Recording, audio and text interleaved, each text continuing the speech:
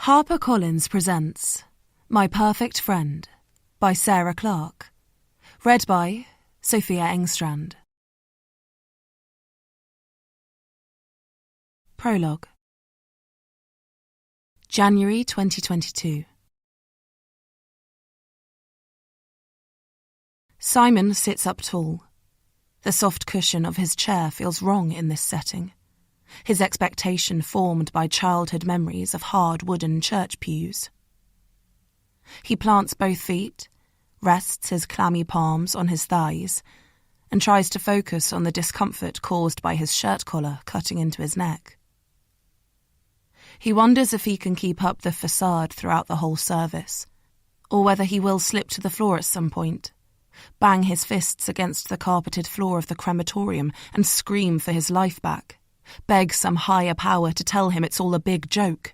A dark prank performed for one of those toxic TV shows, perhaps. And that Beth is going to waltz back into his life at any moment with a wink and a gotcha smile. There are many other people here, every chair occupied, the room thick with mourners. But it doesn't stop the intense ache of loneliness seeping through him, or the desperate knowledge that things won't get better, that his future is now grey and empty. He wishes Beth was here. Of course she is here, he thinks as he stares at the coffin lying on the plinth just ahead of him, but not in any reachable way. She can't allay his loneliness, squeeze warmth into his fingers, lean against him and whisper something inappropriate for a funeral that makes them both look down at their feet to hide their smiles. She can't be his wife anymore. Looking back, he can see the stepping stones of mistakes he made, and how they helped build the path that led to this day. If only he'd recognised the danger earlier, veered away from his middle-class beliefs that things like this don't happen to people like them. If only he hadn't believed Beth when she said she'd be fine on her own. An older woman stands up and walks to the lectern, a piece of paper trembling in her grasp. It's so brave of Beth's mother to speak today. He sees the familiar features on her face, but she still looks like a stranger, lost in her own grief. He listens to her words of love, a fitting eulogy for a beautiful person, and finally gives in to his emotions. He cries for the wife he's lost, the life that was once so privileged and now lies in tatters. And he cries for his daughters. December 2021. Chapter 1. Beth. If she'd walked home via Thurley Road, she wouldn't be here now, Beth thinks, staring at the 3 emergency vehicles lined up on the pavement, their flashing lights giving the normally quiet road an early Christmas glow. She would be in bed, Simon gently snoring next to her, wondering whether the magnesium that her nutritionist recommended will do its job, or if she'll need something stronger to help her drift off. But no. Tonight, she chose the slightly longer route from Wandsworth Common train station via the main road because it felt safer. And here she is, surrounded by police and paramedics. A small gust of wind appears from somewhere, and Beth shivers as it coils around her. It's always a dilemma, going to an upmarket restaurant in the wintertime, and she'd erred on the side of style over practicality this evening. Her floaty dress, leather bomber jacket, and Veja trainers had looked good when she left home, and equally so when she arrived at Barafina in Soho. But now she wishes she'd chosen something more in keeping with the early December temperatures, or even sneaked a pair of tights underneath her dress. Not that she could have expected her evening to turn out like this, of course. Standing outside a vacant shop unit, within a few feet of a corpse. The relief when the paramedics finally arrived, about 10 minutes after she made the 999 call, had washed over her so potently that it felt like a jet of warm water, albeit a temporary one. She was no longer responsible for the inert figure collapsed on the ground, the poor homeless man with a needle sticking out of his arm, whose smell she'd been trying desperately to ignore. She'd stepped back with an almost giddy sigh when they took over, and watched the performance like it was an episode of Casualty. The stocky older woman with short grey hair had flung her green rucksack onto the concrete paving slabs and pulled out various bits of equipment, while the younger one stretched on some latex gloves and crouched over the man slumped motionless in the doorway. "Airway clear but not breathing. No pulse. Pupils fixed and dilated," she'd called out in a serious voice, carefully releasing the belt strapped around the man's bicep and picking up the needle by his side. "Looks like a heroin overdose." It was at that point Beth started shivering again. When she'd first seen the man lying there, she'd acted without thinking, adrenaline overpowering rational thought. But once she learned that he wasn't breathing, and realised that her calling the ambulance hadn't saved his life, the chemicals quickly faded. It took a few more minutes for the grey-haired paramedic to officially pronounce the man dead, and by then, Beth was struggling to not just feel grateful that it was all over. Except it wasn't all over.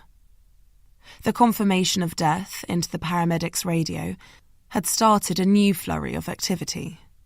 Another ambulance pulled up with 2 more paramedics, and 2 police officers arrived in a flood of blue light. They ignored Beth at first, heading straight for their colleagues and the man on the ground, but now one of them is walking towards her. "I hear you're the person who called the emergency services," he says, stopping a little too close for Beth's liking. "I'm PC Curtis." "Beth Packard," she whispers, taking a step backwards. "Nice to meet you." She must sound odd, exchanging pleasantries in these circumstances, but it's how she's programmed to behave.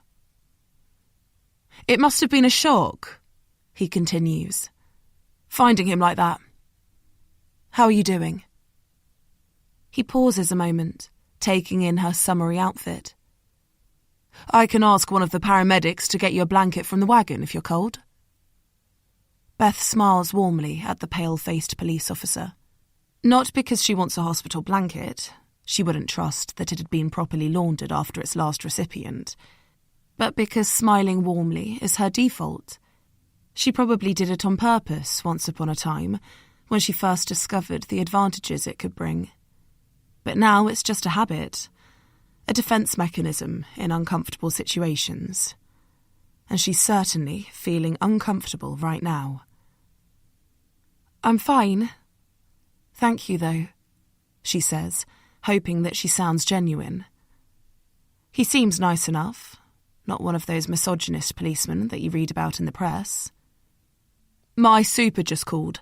CID will be here in a sec. We need to check the property over, then they'll take your statement. Are you okay to wait?" Beth smiles. It's the very last thing she wants to do, but of course she wouldn't admit that. Instead, she asks, "CID? Is it normal for them to be involved in something like this?" PC Curtis shrugs. "Normal enough, I suppose, if they're quiet. We need some help to check the shop out." Beth starts to smile again, to regain lost ground, but they're both distracted by another car joining the line of vehicles on the pavement. It's a nondescript colour and model, made worse by the thin glaze of Wandsworth pollution covering its panels, and Beth isn't surprised when 2 almost identical men in jeans, hoodies and stab vests climb out. "Excuse me," PC Curtis says, dipping his head slightly and turning towards the detectives. Beth watches them talk on the pavement for a few moments, then move as a threesome towards the shop front, where the 4 paramedics and a second uniformed police officer are still loitering. The newly arrived ambulance will transport the body to the mortuary at St George's Hospital, Beth hears the older paramedic explain. She wishes they'd hurry up. Surely the dead man deserves better than a grubby concrete floor and an audience of strangers for his final resting place. At last, the group fragments, and Beth watches the uniformed officers and one of the detectives head inside the shop. The other detective, the slightly broader of the two, strides over in her direction. She smiles at him warmly. "Thank you for waiting. I'm DC Stone, Wandsworth CID. Mrs. Packard, isn't it?" "Yes, that's right. And no problem at all. It was the least I could do." "I don't agree," the detective observes. "A lot of people would have chosen to do considerably less than you've done." There's an admiration in his tone that Beth wasn't expecting, and it makes the space between her shoulder blades widen a fraction. But now she feels like crying, so she blinks and draws them back together. "I was just on my way home from a night out with my girlfriends," she explains. "A Christmas get-together before Christmas actually kicks in and we're all too busy to celebrate." He smiles, but it's a polite one. He doesn't understand her world. "I live on this road, but further up towards Clapham Common," she continues, wafting her hand eastwards and up the hill opposite. She can't help a note of pride slipping into her voice. When she and Simon first moved to London, they bought a flat in Fulham with a little help from Simon's parents. It was small, and the mortgage used up most of their salaries. Not that hers contributed much, but its location was what the estate agent called aspirational, and selling it smoothed the way for future house moves. Beth dreamed of having a family home between Wandsworth and Clapham Commons, so when they returned from a few years in Singapore with a baby in tow, it was the first place they looked. "I was on my way home from the station when I saw him," she explains. "He was slumped in the doorway. I knew straight away that he was seriously ill." "And that's when you called the emergency services?" Beth nods. "A man walked past when I was calling them. I thought he was going to stop and help, but when I looked around, he'd gone." "And they say chivalry's dead," DC Stone murmurs. "The woman I spoke to asked me all these questions, whether he was breathing, if he was in the recovery position. I did what I could, but I was shaking all over." She shudders and isn't sure whether it's the cold air or the memory of kneeling down next to the man that's causing it. The image is still so clear in her mind. His wiry beard, red raw cheeks and rotten teeth. How badly he smelt. And she had to touch his skin, check his pulse, bend close enough to listen for breath. A wave of nausea rises with the image, and Beth tries to ride it by imagining stepping into a scalding hot shower. She scratches her left palm. "That must have been very difficult for you," the detective surmises in a low voice. The tears are threatening again, and she's so tired that she's not sure she can stop them escaping this time. She hears her tone harden a notch. "DC Stone, I want to help, but I don't really know anything else.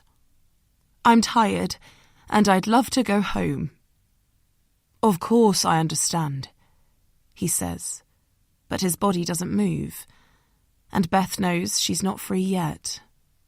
"Just a couple more questions, then I'll get one of the uniforms to run you back." Beth thinks about turning down the offer of a lift. Her house is only 10 minutes away on foot, and a neighbour might notice her getting out of a police car, like Saskia with her nocturnal habits and eagle eyes. But she's frozen solid, and the thought of a warm vehicle is enticing. "Thank you," she says, surrendering. "But I'm really not sure what I can add." "You mentioned that you live on this road, and it looks like the deceased might have been squatting in this property. I wondered whether you'd seen him before tonight, or anyone else coming or going?" Beth's face stretches into another smile and freezes. She's been half expecting this question, but now it's arrived, she's not quite sure how to answer it. Because she has seen him before tonight, sitting against the shop's front window or just wandering around, clearly high, scaring the children. And she may have uttered the odd word under her breath. There have been conversations with neighbours too, the collective tutting and sighing about the presence of squatters on their affluent street. She even emailed the Residents' Association a couple of weeks ago to see if they could track down the owners of the shop. Delphine's used to sell French haute couture until everyone transitioned to joggers. But she feels bad about that now, after what's just happened.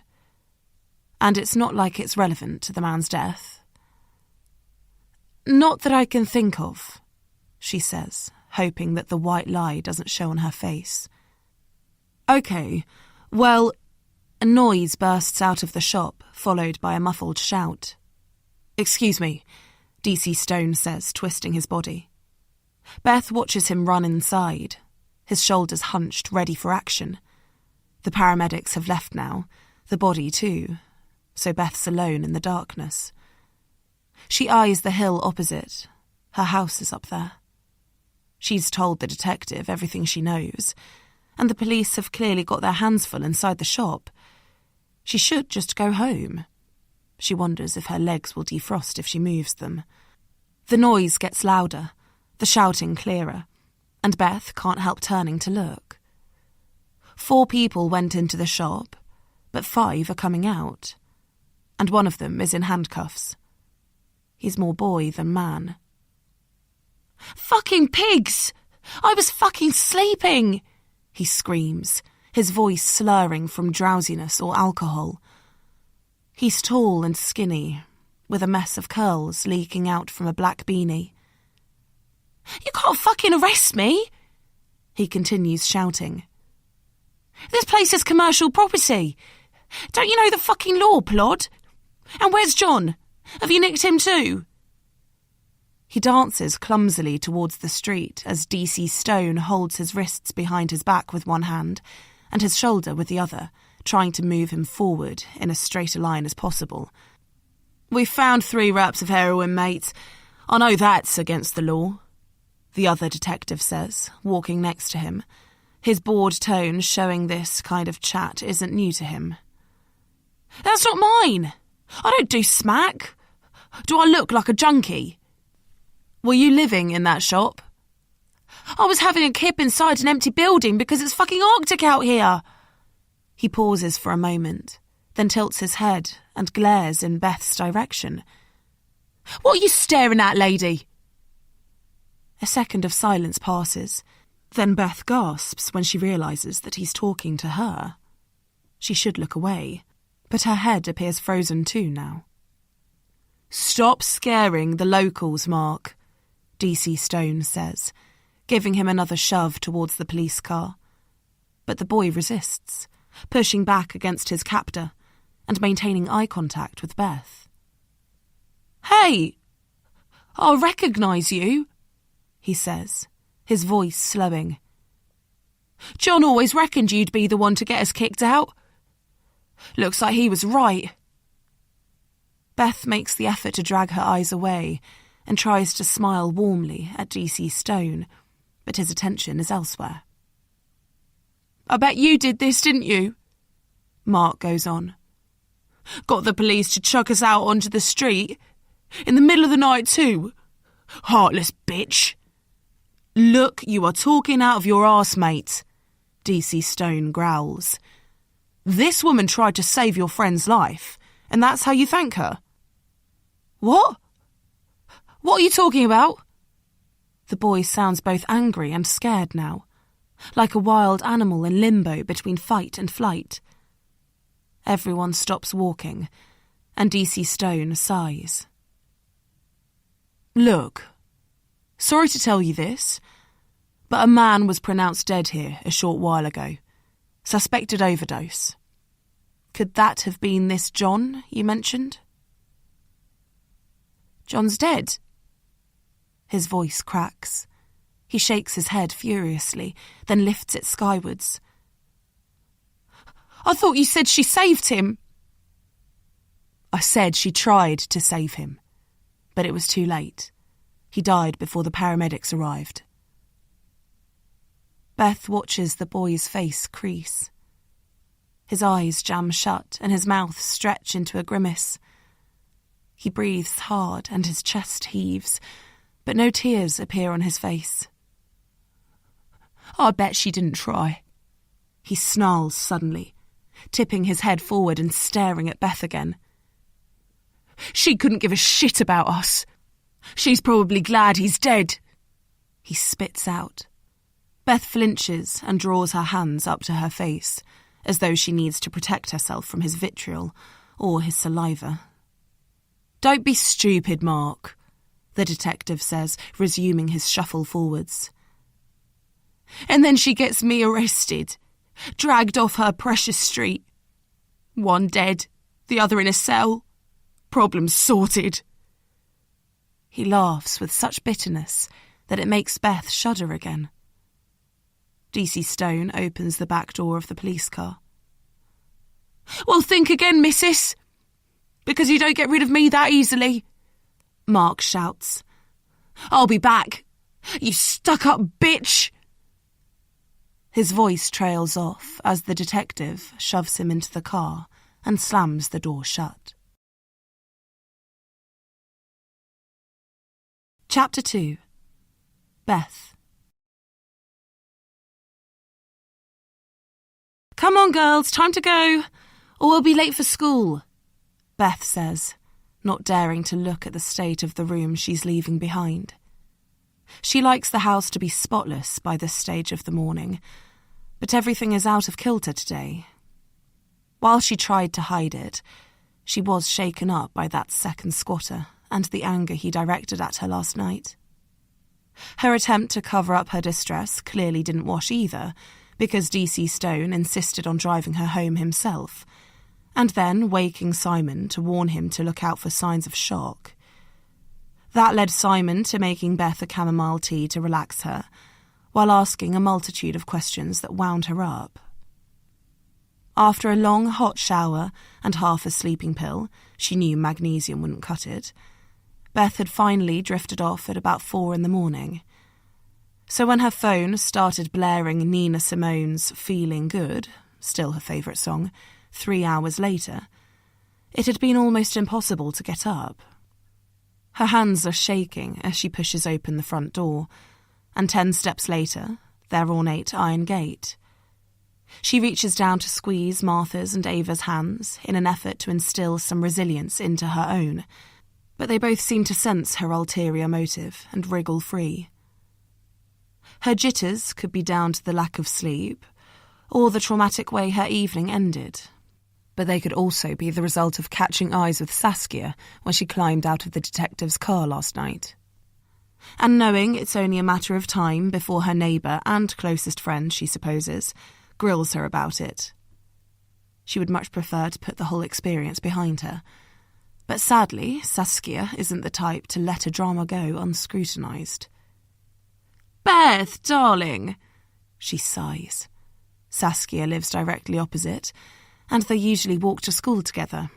Of course, she wouldn't be able to avoid this. "Hey, Sass.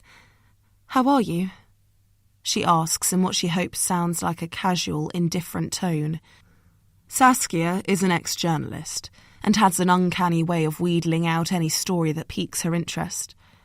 In the past, Beth has appreciated this skill, but that's before the story centred around her. Saskia's 2 children, Olivia and Angus, are stood either side of her, dressed with military precision in their uniforms. Normally, Martha and Ava would look equally well presented, but Ava's plait is looking a bit haphazard today, and Martha's slightly grimy collar suggests she could be wearing yesterday's blouse. All 4 children go to Nightingale's, a local primary school that's only a 5-minute walk away. Martha and Olivia are in the same class in Year 2, and usually best friends, except when they're arch enemies. Ava is in Year 1, just 18 months younger than her sister, and Angus is the baby in reception. "Never mind me," Saskia says too loudly for Beth. What's with the clandestine ride in a police car in the middle of the night? And don't deny it. They could tattoo the word police onto that man's forehead and it wouldn't be any more obvious. It was nothing. Wrong answer, Saskia cuts her off. Come on, Beth. I want all the juicy details. She giggles and her eyes dance with curiosity. But not concern, Beth notices. Okay, but keep your voice down, Beth says quietly. She hasn't mentioned what happened last night to Martha and Ava. She doesn't need them asking what squatting or overdosing means. The girls don't know. A look of concern wafts over Saskia's face, as though she's belatedly realised that Beth could have been involved in something genuinely traumatic. Of course, she says, dropping her voice an octave. This new deference gives Beth a moment to collect her thoughts. I was coming back from Soho, she finally says. You know, I was out with some of the mums from Ava's class. Saskia nods. Micromanaging their families' lives doesn't mean they don't have time to keep track of what the other is doing too. I tend to walk home from the station via Bolingbroke Grove when it's dark, which means passing the shops at the top of our road. And last night, outside the empty one, the old Delphines, with the squatters. There was this man, unconscious, just outside the front door. Like he'd walked out of the shop and collapsed. Shit! Saskia exhales. So you phoned the police? No, Beth says, furrowing her brow. I phoned for an ambulance and followed all their instructions. The police came after. And was he okay? The man? Beth shakes her head. Her earlier frustration with controlling her bodily functions has returned because her eyes are getting hot. She blinks them a few times and pushes her lips together. He died? Wow, Beth. Poor you. Talk about wrong time, wrong place. But you did what you could. And phoning for an ambulance is hero-level stuff. How are you feeling now? Beth hesitates. She doesn't know how to answer her friend's question. She knows that she should feel proud of herself for stopping for that man, and that it's not her fault he died. He was a heroin addict, homeless, and must have been in his 50s at least, so the odds were already stacked against him. But she actually feels immensely sad, guilty even. Perhaps it's the other squatters' comments and her previous less-than-charitable behaviour preying on her mind. I suppose I just wish I'd taken a different route home, she says eventually. You did something amazing last night, Beth. You should feel very good about yourself. I bet loads of people would have just walked straight past, assumed he was drunk, or that he was someone else's problem. I just want to put it all behind me now, Beth says. She can't help suspecting that Saskia is sweetening her up to extract more details. They reach the school gates, and as they submerge into the crowd, Beth prepares for the inevitable onslaught of wide smiles and enthusiastic greetings. She knows this is entirely her own fault, a side effect of her being an enthusiastic member of the PTFA and running the face-painting stall at every summer fair, but it still makes her nervous. The sense of scrutiny it creates. But doing the right thing has been a feature of her life since she was forced to move schools for her A-levels. She was given the chance to be someone new, someone better. And her gratitude for the opportunity has shaped every decision she's made since. But after what happened last night, she can't cope with being that quasi-celebrity today. So she nods at the other mums, returns their smiles, but looks away before they have the chance to strike up a conversation. It works until one of them, Nicole, mother of Rosie in Ava's class, goes one step further and curls her fingers around Beth's arm. Her skin feels hot beneath the woman's grip. Beth, hi, she enthuses. How was last night? Can't believe I couldn't make it. Bloody Charlie late home from work again. Beth applies a warm smile to her face and swallows down bile. She pulls her arm away from Nicole's fingers and scratches her palms. Fun, yes, she mumbles, nodding, wishing her heart rate wouldn't rise without warning. She wants to take a step backwards, but there are bodies there too. She can sense their heat. Got to rush, you know, she manages. She turns towards Martha and Ava, but they've already slipped away, carried along by the tide of children tumbling into school. At least with the girls inside, Beth's job is done. She turns, drops her head, and weaves her way through the crowd. But she hasn't fully escaped. Saskia is still at her shoulder. "And can you put it behind you?" she asks, returning to the subject of last night as though there hadn't been an interruption. "You won't need to go to the inquest." "I don't know," Beth admits. DC Stone didn't mention anything about an inquest, but he did say he'd pop round again when the file was ready to be handed over to the coroner. He also gave her a card with his contact details on. He said it was just in case she had any questions, but Beth isn't sure he would have felt the need if that boy they arrested hadn't spoken to her so fiercely. Beth hopes it was just talk, empty threats made in the heat of the moment. She was scared last night, and grateful for the detective's card, but the reassurance of daylight is helping. Even if the police let him go, the squatter won't be able to go back to the shop unit now that the police have cordoned it off. He'll probably move on to another neighbourhood, become someone else's problem, and forget all about Beth. She'll throw the detective's card away when she gets home, she decides. "Well, it will be months away even if you do," Saskia says, shaking her head in mild exasperation. "The wait times are a disgrace these days." Of course Saskia would be familiar with the process, Beth thinks to herself. Without journalism to feed her hunger for a story, Saskia now spends hours backing various campaigns on social media, from allergy awareness to Narcotics Anonymous to supporting victims of domestic abuse. Beth is horrified by some of the comments Saskia gets on her Twitter feed, but her friend seems to love a spat. The feistier, the better. Luckily, Beth didn't have a career to be wrenched away from when she had children. Nothing to miss when she's doing an Ocado order or tidying the girls' toys away for the millionth time. She met Simon at university and knew almost instantly that she wanted to spend the rest of her life with him. They moved to London from Bristol, and she worked in marketing for a few years. But then Simon's bank sent them to Singapore, and the expat lifestyle kept her occupied until Martha came along.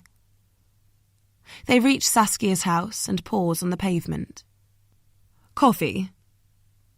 Saskia says it more as an observation than a question, because coffee together is a Friday morning tradition. But Beth can't face any more of Saskia's probing questions today. "Sorry, can't today," she apologises. Then before Saskia tries to convince her otherwise, she gives her friend a quick wave and retreats into her house. Beth leans against the front door and breathes. She's so tired, she thinks she could stay like that forever. But there's too much to do.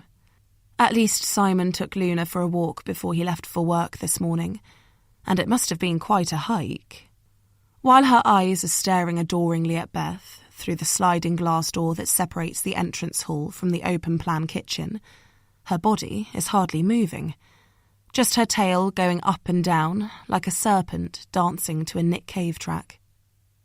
Beth pushes off, lines her trainers up in the shoe cupboard, and goes to stroke the newest member of their family.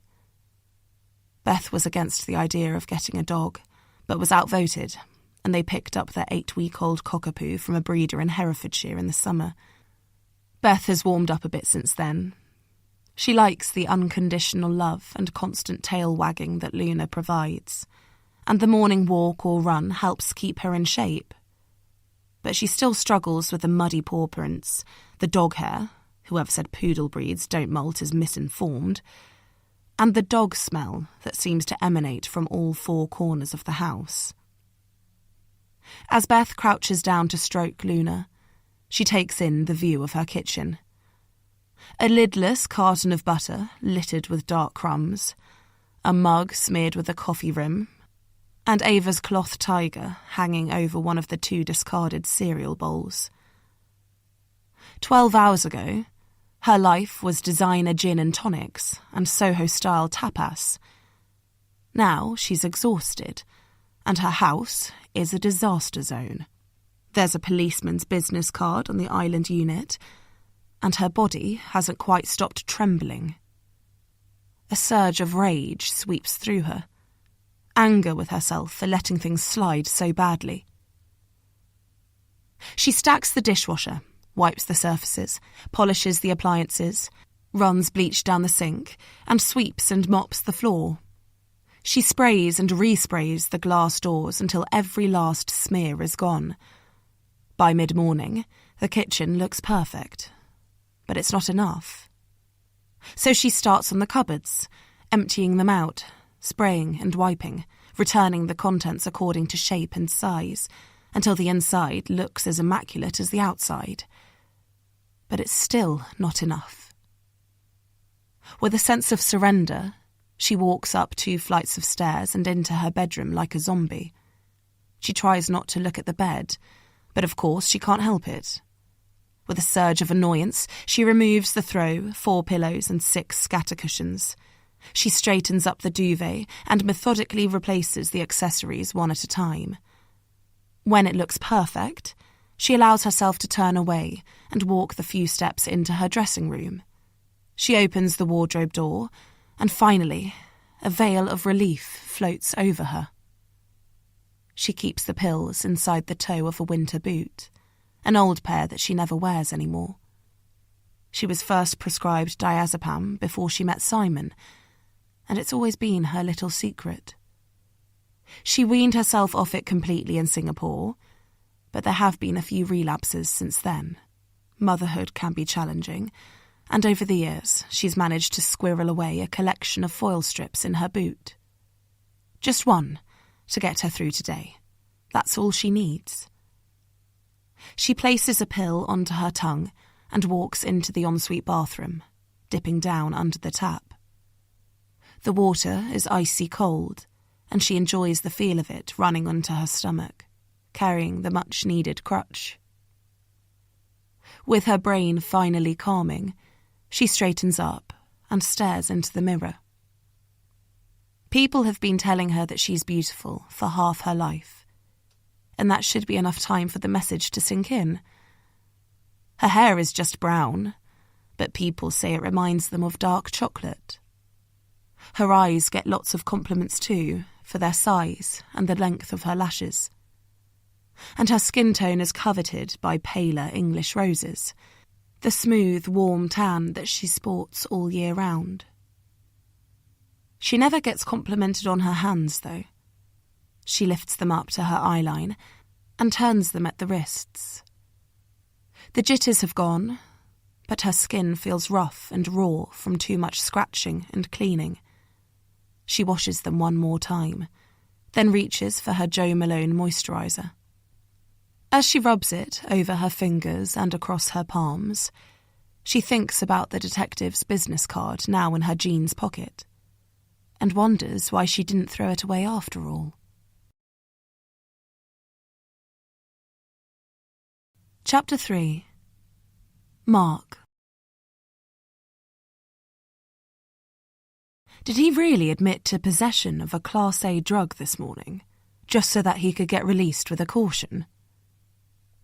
Mark leans forward on the wooden bench, drops his elbows onto his knees and digs the heels of his hands into his eye sockets.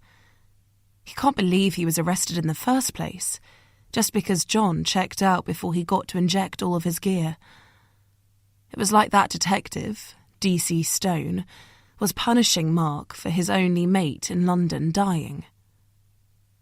Not mate in any accepted sense of the word, of course. He only met John a few months ago, and they weren't exactly alike. Mark is just between homes, not homeless, and has got big plans. John was the real-deal rough sleeper, on the streets for nearly 20 years, except for a few stints at Her Majesty's pleasure. John had done everything, slept everywhere, and had stories that ranged from hilarious to completely disgusting. The bloke's cold on a slab, and Mark still hasn't got over his graphic description of the foot infection he picked up last winter.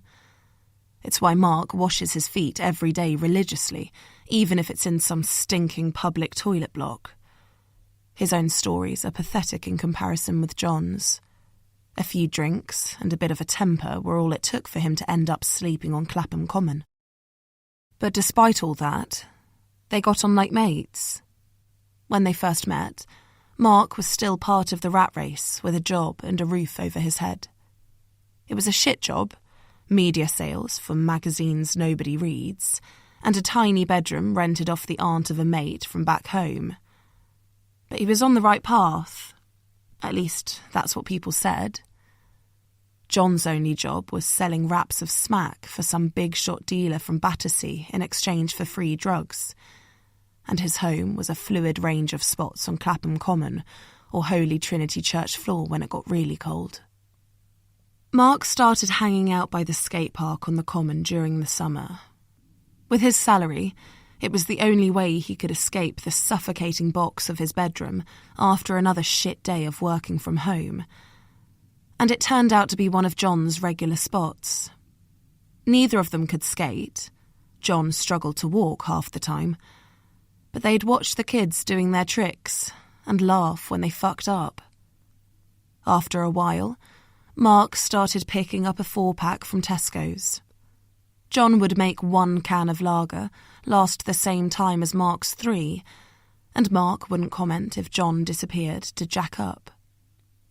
When Mark turned up at the Common a couple of months ago with a rucksack and the thin sleeping bag he'd only bought for a trip to V Festival a few years back, John didn't say anything much.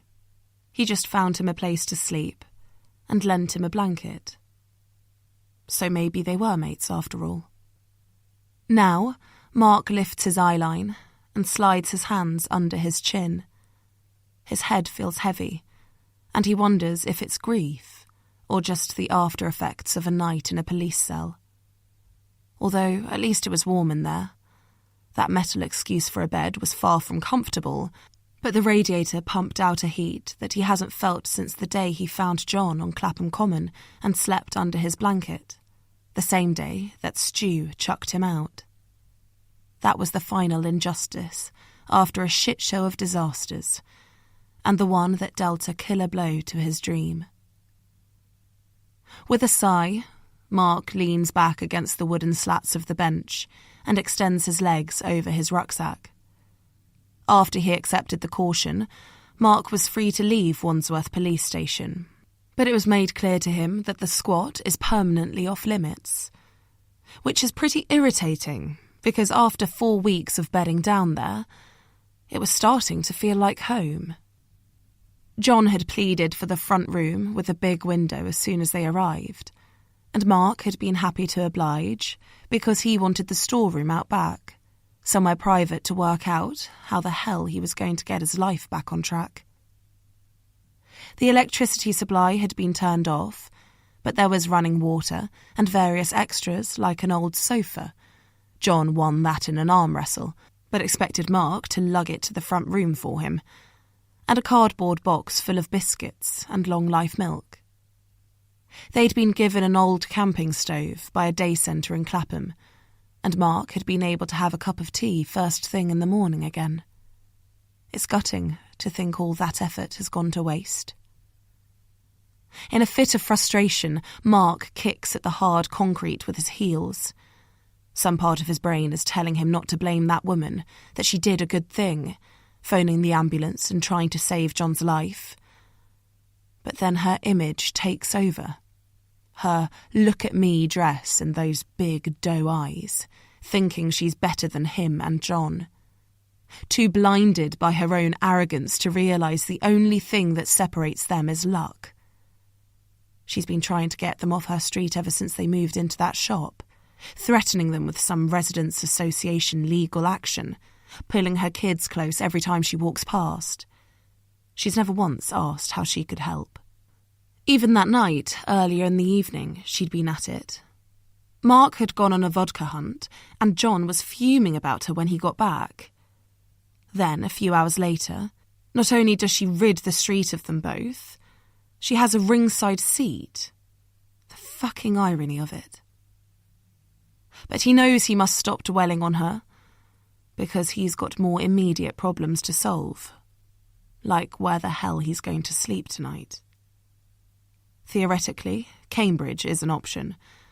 He's sure his parents would take him back if he asked, but he can't face his dad's mocking expression or his mum's sympathetic one. There are his mates to consider too, how much they'd take the piss out of him. Big gaming genius back with his mama. Mark's still got a few quid in his account, the remnants of his last pay packet, so he could try Mrs. Mason again, promise that he'll get a new job and be more respectful of her home this time. But she's probably got another lodger by now, and anyway, there's not much chance of her forgiving him after he kicked a hole in her wall. So that leaves Stu. Would he have Mark back in his little flat in Tooting, just for a few nights until he gets himself sorted? Yeah, things got a little out of control last time he stayed, and Stu's face did look pretty battered in the morning. But he must see it from Mark's point of view. Stu wasn't exactly the innocent party. Mark eyes the bus grunting down Garrett Lane. The 270 will take him all the way to Tooting, practically to Stu's flat. He knows it's a gamble, but it's not like he's flush with options. He picks up his bag, swings it over his shoulder, and uses the rear exit to climb on board.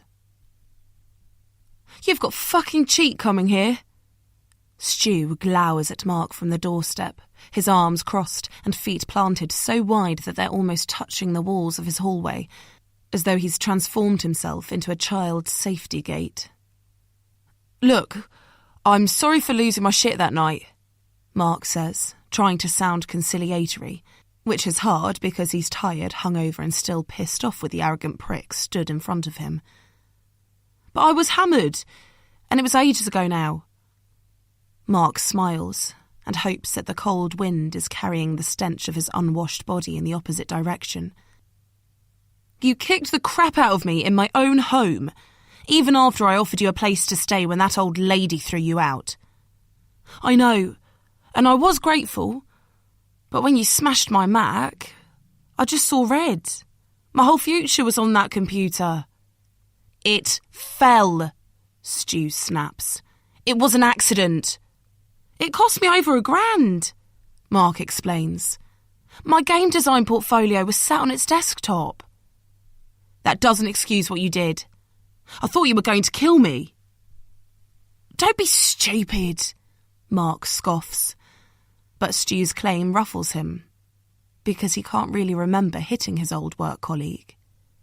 He remembers Stu stumbling after too many beers, then falling heavily on Mark's Apple Mac computer, plus the sound of it crashing to the floor. And he remembers a tidal wave of fury raging through him. But the rest is a blur, until the next morning when he woke up on the floor, surrounded by bloodstains, spilt booze and glass from his smashed screen. "My mate died last night," he tries. "I was arrested and spent the night in a cell. I've got nowhere else to go." He tries to keep his voice steady, not show how badly John's death has knocked him, but it's hard. "I think you're confusing me for someone who cares. Listen, we hardly know each other. We worked together for what, 4 months? We got pissed together a couple of times on those wanky company bonding nights. I thought you were all right and took pity on you when you had nowhere to stay. But that's it, and then you fucked it up. Goodbye, Mark." Stu unfolds his arms and pushes the front door closed. Mark stares at the wooden panels. He can't believe the guy isn't showing any remorse for smashing up his computer or taking an ounce of responsibility for his role in their skirmish. It's like that woman last night. She didn't give a shit about John dying, even though she treated him like vermin when he was alive. Maybe that's why. Mark wonders how long it took for her to call the ambulance, whether she hesitated. The man's a junkie. No wonder he's out of it. Is he really worth helping? The anger is still racing through him, but he can't stare at a grimy front door all day. He eyes the VW Golf parked outside the flat, dark grey and recently washed. Stu's car, but easy to imagine her face in its gleaming panels. Mark kicks out with his right foot, connecting with the driver's door. An alarm bursts into life and he laughs. The wailing suits his mood. "Oi!" Stu's voice flies out of the front door. "Get off my fucking car!" "Don't worry, I'm going," Mark says, grinning. It's the best he's felt all day. "You're a fucking lunatic!" Mark ignores the insult and turns right out of Stu's road, but the satisfaction he got from vexing his ex-housemate quickly evaporates as he realises he's still got nowhere to sleep tonight. Stu was his only chance for finding a safe place to bed down, and it took him about 3 minutes to completely screw that up. What the hell is wrong with him? Why does his stupid temper always get in the way of him making a good decision? Of course he knows Clapham Common is an option. He spent 3 weeks there before he found the squat, and it wasn't as bad as people with 4 walls and a roof might think. But while he hates to admit it, he's scared of sleeping there without John. The bloke was hardly bodyguard material, but he knew the streets, and he had a certain way about him. Mark felt safer when he was close by. But what other choice does he have? He feels the sting of tears burn his eyes again, and he lifts them skywards to benefit from the breeze. Chapter 4. Saskia. Unbelievable, Saskia thinks, as she drops her phone and keys on the much smaller than Beth's island unit. It would have to be Beth, wouldn't it, who finds herself in a situation that requires a hero, as if effortless beauty and infinite wealth aren't enough for her. All she did was phone for an ambulance, for Christ's sake. 3 demure taps on her iPhone 12. And that didn't even achieve anything. The guy died anyway. But she'll still have all the mums fawning over her at school when they find out, even more than they do already, if that's possible. Saskia volunteers for 3 charities, manages their websites and spends hours researching and writing blog posts. But however many times she drops her voluntary work into conversation, its value never seems to register with the other mums. Beth's Florence Nightingale routine will be a different story. She'd lay money on it. Saskia sighs as she rifles through her coffee basket and picks up a kazar pod, a blend of Sicilian, African and Arabian beans, it says on the packet, which sounds like the sort of thing she needs after the extra bottle of Chianti she decided they all deserved last night, and then proceeded to drink almost single-handedly. Not that her night rivaled Beth's, of course. Olivia's class night out was at a local pizza place, not Barafina in Soho. Beth could have chosen to go to either. Martha is in Olivia's class, but she went for glamour over convenience, and Saskia supposes she can't blame her for that. She drops the pod into the machine and slips a small cup into position. Saskia prefers the smell of coffee to the taste, and she breathes it in as a pencil line of brown liquid hits off-white china. She drinks her coffee black. Quicker, she's impatient. Easier, she hates mundane chores. And more efficient, she requires caffeine to function. And as soon as the cup is full, she takes as big a mouthful as the burning temperature allows. Then she sinks down onto one of the 2 stools and stares out of the window. She wonders how to fill her day. She's got an endless list of things to do, but absolutely no motivation to do any of them. Constructing 2 perfect children before 8:15 a.m. has exhausted her goodwill in the domesticity department. She can usually postpone the dreary reality of life on a Friday because she and Beth always have a coffee together after drop-off. But of course, Princess Beth is too tired to socialise after her late-night misadventure. She'll probably be lying in bed, feeding herself age-defying goji berries as she reflects on what a saint she is. "Saskia, you're such a bitch," she murmurs to herself, although with a smile because it's not a label she's ever had a problem with. Beth is her best friend, and of course she loves her. They have fun together, especially if there's a bottle of bubbly involved to loosen Beth up.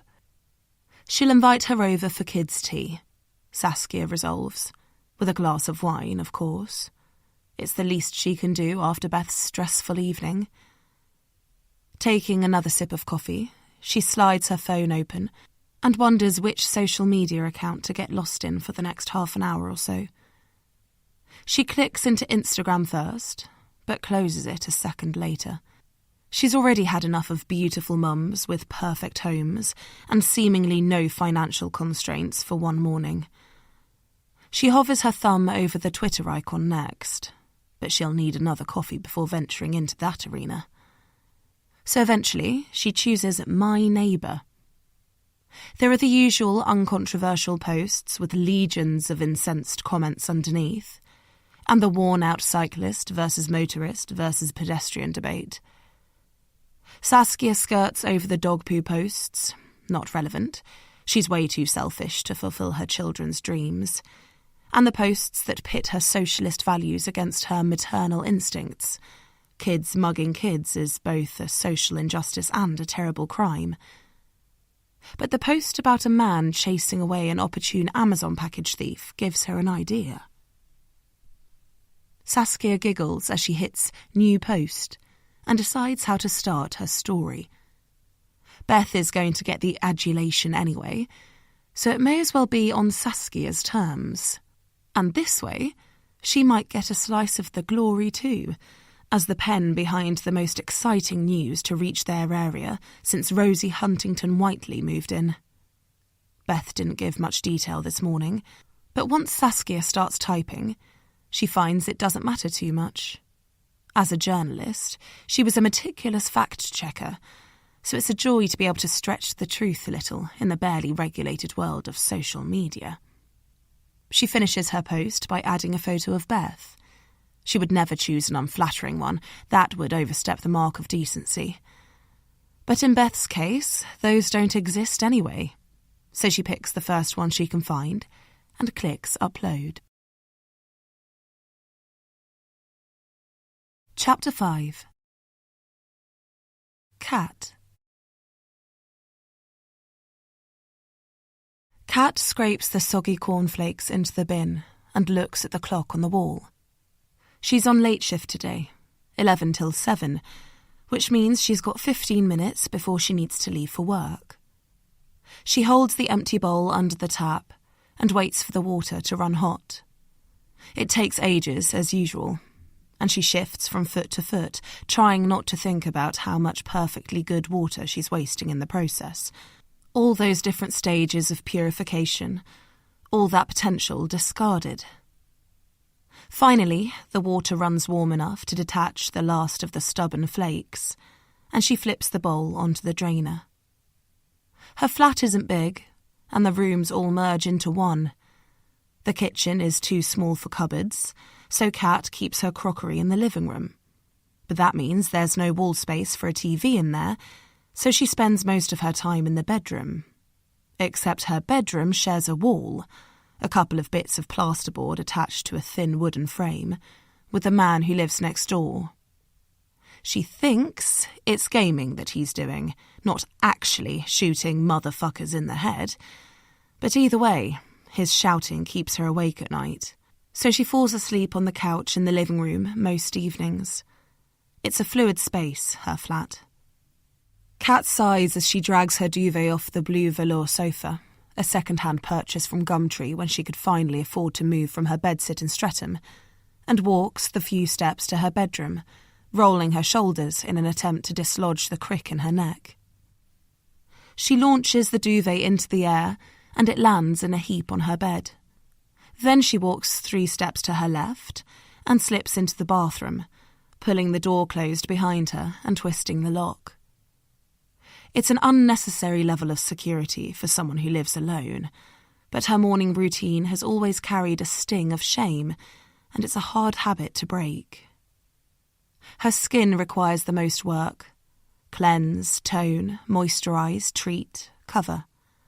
As a teenager, she didn't see why her face should demand hours of attention while everyone else got by with a splash of water, but there have been plenty of lessons learned since then, and now she just gets on with it. Next, she pulls a new packet of contact lenses out of the vanity unit. She hasn't worn sea breeze blue before. She dabs one, then another, with her index finger, and places them over her corneas. She stares at her reflection in the bathroom mirror and allows herself a smile. The colour reminds her of the Indian Ocean, somewhere her dad would take her every now and again when the farm work quietened down. But she hasn't got time to let those memories solidify, so she blinks them away and moves her focus to her hair. Deep ruby red, shorn at the back and spiky on top. She might be a lonely spinster, but at least she's got a badass hairstyle. Work is less than 2 miles away, and on a sunny day she might walk it. But the weather is bitter today. Bulbous clouds holding in last night's freezing temperatures. So Kat heads in the opposite direction towards Clapham North tube station. It's 2 stops on the Northern Line to Clapham South, then a 15-minute walk through an expanse of £1 million houses to her job at Groom and Bloom. Amazingly, training as a dog groomer had been her mum's idea when Kat was back from Australia and struggling to work out what to do next. Kat had spent 15 years on her dad's farm in the outback, a place called Wandering, 2 hours southeast of Perth. There were no professional groomers out there, so she became responsible for looking after the many dogs on the farm. Life back in the UK had been so different that she couldn't imagine merging the 2 worlds. But as soon as her mum suggested getting a grooming qualification, she'd realised it was a way out of Newbury and the suffocating side of her family. Her stepfather had paid for an intensive course. Javier is always happy to throw money at a problem. And a month later, she was qualified. Her first job was as assistant to a mobile dog groomer, but without a driving licence, her career progression stalled as soon as she started. So when a role came up at Groom and Bloom, she applied. Kat walks up the stairs of Clapham South tube station and onto the busy Nightingale Lane, where the green expanse of Clapham Common stretches out on her right. Before the road peels off towards its smaller neighbour, Wandsworth Common, Kat drops down into a gridwork of residential streets. She could walk down any of them to get to the salon at the end of Brookhill Road, but she always chooses the first one, Rawton Road. Kat prefers the safety of well-trodden paths nowadays. But her familiar route is different today, because the empty unit at the near end of their short parade of shops looks like a crime scene. Kat doesn't slow down as she walks past the flimsy blue and white striped tape encircling the building. She doesn't try to catch the eyes of the 2 women dressed in white overalls either, or even allow herself more than a cursory glance in their direction. But her heart still thuds with apprehension, the irrational fear that rises up whenever she gets close to a police officer. The feeling started when she was 16, when the fear wasn't so irrational. But 18 years on, she still can't shake it. She finally reaches Groom and Bloom and pushes on the Victorian-style front door. A bell chimes as she mumbles, "Morning," and Sally's head appears from behind the counter. "Hey, Kat, you look blue. Is it still freezing out there?" Kat shrugs. Her Parker might be a decade old, but it still works fine. "You contact lenses?" she offers as an alternative.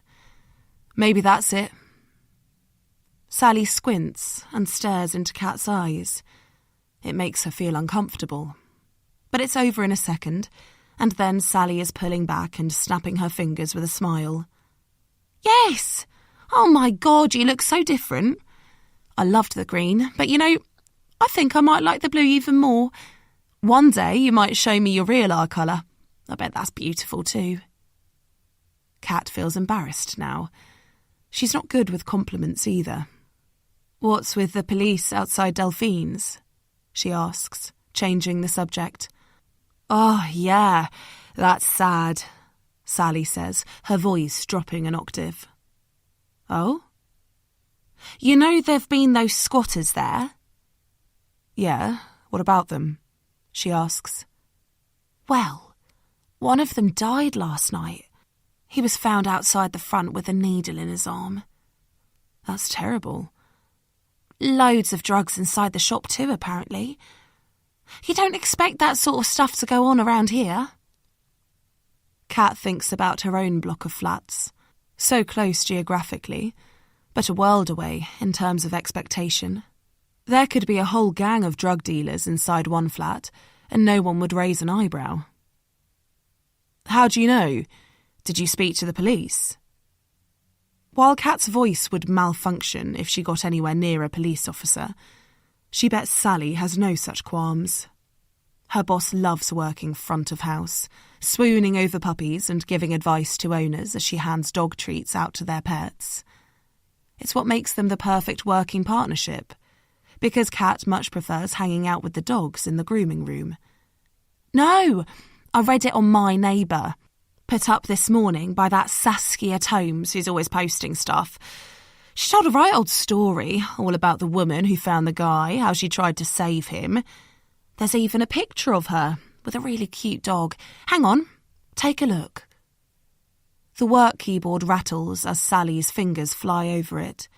Then she swivels the computer screen around until Kat can see the familiar lilac logo on the webpage. The top post shows a close-up of a beautiful woman in her mid-30s, with her arm around an apricot cockapoo. Kat's eyes widen, and she leans closer. "How did she try and save him?"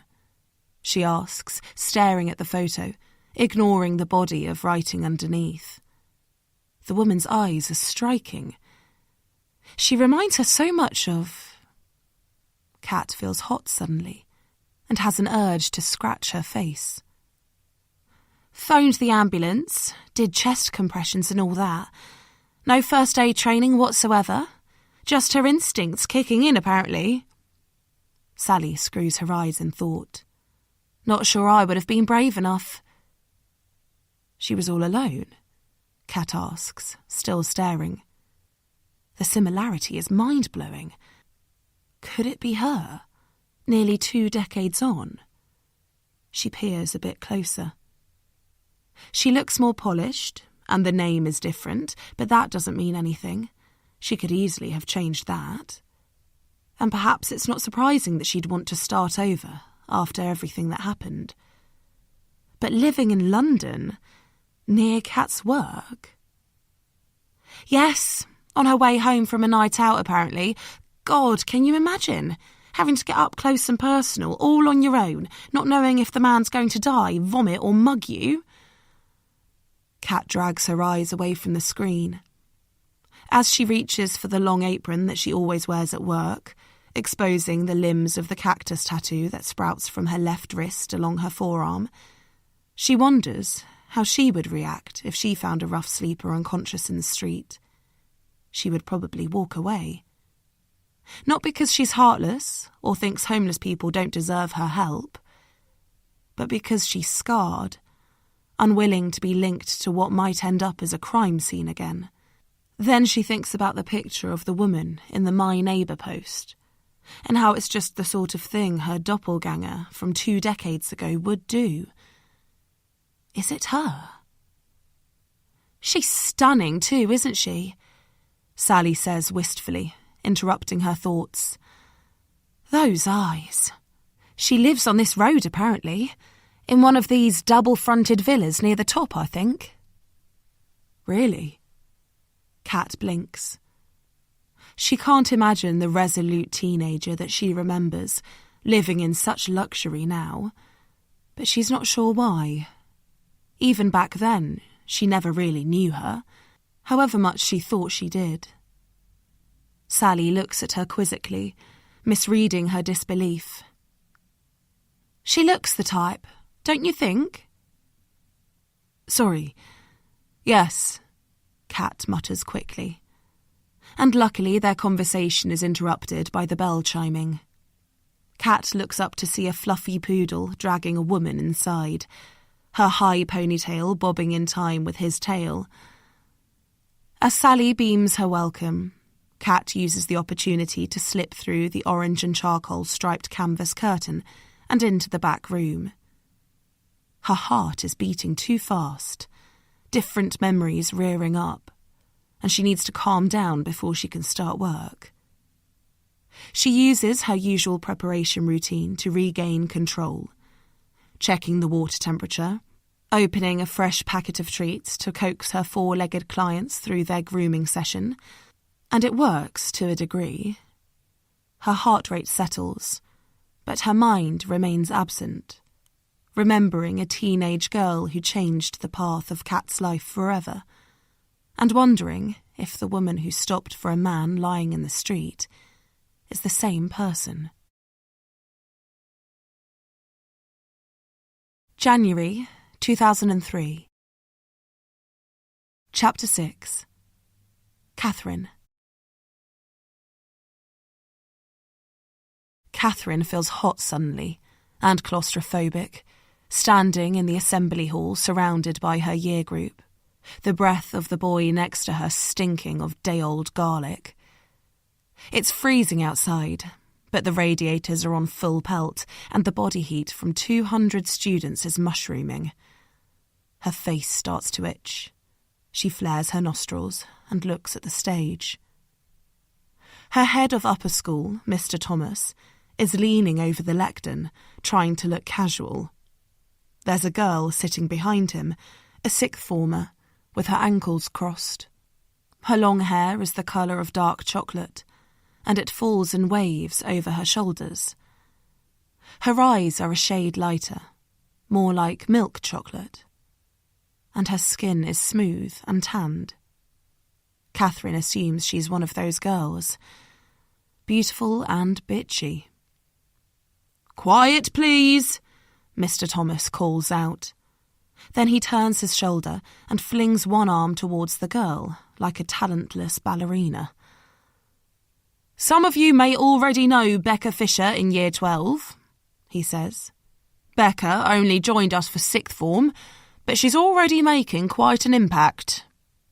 He smiles at her, then returns his attention to his audience. "Becca's come along today to talk to you all, so if everyone can give her a warm welcome." A smattering of claps reverberates around the room as the girl, Becca, and no, Catherine doesn't know her, they don't breathe the same air, uncrosses her ankles and pushes out of the chair. "Thank you for having me, Year 11s, Becca calls out once she's arrived at the lectern. She's holding one wrist with her opposite hand, Catherine notices, tightly too, because her knuckles are turning white from the effort. "I am the school's anti-bullying ambassador, and bullying is a subject I feel very passionate about." This wasn't the speech Catherine was expecting. She tilts her head and stares more intently at the stage. "Victims of bullying are often picked for no other reason than being a bit different from their peers," Becca continues. A bit different, like having a face half covered in eczema, Catherine thinks. She gives in to the urge, scratches her chin, then contorts her face and shoves her hands into her coat pocket when the itch grows exponentially. Becca is still talking, but it reduces to white noise as Catherine becomes transfixed by her hands. She watches Becca unfurl her fingers from her wrist and, with an almost imperceptible movement, scratch melodically at her palms. Gradually, the sound of scuffing feet and noses trying to breathe through winter colds breaks the spell. "So it's easy to brush negative comments off as harmless banter," Becca says. "But they can really affect people's mental health." She walks in front of the lectern, and Catherine can see the whole of her now. Sixth formers don't have to wear uniforms, and Becca is dressed in sage green cargo pants and a black top. She's slim, maybe a size 8, so 1 year older and 3 dress sizes smaller than Catherine. The top is sleeveless and reveals her tanned arms, which seem too exotic for a rainy day in January. She's not wearing makeup, but her eyes still seem to have a smoky frame. "And with immigrant parents, I have first-hand knowledge of that." Catherine wonders where her parents are from, what their story is. She imagines them breaking free of a tyrannical regime, risking their lives, fighting for their freedom, turning up in Britain with no clothes or money, just beautiful faces and a strong sense of justice. "Anyway, next time you feel like laughing at someone who's different to you..." Becca's voice is speeding up, pulling Catherine back down to earth. "Please take a moment to think how you'd feel in their shoes. It really is that simple." "A powerful speech with a simple message." She's sitting down, and Mr. Thomas is back. Catherine realises with a heavy sigh of disappointment. "Now, Jake is going to update us all on school sports news." Catherine switches on her internal mute button and lets her eyes track Becca to the chair at the back of the stage. She watches her recross her ankles and hold her hands tight until assembly is over, and Catherine is filing out with the rest of her class. December 2021. Chapter 7. Beth. Beth pulls her full-length quilted coat tighter around her shivering body. She's not sure she's fully thawed out from Thursday night yet, and standing on the sidelines of a football game, icy rain pattering against the not-quite-waterproof material certainly isn't helping. Plus, it's not really a game either. Martha's under-7s team have finally worked out what direction to kick the ball in, but Simon is her responsible adult. Beth gets to watch Ava play with the under-6s, and half of them are still at the tripping over the ball stage. "Well, good morning, hero of the hour." Beth's deep hood has robbed her of all peripheral vision, but she recognises the silky voice without visual input. Lara is one of the friends she was out with on Thursday night, and the mother of Ava's best friend, Chloe, who is currently doing cartwheels down the pitch.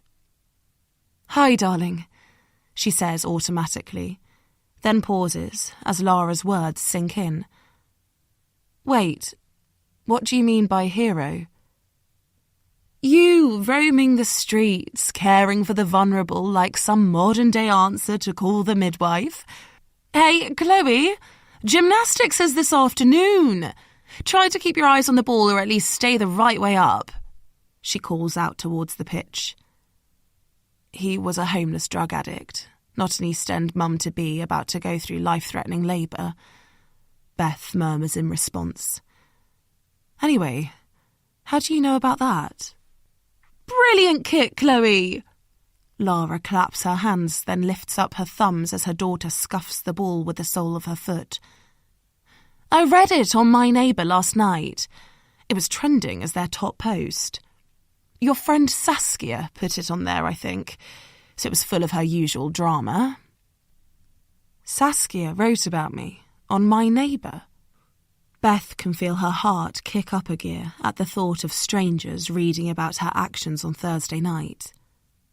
What did she say? That you came across a man lying unconscious in the dead of night, that his heart had stopped, and you had to do chest compressions. That's bullshit, Beth whispers under her breath. I hardly touched him. Saskia used to be a journalist, didn't she? Lara asks, while simultaneously answering the question of why Saskia would embellish Beth's story. Look, I get that you're not one to boast, but you shouldn't feel embarrassed about people knowing how you helped that man. I didn't help him in the end, though, Beth whispers, not daring to look at Lara in case she sees sympathy on her friend's face. Darling, even if only half of what Saskia wrote is true, you were an absolute legend that night. It's not your fault he died. I know, but... The image of that other squatter pops into her mind, his angry face bubbling with accusation. And of course, there were the weeks leading up to that night, how she showed her disapproval of their being there. She just wants the whole thing over with. She walked past the empty shop unit this morning. It's on the way to Ava's football club on Wandsworth Common, and the police tape had already gone. Other than a new padlock on the door, there's no evidence that anything untoward had happened there less than 48 hours earlier. Except for Saskia, now spreading the details on my neighbour. Beth scratches her palm. How dare Saskia write about her experience without even asking? Isn't she supposed to be a friend? Saskia is clearly feeding her desperate need to be in the thick of the drama without giving any thought to how Beth might feel about it. I'm going to tell her to take it down, she says. Lara lets out a resigned sigh, as though she was expecting Beth to say that. I think you deserve all the hero worship you can get, but I understand why you're upset. Saskia shouldn't have posted anything without your permission, especially the photo. Beth's heart freezes. What photo? She asks, her earlier anger turning to dread. Did Saskia snap a picture of her when she was getting out of DC Stone's police car? I don't know, Lara says with a shrug. You look gorgeous in it, though. No surprise there. Snuggling next to Luna. Chloe, that's the wrong goal, for goodness sakes. Beth's chest relaxes just enough for her heart to start beating again. But she still doesn't like the idea of her image plastered all over social media. She opens her WhatsApp and clicks on Saskia's face, half hidden behind a big glass of Aperol Spritz. Take the post down, she types, hoping the capital letters will show Saskia how unhappy she is, and waits for the 2 ticks to turn blue. And has she? Simon asks as he pops open a bottle of Cremant, their staple diet on a Saturday night when they don't have plans. Beth isn't in the mood, really, but it's always easier to pretend. Taken it down, he continues. Beth sighs and takes a glass from Simon's outstretched hand. Not yet. She responded to my message saying that she'd delete the post as soon as she got chance. But that was 10 hours and about 800 views ago, and the woman whose phone is super glued to her hand doesn't seem to have found an opportunity. Maybe it's not such a bad thing, Simon offers cautiously. Getting some public recognition. He shakes his head. I mean, it was such a brave thing to do, in the dark like that. I can hardly get my head around it. Why not? Do you not think I'm the caring type? Beth pushes, exasperated. But she shouldn't take her frustrations out on Simon. He's the perfect husband. She needs to remind herself of that. What? No! Of course you are. I just mean... Simon's voice trails away. He picks up his phone and looks at the screen. In other marriages, this would be cause for an argument. Important conversation interrupted by a damn device. But Beth knows it's different for Simon. His phone checking is a tic that he's developed over years of being at the beck and call of even richer and considerably more arrogant men than him. And now he uses the habit when he needs a moment to think. He places it back down. I suppose I see you putting the girls first, me a close second, all the time, creating this perfect life for us.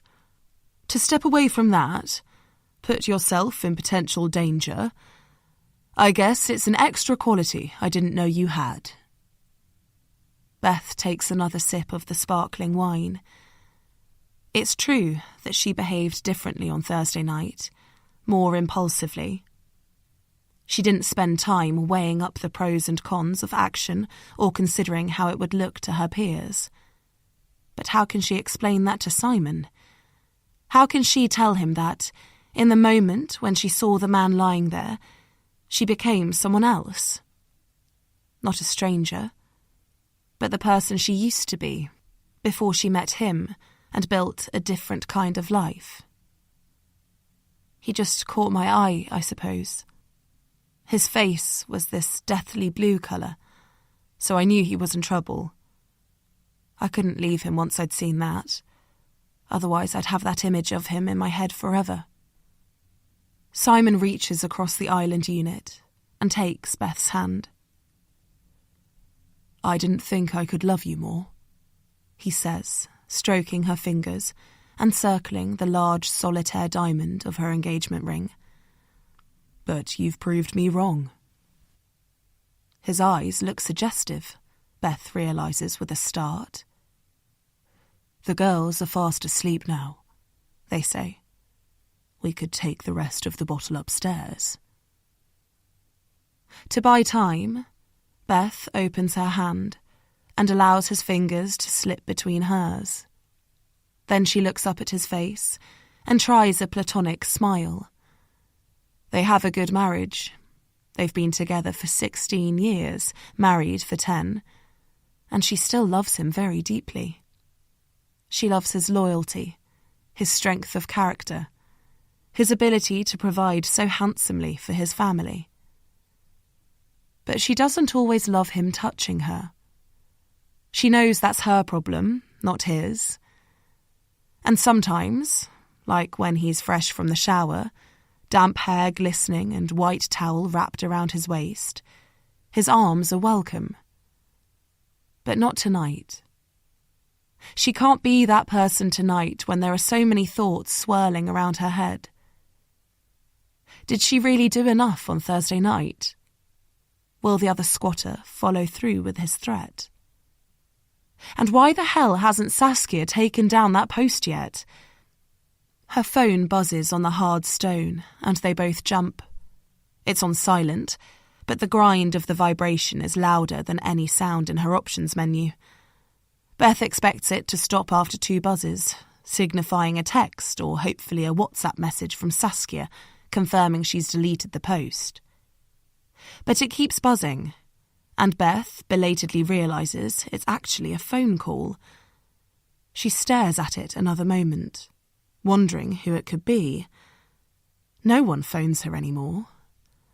No one except... Beth lunges for the phone before Simon can see the name flashing up on her screen. It's an alias, of course, but she still doesn't want him to ask who Eddie is. She's a good liar normally, but she's too frazzled to put on a competent performance this evening. Her fingers are shaking again, but she manages to press the red button on her iPhone to cancel the call and slide it away from Simon's eyeline. "Who was that?" he asks, without a hint of suspicion. Their marriage is too solid for that. The interruption seems to have dampened his lustful intentions too, and Beth feels relief and disappointment battle inside of her. Relief that she doesn't have to touch his skin in her current mood, but disappointment that he's not pushing harder for it. She knows every good marriage needs a healthy sex life, and it's not like this is the only sacrifice she makes. "One of those 0800 numbers," she answers. "Probably someone trying to sell me life insurance." "Maybe they've heard about your new celebrity status," Simon says with a chuckle, "and think your life is more valuable now." "Or perhaps they think I'm more in need of insurance," Beth whispers, more to herself than to her husband, thinking about the angry young man outside the shop. "Sorry, what was that?" She looks up and smiles, takes a deep breath. She can do this, she thinks. Perhaps it will even distract her. "Nothing." Then she lowers her voice to a purr and nods at the half-drunk bottle of Cremant in the ice bucket. "Shall we finish that upstairs?" Simon's face spreads into a beam, his desire back in an instant, and he takes Beth's hand again. He leans over and kisses her gently on the lips. He tastes of toothpaste and ethanol, a reassuring combination, and Beth finds herself searching for more. Perhaps this will be fine after all, she thinks, as he gently guides her out of the spotless kitchen, up the stairs, and on to the perfectly made bed. Chapter 8. Kat. Kat reluctantly peels off her fleece. She knows she'll be hot soon, that her face will go bright red and sweat will drip from every pore. But right now, the garage is so cold that she can see the eerie glow of her breath in the gloom. With her arms exposed, hundreds of almost invisible hairs lift up, pulling Kat's skin into miniature peaks. She swears, crosses her arm around her body, and tries to rub some warmth into them.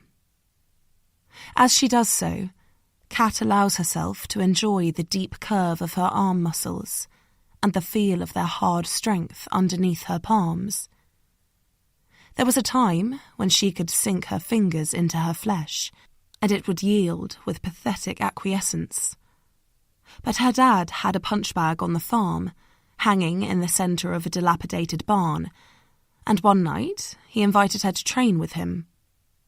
Kat hated sport at school, the pressure of trying not to screw up in team sports, or the loneliness of losing individual ones alone. But Kat found that she loved boxing, as long as her only opponent was a heavy leather sack. She'd done enough damage to other people by then. Her father had never married, preferring the simplicity of mates down the pub and dogs back home. But even though Kat was just the product of her mum's backpacking trip after finishing college, and lived half a world away from him, he'd always acknowledged his responsibility to her. There were cards at Christmas and birthdays, and even the odd phone call. And when Dr. Sharp said she could leave the unit, he'd invited her to stay. As a 16-year-old town dweller just released from a mental health clinic, Kat had wondered whether she could survive on a remote farm in the Australian outback. But in the end, she thrived. Her father, who'd only been a pen pal before then, turned out to be her kindred spirit, and the physical farm work helped toughen her body. The guilt didn't go, but it kept its distance, even enough for her to meet someone special a few years in. Vic. Their relationship fizzled out in the end, but it was real while it lasted. Solid. Something she'd considered impossible before she fled the UK. Kat might have stayed on the farm forever if her dad had noticed the cancer growing on his skin, or bothered to tell a doctor about it when he finally did. They buried him on the farm. That was never up for debate. And as Kat helped cover his coffin in red soil, she'd felt her connection with Australia snap like a dry rubber band. 3 days after the funeral, she'd signed ownership of the farm over to her father's right-hand man and best friend. Shane had kept the farm going throughout her dad's illness and deserved that and more. Then she'd flown back to England to make a fresh start for a second time. She'd thought that her years in Australia would have made her strong enough to cope with the other side of her family, to not care about being the runt of an alien litter. But it didn't work out that way. So, as soon as she could, she escaped again, to London this time. She slides her boxing wraps over her knuckles now, then straps on her gloves. There's a row of garages at the side of her block of flats, rented out to any resident who has 300 quid going spare each month. Kat doesn't fall into that category, but the two guys who live underneath her do, and they've chosen to use their garage as a makeshift boxing gym. It took Kat a couple of months to build up the courage to ask if she could borrow the space, but once she did, the rest was easy. Will and Jaden both work nights, so they gave her a key to the padlock and said she could have free run of the place from 6 p.m. onwards. In return, she grooms their dog every 6 weeks or so. A Jacksu, called Jack, which Jaden assures her is an ironic name, not an unimaginative one. The bag is attached to the roof by a thick metal chain. She jabs it once, rolls her shoulders as it swings away, then jabs again as the pendulum shift brings it closer. As she increases the speed of her punches, she stays light on her feet, gloves up at her face, protecting her features as the bag takes a beating. It twists and flies, but she's ready for it, spinning on her toes, varying her swing, hooking with her right, then delivering an uppercut with her left. She loves the feeling of power that it gives her, as well as the energy that it strips away. And she loves the total concentration that it demands. No room for any other thoughts to infiltrate. Like why her mum had to marry a prick like Javier when Kat was 6, then bring Sophia and Gabriella into the world with their pretty names and glowing half-Spanish skin, so cruelly perfect compared to hers. And why her dad had to die when she'd finally found a place where she thought she belonged. And of course, why she's alone on a Saturday night, fighting a punch bag. She keeps going until every muscle is screaming to stop, and she's confident that her body is exhausted enough for sleep to come quickly tonight. Then she packs her gear into her sports bag, pulls her fleece over her damp lycra, and feels her body temperature start to drop again. She finished work at 6, and it's now 8 o'clock, so she's killed 2 hours. Only 2 hours. How is she supposed to distract herself for the rest of the evening? On Friday night, she'd made the decision to forget about the My Neighbour post. Even if she's right about who the woman is, revisiting those memories is too risky. The chance of redemption too slim. She'd cemented her choice by cooking some complicated recipe for supper and watching all 3 episodes of Tyson Fury the Gypsy King on her laptop. But she hadn't thought about the next day, or how the urge to read the post might strengthen overnight rather than fade. She pushes open the front door of her flat and heads straight to the bathroom. Once the shower is running hot, she climbs into the bath and lets the water rain down over her body.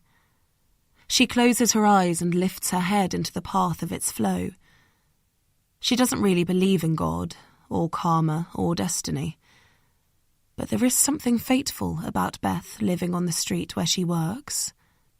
As though it's a sign, a kick up the arse to be braver.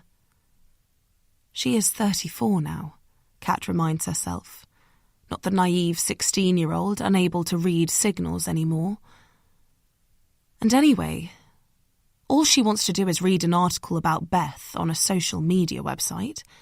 Hundreds of other people will already have done that. So why not her? It sounds so simple when she thinks of it like that. Kat doesn't bother with her usual skincare regime, just roughly dries herself, then finds a pair of joggers and a hoodie screwed up at the bottom of her bed, Her dad wasn't one for house rules, so Kat's style of tidying hasn't matured much since she was a teenager. She pulls her laptop off the floor and places it carefully in the middle of her bed. But suddenly she's not so sure. Is she fooling herself? Is this the first step down a dangerous path, like an ex-smoker convincing himself one cigarette can't hurt? She retreats to the kitchen and pulls a bottle of pale ale out of the fridge, her favourite craft beer that's brewed locally in Brixton. She grabs a fish slice from the drawer, lines its sharp end up against the bottle, and flicks the cap off. She smiles as the shiny yellow disc sails up, then falls onto the laminate work surface with a clink.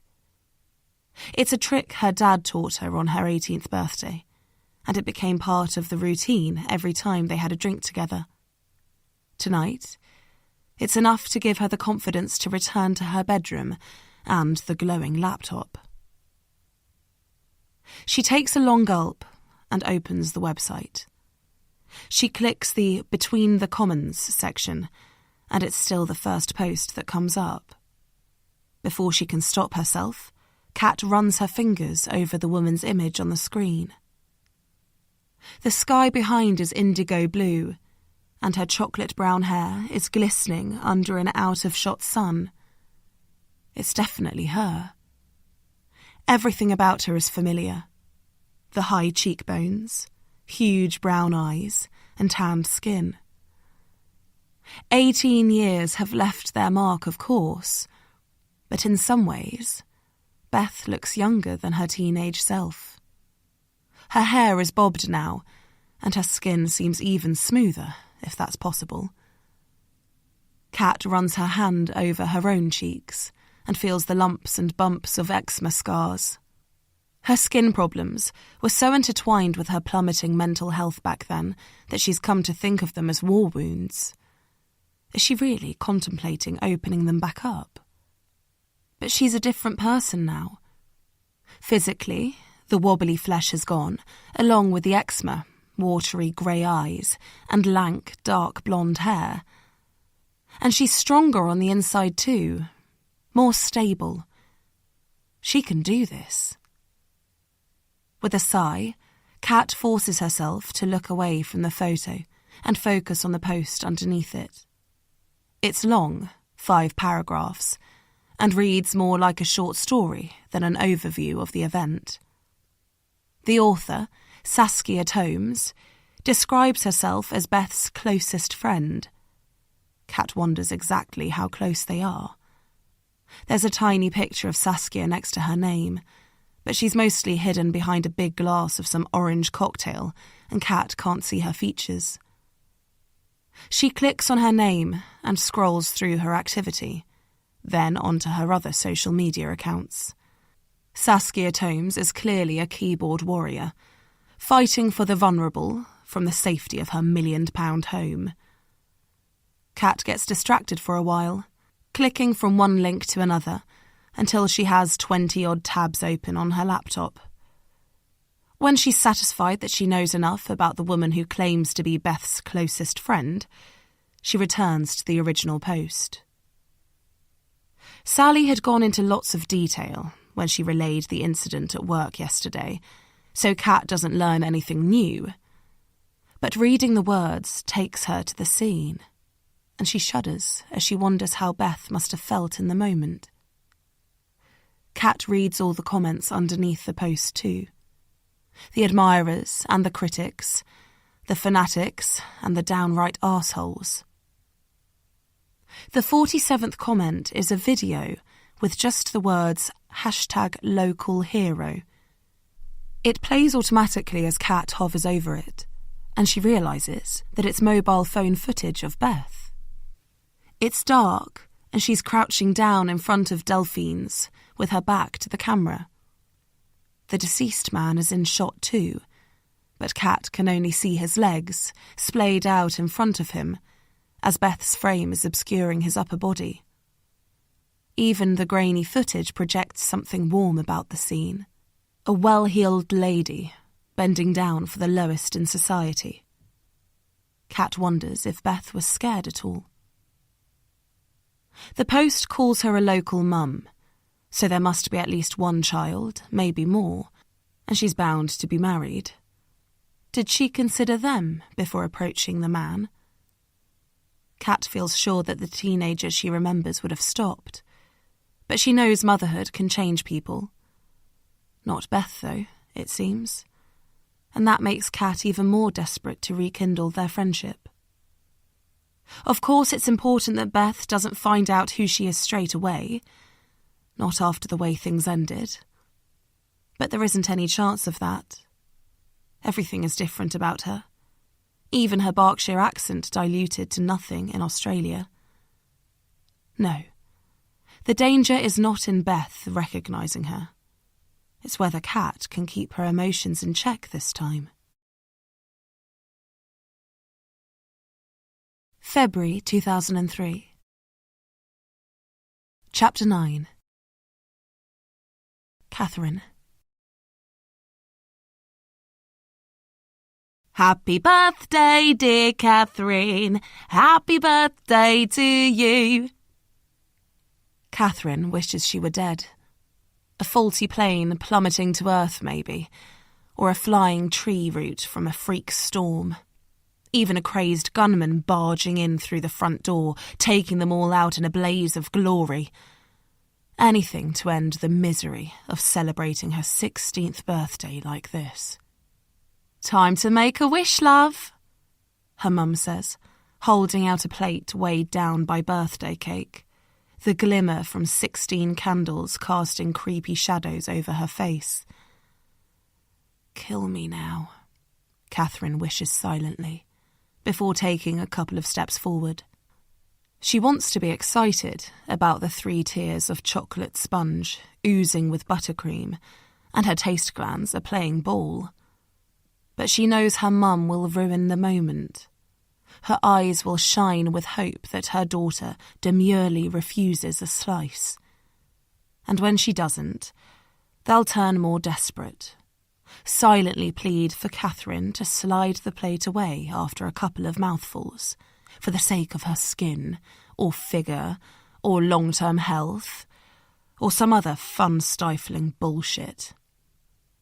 Catherine blows hard, determined to at least snuff out the candles in one breath. But of course she can't even do that. 2 stubborn bastards continue to taunt her. She flicks her 2 middle fingers at them, and they drop, smoking with defeat. Catherine, why did you do that? Her mum complains, creasing her forehead as she plucks each candle out. Catherine considers saying sorry, but decides against it. The only time she smiled today was when she opened the card from her dad. There was 100 Australian dollars inside, for when you come visit me, and 2 photos. The first is of him hugging his dog, a short-haired Australian kelpie called Hooper. In the other, he's with a massive tan-coloured cow, name unknown. But then the realisation hit. She's 16 and has never met her own father, and the gloom descended again. Me and Gabby made you a present, Sophia pipes up, her little hand wound around her sister's. Would you like it? You made it? She asks. God, why do they have to be so nice?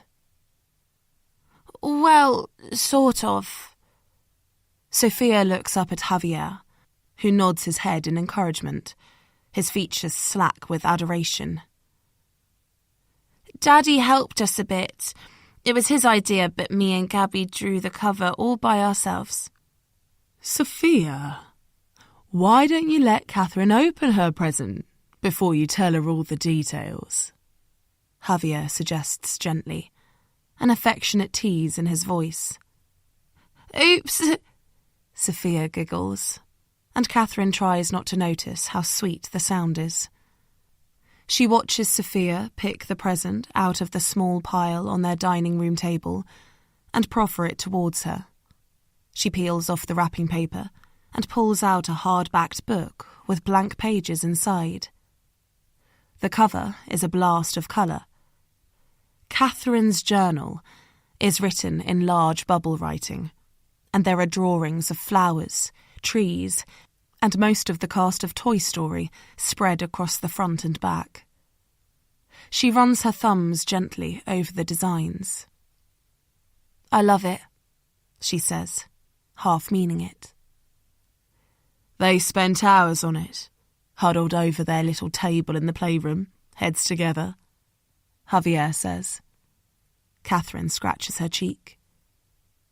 "I hope you like the idea of a journal too," he continues. "I thought it would be good for you to have an outlet, somewhere to exercise all that teenage angst." Rage shoots up Catherine's spine and splutters out of her mouth, disguised as a cough. What the fuck does Javier know? Any angst that she's feeling isn't to do with her age. It's caused by him, stealing her mum, looking down his judgmental nose at her, making it obvious where she sits in their family hierarchy. Hot tears burn the backs of her eyeballs. She blinks and turns to face her mum. "I'm going out." "But what about your presents from Javier and me?" Catherine looks at her mum's face. Even tinged with disappointment, her porcelain skin and pale blue eyes look pretty. Why don't those features have the same effect on her? Why does her mum look like an English rose, while she's a pallid lump, the only colour coming from her red raw eczema? "It's my birthday. My presents. I'll open them when I want." She knows that she sounds like a spoilt brat, but the words tumble out anyway. "First entry for the journal," Javier murmurs, the tease in his voice having morphed from affectionate to mocking. "Fuck off! You fucking dick!" she screams, panting with the effort. "Catherine!" her mum cries out, her eyes wide with shock. "What on earth?" But Catherine doesn't wait to hear the rest of her mum's sentence. She twists on her heels and stomps out of the living room, then out of the front door. She tumbles onto the driveway, then the street. Once she's far enough away, she slows her pace, because of course she doesn't actually have anywhere to go, and now she's stuck without a coat on a February afternoon. Eventually, she makes it out of her endless red brick estate. She crosses the main road and climbs over a fence directly opposite. There's nothing but low-lying fields on this side, muddy and neglected, and that suits her mood. "Hey." Catherine swivels round. "Sorry, I didn't mean to startle you. I just thought I recognised you. You go to Newbury Academy, right?"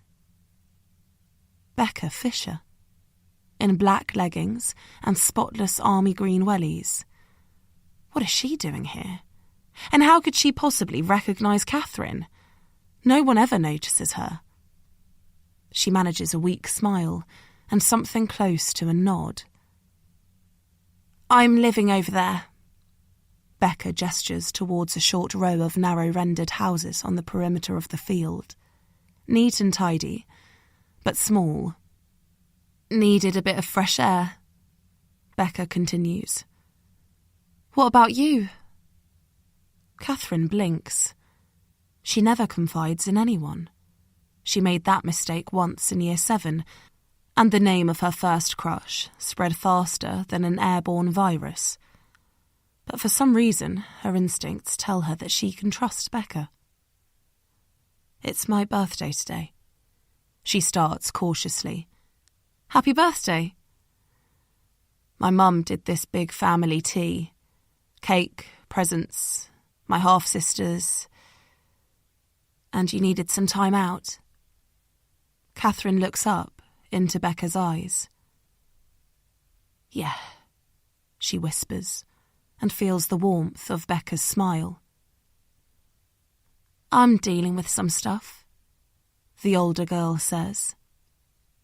"Needed a bit of a time out too. I tried cleaning the oven, but it's a relentless task, you know. Never quite gets clean. Catherine doesn't know. She's never attempted it, but she nods anyway.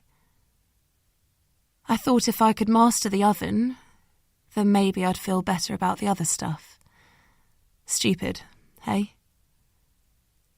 Becca Fisher is saying everything like a question, Catherine realises, looking for validation from an ugly kid. Not stupid, she whispers. Becca smiles again. A smile that makes Catherine want to melt into the ground and fly into the sky at the same time. Fancy walking round the field with me? She asks. A walk with Becca Fisher. Her suggestion. Maybe this is going to be a special birthday after all. December 2021. Chapter 10. Beth. Even though it's only a 5-minute walk from school, Beth breathes a sigh of relief when she crosses over the South Circular and reaches the green expanse of Clapham Common. Luna has been straining on her leash since they left Nightingale's, desperate for her morning run, and Beth's arm feels like it could be ripped from its socket at any moment. She leans down, unclips the lead from Luna's harness, and watches her energetic fluff ball zoom after 2 squirrels. The pair of them dart up a tree, leaving Luna staring forlornly, her front paws resting against the rugged tree trunk in hope. Beth takes another breath, then picks her feet up into a run, immediately falling into her usual rhythm. It's been a long weekend, a busy Monday, and she needs this today. Saskia finally took the My Neighbour post down on Sunday afternoon, but not before it had attracted over 100 comments. A few were kind, other women commending her bravery, but most were derogatory. Plenty of the vitriol was aimed at the victim, taunts about a drug addict leech like him being better off dead, that he was doing society a favour, etc. I don't know why you bothered, love. But there were at least a dozen that targeted her. Some of them mirrored her own discomfort. A man's dead, and you want praise? Disgusting. But it was a different kind of message that got under her skin. Hey, sweetheart, where do you live? The video was the worst, though. Watching herself lean over the man from her crouched position, touch his filthy, exposed arm as she tried to find a pulse.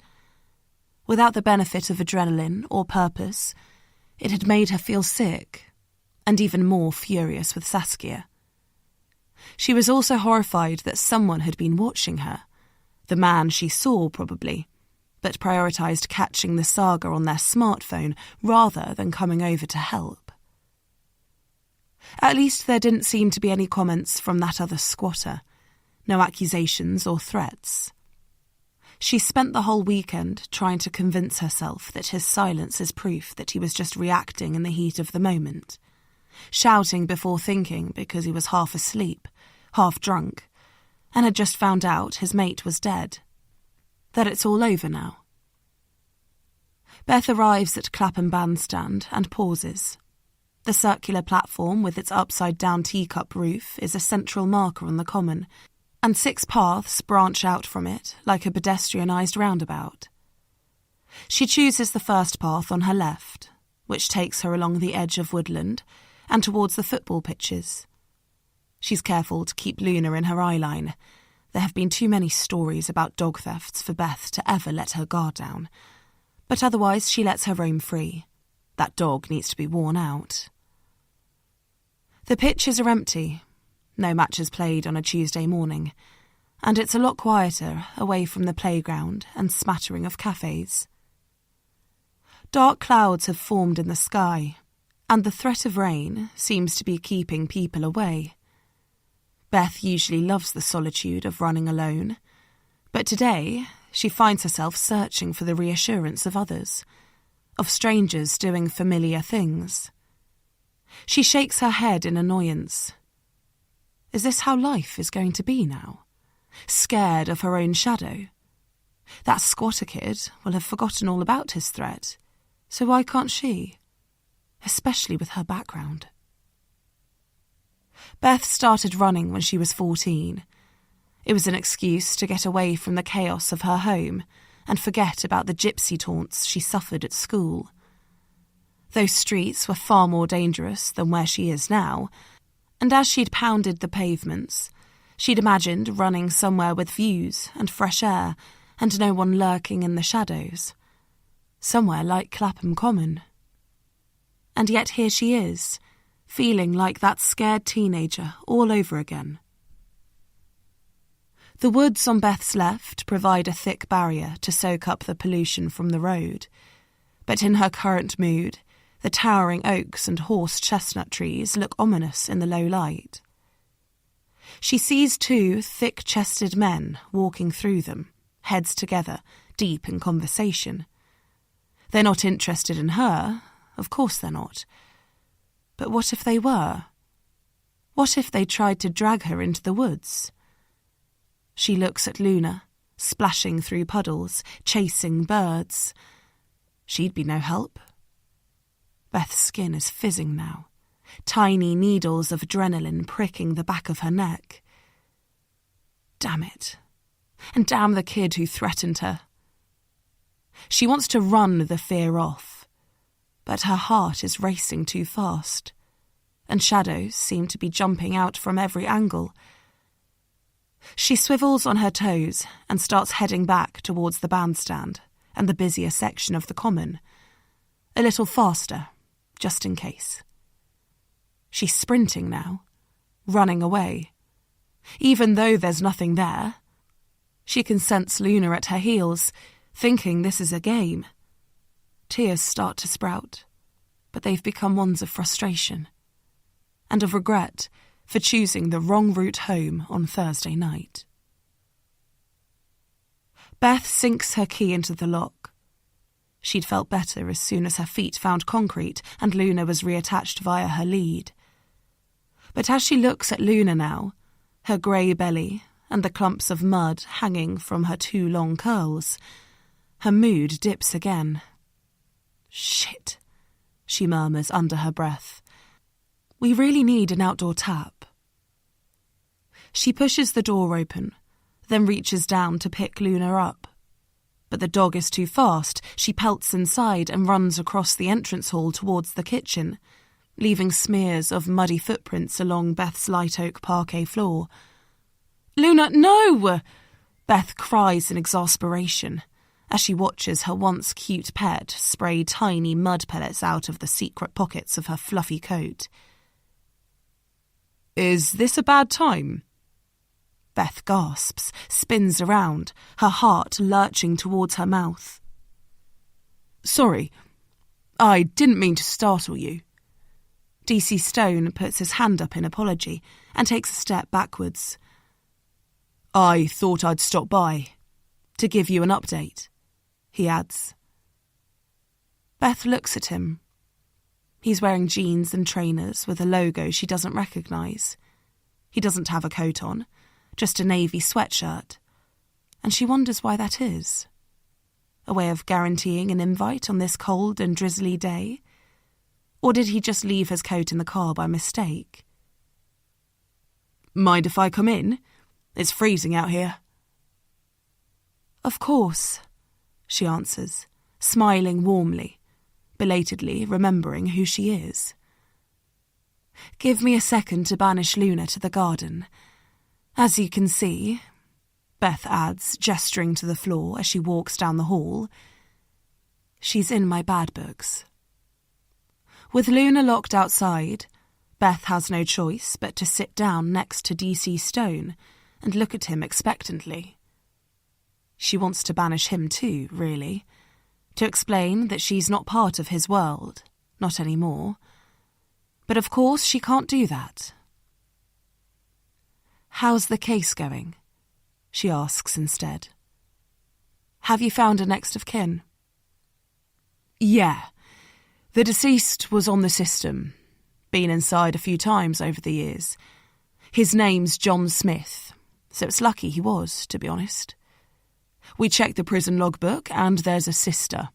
She came up from Plymouth to identify the body on Saturday. Beth can suddenly see the dead man's face, his blotchy red skin and rough beard. She wonders if his sister still loved him, despite what he'd become.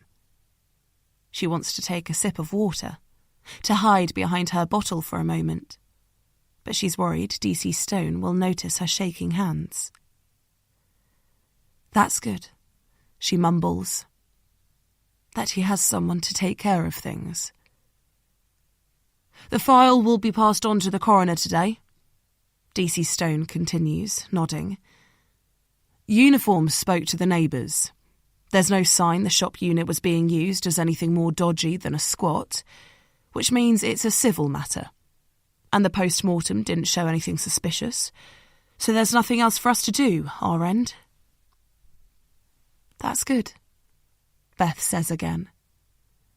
She wonders if the repetition makes her sound false.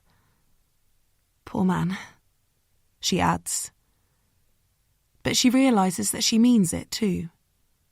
She's never personally been tempted by drugs, but they were always around when she was growing up, and she knew plenty of people who were. Some of them seemed able to control it, but it had devastating consequences for others. Not that she'd reveal any of that to DC Stone, of course. The detective shuffles on the stool he's perched on. I also wanted to let you know that we released the other squatter. Beth's stomach lurches, so she crosses her arms to force it down. Oh? To be honest, I think he was telling the truth about the heroin not being his. No sign of anything worse than a hangover when he woke up in the nick on Friday morning. He was clearly aware of his mate's gear being in the squat, though. It appears they were quite close, despite the 35-year age gap. So we let him go with a caution for possession.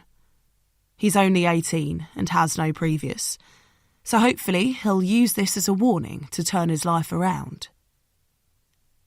And the shop? Beth whispers. She sees the teenager's face again, how it seethed with anger that night. And also, during those few weeks before, the times she's walked past their makeshift home, catching eyes with him. He won't be allowed to go back there. Socco's finished their work, but we've left a message for the owners and the property's been made secure. And my colleague made it very clear to Mark, that's the other squatter, that he's not welcome there. Listen, I know he was an idiot on Thursday night, but I don't think you have anything to worry about. He won't be back. Beth lets out a long sigh of relief, and it feels like she's been holding her breath since Thursday night. DC Stone sounds so confident, and she lets his words settle on her like a comfort blanket. But now she wants him gone. The detective has delivered good news and drawn a line under the incident, so he has no reason to be here anymore. Thank you for coming to see me, she says, and for the update. Luckily, he reads her signal well and pushes himself to standing. No problem. The inquest will be formally opened this morning, but the main hearing won't be for months, and I doubt you'll be called anyway. There's a backlog, so they're trying to keep them as short as possible.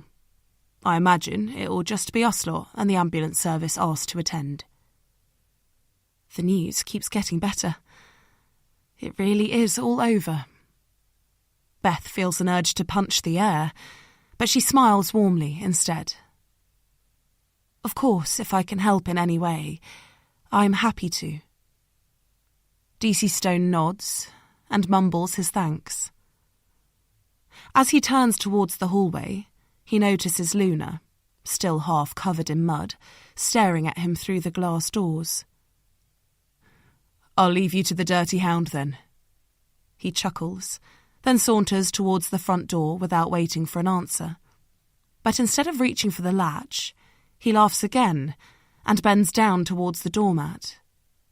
Beth frowns. His actions feel over-familiar somehow. Is everything okay? I think your prayers have been answered, he says, handing her a leaflet. Either that, or Big Brother really is watching.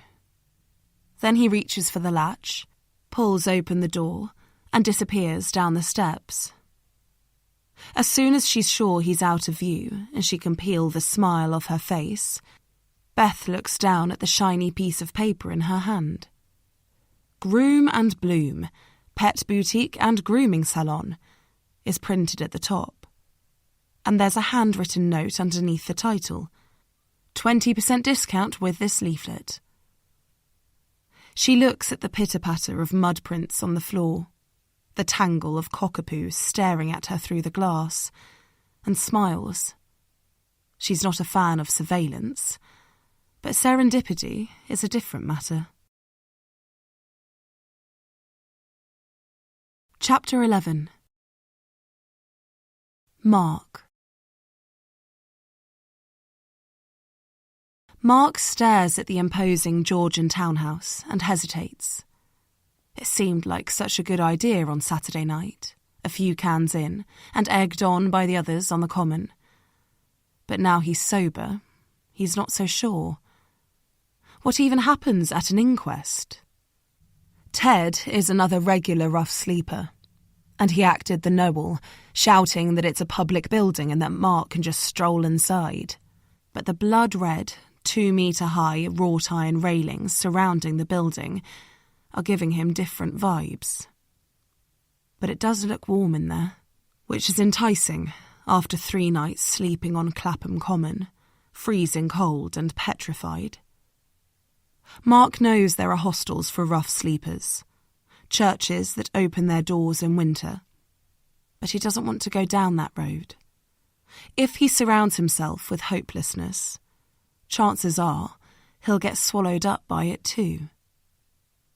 What he really wants is the squat back, somewhere safe to sleep and private enough to figure out his next move. The maggots with their evidence bags were gone by Saturday, but there's a new chain and padlock on the front door, and a replica on the back, so access is a problem. He's working on it, but for now, he's on the common, under a nest of old clothes and donated blankets. With a mix of nervousness and forced swagger, Mark pushes on the gate and walks up the short path to the front door, a heavy slab of dark oak that would fit better in Hogwarts Castle than central London. "Can I help you?" a muffled voice calls out as he steps inside. A woman is sat behind an antique desk.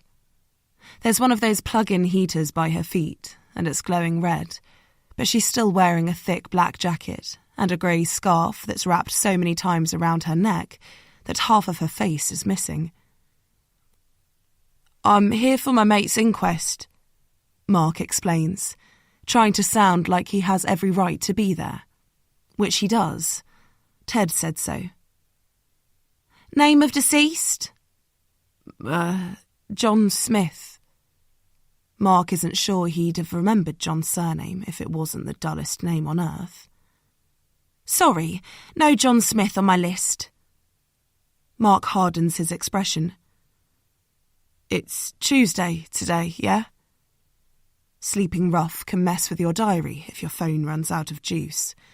But he's been charging his at the day centre every day on purpose, and it's definitely Tuesday, the date of John's inquest.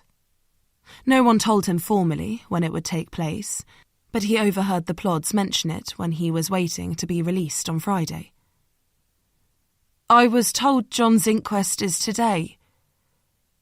The woman draws her perfectly shaped eyebrows together and pulls her scarf down under her chin. She's wearing dark red lipstick, and suddenly she looks like the mum in the Munster family. "Who told you?" she asks. "Did you get a letter from the coroner?" Mark isn't keen on explaining that he overheard the news in the police station, but if he says it was a letter, she'll probably ask to see it, and then he's screwed. "I was there the other night, when my mate died," he says, choosing to start with the truth. "The police said I might be called to give evidence." "Did you say the other night?" Her tone has changed, softened a bit. "Your friend died recently?" "Last Thursday." "Ah, I think I know what's happened. And my condolences." She dips her head and slides another sheet of paper across the desk towards her. "Yes. John Smith is scheduled for an inquest opening later this morning. His full inquest won't be for a few months yet, I'm afraid. The police should have explained that." "So can I go in?" Mark doesn't care what type of inquest it is. He just wants to do right by John and enjoy the central heating that he hopes is being pumped around the room. "It's not usual for witnesses to attend. It's all over in 5 minutes." The woman frowns for a moment, but then shrugs her shoulders and smiles a fraction. "But seeing as you're here, you may as well stay. All inquest openings are taking place in Court 4 this morning, up one set of stairs and on your right." She points at the set of polished wooden stairs just beyond her desk. "The officer outside the court will let you in." "Thanks," Mark mumbles, then grabs hold of the banister and hoists himself up one stair at a time. By the time John's name is read out, Mark's bum is so numb that he's been contemplating leaving the courtroom for the last half an hour. He's already sat through 6 inquest openings, 4 blokes, a woman and a baby, and could do without another sad story. But this is what he came for, so he sits up straighter and looks at the coroner. Except she's not interested in him. She's flanked on both sides by 2 suits, one male and one female, and they're all shuffling paper between each other. "I have his full name as Jonathan Augustin Smith," the coroner says. Mark smirks at John's flamboyant middle name, but then, to his horror, feels a lump form in his throat. He'll never be able to take the piss out of the old guy for it, he realises, and the sense of loss feels brutal. "And next of kin as Jane Eliana Williams, née Smith, his sister. I assume we'll be releasing the body to her?" "That's correct," the man in the grey suit and greyer tie says, his bald patch bobbing up and down like a skinned tomato on the boil. "So he was found by a member of the public," the coroner continues, running a pen tip down a piece of paper. Mark can just make out the Metropolitan Police logo at the top of the page. "Pronounced dead by the paramedics on arrival. Habitual drug user. Evidence of drug use at the scene," she reads on. "It all points to the cause of drug-related death, but of course that's not for today. Let's set a date of 26th May for the full inquest. Is that okay, Claire?" The coroner turns to the blonde woman on her left, who's staring at a laptop screen. She mumbles something, Mark can't make it out, then starts clitter-clattering on her keyboard. Mark feels a stab of disappointment when the coroner picks up her collection of papers, rustles them into an order, and places them to one side. He's not sure what he was expecting from today, but he knows it wasn't this. The police cared more about the drugs in the squat than the fact John had died, and now the coroner doesn't seem bothered at all. He can tell they're moving on to the next dead guy, so it's now or never. "Excuse me," he says, coughing to warm his voice up. "Yes?" If the coroner isn't used to heckling from the public gallery, she doesn't show it. "Is that it?" He doesn't wait for an answer before continuing. "It's just that John was my mate," he explains, trying not to let his voice wobble. And I was sort of with him when he died, except I was Sparko and didn't have a clue what was going on. I'm sorry for your loss, she responds, her voice holding more respect than Mark has experienced since John died, and a while before that, to be honest. That must have been very shocking for you. Mark blinks, swallows, takes a breath. I thought I might get a few answers today, you know, if I came to the inquest. That's what Ted told me anyhow. His voice drains away. He's not sure why he trusted a useless drunk like Ted. Can you come back on the 26th May? She asks, but there's no expectation in her voice. Mark knows what she sees. His dirty clothes and unwashed face. If he doesn't have anywhere to sleep tonight, how can he know where he'll be in 6 months? He wants to clear his throat and explain, to tell her that he's got proper plans for his life, and that his not attending in May will be because he'll have a job by then for some big-shot gaming designer, too busy to come to some old guy's inquest.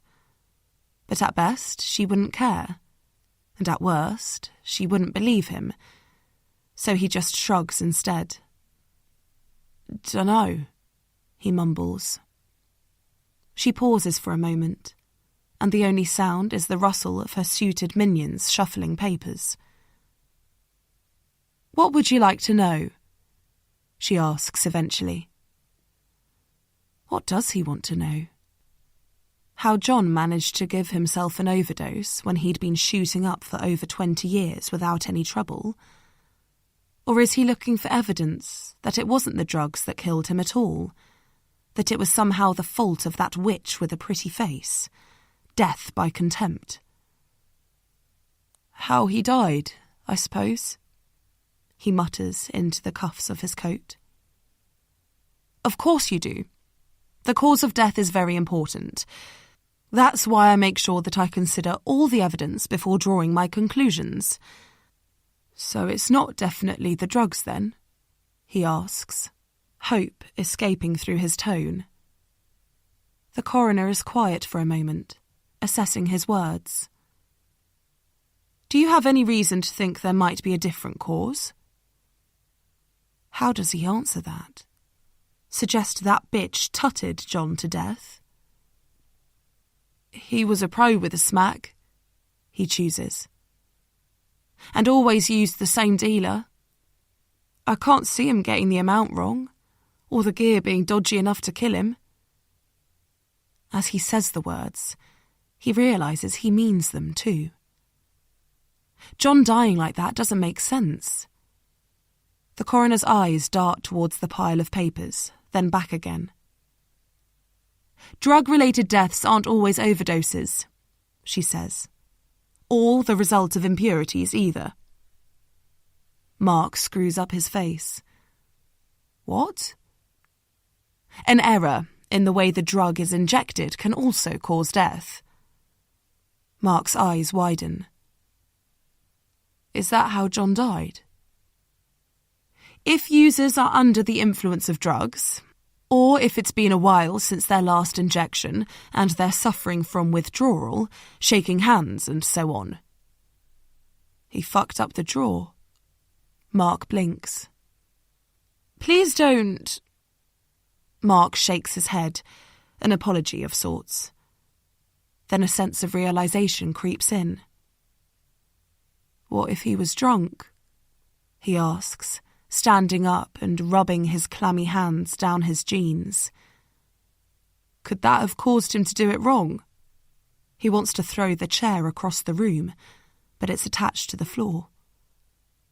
Sir, I want to help you make sense of your friend's death, but I'm afraid I can't talk about the specifics. If you can make it to the full hearing, I promise you'll get a much more detailed explanation. The room spins. Mark's suddenly roasting hot. He can't stop his mind slipping back to that night.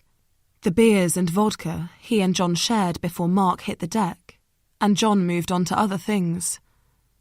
John hardly ever drank more than a can of lager, But that night was different.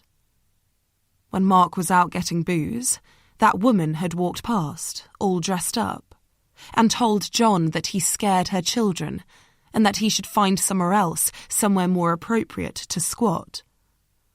John didn't usually care what people thought of him, but he liked kids, and her words upset him that night. And now he's dead. Because of her. John wasn't going through withdrawal when he jacked up for the last time.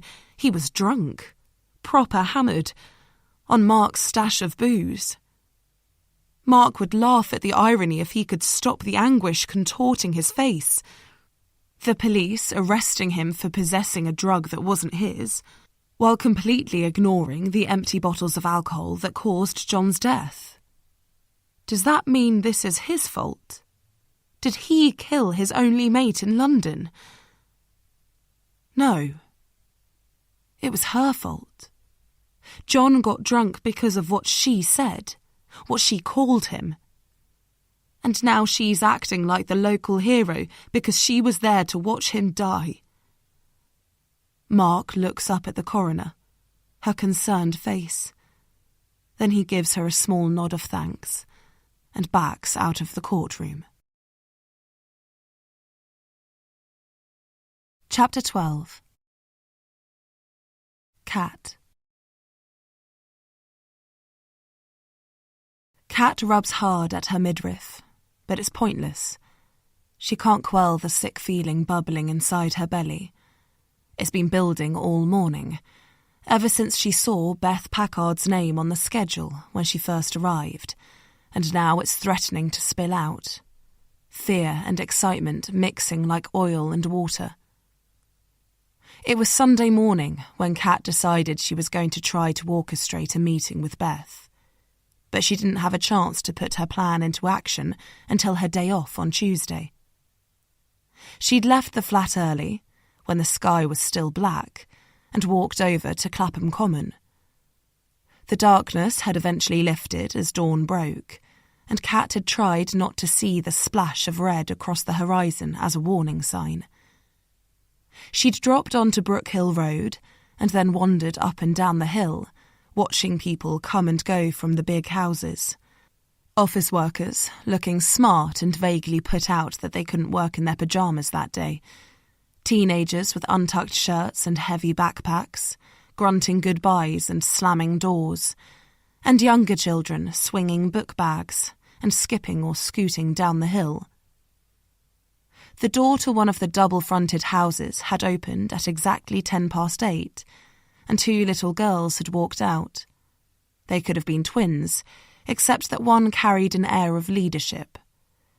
With their matching dark hair neatly braided, they reminded Kat of her own half-sisters, and she'd had to clench her teeth to stop any of the old emotions spilling out. A moment later, Beth had appeared with an apricot cockapoo by her side. The photo on My Neighbour implied that the dog belonged to Beth, but Kat couldn't be so sure, so she'd felt a jolt of relief at the sight. Her plan was still on track. As Beth had paused by a black Mercedes to wipe a smudge from the back door handle, Kat had even managed to snap a few photos using her phone, something to fill the absence after the My Neighbour post was taken down, and provide reassurance that Kat isn't going mad. It really is her. The rest had been easy. She always has Groom and Bloom leaflets knocking around at home, and she'd dropped one in her bag before she left that morning. Scribbling down a discount offer wasn't a problem either, because they do it regularly enough for local residents when bookings are slow. December doesn't fit that description. Everyone wants their pooch to look their best in Christmas photos. But Sally almost always forgets to include a cut-off date, so the discount leaflets drift in at any time of year. Kat waited until Beth and her 2 daughters were out of sight on their way to school, and then slipped the leaflet through the letterbox. And then she waited, part of her praying that Beth didn't take up her offer, and a much bigger part desperately hoping that she would. She checked the schedule when she arrived at the salon each day, and this morning, finally, she'd seen the booking. Mrs. Packard was bringing in a 10-month-old cockapoo called Luna. She'd stared at the computer screen for a moment, then added Beth's phone number to her own contacts when Sally wasn't looking. The bell of the front door jingles, and Kat's stomach completes a full somersault. She takes a deep breath in, listens to it shudder out of her, then walks into the reception area. Beth Packard is stood there, just a few metres away, her dog held close to her on a navy lead. She's facing Sally, who's sitting behind the desk, so Kat can only see her in profile. Her dark hair settles below her jawline. Her lips, nose and eyelashes are all perfect. She's wearing one of those full-length puffer coats, like you see on professional rugby players or North London celebrities, with sparkly white trainers poking out at the bottom. "Hi, I'm Beth Packard," she says. "I have an appointment for a dog groom." Her voice is smooth and confident, posher than Kat remembers, and Sally is lulled by it for a moment, before narrowing her eyes slightly. She's recognised Beth, Kat realises, but can't place her yet. Kat waits for the right memory to click into place. As it does, Sally's eyes widen again. "You're the lady who found that poor man, aren't you?" she says, awestruck. "The homeless man who was squatting in the old Delphines. I read about it on My Neighbour. It was truly amazing what you did." "Oh, thank you so much," Beth says with a warm smile. "My friend posted it on there. Do I just leave Luna with you?" It's her first groom, I'm embarrassed to say. It's the exact response Kat would have expected from her, deflecting the compliment, and the years seem to tumble away. She hasn't forgotten the trauma that ended their friendship, of course she hasn't. But she does think, after all this time, that maybe she deserves a second chance. "No need to be embarrassed," Sally assures Beth, slipping out from behind the desk. "Luna's gorgeous, and she'll look even better after a bath and a trim." She leans down, a treat in each hand, and deftly ingratiates herself into Luna's life. Kat feels rejected when Beth closes the door behind her, which is ridiculous. Sally is handing her the lead to Beth's dog, which is the best way into Beth's life. Everything is working perfectly, and she should be euphoric. She does Luna's groom on autopilot, coaxing her into the bath with a couple of treats. Washing always comes before trimming to avoid grit damaging the clippers, and letting her inspect the hairdryer before turning it on, being quick with her nail trim and firm with her ear clean and teeth brushing. She wants to be more loving, to create a special bond with Beth's dog, but she's too distracted. Her hands are doing an adequate job, acting on the muscle memory that she's developed from the hundreds of grooms she's performed over the years, but her mind is elsewhere. When she gets to the trim, she tries to be more focused. She wants Beth to be pleased with the finished result, grateful, and Kat imagines she's got high standards. Cockapoos can have a wide range of coat types, from the tight curls of a poodle to the silky straight fur of a cocker spaniel. With her loose waves, Luna sits in the centre of that spectrum, a perfect specimen. And Kat needs her coat to be short enough to avoid matting, but long enough to preserve her cuteness. She chooses a grade 12 on her clippers, straps Luna comfortably on the grooming bed, and sets to work. By the time she's finished, Kat knows she's done a good job. Sally told Beth that Luna would be ready for collection at 2 p.m, which means she'll be here any moment. Kat leads Luna into the reception area and perches on the stool behind the desk.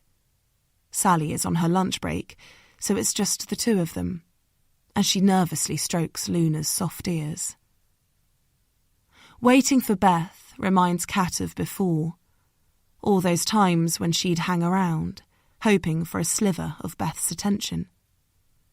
The elation when it worked, and the deep sadness when it didn't. She runs her finger over her chin and tries not to scratch. Through the window, Kat sees Beth walking towards the shop, tendrils of her hair spraying out in the wind. She clenches Luna's lead a bit tighter and starts a countdown in her head. "Wow, Luna, you look so smart!" Beth takes the lead from Kat's outstretched hand and gives her a warm smile. "Thank you so much. I don't know how you managed to keep her still all this time. She goes crazy every time I go near her with a brush." Shit. Kat can't speak. There's a lump in her throat. What if Beth somehow realises who she is? Recognises her voice, perhaps? How will she handle that? "She's so clean and tidy," Beth continues wistfully. "I wish I didn't have to take her to the common ever again, or at least until the spring." Kat manages a chuckle, then swallows hard. She looks completely different now, she reminds herself. There's no way anyone would recognise her from back then. And her voice is different too. "It's a tough time of year if you're a dog owner," she manages to say. "But Luna was the perfect client. And she's beautiful too." "Gosh, thank you," Beth says. "We think Luna's special, but we're biased, of course. It's lovely to hear someone new say such nice things." Kat's chest swells. Her plan is working. "Oh yes, we really hit it off. She was a pleasure to groom." She enjoys the look of maternal pride on Beth's face. "And I think you have a discount for today, don't you?" Beth doesn't say anything for a moment, but her eyebrows draw together and she looks confused. Kat's heart beats faster. What did she say wrong? Eventually, Beth responds. "Now you mention it, there was an offer written on the leaflet I found on my doormat, but I'd forgotten all about it. And I'm almost positive I didn't mention it when I booked. How did you know?" The lump is back, but it's more like a boulder rammed up against Kat's throat. "I must have mentioned it, I suppose," Beth continues, looking away as though she's suddenly embarrassed. "I'd had quite an eventful morning when I phoned." Kat leaps on her doubt. "The discount was listed on the schedule," she says, silently thanking some higher power for Sally being on her lunch break. "So I imagine you must have told my colleague at the time of booking." "Yes, silly me," Beth mumbles quickly. And who would ever question a discount anyway? She's flustered now, and Kat can't help enjoying seeing Beth's more vulnerable side. She pushes a little harder. "You know, I do a bit of dog walking when I'm not working here," she says while ringing up the discounted cost and proffering the card machine towards Beth. "Do you ever use a dog walker for Luna?" "I haven't done," Beth says, dipping her card over the machine. But Kat can tell she's not against the idea, so she keeps going.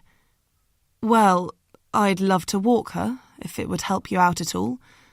And if it's after hours, I could even pop in here and wash her down before I drop her back at yours. Save you having to deal with muddy paws." Kat watches Beth's face light up with a mix of relief and something akin to joy, and realises, with another jolt of adrenaline, that the next stage of her plan may well be working too. March 2003. Chapter 13. Catherine. Catherine wiggles her nose, then contorts her whole face, but it doesn't help. So she pushes both hands hard into the mattress and starts counting inside her head. She just needs to get to 120, 2 minutes, without scratching it. The dermatologist warned her about this, but he also promised that the new cream he had prescribed was revolutionary, that it would peel away the damaged skin and reveal something smooth and baby-soft underneath. It just needed time to perform its magic and not be rubbed off prematurely. 23, 24, 25, but God, it's so itchy. Catherine shuffles down the bed until her body is horizontal, the back of her head sunk low into her pillow. It doesn't help that the cream is a toxic green colour. She stares at the white ceiling and wonders what her face looks like. The Italian flag, maybe. 46, 47, 48... No, it's too much. Her hands fly up, but she forces them to stop mid-air. She needs her eczema gone. How can she stop herself surrendering? Read your journal, her internal voice screams at her. There must be at least 70 seconds of distraction. She lurches over to her desk and yanks open the drawer. She reaches underneath a pile of GCSE textbooks, all in suspiciously good condition, and pulls out her journal, the present from her sisters that caused her to erupt on her birthday.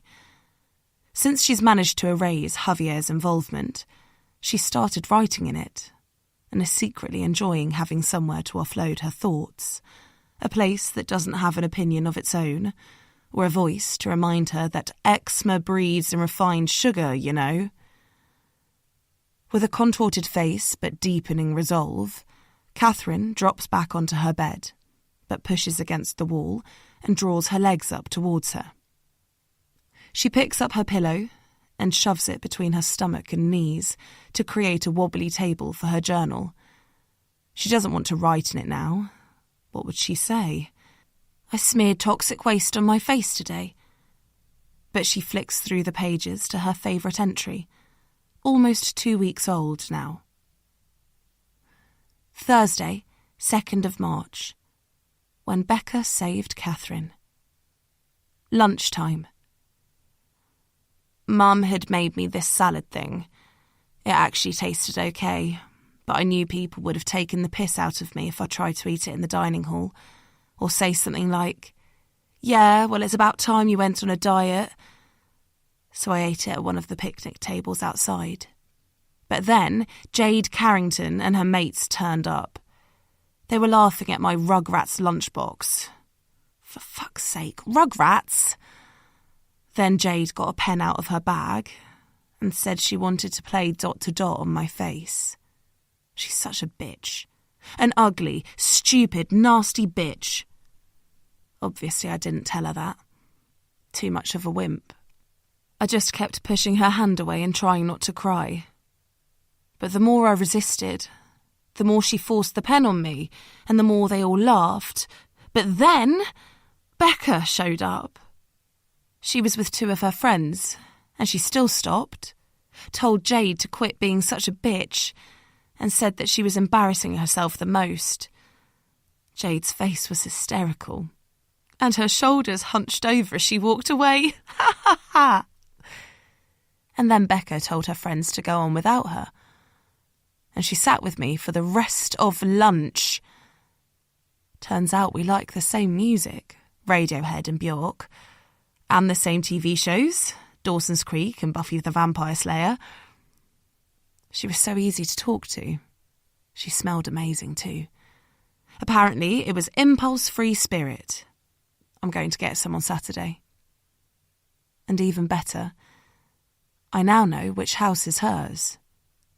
Maybe I should be a detective when I leave school because it was so easy to work it out. I waited until it was almost dark, then went out dressed in black like in the films. Her street is only short, and I spotted her through her front window inside 5 minutes. It's one of those houses where the main room runs front to back, super tiny. So then I went into the field and spotted her again. There was even a hedge to hide behind there, so I could take my time. She lives with an older woman, maybe her grandma, and they don't seem to have any curtains on the back, which is good for me. Anyway, that's me signing off. Hopefully next time I go to Becca's house, it will be through the front door. Catherine closes the journal and straightens out her legs. That's at least 2 minutes, she realises with a rare swell of pride, which means she can wash the shit off her face without feeling like a failure. She opens her bedroom door and scurries into the bathroom on the opposite side of the landing, like a soldier running for cover. But luckily there's no ambush. Javier is still at work, and everyone else is downstairs. She can hear them murmuring to each other amidst the thrum of the washing machine and tinny sounds of Radio 2. She rinses her face in the sink with her eyes closed and pats it dry with the towel. Her skin will look terrible now, red and inflamed. But it will be better in an hour, that's what the dermatologist said. And if she keeps going with this new wonder cream, it should be better permanently soon. So if she could just work out a way of shedding her fat thighs, she might even start to look somewhere close to half decent. Becca would probably like her more if she did. Catherine retreats to her bedroom and listens to the satisfying click of her door closing. Shit! The journal is still on her bed, exposed.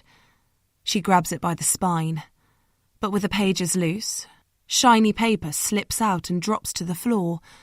She swears again, then leans down and collects the dozen or so photos. But before she guides them back into her journal, she can't help flicking through them, because Becca looks as beautiful on film as she does in real life. December 2021. Chapter 14. Beth. As Beth leads Luna away from the dog groomers, she realises that her neck isn't tight with tension anymore, and she's not jumping at every noise. It's been a difficult week, but little by little, she's starting to feel better. The squatter Mark hasn't returned, so he must have found somewhere else to stay.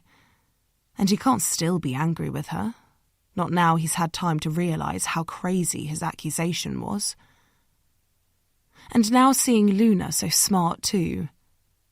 When they first brought Luna home, Beth was nervous that she'd never warm to her, that she would be too distracted by the horrors of what new germs Luna might be bringing into the family home.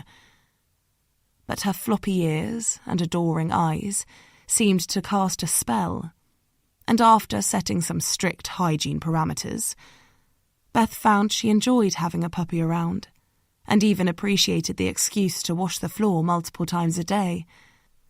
But as Luna's grown older, and the seasons have changed, the balance has shifted. So it's a relief to see her looking cute again, and with the elegant edge of adolescence this time. Beth crouches down to give her a stroke, and breathes in her new scent. She smells delicious too. Whatever shampoo they use at the salon, she must remember to buy a bottle on her next visit.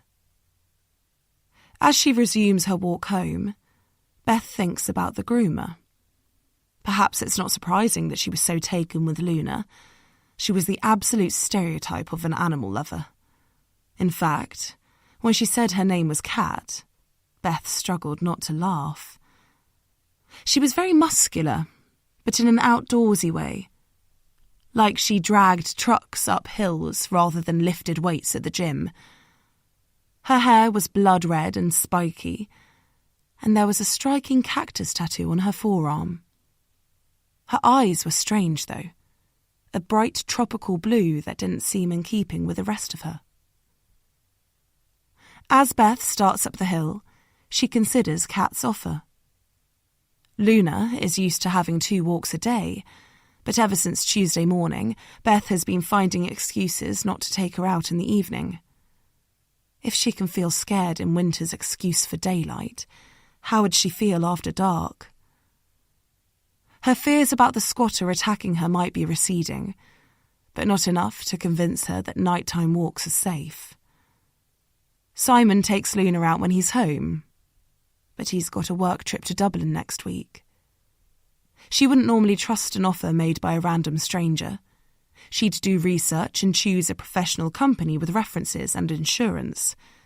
But Kat clearly loves dogs and knows how to handle them. And, of course, there's the added bonus that she'd bring Luna back clean. As she arrives home, Beth's phone buzzes in her pocket, and her mood instantly plummets. It might be Simon, she hopes, but she knows that's just wishful thinking, because her phone has done this every day since Saturday. The one problem that is refusing to go away this week. She burrows her trembling fingers into her coat and pulls it out. The name lit up on her screen isn't a surprise, but a feeling of dread still grabs at her insides. Eddie. She concentrates on breathing as she pushes open the door, craving the privacy of an empty house. She's alone, so she could answer the call without any risk. But she doesn't want to. She knows that's selfish, but she hates being reminded of the invisible leash that tethers her to a life she walked away from. Beth stares at the screen until it eventually clicks into voicemail. There won't be a message. Beth made that a condition early on. But they'll call again and again until Beth picks up. If only it was coming from a mobile number rather than a landline. Beth would have plenty of options then. Text, audio, even video messaging. But sadly, it's not to be. Thankfully, Luna is exhausted after her groom and flops into her daybed like a Renaissance muse. Beth wishes she could switch off like that. Even when she's doing something relaxing, a spa day with her girlfriends, or a cosy night in with Simon, she's tense with the effort of performing relaxation to a high standard. The only time she feels close to calm is when she's either scrubbing her house to oblivion or succumbing to one of her pills. It's a sad existence, she supposes. But she refuses to regret the choices she's made. She only has to look around her large, spotless kitchen to see what she's achieved. Her phone buzzes again, and she stares at it. She's only putting off the inevitable. And for what? To see if her heart might actually explode this time. She needs to be stronger, face up to her past. With one hand holding the work surface for support, Beth accepts the call and raises the phone to her ear. "Hello, Mum." She says it with as much lightness as she can manage, but the response is a short gasp, followed by the sound of someone softly crying. Tears form in Beth's eyes too, and she fights an animal urge to fling her phone across the kitchen. "Don't cry, Mum," she pleads. "Sorry it's taken me a while to pick up. I've been busy." "I know. I'm sorry," her mum whispers, her voice staccato between the sobs.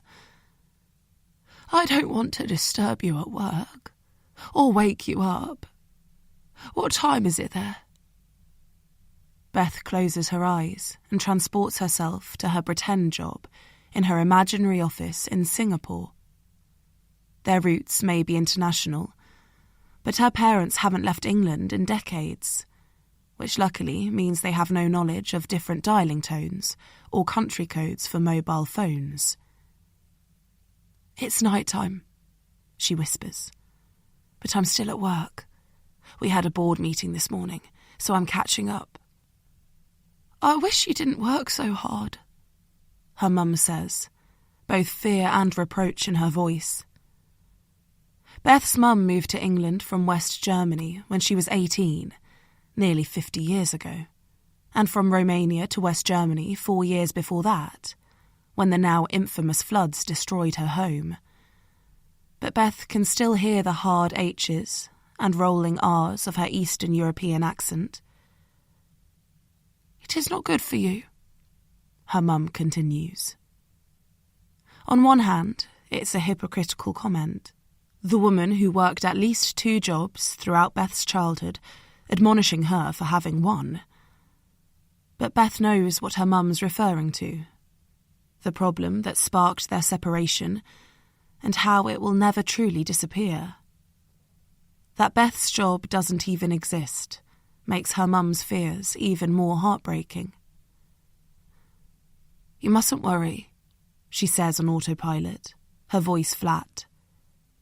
"I love my job, and it's not tiring like the physical jobs that you had to do." She hopes that she doesn't sound patronising. Except what does it matter if she does? After all the terrible things she's done to her mum, what difference does a silent dig about her job choices make? "I just miss you," her mum continues. "I wish you could come home, just once. Not for long," she adds quickly. "I know you don't like it here, but you've been away for so many years." Her mum's voice drifts away, and with Beth's eyes closed, the silence feels like a black hole. She imagines herself spinning away from Earth, from the phone call, from the hundreds of lies she's told her parents over the years. The big ones, the high-flying jobs and penthouse apartments in international cities. And the small ones, the anecdotes about made-up boyfriends, her friends' annoying children, the hobbies she's tried and rejected. "It's hard, coming home," she whispers. "We're old now. We want to see you. We're scared that—" "I know," Beth spurts out, cutting the oxygen supply to her mum's warning. "I will come, soon. I'm due a trip to the London office." She's speaking without thinking now. She needs to stop, but she can't. Perhaps it's seeing that man lying in the street, his dying on her. The way he died has brought back so many memories. Ugly ones, all the reasons she left. But also some happier ones from when she was younger, before everything went wrong. "I'll come and visit you." "Don't leave it too long. Draga mea fika. It's important." My darling daughter. How can her mum describe her that way, after she abandoned her parents so brutally? She knows why, of course. What makes it impossible for them to give up on her? "I won't," she hears herself whisper. "I promise." She clicks off the call, drops her phone, and grabs the work surface to steady herself.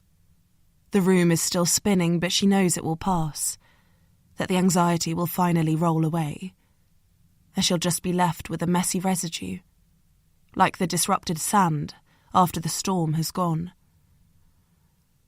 Messy questions like, can she visit her parents without Simon or the girls getting suspicious? Can she sit in her parents' sad front room, in the house she lived in for most of her childhood, and put on a good enough performance as a singleton in an Asian metropolis for them not to be suspicious? She and Simon lived in Singapore for nearly 4 years, so it's easy to describe the shops and restaurants, the clubs that expat life centres around. And pretending to be a senior banker isn't as hard as it should be. Her parents have no context beyond the narrative she spins. But how can she possibly hide that she's a mother from the woman who gave birth to her? She didn't plan to tell so many lies. When Simon first asked about her parents, she didn't have time to think things through, to assess the potential damage of their polarised backgrounds. So she told him they were dead. Before starting at Bristol University, she'd been living with her elderly aunt, her dad's oldest sister, so it was easy to pretend she moved in with her after her parents suffered a tragic car accident.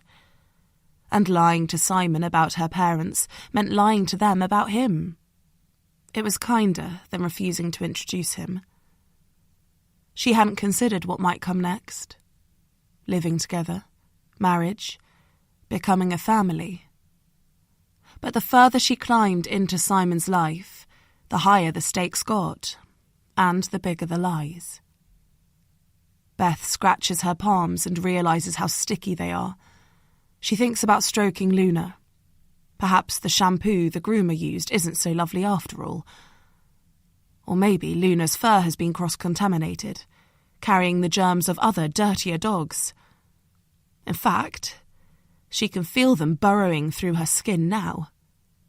She quick-steps over to the sink, flicks the tap round to the hottest setting and thrusts her hands underneath. The scalding water soothes her, the antibacterial soap even more.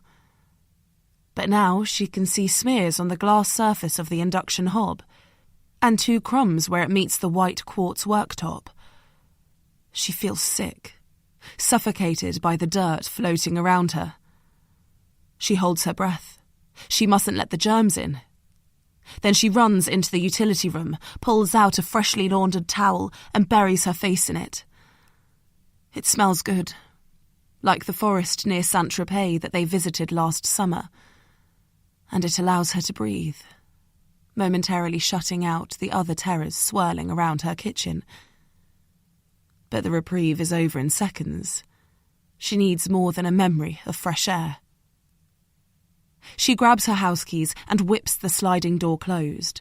It's an involuntary action. They always shut Luna inside the kitchen when they go out. But today, it also helps to create some distance between Beth and the dirt-infested space. She needs to make it clean, but she also can't bear to be in there. She takes a deep breath, and another, conscious that Saskia might be watching, then pulls the front door open and starts walking down the street. The girls have musical theatre club after school, so they won't finish for over an hour. She could go to Northcote Road, get a take-out chamomile tea, calm herself down. Her skin feels like it's burning. But the cold air is a tonic, cooling her temperature, eventually allowing her to slow her pace. The sun is low in the sky ahead of her, and even its weak winter glare is too much. She looks away, momentarily blinded, then back again. And then he's there, in front of her, stopping her path. "It's you!" he shouts, spit flying into the air. Did it land on her? Did it touch her skin? "My mate's dead because of you." She stumbles backwards a few steps. "You won't get away with this," he warns. "I won't let you."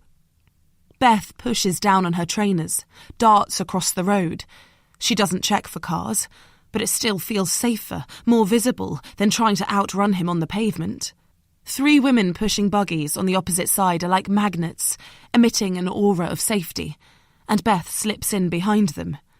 She doesn't want to look at him, but she needs to know where he is. She lifts her eyeline. He hasn't followed her across the road, thank God, but he's still staring. And then he shouts, "I told you I'd be back, didn't I?" Chapter 15. Mark. It felt good, watching her run away, petrified. After all, it's not right that she can just strut down the street without a care in the world, while John is in some funeral home stinking of embalming fluid, and he's freezing his nuts off under a bush on Clapham Common. He wants to do more, go further, but it's hard to think straight when he's hungry and cold most of the time and constantly knackered. When Mark first started sleeping on the common, he had John to look out for him, veteran rough sleeper with a lion-shaped heart. Without John's protection, it's not the cold that wakes him up every 5 minutes. It's his imagination running riot, expecting a gang of kids to turn up and give him a kicking, or some psychopath setting him on fire. At least he's off the common as of last night, thank God, and back to having 4 walls to protect him. He'd worried that the chunky new padlocks at the back and front entrances of the squat might prove to be a permanent problem, but then he got lucky. He'd been at the day centre on Thursday and got talking to a guy who turned out to own a set of bolt cutters. In exchange for a quart of vodka and the address of John's dealer, John wrote it down for him once, a kind of insurance policy, the guy had offered to lend them to Mark. Mark had waited on the common until 2 this morning, then walked to the squat and slipped down the adjacent alleyway. He snapped the back door chain on his first attempt. Bingo.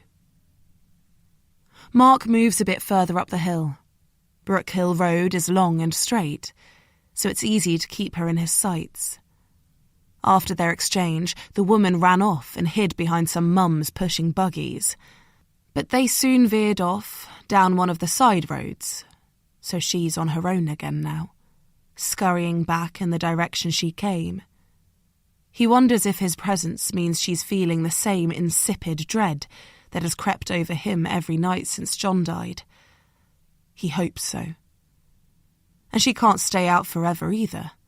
If he stays patient, keeps following until she pulls out a key and slips it into one of these fancy front doors, he'll soon know exactly which house is hers. She's slowing down now, but it's not a house that she pauses outside. As Mark looks at the building behind her, a kind of Victorian-era castle with red brick turrets and ornate sash windows, he realises it's a school. It must be where her kids go. And that feels like currency somehow. Other parents are also stood outside the gates, and Mark uses their cover to get a bit closer. The sky is murkier now. The sun has sunk behind the buildings, and heavy clouds hang low. But it's not dark yet. A mysterious white light is sneaking between the clouds, and Mark feels that's a sign. That someone up there agrees with him. Just because the woman didn't inject the gear into John's arm doesn't mean she's not accountable for his death. If she'd been a bit kinder, shown some level of empathy rather than treating him worse than an animal, John wouldn't have got hammered, and he'd still be alive today. Each led by a different teacher, groups of children start appearing at the gate, and one by one they get distributed out amongst the adults. But the woman he's watching remains childless.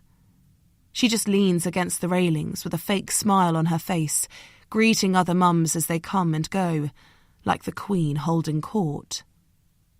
He wants to know her name, anything that might prove useful.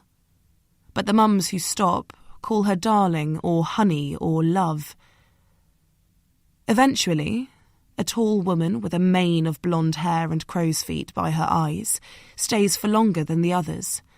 She doesn't stop jabbering, even spills that the woman's name is Beth. But there's a tension between them.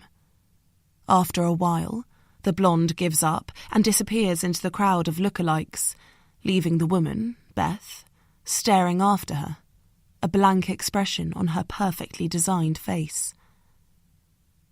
About half an hour later, a dark mass of overexcited kids appears in the playground. As it disintegrates into individual shadows, 2 of them are sent in Beth's direction. The sky is pitch black now, so Mark can follow more closely. He watches the 3 of them cross the road and walk back down the hill. They stop outside a double-fronted house with 3 steps up to the front door, one of the biggest on the road. He listens to the click-clack of the girls' school shoes skipping up the steps, followed by a muted bark when their hallway is exposed for a moment, low lighting glowing on a patchwork wooden floor. He watches them all disappear inside, and the door slam shut behind them. So that's where she lives, he thinks, and takes note of the house number. He'll be back tomorrow, he promises, and the next day. In fact, he'll be her shadow, a reminder of what she's done, until he decides how to properly avenge John's death. Mark pushes on the back door of the empty shop unit, and it swings open. The chain and padlock are still hanging there, but only for decorative purposes now. It feels so good to be back here, safe, surrounded by memories of John. The old man believed in him, knew that he had prospects and wouldn't be homeless for long. But he also had the patience not to push Mark too hard. He was worth 100 of her, and he deserves his retribution. He turns on the small battery-powered light, another gift from the day centre, and looks at the collection of Pret sandwiches he was given earlier. What he really wants is a hot meal, his mum's roast chicken or lamb curry, but a ham and cheese on white will have to do. Then he walks into the main front room and sinks down onto the sofa. As the next dress shop, there are various mirrors on the walls, including a huge ornate one leaning on the mantelpiece of the Victorian-style fireplace opposite the sofa. Mark looks at himself with a growing sense of disgust. His stubble is getting unruly, and his hair must stink beneath his beanie. He used to spend hours in front of the mirror when he lived at home, trying on new clothes and daydreaming about his future in the big city. He didn't think for a moment that it would look like this. There's movement beyond the window, and he turns to look. 2 blokes are walking past, dressed in shorts and those poncy compression socks that sad fucks around here wear to exercise. One of them catches his eye, then looks away, not even prepared to admit Mark's existence. With a jolt of anger, Mark propels off the sofa and slams the flats of his palms against the glass. "Look at me!" he screams. "See me!" But the blokes just up their pace, and then they're gone. He kicks the wall in frustration and watches it crack. But as he keeps on kicking, the wall changes shape in his mind. It's no longer the straight surface of dusty plaster, but the softer ridges of a woman's face. Chapter 16. Saskia. Mummy, are Martha and Ava coming for tea today like you promised? Saskia swears inwardly, remembering the conversation she's just had with Beth outside the school gates. The invite extended and knocked back. "No, darling, not today," she says in her best honey-coated voice. Beth thinks they'll be too tired after musical theatre club. She counts silently, wondering if she'll get to 5, 2, 3, 4. But that doesn't make any sense.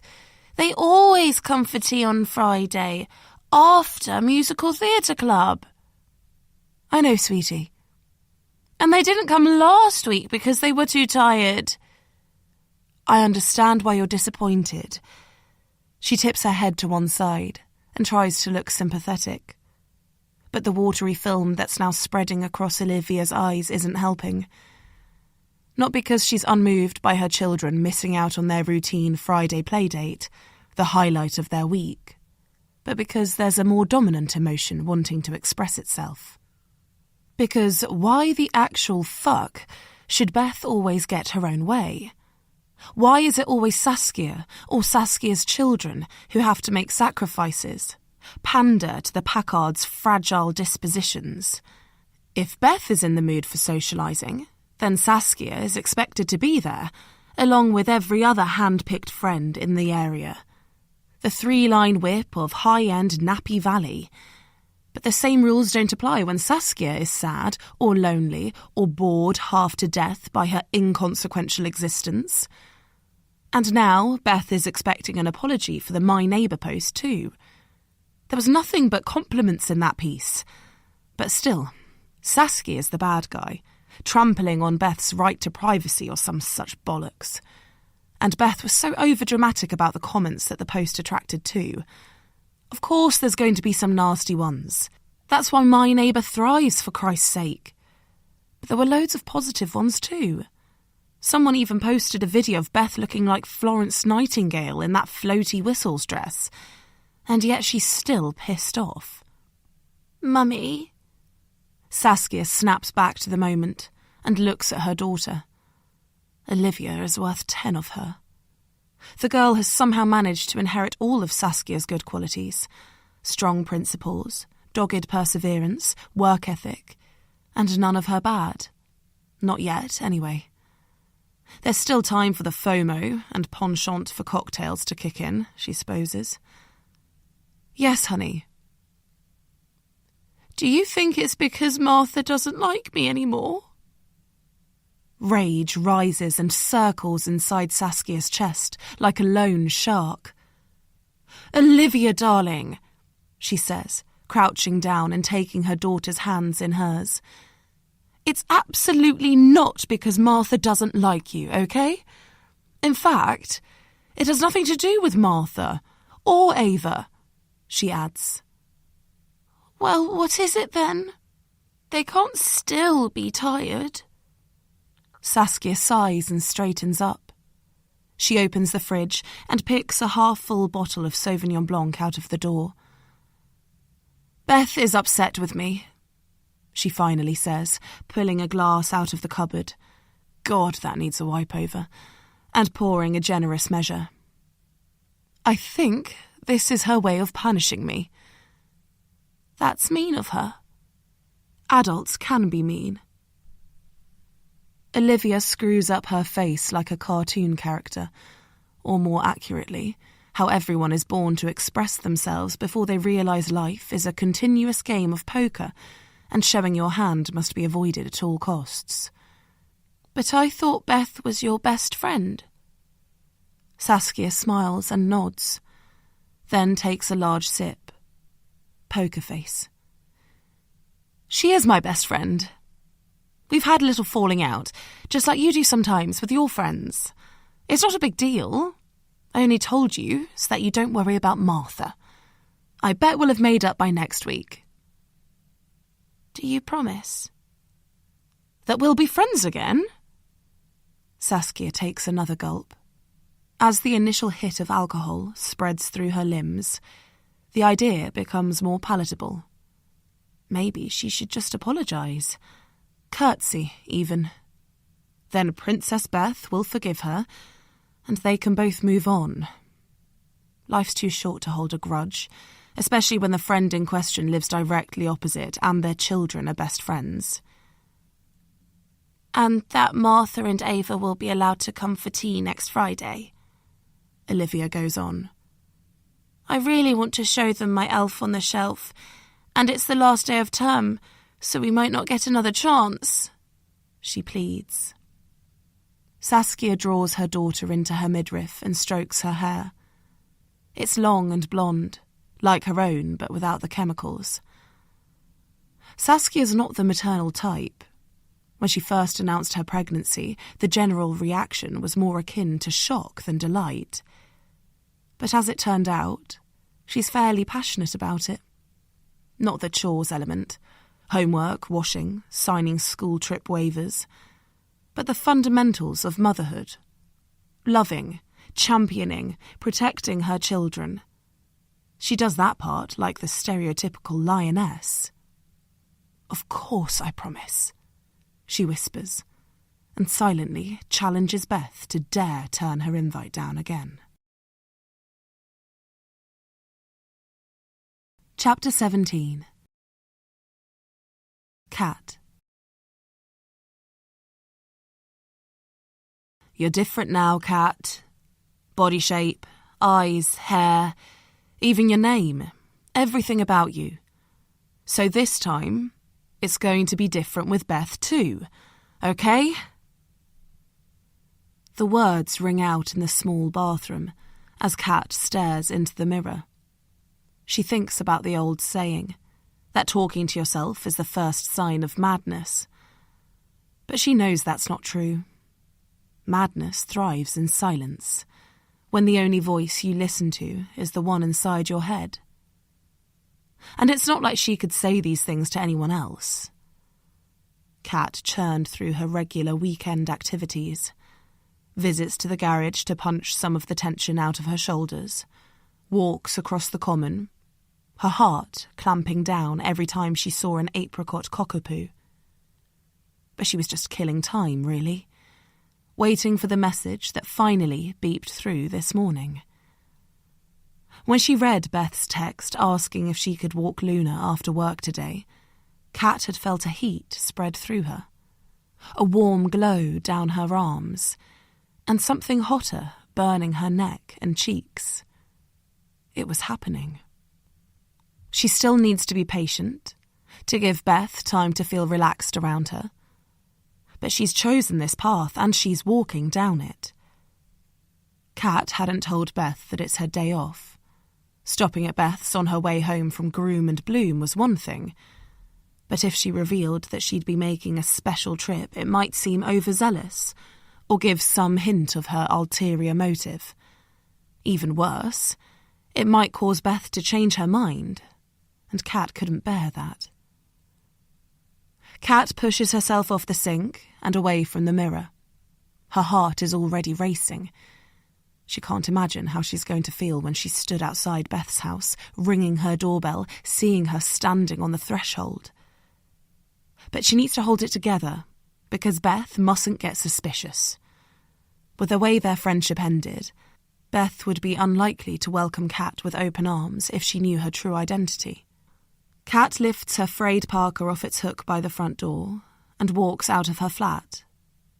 She nods at a neighbour she's never spoken to, a tired-looking woman clutching a sky-blue co-op bag for life in one hand and a small child in the other, then clumps down the stone steps and out onto the road. It's milder today, but the sky is already black and there's drizzle in the air, so she heads for the tube station. The house looks even bigger up close, Kat thinks as she tries to drum up the courage to walk up the steps and ring the bell. All the houses on this street have an air of ostentation, ornate archways over the front door and fancy shutters in the windows.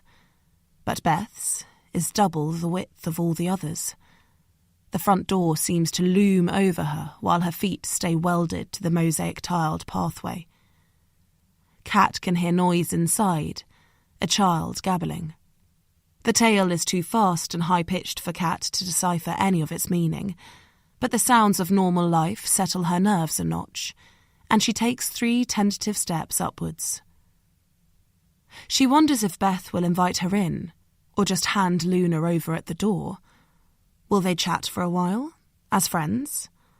Or will Beth treat her like staff, reel off a list of instructions and thrust a roll of poo bags in her hand? There's only one way to find out. She takes a deep breath and presses the doorbell. A few moments later, the door swings open and Beth is stood there. She's so close, only inches away, and as her perfume wafts across Kat's pockmarked skin, a different scent to the one Kat remembers, she starts to feel dizzy. She wonders if she's going to faint. "Oh, hi, Kat. Thanks so much for this." Beth smiles. It's warm, and her white teeth gleam in the overhead light. Then her eyes dip down, take in Kat's ancient coat, thick black cargo pants and dusty Timberland boots, and the smile fades. "You know what? Let me get Luna for you. You don't want to be hanging around here." She swivels her head, but her body continues to block the doorway. "Martha, can you put Luna in her harness and bring her out here with her lead?" Kat's itching to get inside now. She wants to reach out to the thin ceramic table lined up against the stairs and pick up each photo frame in turn, scrutinise the pictures of Beth's family. From this angle, she can only see the far end of the table and just make out the faces of 2 little girls in matching rainbow-striped dresses. Another picture is a family shot taken in one of those studios, a soft white background with the four of them smiling in loose linen clothing. She can't see the other side of the table. She wonders if there are pictures of Beth's mum and dad, and if they're beautiful like her. They were always a mystery, even back then. One of the girls from the photo tumbles out of the kitchen, being dragged down the hallway by Luna, who's attached via the lead. "Careful, Martha," Beth says, a little tut escaping. "Kat's going to think we have no control over our dog." That's her cue to speak, Kat realises with a start. "Not at all," she says. "Luna's still a puppy, really. She's bound to get excited when there's a walk on the cards." Beth smiles again, but her eyes slip behind Kat towards the pavement. Kat allows herself one more look, then takes Luna's lead and turns back down the steps. "I'll give her an hour on the common, then a wash at the salon, so we'll be back around 7 o'clock. "Thanks, Kat. You're a real star." Kat turns left towards Wandsworth Common, the closer of the two commons to Groom and Bloom. Street lamps cast their glow over the parkland closest to the road, but Kat isn't scared of the dark, so she heads deeper in towards the trees. Luna clearly approves because her tail is up and wagging ferociously as she forages in the leaves. Kat watches her chase a squirrel until it disappears up a tree. But instead of losing interest, Luna sits patiently beside the trunk, nose up, waiting for it to reappear. Her unfailing optimism, against all the available evidence, feels like a message for Kat. Keep going. You failed last time, but this time will be different. Kat feels the now familiar tug at her insides as she walks back up the hill towards Beth's house, a newly washed Luna trotting beside her on the lead. She pauses on the threshold, staring up at the light glowing through the glass panel above Beth's front door. Is she doing the right thing? Following her instincts, taking these risks again? The focus saps her peripheral vision, so it's a shock when someone suddenly pushes past her too close, clipping Kat's shoulder with theirs. Kat lets out a gasp. "Sorry," she says on autopilot, wondering why she's apologising for being bumped into. But instead of returning the apology, or just walking away, the offender turns to face her. It's a young man, skinny but tall, with a pale face and dirty red hair poking out of a black beanie. He doesn't speak, but his expression, angry and resolute, is enough for Kat's heart to race. She wonders if he's going to pull a knife, demand Kat's phone and money. He'd be disappointed with Kat's second-hand iPhone 6 and the sole £2 coin in her pocket if he did. "Do you know her?" he finally says. "Sorry?" Kat says again, but in confusion this time. "The woman who lives in that house," the guy spits out, nodding his head towards Beth's house. "Are you friends with her?" "No, What's it got to do with you, anyway?" Kat blusters, trying to meet his threatening tone with something close to assertive, but he ignores her question. "Do you know what she did?" he says, stepping forward until his face is only inches from hers. "She let a man die. Caused his death. Watched it happen." Kat shakes her head, trying to make sense of what he's saying. Is he talking about the drug addict Beth called the ambulance for the other night? Kat can smell the man now, the vinegary cologne of stale sweat. His lips are curled into a snarl, but his eyes don't quite match up. They're grey, like Kat's, but with a hint of blue that makes them look almost celestial in the glow from the overhead street lamp. And they flicker with more than anger. He suddenly reminds Kat of her teenage self, and she feels a rush of sympathy for him. "She wasn't responsible," she whispers. Her face prickles in the cold air, and she suppresses the urge to scratch her skin. It's a tragedy, him dying, she continues. The paramedics not being able to save his life. But it's not Beth's fault. You don't know shit, you fat cow! Fat and stupid! Saliva forms in Kat's mouth, and she tries to swallow it, but her throat constricts. She feels it gather like a sticky puddle at the back of her mouth. She's not fat, not anymore. Why did she feel any sympathy for him? I don't know who you are, she growls, or what the fuck you're talking about, but you need to leave Beth alone. She takes a few steps forward. For your own sake. Do you understand? She clenches her fists and broadens her shoulders. She knows she looks intimidating. She's trained hard enough over the years, turning all that jelly into muscle. Her aggressive stance seems to work because he takes a step backwards and a few more. But then he pauses, resolve creeping back up with every metre of distance made. She did kill him, he snarls. She deserves to be punished. Heroin killed your friend. Pure and simple. You need to leave Beth alone. You're wrong! Stay away from her, Kat hisses. He juts out his chin.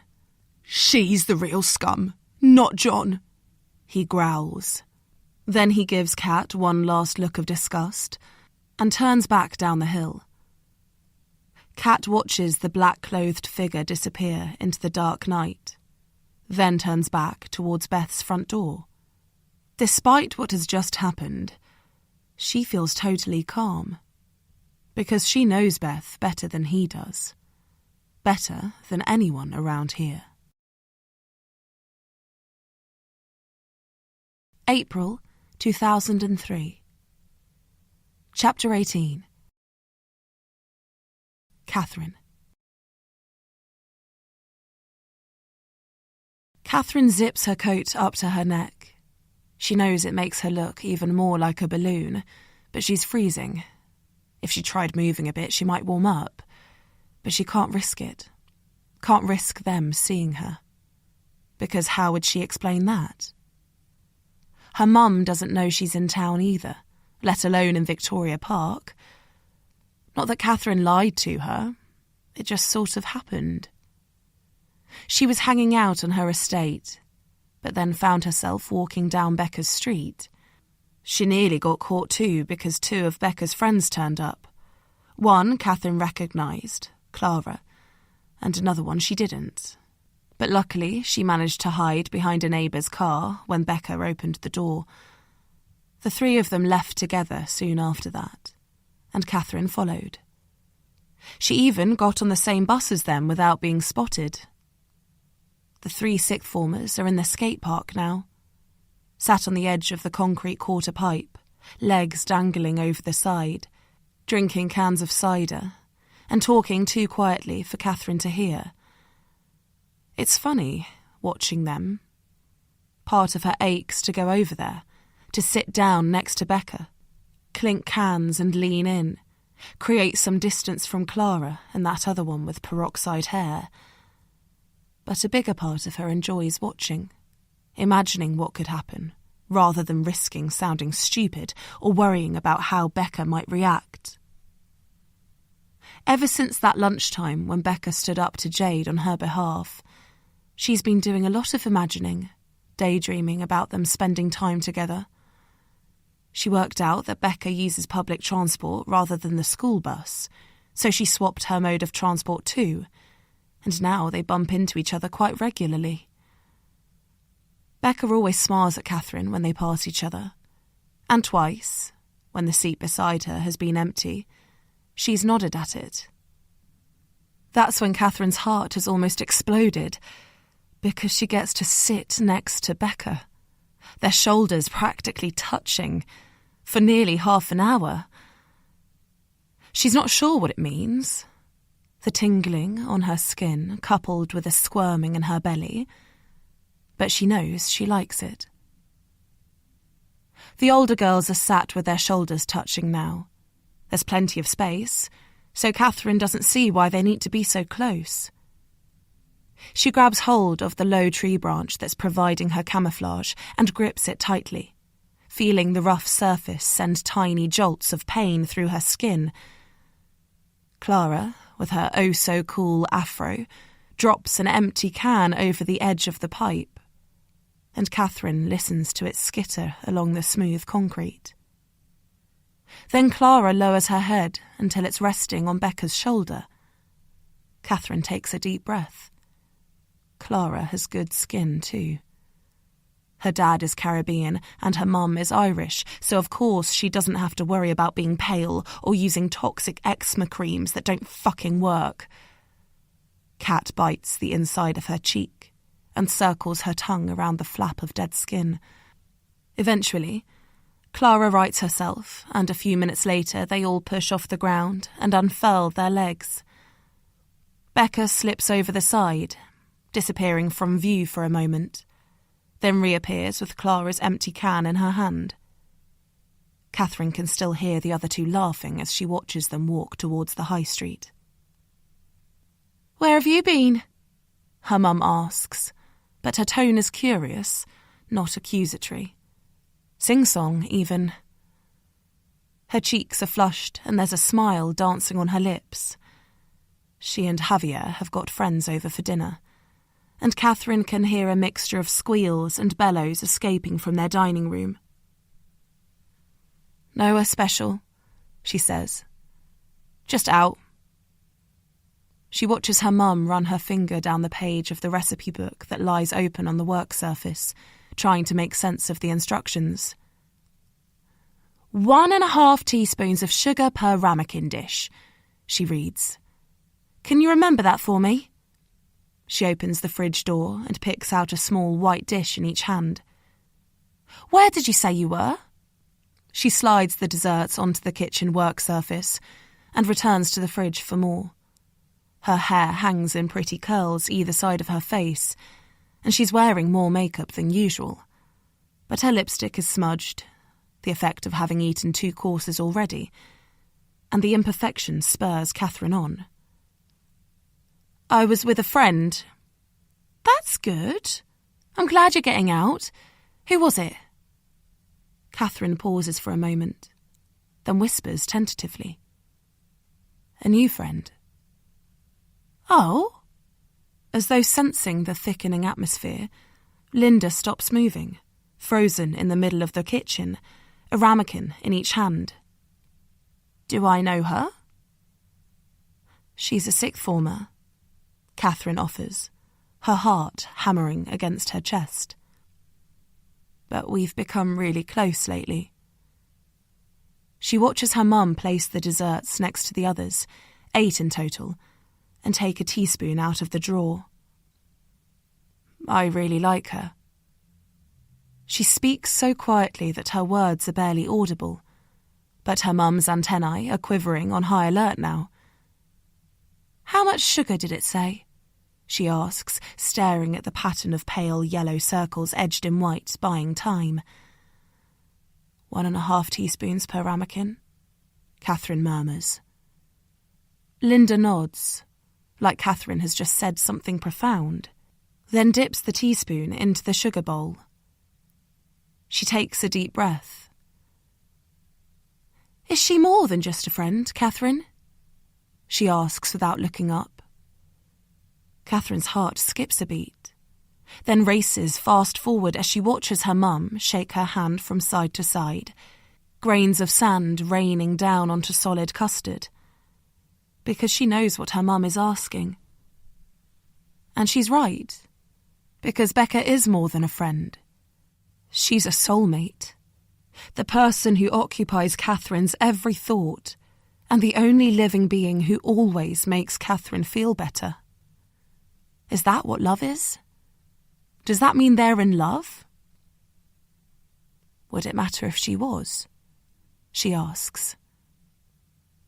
"Of course not," her mum says gently. "I know it's a cliché, but I just want you to be happy." "She makes me happy," Catherine promises, her voice still tiny. Her mum's hand stills, and she looks up. Their eyes catch, and Catherine can see tears glinting in her mum's eyes. Tears of relief, probably, thinking there's finally someone to offload Catherine onto. But maybe a few of happiness. Catherine takes a breath and feels an unfamiliar urge to puff out her chest like a mating pigeon. "That's great, baby. Really great," her mum says, lopsided lipstick stretching out across her face. Catherine can't remember the last time her mum called her that. Definitely before Sophia was born, though. She suddenly loves the intimacy of this moment. Her half-sisters in bed, forgotten, and her sharing this secret with her mum. She doesn't want it to stop. "Can I help with the desserts?" "Of course you can. I need to burn this sugar, and I'm not sure I trust myself after the amount of wine I've drunk." Catherine takes the proffered blowtorch out of her mum's hand, curls her fingers around its grip, and flicks off the safety catch. She angles it towards the closest ramekin dish and presses down.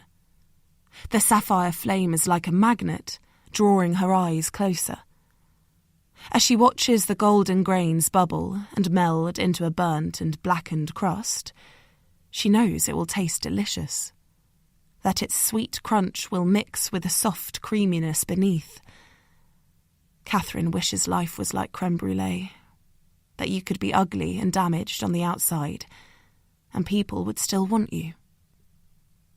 "And does she have a name?" her mum asks finally. "Your, girlfriend?" She starts transferring the finished dishes to a wooden tray with stainless steel handles, and the ceramic dishes chime as they clink against each other. She'll be gone in a moment, Catherine thinks. Back to her friends, her glass of wine, Javier's hand reclaiming possession as he strokes her arm. And Catherine will be alone again, the odd one out, too old to go to bed, too young to join the dinner party.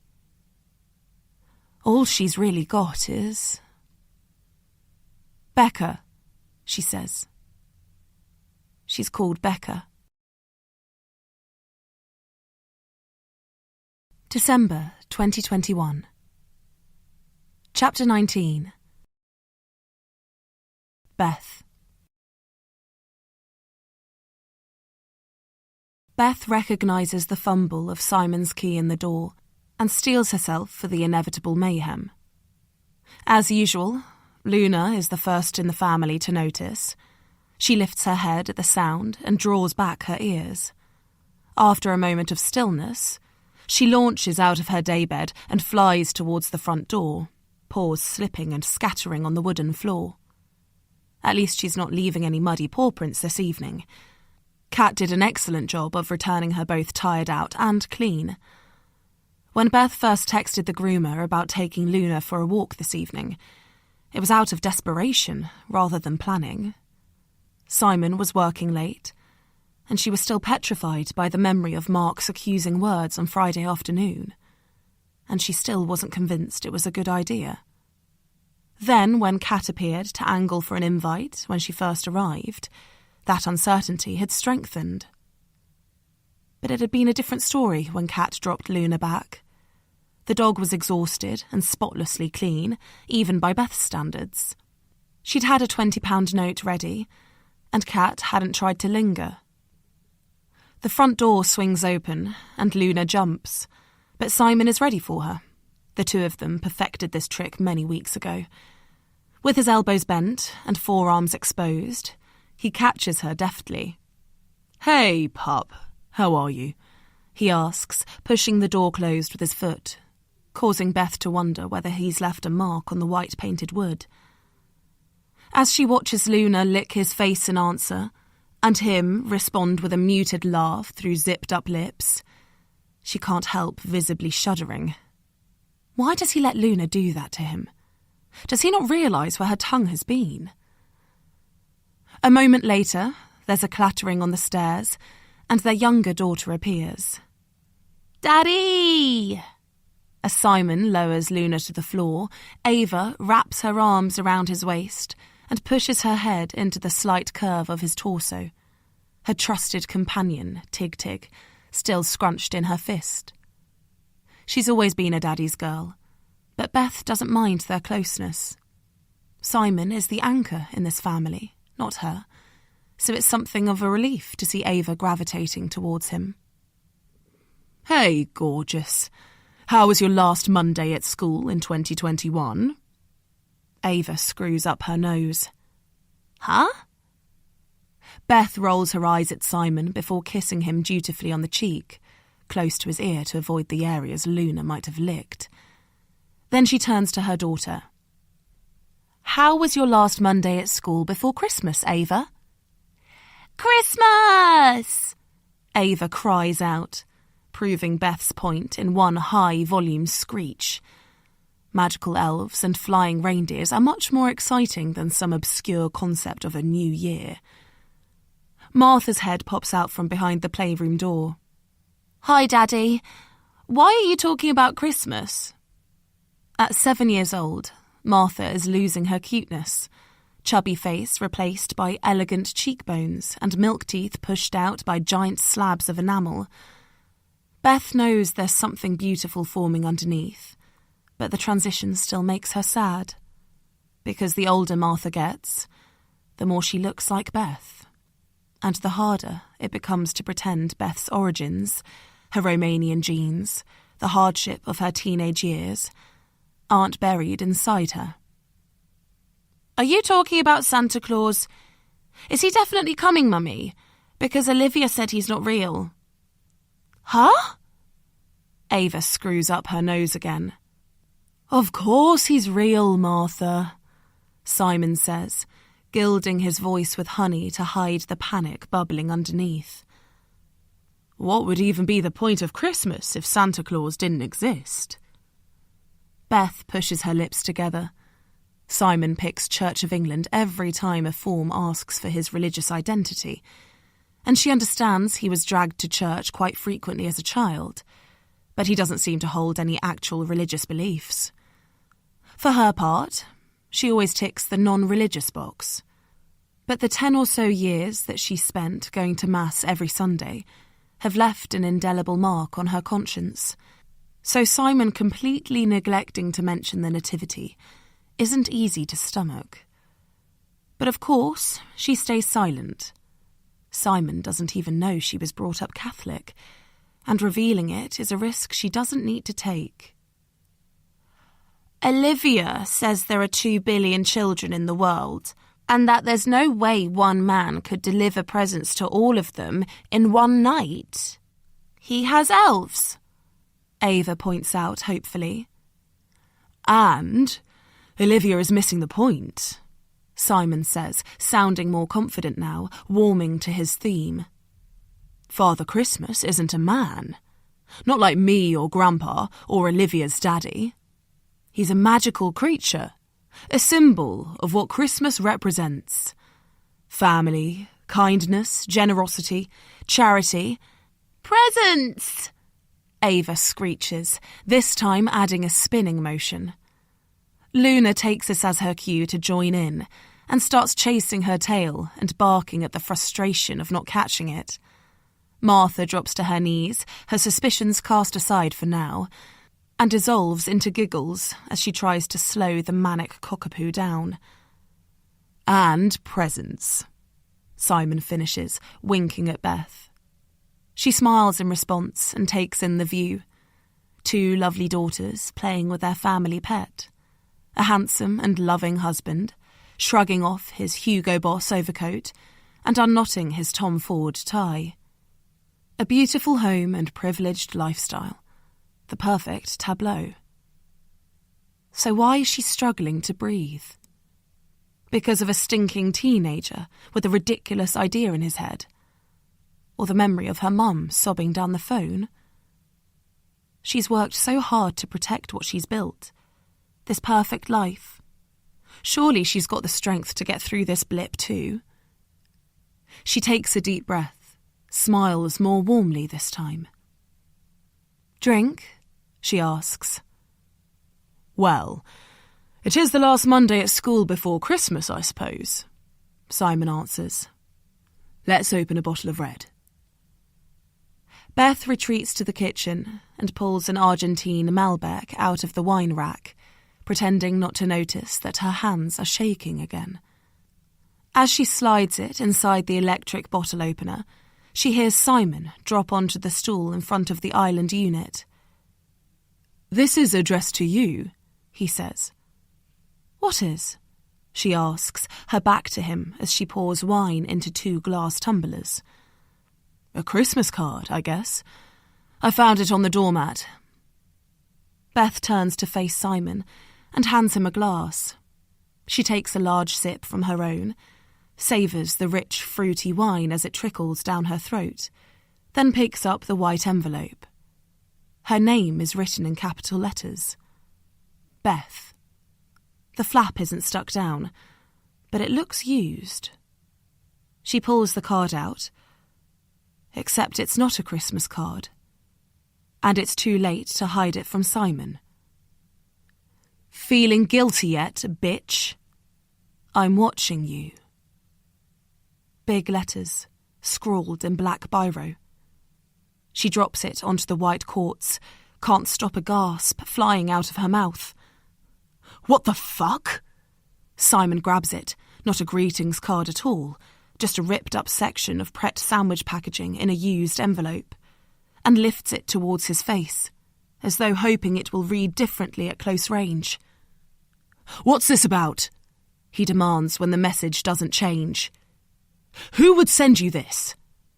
Beth shrugs, tries to smile, but the air around her is too heavy, weighing down the corners of her mouth. "I don't know," she whispers. The words slide out slowly, but her thoughts are faster. The note has to be from Mark. Did he follow her last Friday and find out where she lives? What should she tell Simon? He knows about Mark. DC Stone told him what happened outside the shop when the detective dropped Beth home. But he accepted her assurance that it was nothing to worry about. And he doesn't know about the squatter appearing on Friday afternoon. Will he want to call the police?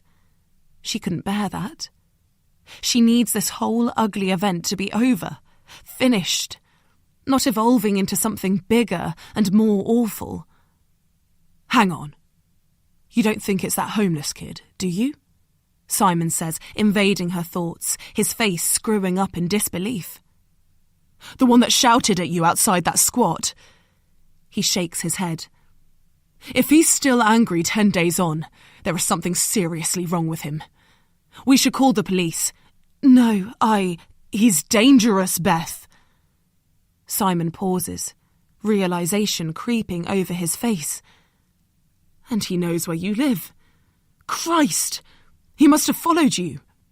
He pushes off the stool and starts pacing up and down the length of the island unit, sweat beading on his forehead. It's funny to see the fear that has lived inside Beth since that night, secret and shapeless, become something tangible as it spreads to her husband. At least the girls are oblivious, Beth thinks. She imagines them cuddled up on the sofa in the playroom, watching the snowman. She can hear the familiar music as it slips under the closed kitchen door. The image calms her. Her children are still blissfully unaware that bad stuff ever happens. She's achieved that, at least. "Have you still got that detective's card? We should call him. Make a complaint. Get the bastard arrested." "Simon, I don't think..." "Why not? Because he's just a kid. Down on his luck. He's threatening you, Beth. Stalking you. What do you think happens next?" What does happen next? If she calls the police, they won't do anything. Not over one threatening note, even if they can prove it was him. She's listened to enough true crime podcasts to know the police need to see a pattern with plenty of proof to back it up.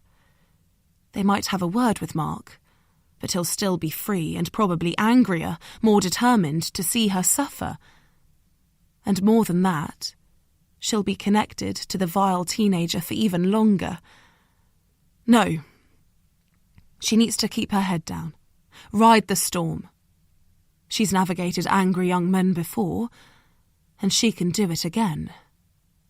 But first, she needs to convince her husband. I don't want to give him more ammunition to hate me, she says. He's just sad about that old man and has nothing better to do than take it out on me. He'll get bored eventually. And until then? Simon demands, not ready to accept her logic.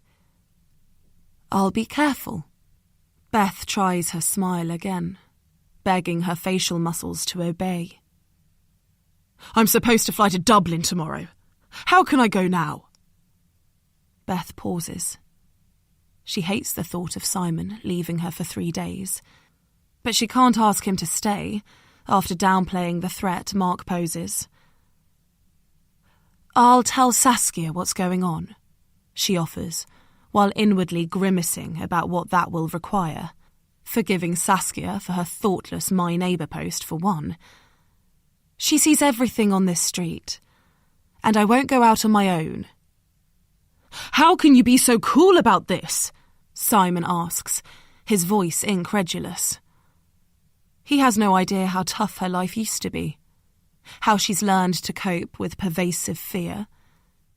She watches him pick up his phone, slide his thumb up the glass screen, stare blindly at the matrix of apps.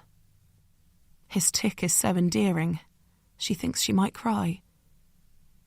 She turns her back on him, blinks, hides her shaking hands as she reaches for the wine bottle, tops up her glass and takes a long swig. When she twists back, his phone is by his side and he's looking at her again. It's only 3 days, she says, and I promise I'll keep myself safe. Then she takes another gulp and hopes it's a promise she can keep. Chapter 20. Mark. Mark's hands shake as he pushes his bank card into the cash machine. He's been relying on handouts rather than buying food lately, but his memory is sketchy about how much booze he's slid through the self-service checkout over the last couple of weeks. And he needs a drink now, after delivering that note, and almost being caught by that brick shithouse with a dog. Balance, £42. He breathes a sigh of relief and hits the £10 button, enough for 1/3 of a litre of Smirnoff Red Label, and that will do. He crosses the road and trudges into the Co-op, the only shop around here where he doesn't feel like a total imposter. Back on the pavement, with a slim glass bottle tucked into his coat pocket, Mark hesitates. He can't face going back to the squat just yet. He could go to Clapham Common. There'd be faces up there he knew, but the conversation would inevitably turn to John, and he can't stomach that either. Without a plan, Mark turns right instead of left towards the squat and keeps walking, over St John's Hill and under the mass of railway lines out of Clapham Junction Station, rusted iron girders juddering above him as a train groans past. There's a patch of grass on his right, like a miniature park with bulbous trees and low fencing, and one empty bench at the back. It feels familiar somehow. Mark walks inside, drops down on the bench, and cracks open the bottle. The more vodka he drinks, the less he cares about almost getting caught. The truth is, he wants Beth to know the note was from him, as long as she can't actually prove it, and he made sure to wear gloves and write with his left hand to avoid that outcome. He wants her to be scared of him. He wonders what she's doing now, double-checking her window locks perhaps. Or even better, crying her eyes out, snotty tears descending down her not-so-pretty-anymore face. The bottle is almost empty when Mark realises why this stretch of grass is familiar. He's been here before. It was daytime, too warm for autumn, and there were mums on picnic blankets entertaining kids with plastic bottles filled with fairy liquid. But it's definitely the same place. He was waiting for John while the old guy visited his dealer cum employer, choosing to stay one step removed from John's line of work, because that's not who he is. Mark wonders if John's dealer misses his loyal servant now. If he even knows John's dead, or that it was his smack that killed him. Not that it was the heroin exactly, Mark remembers through his vodka fug. It was the clumsy draw, caused by the bitch forcing John to drink too much of Mark's booze. But the smack played its part. If he hadn't been jacking up, he wouldn't be dead, that's for sure. He knows the address off by heart. He's had the bit of paper John wrote it on for long enough, and he had to recite it to the guy with the bolt cutters only last week. John always insisted his dealer, Rudy, was a good guy, but that there was maybe a 5% chance that things could turn nasty. Those were good odds, he'd explained, in the illegal drugs trade. But still, he liked someone knowing where he was. Maybe he should go there now, Mark thinks. Tell Rudy what happened to John. Not to blame him, of course, that wouldn't be clever, but to let him know. Just passing on information about a mutual friend. And if he manages to ignite a flicker of guilt, a momentary sense of remorse, that can't be a bad thing. It's about time the relentless what if gnawed at someone else's gut. He pushes off the bench and pauses, giving his legs time to catch up with his brain signals. Then he drops the empty bottle of vodka in the bin and heads back onto the street. Ingrin House is an ugly 1960s tower block, striped with dirty concrete slabs and lines of grimy windows. Some lit up yellow, but most in eerie darkness. Mark pauses outside. It feels like the whole place is screaming at him to stay the fuck away. But of course, that's just his imagination playing tricks. So he pushes on the main door to the block and keeps his head down as he trudges up the stairs. He feels a sudden urge to pee. Too much vodka, he decides. Definitely not fear, because what has he got to be scared of? Rudy was John's mate. He'll be grateful for Mark stopping by. Mark sets his jaw, takes a breath, and knocks on the flat's peeling front door. It opens a couple of inches. "Yeah?" A voice floats out. "Looking for Rudy," Mark says in a low voice, even though the communal hallway is empty. "I'm a mate of Clapham John's." That's what he was known as, not exactly imaginative. Mark waits a moment, then the door swings open. The bloke looks like a bouncer. His chest is wide and curved, and he's wearing a thick gold chain around his neck. "In here," he says. Mark stares inside the dimly lit flat. The carpet is grimy, mud, he hopes, and the smell is rancid. Sweat, weed, sick and booze, all mixed together like some hideous anti-perfume. Maybe this wasn't such a good idea after all. "Can we just talk here?" "Don't be a prick." The man lumbers back into the flat, leaving the door open. Mark sighs, reminds himself that John came and went safely from this place for years, and follows him into the front room. A couple of kids are hunched over gaming controllers, Call of Duty crashing out of the TV, and an older guy is slumped in an armchair, eyes wide, like he's been zapped frozen by some Disney villain. Yeah, Rudy says, ignoring the guy and easing himself down onto the chair's arm. Well, Mark starts, feeling more sober now than he'd like. I've got some bad news. I heard about John dying the other night, Rudy says. If that's what you mean. He says it so casually, without a hint of grief or guilt. The guy must know it was his gear that John was shooting up, and he still doesn't give a toss. Heroin overdose, they reckon. Mark lies, suddenly desperate to cause a reaction.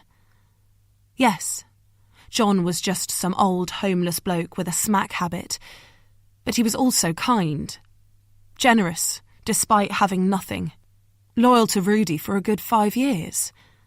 Mark shouldn't be the only one mourning him, but his plan backfires, because it's shame he wants to see, not laughter. Fucking dickhead, Rudy chuckles. Who'd think he'd have worked out how to do it right by now? Then he straightens out his face. Anyway, what do you actually want? What Mark actually wants is to scream at the guy. Tell him he's a disrespectful piece of shit who deserves a fucking kicking. But Rudy looks like he could bench press Mark without breaking a sweat, so he keeps his mouth shut. You after some brown too? Rudy asks, mistaking Mark's silence for embarrassment.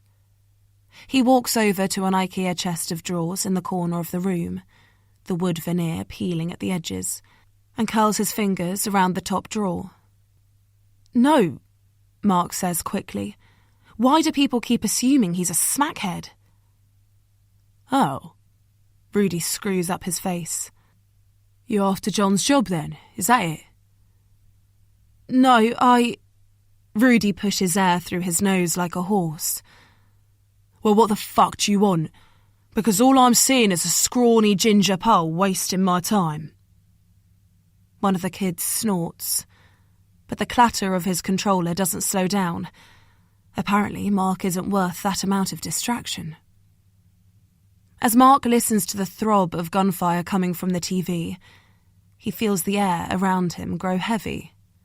He knows he should just go home to the squat, celebrate scaring the bitch with his note, and fall asleep on the couch.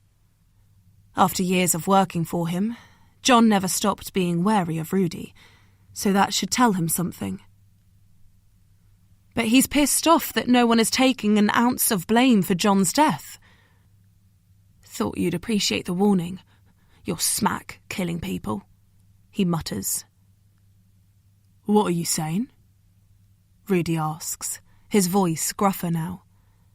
He tilts onto his feet and takes a few steps towards Mark. Their noses are almost touching. And maybe a sorry would be nice. Rudy shoves Mark hard in the chest.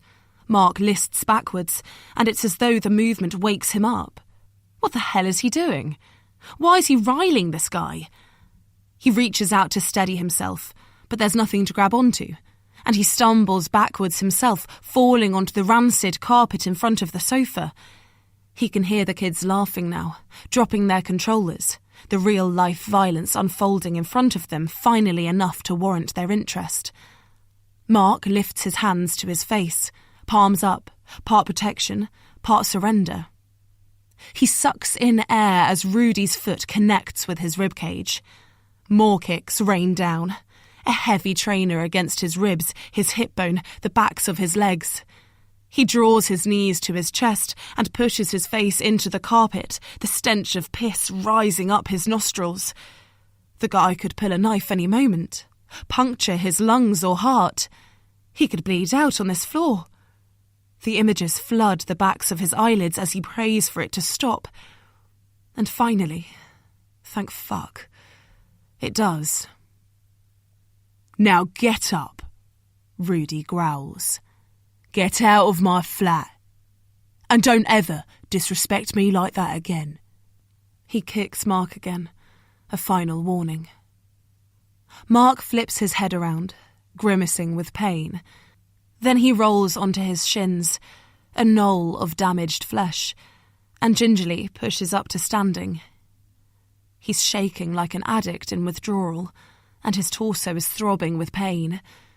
But the adrenaline is still coursing through him. Even now, fear and aggression want to duel. "Are you still here?"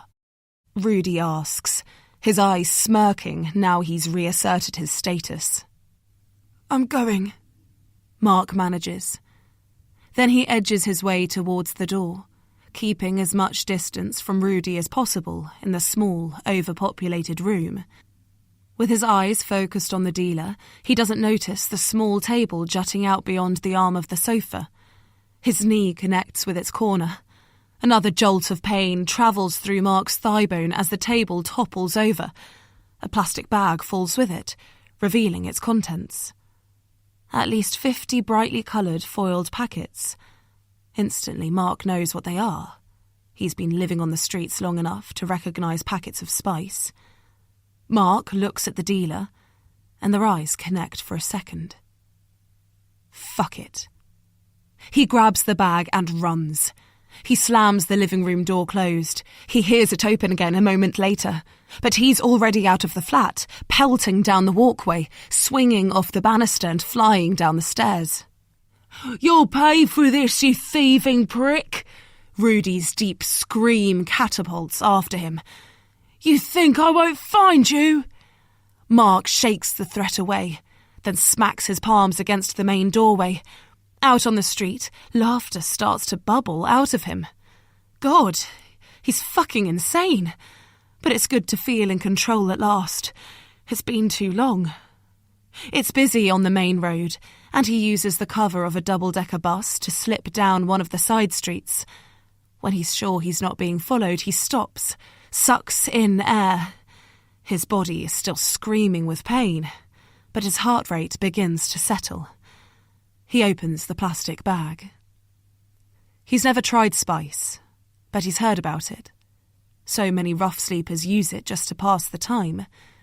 Apparently, it's like weed, but better at taking the edge off when life gets too shitty.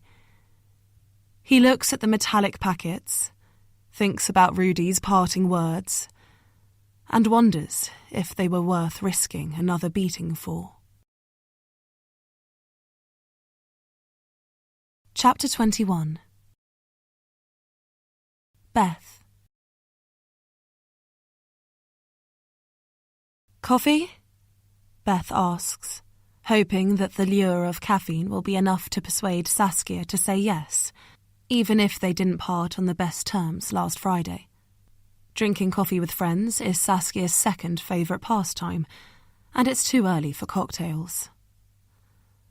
Well, Saskia pauses, and Beth wonders if she'll need to do more. Apologise for getting mad about the My Neighbour post, even. But then Saskia's shoulders drop a centimetre. OK, just a quick one. But can we go to Sierra Rose? I've heard they've got some new Sumatran beans in.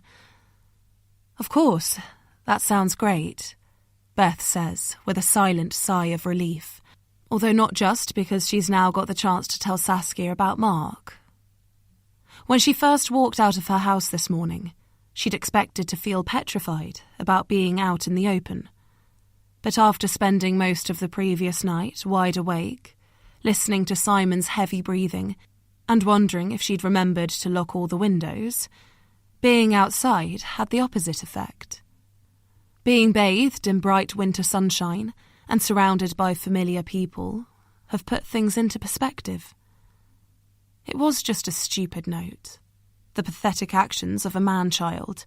Sticks and stones. At least, that's what she's trying to convince herself. The two women fall in step as they walk down the hill, then take a right towards the cafe.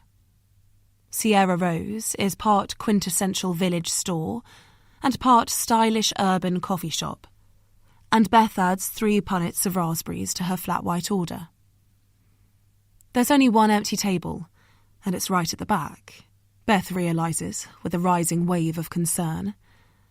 As they weave past buggies and discarded tote bags, Beth can sense people looking at her, some trying to work out why she's familiar, others, the ones she's met at school gatherings or street parties, wondering if there's a way they can grab her attention. She keeps her eyes resolutely focused on her feet and is almost through the flock when a hand reaches out and curls around her own. "Wow, Beth, I heard what you did. Well, I read about it. That's amazing. I mean, you're amazing." Beth swallows down a wave of nausea and draws her arm back, very slowly, making sure it doesn't look like she's recoiling from the woman's touch. It takes all her self-control, and Beth feels a heady sense of relief when the woman's fingers leave her skin. "I would never have done that. I mean, I don't think I could. I would probably have called Giles or something. Not walk away, of course. But God, stopping the way you did. Amazing." "Thanks," Beth murmurs, lifting her eyeline, willing herself to smile enough for the woman to not think she's rude while desperately trying to remember her name. "That's very sweet of you to say," she manages. "Listen, I better..." She nods at the table where Saskia is now sitting, tapping on her phone, no doubt putting a photo of her coffee on Instagram and tagging Beth in it, without asking for permission. Of course. Enjoy your coffee." Beth smiles her goodbye. It's easier now, the memory of the woman's touch floating away, and then sinks into a wooden chair opposite Saskia. She stifles a sigh of relief and stirs a packet of brown sugar into her coffee. "You don't take sugar," Saskia notes, sipping her espresso. "Bad night's sleep. I need the energy." "Makes sense." Saskia crosses her arms and leans forward on her elbows. "Why couldn't you sleep?" Beth pauses. She needs to tell Saskia about Mark. She promised Simon that she would. And anyway, part of her likes the idea of her beady-eyed neighbour looking out for her welfare, putting her nosiness to good use for once. But she needs to get the balance right, provide enough information to put Saskia on the alert without her starting some rabble-rousing publicity campaign against him. There's this kid. Man, I suppose. He's called Mark. "Oh?" Saskia raises her eyebrows. Beth rolls her eyes. "He said some things." "What things? Who is he?" "No one important. Just some dumb kid.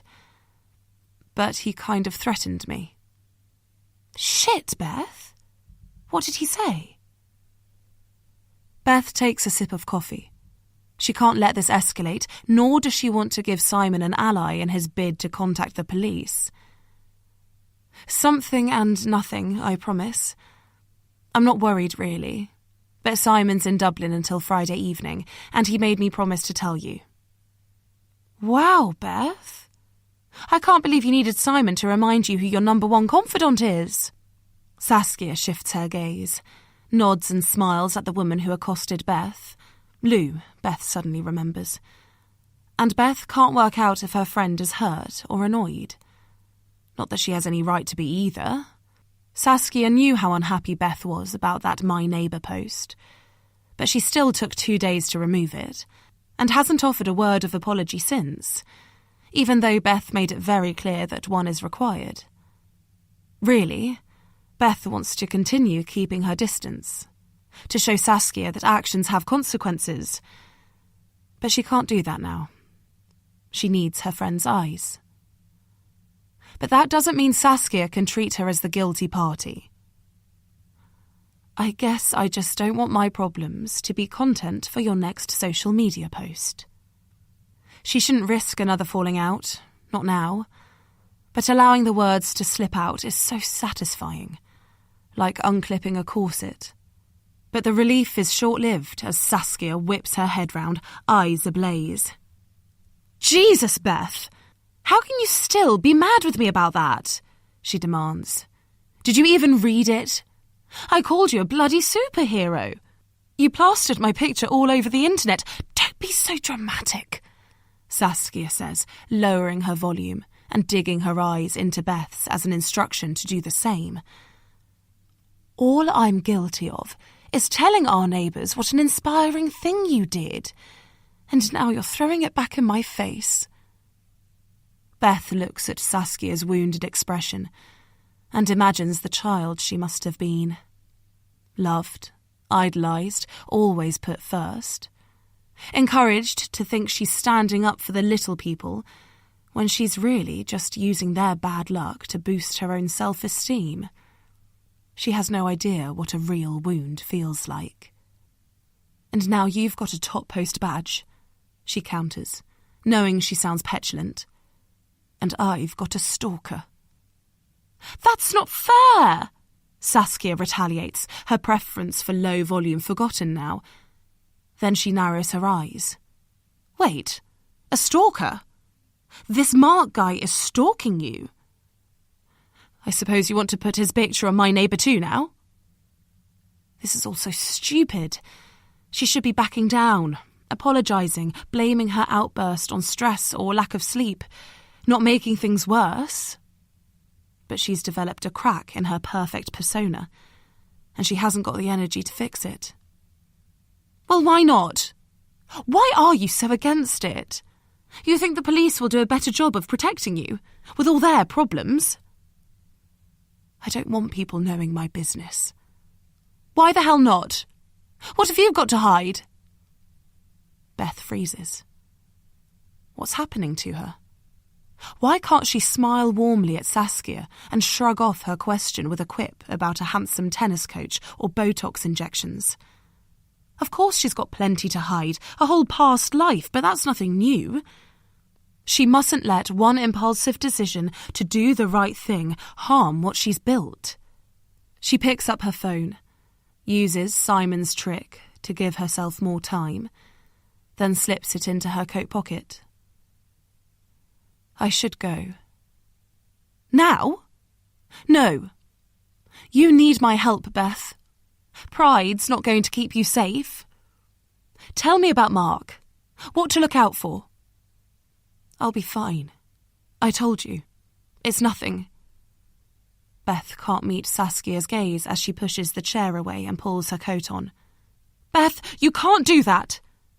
Tell me you've got a stalker and then shut down. It's not fair. What am I supposed to think? Suddenly Beth can't stand Saskia's whining. She doesn't respond, just twists to go and zigzags quickly through the busy cafe, moving too fast for even the keenest yummy mummy to catch her eye. When she makes it out onto the street, she gulps at the air, but doesn't slow her pace. It's only a 5-minute walk home, and when she reaches her house, her heart is still racing so much that she struggles to line her key up with a slim hole. Images start crowding her mind, Saskia's beady eyes drilling into her. Then Mark running at her with a knife, smearing his note across her face, screaming, "Bitch!" at her, spittle flying out of his mouth into hers. Can I help you with that? Fuck, fuck, fuck! Beth drops the key and wonders if her heart is going to explode through her ribcage. God, sorry, Mrs. Packard. It's me, DC Stone. I didn't mean to frighten you. That was really stupid of me, under the circumstances. Beth's heart skids to a halt. She watches the detective lean down, retrieve her house key, straighten up. What circumstances? She asks. Shall we go inside? Beth wants to say no. When DC Stone walked out of her house last Tuesday, he said it was all over, and she scrubbed his presence away. But Saskia might be on her way home now, and Beth can't stand the thought of her friend, or ex-friend maybe, seeing the detective standing on her doorstep. Okay, she agrees. She manages to slide the key in and pushes open the door. Luna starts barking as soon as the detective comes into view. Beth holds a chew out to distract her and watches the young dog take it from her hand, then retreat to her daybed, her tail wagging with excitement. It reminds Beth of how effective generosity can be. She takes a deep breath and turns to face the detective. "Tea? Coffee?" she asks, smiling warmly. "I'll take a cup of tea, thanks." Beth pulls a mug out of the cupboard, drops in a tea bag, and covers it with spitting water from the hot tap. Then she pours some milk into a tiny jug and slides them both in front of him. The sugar bowl comes next, and finally she produces a teaspoon and a small dish for his used tea bag. "Thanks," he murmurs. "I never realised tea was this complicated." Beth smiles again, but it's tighter this time. "You mentioned circumstances," she prompts. "Your husband called me this morning to make an allegation about that man from the squat, Mark Sullivan. He told me about the note you received. I'm so sorry this is happening to you. You really don't deserve it." Of course she doesn't fucking deserve it. She tried to do a good deed, and now she's got a threatening note and a fucking policeman leaving tea stains on her worktop. And a husband who lies, breaks his promise, thinks he knows best. "Thank you," she says, forcing herself to meet DC Stone's eye, to give the impression that she means it. "But he really shouldn't have bothered you." "Don't be silly. That's what I'm here for. Have you still got the note?" She pauses for a moment. "Sorry, no. I shredded it this morning. I just want to forget about it." "Ah, that's a shame. I don't want things to escalate. It's harder without the evidence, but it's still a serious allegation. If I could take a statement from you, that would give us enough to caution him, and that might do the job of scaring him off." Beth allows herself a moment of hope. Could it work? Could a hard word from a man with a badge and a can of pepper spray stuffed in a desk drawer somewhere be enough to stop this? What if it annoys him, she asks, and makes his behaviour worse? "Don't let him control this, Mrs. Packard." Beth pauses for a moment, tries to shuffle her thoughts into some kind of order. "I don't understand why he blames me. If he cared so much, why didn't he help his mate?"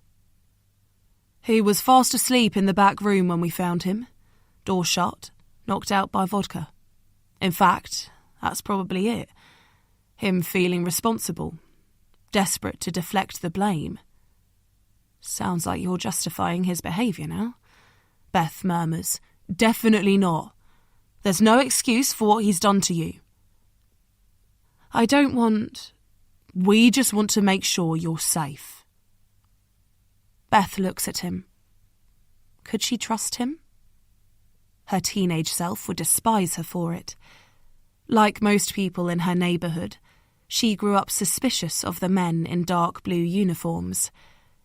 But it was later, when the police showed just how heartless they could be, that she learned to truly hate them. She's a new person now, and DC Stone seems like a decent enough man, but some memories run too deep.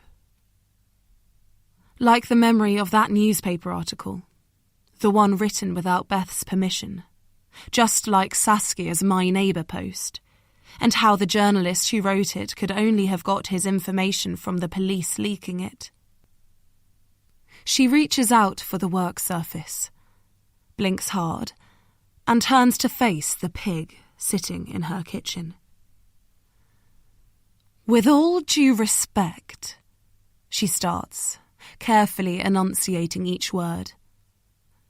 "I'm the victim, and this should be my call, not yours, not my husband's. So please listen to me." She pauses, swallows the acid in her mouth. "I want to withdraw the allegation, Mrs. Packard, and I don't want to make a statement. I know you're scared, but how dare he be so presumptive? Which means I'm wasting your time, she interrupts. And I've got a busy day too.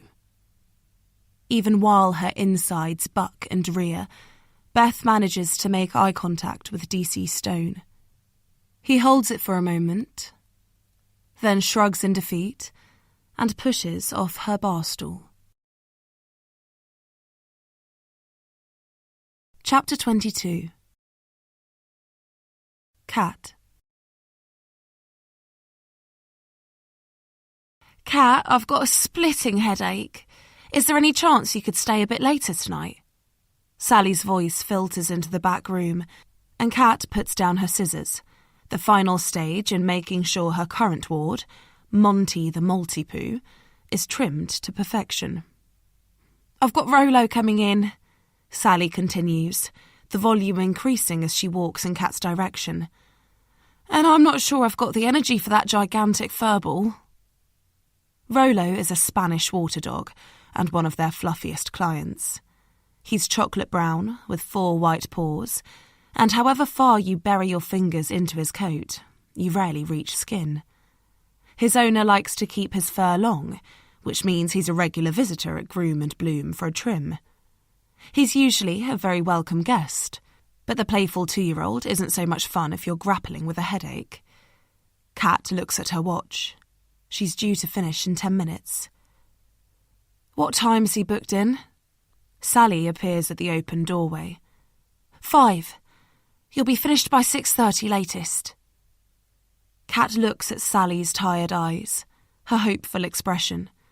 She scrapes her bottom lip with her teeth. I'm really sorry, Sally. I have plans this evening. She watches Sally's face fall, bites her lip a bit harder. Is there any way you could reschedule? Delay your plans a bit? Sally continues. I know it's a lot to ask, but I'd really appreciate it. Kat considers texting Beth, asking if she can postpone Luna's walk by an hour or so. But what if Beth says no and cancels their date completely? She's waited so long for this. A second chance. She shrugs her shoulders, but can't bear Sally's desperate expression, so looks at the wall. Sorry, no, she murmurs. How about some paracetamol? I've got some in my bag. Sally sighs and shakes her head. No thanks. I took some an hour ago and it hasn't touched the sides. Kat watches Sally's head droop, then her body turn and retreat back to the reception desk. She feels bad, letting her boss down, but she's got to remember what's most important right now. Disappointing Sally is just collateral damage. Kat uses the distraction of Rolo's arrival to slip out of the salon without saying goodbye, but her prompt departure means she's early for Beth's, so she takes her time, ambling slowly down and then up the road, scanning the pavements. As she passes the old Delphines, she can see a shadow moving around beyond the glass shop front. Tragedy is like that, she muses. It can stop your world from turning, but not the world. Life always goes on. And the death of one squatter just gives another rough sleeper the chance of a dry night's rest. At 5:15 p.m. on the dot, Kat rings Beth's doorbell. It's still daunting, standing on Beth's top step, but she's relieved to discover that she doesn't feel quite as nervous as the day before. It's a while before anyone comes, but eventually the door swings open, and Beth appears on the threshold. But she looks different today. Her hair is still perfect, shining with natural oils and curled neatly under her chin, and her skin is clear and smooth. But her eyes have a vacant stare, and her mouth is stained red. And more than that, she's clasping a kitchen knife so tightly that her knuckles are white. Hi, Beth, Kat stutters, her eyes flitting between Beth's face and the blade. Is it meant for her? Has Beth worked out who Kat really is? Or did that man come back? Is it a weapon for self-defense? Oh, it's you. I forgot. Beth blinks, looks down at the knife and draws it behind her back. Sorry, I was just, Her voice peters out. I've come for Luna, Kat offers slowly, assessing Beth more closely now that the initial shock has worn off. She doesn't look either angry or hurt. She looks wasted. Do you still want me to walk her this evening? Luna? Beth swivels her head and Kat follows her gaze. Luna is stood behind the glass kitchen door, wagging her tail. Oh, yes. Beth starts. Sorry, let me get her for you. But as she turns, she stumbles. Instinctively, Kat reaches her hands up, but Beth is beyond arm's reach now. Kat watches her grab the side table to keep herself from falling. The table wobbles, and 3 picture frames fall, slamming down like 3 shots firing. She can't be a bystander anymore. She takes a few steps forward, into Beth's hallway. The door to her right is shut, and the muted sounds of a TV show trickle from underneath it. A sense of relief leaks in. The children are safe. Are you okay? Shall I take that? She asks, nodding down at the knife. I'm sorry. I'm not feeling great. Beth stares at the fallen picture frames. They look like 3 sharks now, with their fins jutting out. Kat reaches for the knife, and their fingers touch for a moment before Beth pulls away. A jolt of electricity runs up Kat's arm, and she has to fight to stop a gasp escaping through her lips. She concentrates on writing the pictures instead. 2 of them she recognises from the day before. The third is of an older couple, but they're both fair-skinned and blue-eyed, not Beth's parents. Shall I put this in the kitchen? Kat asks. Would you like to sit down? The corners of Beth's mouth lift, then drop, the effort of smiling seemingly too much. But she nods and gestures to the kitchen door. Kat doesn't have any difficulty finding her own smile. This is what she's been hoping for since she first saw Beth's picture on My Neighbour. An invitation into Beth's home. And now Beth is the vulnerable one. She slides open the kitchen door, gives Luna a quick pat, then drops the knife safely into its block. By the time she turns around, Beth is slumped on one of the 4 bar stools lined up against the island unit. Can I get you anything? Glass of water? Kat asks tentatively. It's strange to be stood in Beth's kitchen, playing the host, but it's also a golden opportunity to get closer to this woman who has occupied her thoughts for the last 11 days, and on some level, the last 18 years. Thank you, Beth whispers. I'm not normally... She hangs her head, but more in exhaustion than shame. Kat uses the opportunity to feel for her phone, and is relieved to find it in the back pocket of her jeans. We all have difficult days, she says, slipping the phone out, taking a clandestine photo, then putting it away again. She turns to the cupboards and tries to guess which one holds the glasses. The units are navy blue and gleam under a strip of LED lighting. There are no handles on the cupboard doors, and Kat wonders if her touch will leave a smear. Is your husband here? She asks, pushing lightly on the door above the wine rack. Her logic pays off. There are dozens of glasses inside, all sparkling and regimentally lined up according to their purpose.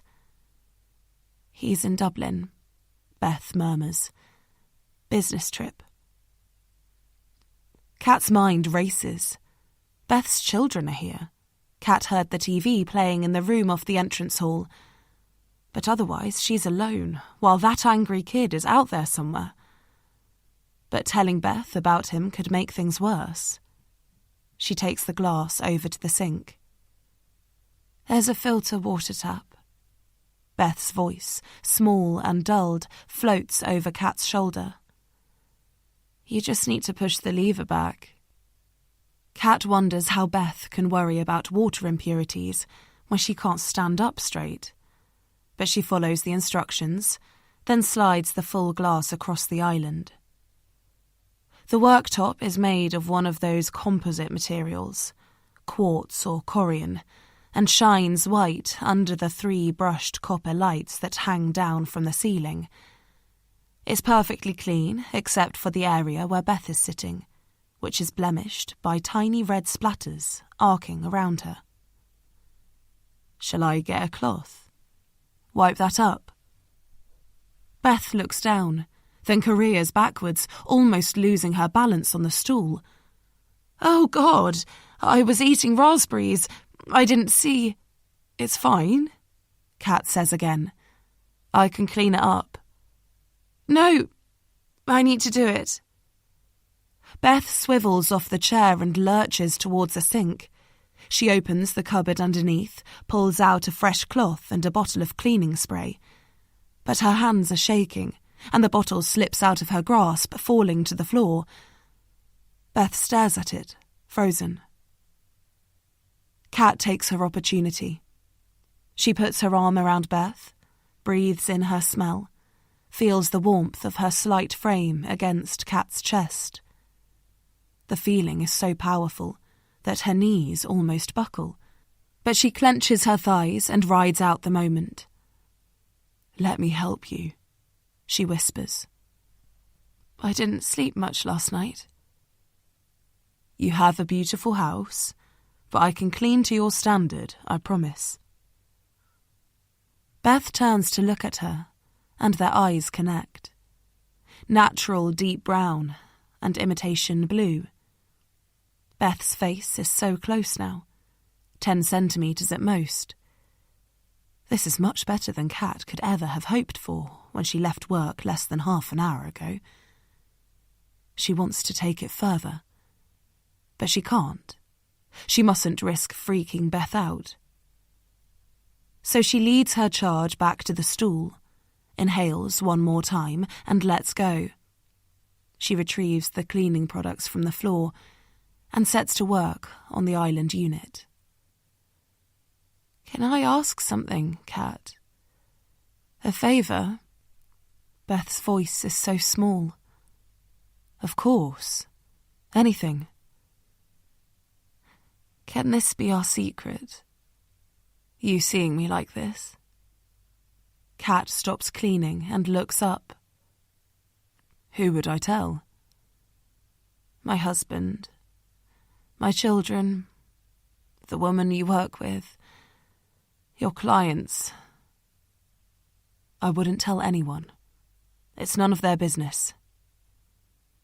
She feels an urge to reach out again, but instead she pushes her hands into her pockets. She runs her fingers over the smooth surface of her phone. I couldn't stand anyone knowing, not even strangers. Do you promise, Kat? I promise, Kat whispers. She understands Beth's need for privacy. The woman with a new name and a difficult past. She recognises it in herself too. The paranoia of living with something to hide. Could I ask you a favour too? She asks. The image of that man is back, his angry words, and she slides her thumb across the glass screen, catching the ridge of her phone case with her nail. That's fair, I suppose. Would you tell me what's happened today? You look scared. I want to help you. Beth stays silent, so Kat looks away, then resumes her task. She can sense Beth staring at her, those chocolate brown eyes leaving a warm glow on the back of Kat's neck as she scrubs the worktop, erasing its imperfections. Seconds go past, maybe even a minute, before Beth finally speaks. I did something a couple of weeks ago. Got involved in someone else's mess. You probably know about it. Everyone does. Kat looks up at Beth, but she's staring into space. It felt like the right decision at the time, she continues. But I regret it now. Too many repercussions. She must be talking about stopping for that squatter who overdosed. But what repercussions is she talking about? And is the man Kat met outside Beth's house one of them? She wonders if she should tell Beth that she saw him, whether that would help or hinder the progress she's making. What kind of repercussions? She asks. Police in my house. My so-called friend spreading all the sordid details on the internet. A man who wants to hurt me. Kat's heart lurches inside her chest. Who wants to hurt you? She stutters. He's called Mark, apparently. Beth is so quiet, it's like she's breathing the words. He was there, that night, inside the old Delphines that he and his mate had turned into a squat. And now he's found out where I live. He put a threatening note through my door. So that's why he was loitering outside Beth's house. Kat's stomach flips with unease at the thought of him, an unpredictable kid, hassling her childhood friend. Why would he do that? I don't know. He's got this crazy idea. It's like Beth is talking to herself now. He slept through the whole thing. The detective said so. But for some reason, he's decided that the man dying is my fault. Beth falls silent, and Kat listens to the hum of the fridge. I sent the police away today. Beth finally continues. They can't help me. I just want it over. Forgotten. Kat looks at her, the raspberry red lips and glazed eyes, slumped shoulders and shaking hands. Do you know where he lives, this Mark person? Of no fixed abode. Beth elongates each word. But around here, you think? Kat pushes. She needs to do something. Stop him threatening Beth. Beth sighs. The police moved him on from the squat, secured the whole place. So maybe he's sleeping on the common. I don't know. Kat thinks about her walk to Beth's, the shadow moving in the window of the old Delphines. It's not secure anymore. I do, she thinks. I know where he is now. April 2003. Chapter 23. Catherine. Fuck it. It's now or never, and it's a good decision, for once. Catherine takes a deep breath and slips her hand into the side pocket of her bag. Her trembling fingers find the folded piece of paper, and she starts to slide it out. But suddenly, the hard plastic of a football bag pushes against her back. She lurches forward. Jeez, move down the aisle, you fat cow. A surly voice drills into the back of her head. Anger explodes in Catherine's gut, but it's quickly eclipsed by horror as she realises that she's going to slip over, fall flat on her face in front of Becca. Just in time, her fingers find the cheap velour of a seat headrest as she steadies herself. Then she twists her neck and glowers at the spotty teenager pushing from behind. Not only has he insulted her and almost floored her, he's also ruined her opportunity. There's no way she can stay invisible to Becca after the kerfuffle he's caused. She watches with resignation as the older girl turns her head towards the noise. Oh, hi, Catherine. Becca pulls off her headphones and looks up from her seat. Are you okay? But she doesn't wait for an answer before turning to the boy still wedged up against Catherine's back. She gives him a hard stare. Stop pushing her, or I'll get you done for assault. She pauses. And using abusive language. That's not even a crime, the boy blusters, but with shrinking confidence. Oh yeah?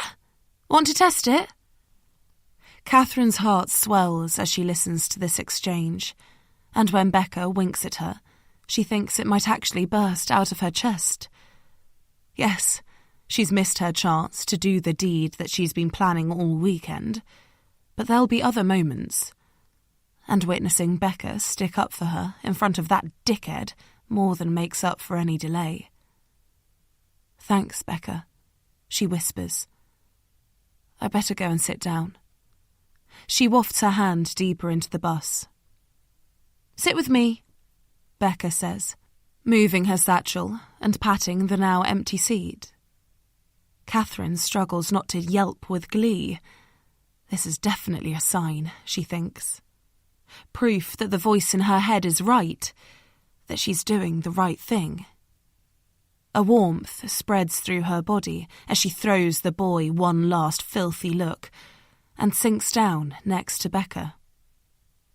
God, boys can be such jerks, can't they? Becca continues. She goes quiet for a while, as though a memory has disturbed her train of thought, and she turns her head towards the window. Do you have a brother, Catherine?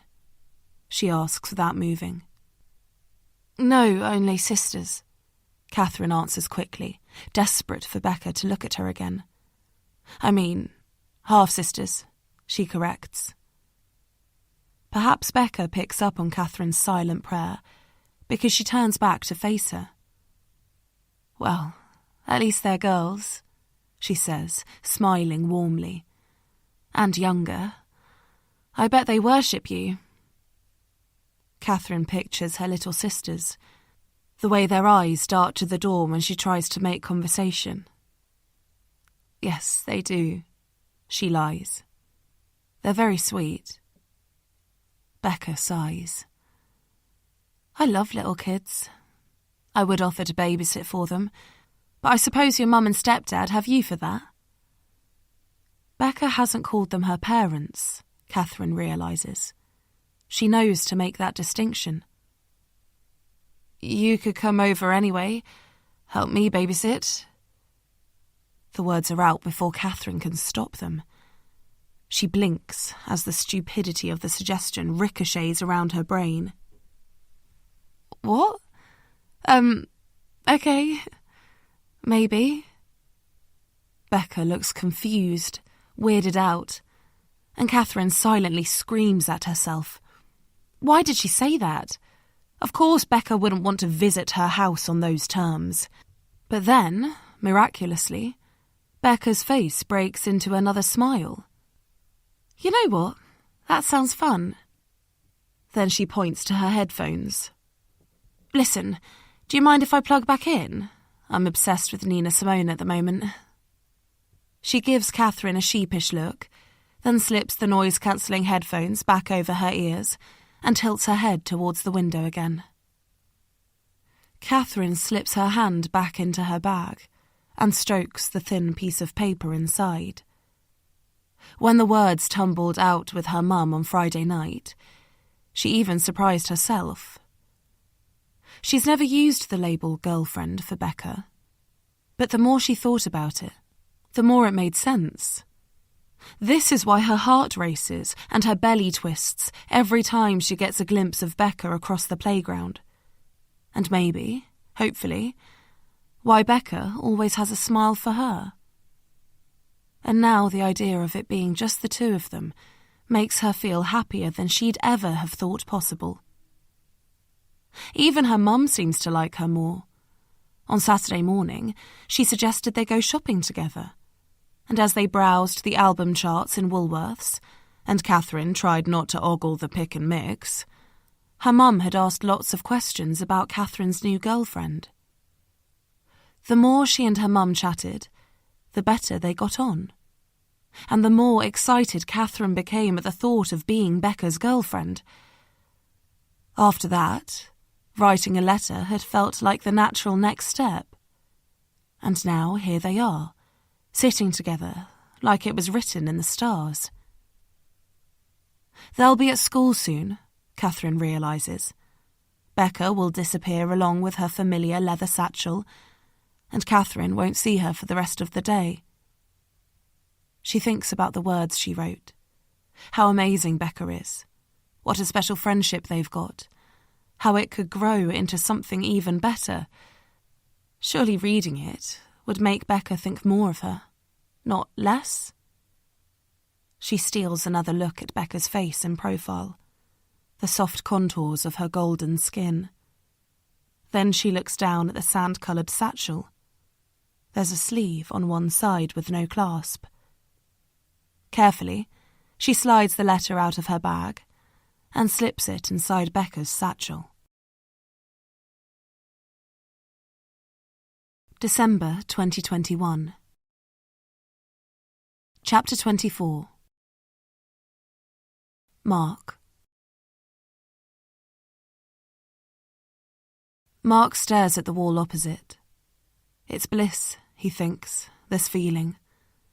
He's not cold anymore, for a start.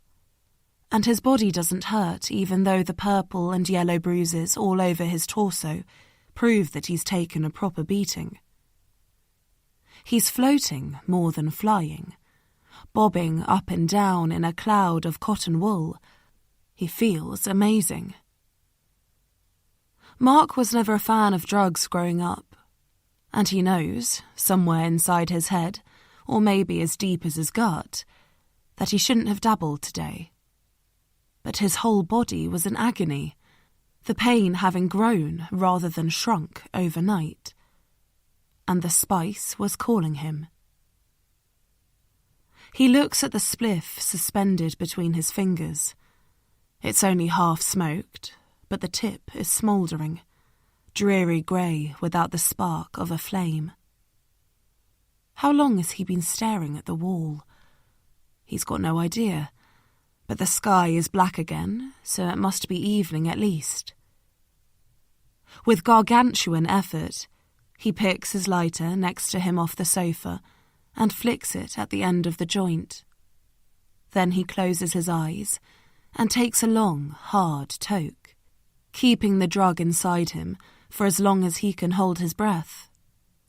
Finally, he exhales, but he can already feel its effect spreading through him, taking him deeper into paradise, or oblivion.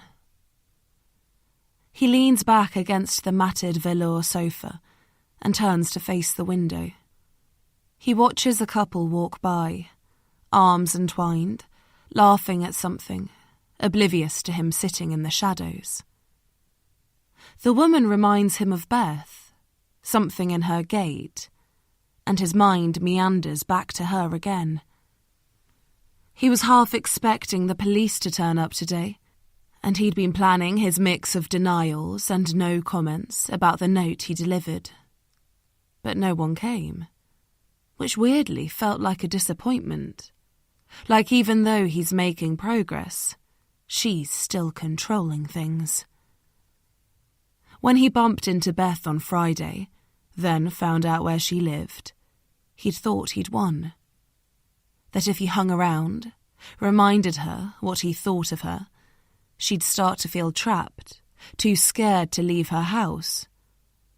But he hadn't considered her little army. A husband holding her hand, 2 prancing daughters asking mindless questions, countless friends waving adoringly from across the street. Constant distractions that meant she didn't see him, or even sense his creeping footsteps behind her. That's why he decided to write the note. Go for a more in-your-face approach. but it's him with a cracked ribs and a newly forming drug habit. Not that it's going to become a habit. It's just medicinal, to get him through tonight. He takes another draw. His head spins, and he feels a faint urge to vomit.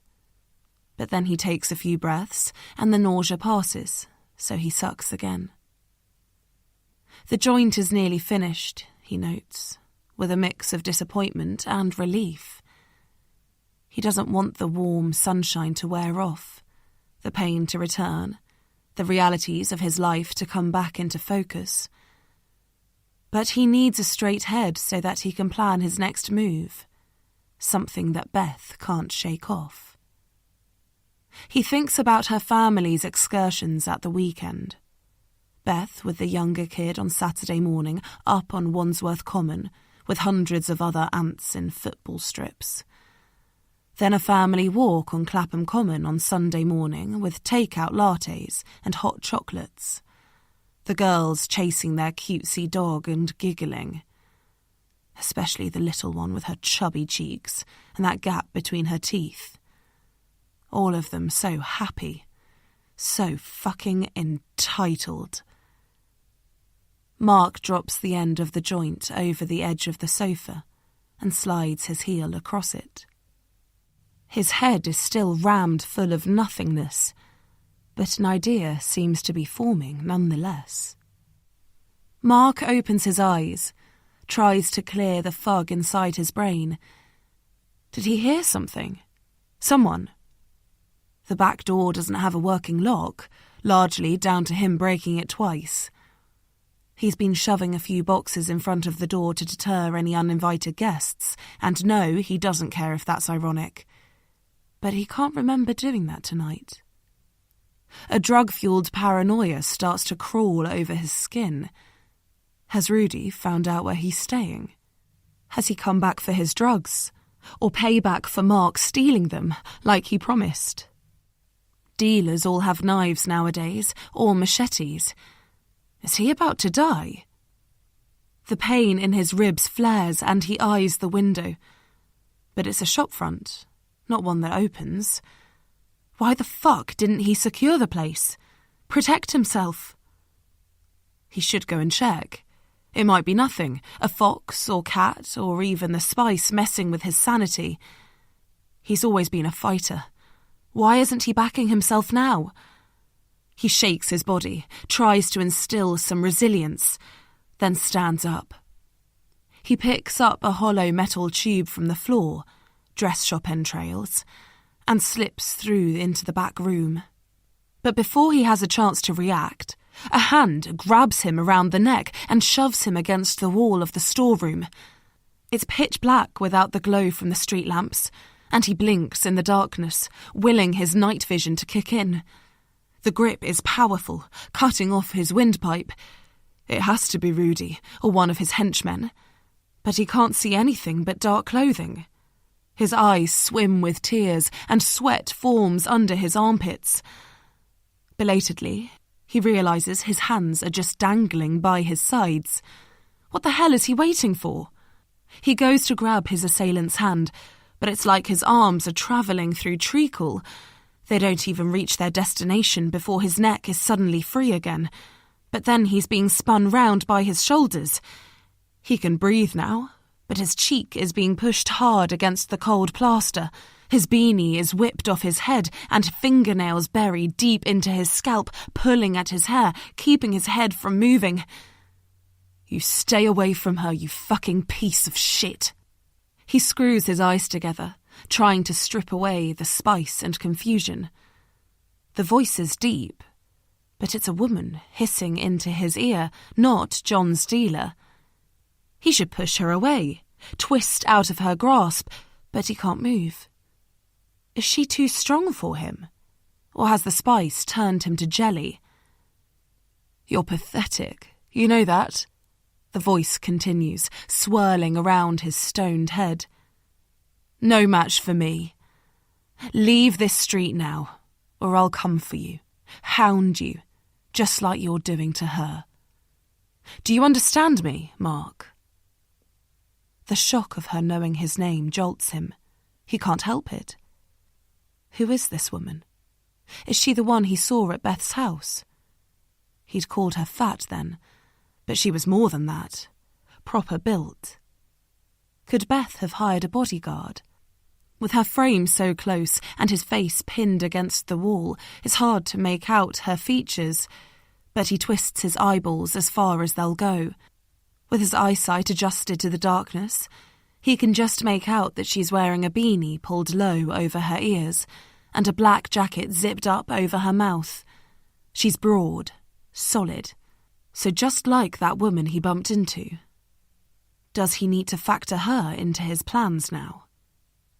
Fuck off, he manages. You can't tell me what to do. Yes, I can, you stupid boy. You're still a child. In here, in your head. She taps hard on his temple and tuts in disgust. And you need to leave Beth the fuck alone, okay? Or I'll make sure you regret it. She gives him one final shove, then releases her grip on his hair and takes a step back. At her size, she should be slow and lumbering, but she's lightning fast, and a few seconds later she's gone, slamming the door behind her.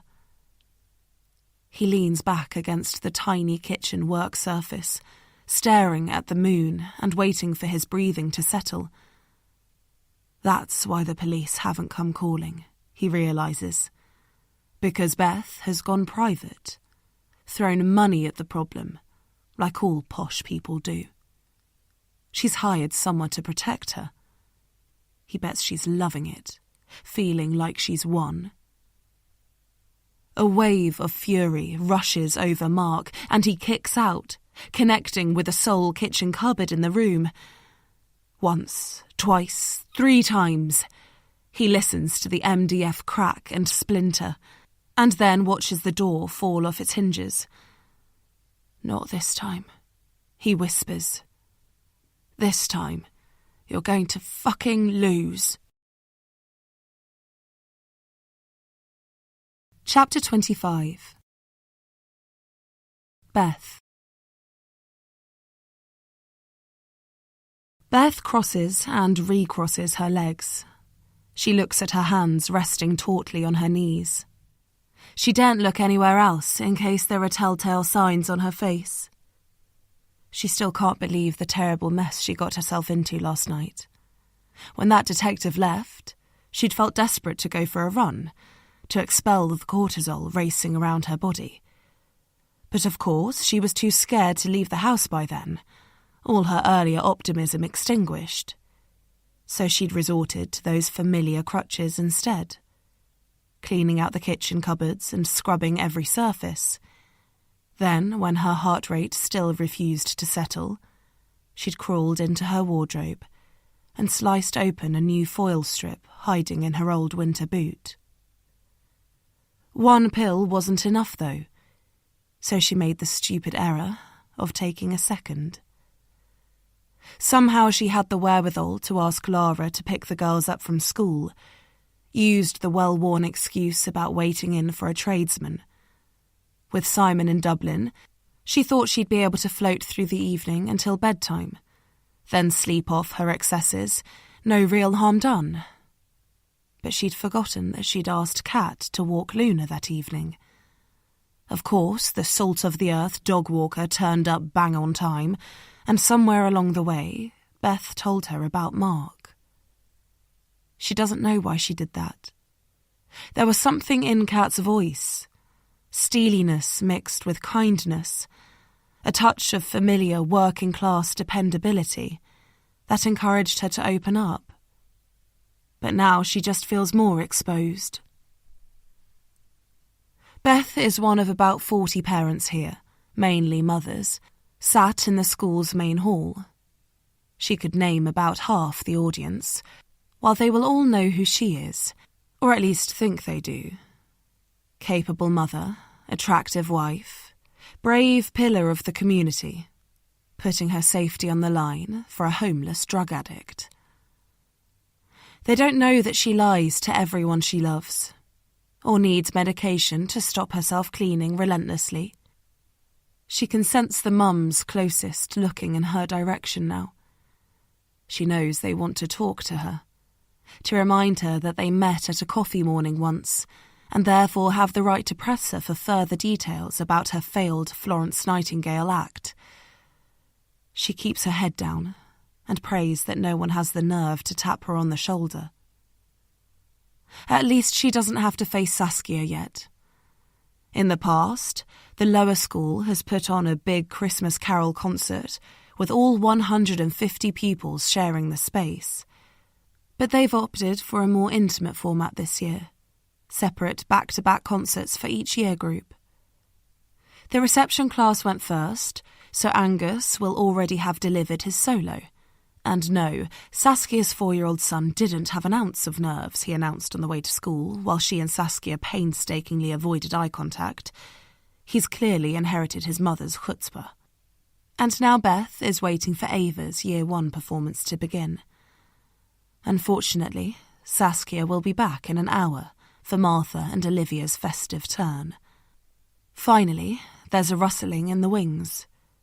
Beth looks up and lets out a silent sigh of relief as the parents around her shift their gaze to the stage too. She even smiles a little as a line of 5- and 6-year-olds walk dutifully onto the stage and into their pre-agreed positions. All the children are wearing white clothes with bits of silver tinsel hanging around their necks and wrists, or wound into French plaits or pigtail buns. The effect is beautiful, a broad brushstroke of innocence, and Beth feels tears smart at her eyes. Ava is stood almost directly opposite, one of the benefits of knowing their positions in advance, and she gives her daughter the widest smile she can manage. It seems to be enough, and Ava gives her a quick, clandestine wave in response. The music teacher takes up her position at the piano, and soon a multitude of off-pitch voices fill the room. The half-an-hour performance starts with Away in the Manger, of course, and ends with a rousing rendition of 12 Days of Christmas, which the parents are invited to join in with. Beth doesn't. There's a solo in the middle.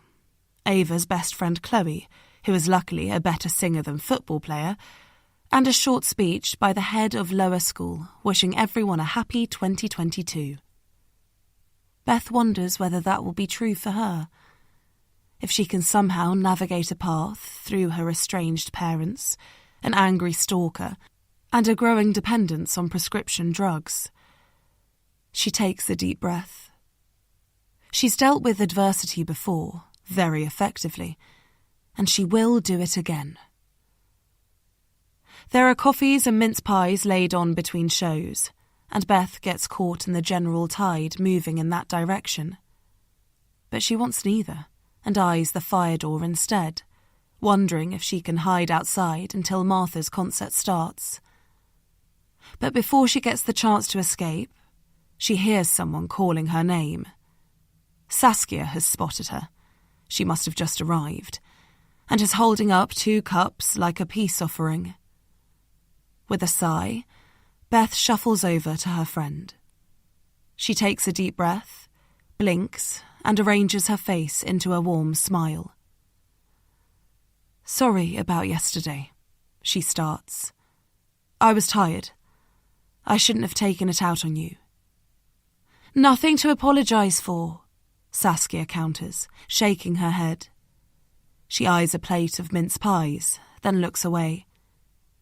"It must be awful, feeling like someone's watching you all the time." "It's not that bad." "I saw the detective leaving yours. You know, the police are tragically ineffective in stalking cases." She sighs. "But I'm still glad you called them. Are you going to get a restraining order? It's a legal faff, but I can help you with it. Then the police might actually be able to do something worthwhile." "I don't think..." God, why did Saskia have to spot DC Stone again? Why is she an expert on restraining orders? And why does she need to know every minuscule detail of Beth's life? Come on, Beth. Stalking is much more likely to escalate than de-escalate. You know that. Saskia's voice reverberates around Beth's head like a swarm of bees, and she's not sure that the pills are out of her system yet either. She's exhausted. Her head feels like mush. She mustn't let Saskia penetrate her shell again, but it's difficult. Beth, are you okay? Huh? Her insides feel like they're buzzing too now, her heart on vibrate. But no, wait, she is buzzing. It's her phone in her jacket pocket. She pulls it out on autopilot, looks at the screen. Eddie. Shit. She shoves it back in her pocket, but it only stops ringing for a moment before it starts again. You can get it, Saskia says, nodding, probably desperate to know who Beth's not willing to speak to. The show isn't due to start for another 10 minutes. No, it's fine. It rings again, and Beth tries to ignore it, continue smiling. But Saskia is openly staring at her jacket pocket. She realises that she's got no choice. Blood rushes between her ears as she reaches inside, curls her fingers around the cool metal, and accepts the call. She pushes it as hard as possible against her ear and sways slightly. Hello? Elizabeth? A tiny whisper, but Beth can hear the Romanian accent. Thank you for picking up. I know you don't like us leaving a message, clogging up your work phone. But I need to speak with you. No problem, Beth says, keeping her tone neutral as Saskia's expression moves from encouraging to intrigued. How can I help? Help? Oh, moja draga. We don't need anything. But I have some difficult news. I wanted to tell you in person, but... Beth's mum's voice trails off, and the line goes quiet, just the thin gasps of someone trying not to cry. But you never visit, Beth silently finishes for her. Beth looks at Saskia's curious expression and grips the phone tighter. She wishes she could cut her mum off, say something to a dead line that will satisfy her awful friend, and then call back when she's safely at home. But how could she possibly do that when her mum's obviously close to tears? Oh? She tries, hoping it will be enough to prompt her mum to keep talking. A nurse came this afternoon. She's called Kathy. She's one of those community nurses. Beth's heart booms in her ears. Is one of her parents sick? That's nice, she says blandly. Why? A pause. Moja draga. Her mum sighs finally. Your dad has lung cancer. Kathy's a Macmillan nurse. I didn't want to tell you like this, but Kathy thought I should. A sob plunges down the phone, smacks Beth in the face. She sways again. Her dad's got cancer. She swallows hard, smiles at Saskia, wonders if she's going to faint. Are you there? Her mum asks. Did you hear me? Her chest isn't working. It's screwed so tightly that she can't release it. Her lungs, airway, voice box all clamped shut. Do you want to go outside? Saskia mouths, pointing at the fire door. Talk out there? Beth looks at the door. If she'd been just a minute quicker, she'd be out there already. talking to her mum without Saskia's questioning eyes digging into her. Her friend has given her permission to create some distance now. But at what cost? She nods at Saskia, manages some sort of smile, then backs away. "I'm here, Mum," she whispers into her phone, avoiding eye contact with the other parents as she weaves her way towards the door. "Will you come and see us?" Of course her mum would ask this. And of course she must go. Her dad deserves that at least. And her mum shouldn't have to face this journey alone. But has Beth really got the strength for it? With everything else that's going on? "Please, darling. I know it's a long way, and your job is so busy. But say you'll come." Beth sighs. "Of course I'll come," she whispers. But she needs a moment to think it through, to make sure her lie is authentic. "I'll get a flight back to Heathrow tomorrow," she says. "So it will be Friday in the UK by the time I get to yours." "Oh, thank you, darling. Thank you. Your dad will be so happy to see you. We both will." "Me too," Beth whispers, and listens as the line goes dead. "Heathrow, hey? Are you picking someone up?" Beth twists round. Saskia is standing behind her. "Were you listening to my call?" she demands. "What?" Saskia asks, flustered by the venom in Beth's tone. "I just caught the end. I have a stalker following me," Beth interrupts. "And do you think it's a good idea to creep up on me?" Saskia's hand flies up to her face. "Oh, God, I'm so sorry. I didn't mean to scare you." "Well, you did." Beth keeps going. "Look, I'm shaking," she says, holding her hand up horizontally. Anything to distract Saskia from what she overheard. "God, I am so stupid. And poor you, darling. You seemed kind of relaxed about it yesterday. But of course you weren't. You were just being brave. Let me do something, anything. I could collect the girls from school, pick up some groceries." Relief floods through Beth. She's managed to drag Saskia's attention away from her phone call. But she needs to keep going if she's going to stem Saskia's suspicion permanently, and she doesn't know what to ask for. Then she thinks about Luna and Kat's offer to walk her this evening after her aborted attempt last night. She accepted at the time. She remembers now. But she can't let that happen. She can't face that stoical dog walker ever again. "Could you walk Luna later?" she spurts out. "Luna?" Saskia repeats. Yes. I suppose I can do that, if it would help." "It would, thank you," Beth whispers. Then she turns away from Saskia and stumbles back inside. Chapter 26. Kat.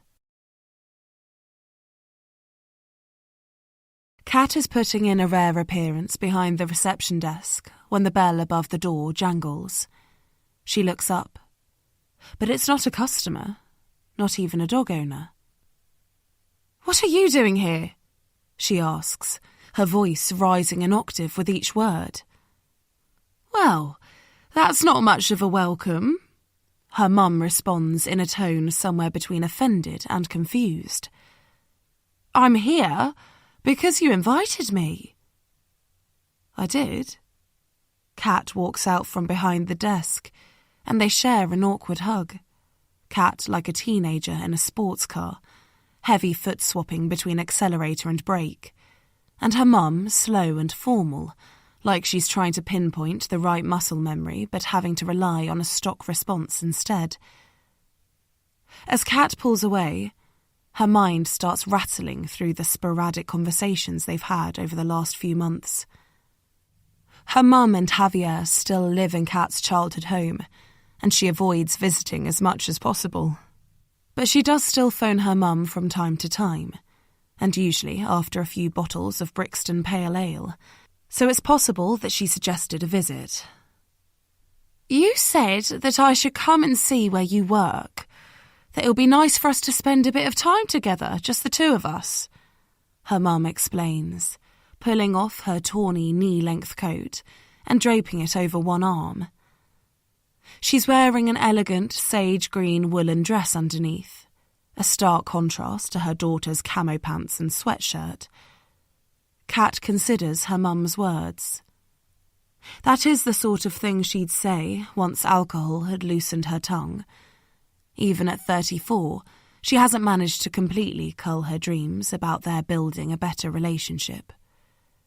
For one special weekend when she was 16, she'd felt like they were finding their way back to each other. It wasn't to be. It was just the final act before the curtain came crashing down. But that doesn't stop Kat reminiscing from time to time. It's also entirely possible that Kat has since forgotten about inviting her mum to the salon. From the moment she saw Beth's face on that My Neighbour post, she's wiped everything else from her mind. Before we meet up with the others, her mum continues, filling the silence, still trying to jog Kat's memory. The others? Kat asks, her heart starting to thud a little quicker. Javier and the girls. And Alex is coming too this year. It's our family Christmas outing, remember? We've come up to London because you're working right through the Christmas period and can't come home. Although why your boss is so keen to keep a dog grooming salon open over Christmas is beyond me. While her mum shakes her head, Kat prays that Sally can't hear the conversation going on in reception, the fake excuse she gave to dodge another excruciating Christmas day with Javier and his 92-year-old mother, who is both an outstanding advert for the Mediterranean diet and a cantankerous old cow. Luckily, Sally is in the back room. One of her oldest clients, a majestic Afghan hound, is currently in for a groom, so the two of them have swapped places for the last hour of the day. I can't believe you forgot, her mum goes on. I booked the tickets ages ago and emailed you the link. Kat blinks. It's like her mum is talking another language. What link? Pantoland at the Palladium. And the reviews are brilliant, so it should be really fun. Don't you remember anything?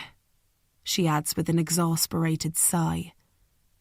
Kat pauses for a moment as a faint alarm bell rings in some faraway corner of her mind.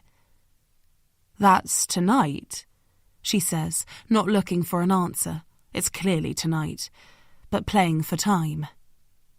Needing a moment to work out what to do.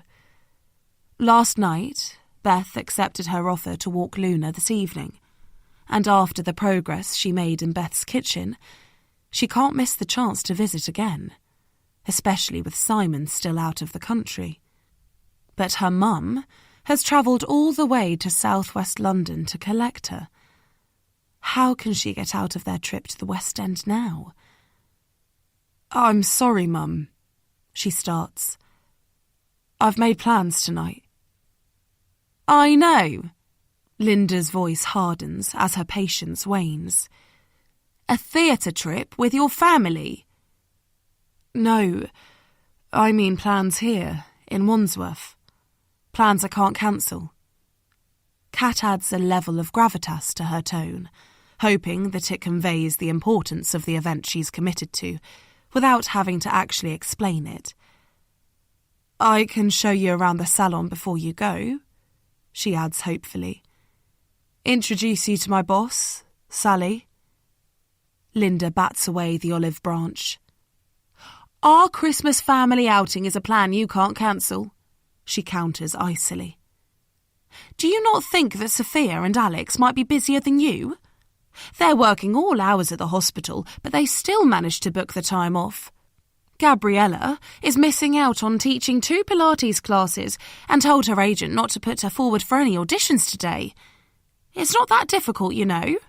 Prioritising your family once in a while. They're not my family, Kat mutters under her breath. She knows she's regressing, tumbling back into her petulant teenage self. But her sisters have always been a trigger. Sophia turned out to be a science genius and ended up at Imperial studying medicine. She's now working as a junior doctor at West Berkshire Community Hospital, alongside her fiancé Alex. Gabriella isn't such a goody two-shoes, but she shows her value in other ways. Bit parts in Casualty and EastEnders, millions of views for her stupid memes on TikTok, all topped off with a physique that's Pilates moulded to perfection. Don't be ridiculous, of course they're your family. Her mum sighs and softens her voice. Look, forget everyone else. I'd love to have you there. Please come. For me. Kat looks at her mum's imploring face. She doesn't care about the others, but she hates rejecting her mum. I'm sorry. I can't, she whispers. I would be letting someone down. Who, Kat? Who is that important? A light switches on in her mum's eyes. Kat can almost see it glowing. Is it someone special? She asks. Kat scratches her chin and looks away. Maybe, she admits. You like each other? Kat's mum pauses. And it's mutual? Kat's shoulders tighten. She bites the inside of her cheek. I need to get on. You should go. I'm sorry, that came out wrong. It's fine. We all know what happened. How I fucked up. It was a lifetime ago, Kat. Her mum tries. You need to let the guilt go. Kat turns back to face her mum. They share the same colouring, but otherwise they're opposites. Her mum is slight and pretty, while she inherited her dad's stocky frame and masculine features. But they do love each other, on some fundamental level, so it shouldn't be this awkward. I'm trying, Mum, and seeing my friend tonight is part of that. Her mum sighs, then pushes her arms into her coat, one by one. Well, in that case, I forgive you. She gives Kat a watery smile and nods. Happy Christmas, love. She plants a quick kiss on Kat's cheek, then leans on the door and glides out of the salon. Kat watches until her mum disappears down one of the residential streets, heading for Clapham Junction and her festive family night out. Part of her aches to be walking next to her, then sitting in the Palladium and having her head filled with frivolous entertainment. But she can't miss this chance to be with Beth.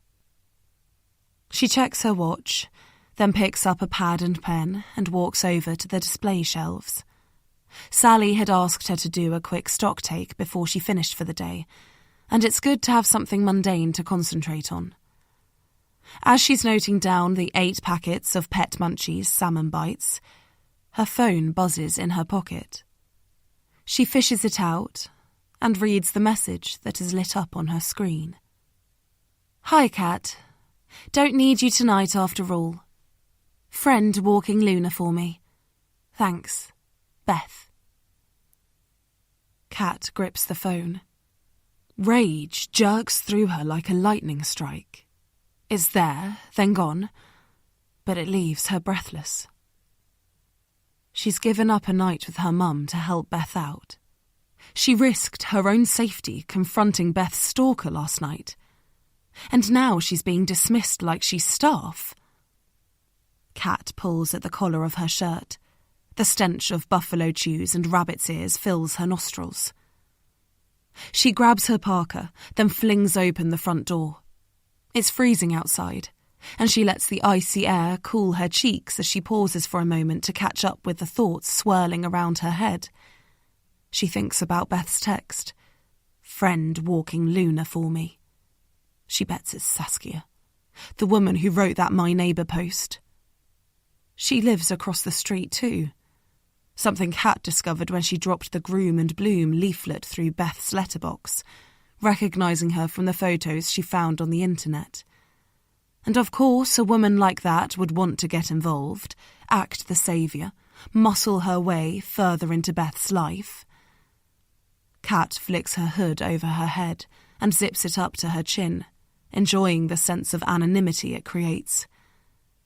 Then she walks up the hill, just shy of Beth's house, and slips down the next residential street, where she still has a good view. She doesn't have to wait long to be proved right. At 6 o'clock, Saskia leaves her house and knocks on Beth's door. Long blonde hair in a high ponytail, and wellies adorned with pink and yellow flowers. An English rose, punctuated with thorns. Beth's younger daughter appears at the door, holding Luna on a lead. Kat wishes it was Beth. Just that one fix would help. But she won't even reward her with that. Saskia heads up the hill towards Clapham Common, and Kat falls in step behind her. She watches her cross at the lights, then follows when the traffic allows, keeping those stupid floral wellies in her sights. Saskia lets Luna off the lead, so Kat has to be very careful, backtracking if the inquisitive cockapoo comes close, or dipping into the shadows if Saskia looks over her shoulder. As she watches, Kat wonders what kind of friendship they have, whether it's one of convenience, doing and returning favours, or something deeper. She remembers Beth's disparaging comments about Saskia last night, the so-called friend who posted Beth's story without her permission. And yet, she's chosen to lean on Saskia rather than Kat today. What does that say about how she feels about Kat, after everything Kat's done for her? As she walks, Kat tries to clear her head, to convince herself that Saskia doesn't pose a threat, that she can get closer to Beth without Saskia getting in the way. But by the time they reach Beth's house again, and she watches Beth smile warmly at her neighbour, her skin is prickling with the thought of what she might be forced to do. April 2003. Chapter 27. Catherine. Catherine can't move. She mustn't make a sound. Her skirt is bunched around her waist, and the room is so cold that there are goosebumps on her naked thighs. But even behind the locked door, just a slab of thin MDF really, her feet exposed at the bottom, rustling her clothes feels like too much of a risk now. She slowly, carefully, leans back until the nylon of her school coat finds the cold plastic of the raised toilet seat lid. Year 12s don't usually use this toilet block. They have their own in the sixth form centre. But of course they're allowed to go wherever they want. It's one of the perks of being top of the school. Catherine closes her eyes and wonders where Becca is standing. She imagines her leaning against the sink unit, but with her back to the mirror because she's too beautiful to need the reassurance of regular check-ins. Her friend Clara will be facing the opposite way, practicing her pouts or retouching her makeup. There's the muffle of conversation between them, Becca's voice instantly recognisable, Clara's gradually so. But it's muted, and Catherine can't make out what they're saying. It's probably nothing important, she hopes, just the humdrum of weekend gossip. But still, she feels on high alert, waiting for something. Elation, hopefully. Catastrophe, maybe. What the actual fuck? Clara's voice suddenly rises in the cold room, and Catherine puts her hands to her face, her worst fears itching at her skin. She wrote you a letter! Catherine's heart booms in her ears. Becca will defend her, she promises herself. Cut Clara dead. The room is silent for a second, then another, and Catherine feels it spinning behind her eyelids. Then she hears Becca let out a sigh. "It's my fault," she says, her words now pealing with clarity. "I can see that now, but I felt sorry for her." Catherine squeezes her eyes, then her cheeks and lips. Her whole face contorts. No, not this. Not sympathy. There's more to their relationship than that. They like the same TV shows, the same music. They share the same beliefs. Why doesn't Becca mention that? That's your problem. You're too nice. And then you get weirdos like her writing you freaky love letters. Makes me feel sick. Clara's calling me a weirdo, Catherine thinks, willing her message to get through to Becca. Surely you must defend me now. You wouldn't feel like that if it was a boy, Becca counters eventually. It's quiet, tentative, but Catherine can hear the conviction too. A warm breeze of relief flows over her skin. It's not all in her head. Their relationship is real. I would if it was a year 11 heffalump with a face full of acne. A herd of buffalo stomp over Catherine, the dust of its wake threatening to suffocate her. She hates Clara with every atom in her body. It's her fault that Becca's pushing Catherine away. She's warping Becca's mind, driving a wedge through the friendship they've built. Actually, there was something in the letter about you. Becca continues, her voice slowing down and dropping an octave, as though she's reluctant to share any more. Catherine leans forward, digs her elbows into the doughy flesh of her thighs. Oh? She said that I shouldn't be friends with someone who chucks cider cans around. Hang on. What? The room goes silent. Catherine imagines Clara's face screwed up, trying to wind her memory backwards. She must have been watching us on Friday night, she finally says. Catherine bites the inside of her cheek. She hears the squelch of flesh tearing and tastes the metallic liquid as it slides down past her gums. Why did she mention Clara in her letter? Her mind flickers back to Friday night, watching them sat on the edge of the skate park. She knew Clara was poisonous then, so why didn't she just forget about her? Catherine's legs feel numb now. There'll be a red mark on the back of her thighs. Listen, Becca, I know I've been laughing, but this isn't actually funny, Clara continues. What if she thinks I'm your girlfriend and gets in a jealous rage? You're being ridiculous. She's a harmless little mouse. Catherine thinks she might be sick and wonders how she'll manage it sitting on the toilet. Fat mouse, you mean?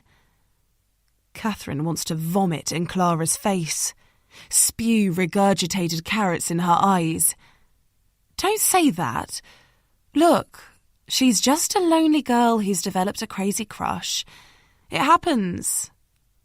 No, it's more than that. Clara pushes. She's deluded, and that makes her officially mad, which also means she's dangerous. She's not dangerous, Becca whispers. God, of course she's not dangerous. Catherine tries telepathy, squeezing out her message and forcing it through the toilet door. I think you should tell Mr. Thomas. You're his favourite student. He'll take it seriously. I don't want to get her into trouble. It's being too nice that got you into this mess in the first place. You need to put yourself first now. Anyway, where is the letter? Still in my satchel, Becca whispers. Come on, let's take it to Mr. Thomas before lessons start, just to be on the safe side. The silence is back, but this time it feels oppressive. Catherine wants to break it with a blood-curdling scream. Do you really think I should? Becca finally asks, her voice wavering. Definitely. And I want to read it too. If I feature, it's only fair. Clara tries to disguise her giggle with a cough, but Catherine hears it. She wants to dig her fingernails into Clara's face and rip the flesh off her sticky-out cheekbones. The brazen bitch thinks that she can destroy her and Becca's friendship and get the teachers on her side too. Well, she's wrong. Becca will put her straight. And if she doesn't, Catherine will do it for her. She listens as the door to the toilets swings open, then shut. And finally, they're gone. She pulls up her knickers, smooths down her skirt. But her hands are shaking, with fear at what might happen next, but mainly with fury. December 2021. Chapter 28. Saskia.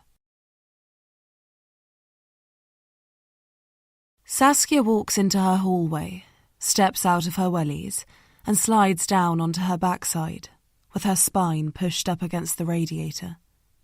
That was a god-awful walk. Not because it was freezing cold, although it was, and that didn't help, and not even because she had to pick up 2 separate bags of poo, but because she got the fear, the scratching of panic between her shoulder blades that she was being followed. She reads all the horror stories about London parks after dark, the muggings, the senseless attacks. She reads about the women who have been murdered, often for no other reason than being in a killer's eyeline when they chose to strike. So she knows the risks. But she has always refused to let them curtail her life, because freedom, equality, are important to her.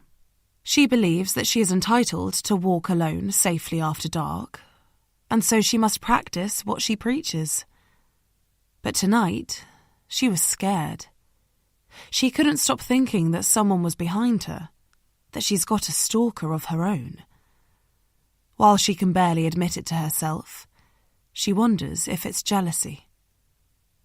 When Beth first told her about Mark, Saskia's first thought hadn't been for Beth's safety.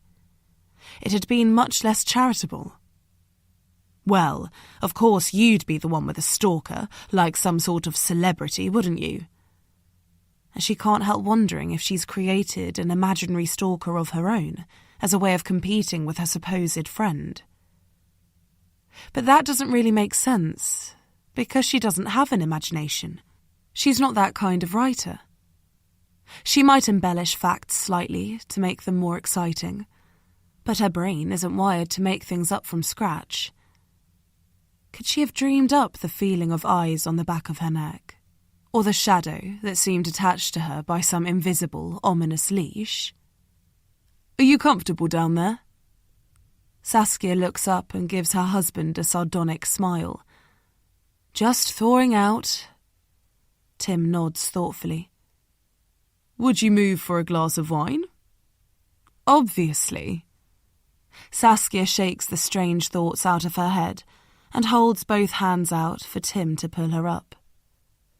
Jesus, your hands are freezing. Saskia sighs. It wasn't my all-time favourite walk. Cold, dark, a bit scary, if I'm honest.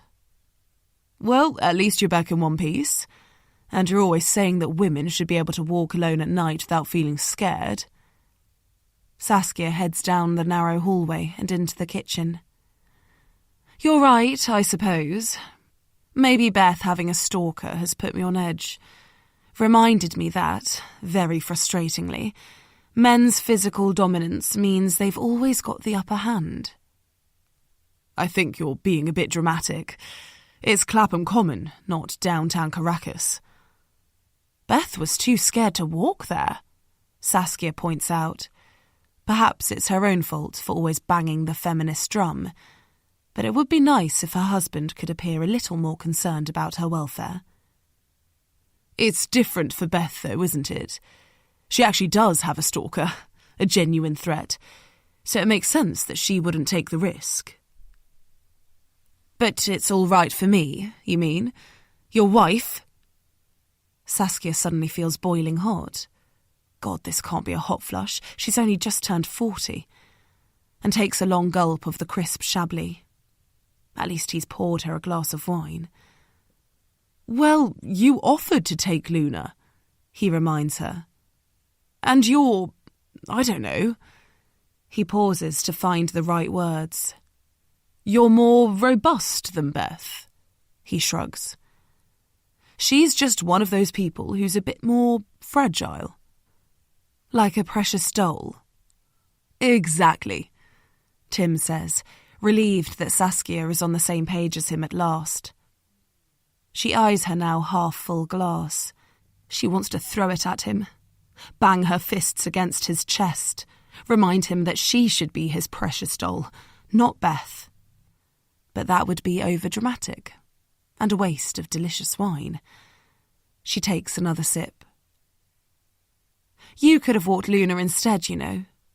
Then you'd have been protecting both of us, Saskia ventures. Tim clears his throat. Sorry, what was that? Well, she's your friend too, isn't she? You're happy to accept her hospitality when it's a dinner date or an impromptu barbecue. Tim scratches his neck as the realisation creeps over his face. God, I suppose you're right, he says slowly, looking sheepish. How very unthoughtful of me. I'll message Beth now, see if she needs someone to walk Luna tomorrow. In fact, he adds, warming to the theme, I could do the morning walk for her too. Save Beth going up there at all. Work won't mind if I'm a bit late in. Saskia drains her wine and tries to swallow down her annoyance too. Her taunt seems to be backfiring. You're never late into work. Yes, but this is different. Special circumstances. They'll be fine about it, I promise. Saskia watches her husband pick up his phone and scroll, looking for Beth's number, she supposes. She can tell that he's excited at the prospect of being Beth's saviour, because there's something Marvelesque about his expression. He won't be imagining anything more than that, though. Nothing romantic. Because he knows that he's not in her league.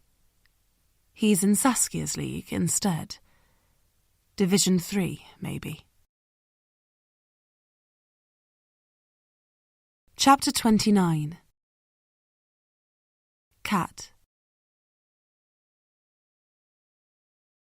Kat didn't plan to be here, on Beth's doorstep, knocking on her front door.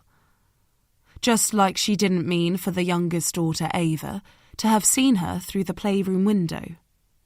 But she couldn't pretend that her standing outside their house was a coincidence after being spotted. So here she is, wondering how the hell she's going to explain herself. She should have remembered that watching people is only safe at night, when you become part of the darkness, a sense of someone rather than a physical presence. But she'd had a restless night thinking about Beth, and how she turned to Saskia rather than Kat yesterday, after everything Kat had done for her. By 5 a.m, she was in Jaden and Will's garage, trying to find the answer in a punch bag. But all she could see, on every wall and in every direction, was Beth's face, both now and before. Kat can hear feet pattering on the wooden floor of the hallway, and the effervescent buzz of children whispering, but the door remains closed. The delay provides a valid excuse for her to walk away, but something is keeping her rooted to the spot. The proximity is feeding her desperation to see Beth, but it's more than that. a tingle on her skin, a whiff of something not quite right. She looks at her watch. That's it.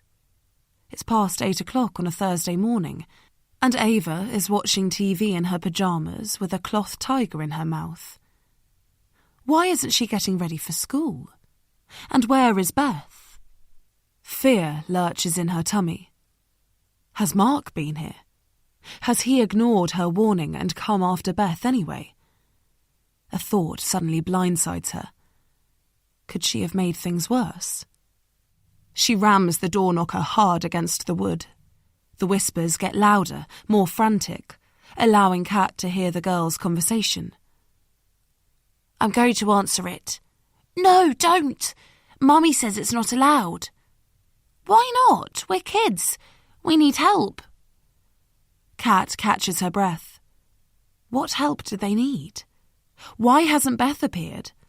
Surely she heard the door this time. It could be a burglar.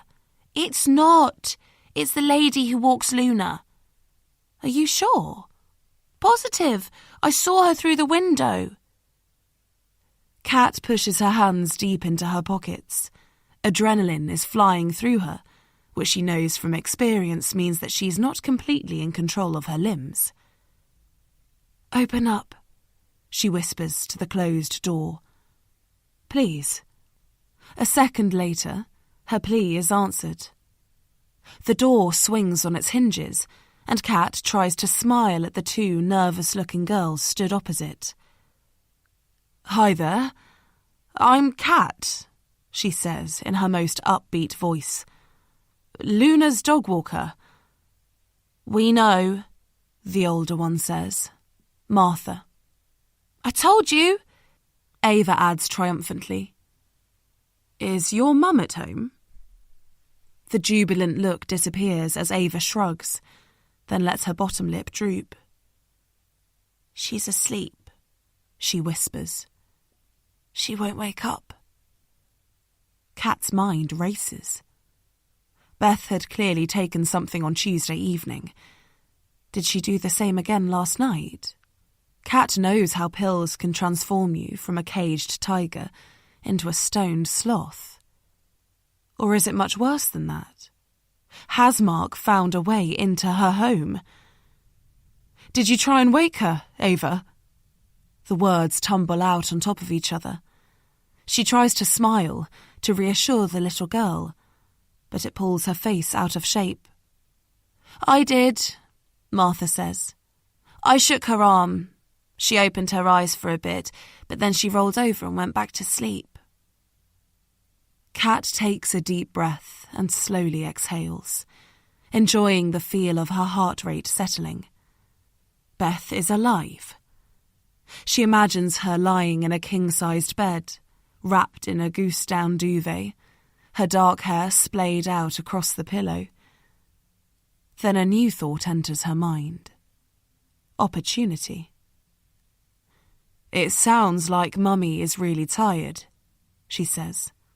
Maybe we should let her sleep a bit longer. Both girls nod, but Martha's face creases into a frown. But that means we'll be late for school, she moans. And miss the register. Kat looks at their trusting expressions. It doesn't matter to them that Kat's almost a stranger. She's the adult in the room, so it's her job to solve this problem.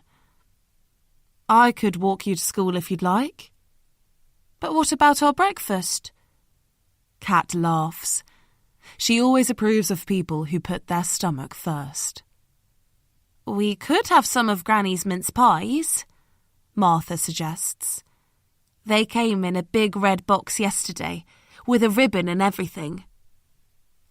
I'm not sure mince pies, Kat starts, but doesn't get chance to give her highly hypocritical, healthy eating advice before being interrupted.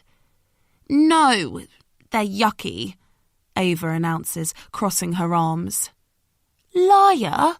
You love mince pies, Martha counters. Ava shakes her head primly. Only the ones that come in a cardboard box from that old man.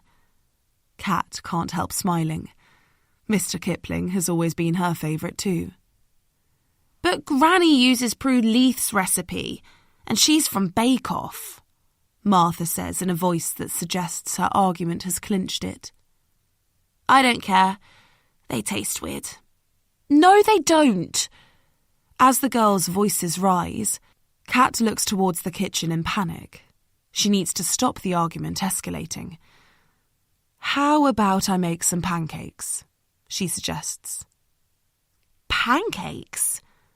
Ava's eyes light up, and it reminds Kat of herself at that age. She was born with a sweet tooth and loved smearing Nutella on the wafer-thin pancakes that her mum would make as a Sunday treat. That was before her skin inflamed and sugar became the enemy, and every forbidden bite tasted both better and worse. I'll do a deal with you, she offers. If you get dressed in your smartest school uniform and do it so quietly that you don't wake Mummy, I will prepare you the finest banquet of pancakes and Nutella. Yay! The girls cry in unison, their difference of opinion already forgotten. They spin and slide across the floor, then race up the stairs, but on their tiptoes, heeding Kat's warning not to wake Beth. She stands still, staring at the charcoal and cream runner that zigzags up the stairs, and fantasizing for a moment about living here. And then, with a smile of anticipation, of making up for past mistakes, she walks into Beth's kitchen. Saskia is stood outside her own house, checking her watch impatiently. When she looks up, her brow creases in confusion. This is good, Kat thinks. This drives a sturdy wedge through Beth and Saskia's friendship, even if Beth isn't aware of it. To further prove her point, she reaches out towards the girls, and miraculously Ava takes the bait, curling her dainty fingers around Kat's rough hand. On Kat's instruction, which feels surprisingly natural to say she's hardly even spoken to a child since she was one, the three of them walk across the road. Hello, Saskia says in a polite, condescending voice, as though she's interviewing a prospective cleaner. Where's Beth? She's in bed, Ava states solemnly. Kat watches Saskia's expression darken. Beth's fine, just tired, she says quickly. She needs to deflect both suspicion and any offer of help from Saskia. I'm walking Luna later, and so she asked me to take the girls to school. Kat can feel Martha's quizzical stare, but she doesn't meet her eyes, and eventually the 7-year-old gets distracted by Saskia's daughter's new hairband. That must be why Beth didn't answer my husband's text, Saskia says, looking triumphant for some reason. Well, why don't I take them? It seems silly, both of us going. Of course Saskia would say this. Try to wheedle her way further into Beth's good books, make Kat look like the outsider. I promised Beth that I'd take them, Kat counters. But I can walk your two as well if you think it's silly, she adds in an entirely alien tone. Saskia offers her something between a cool smile and an angry grimace in retaliation. Let's walk together. They don't speak again during the 5-minute walk to school. There's enough chatter from the children for it not to appear too awkward, but Kat doesn't care anyway.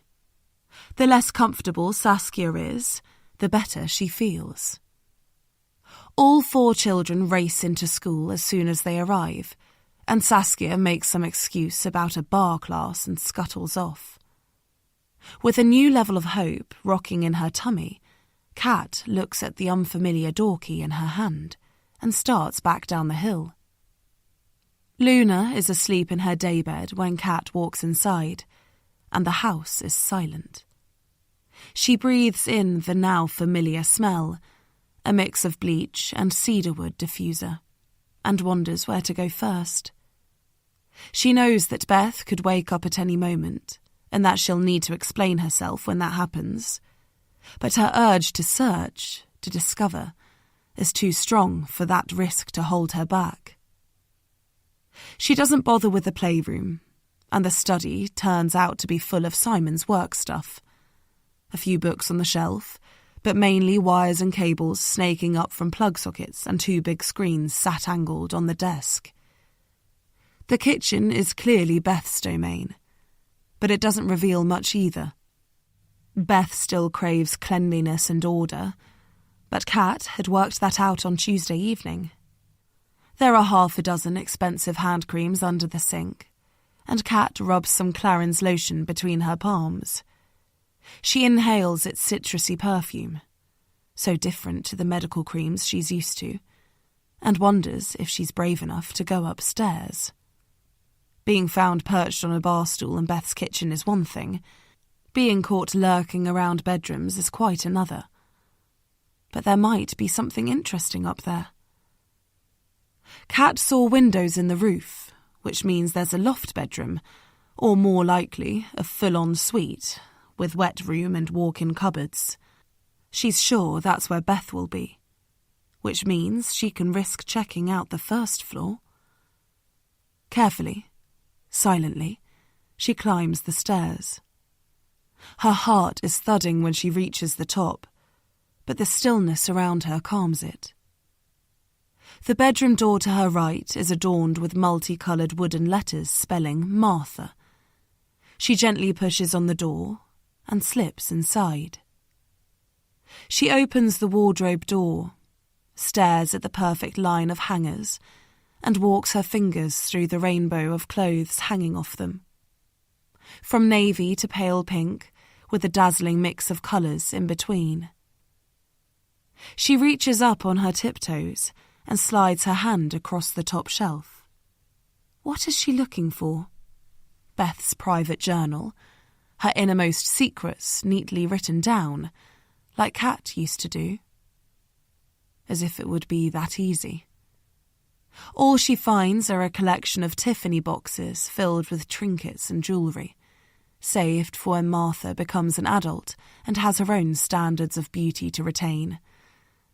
Eventually, Kat closes the wardrobe door and turns back into the room. The bed is unmade, so she pulls the duvet up to the pillow and strokes the creases out. There are 2 distressed wooden photo frames on the bedside table. She picks them both up and sinks onto the bed. One shows a couple, a younger Beth, much more similar to the girl Kat remembers, but with an added whiff of privilege, and a blonde man wearing jeans and a racing green polo shirt. That must be Simon. The other photo is of the same older couple from the frame downstairs, clearly Simon's parents. Kat wonders why there are no pictures of Beth's family on display. Kat? She whips her head around. I'm sorry, Beth says, giving Kat a warm smile. But what the fuck are you doing in my daughter's bedroom? I'm sorry, Kat parrots back, buying time. What's going on?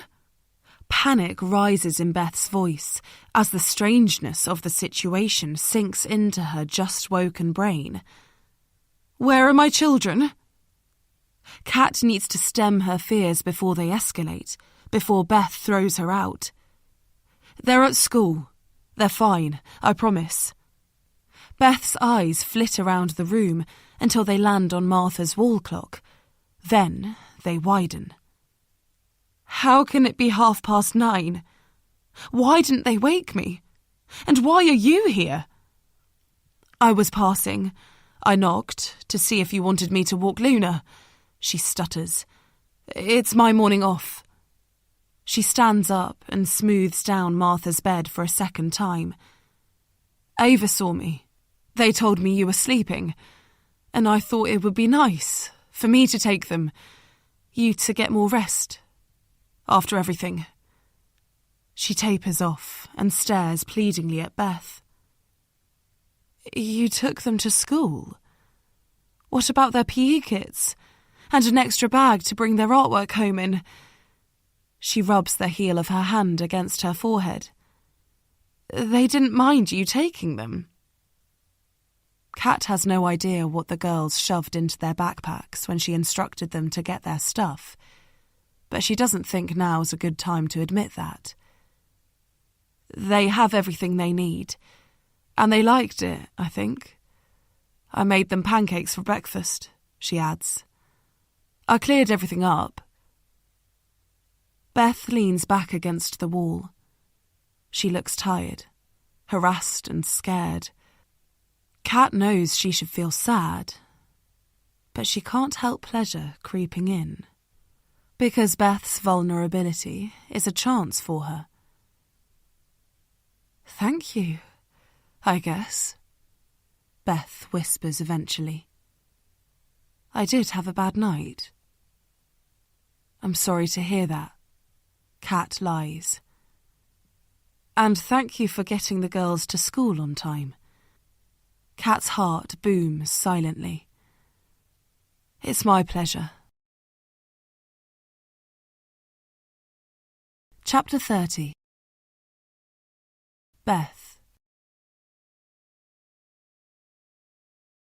Beth stares at the ever-changing view rushing past the window.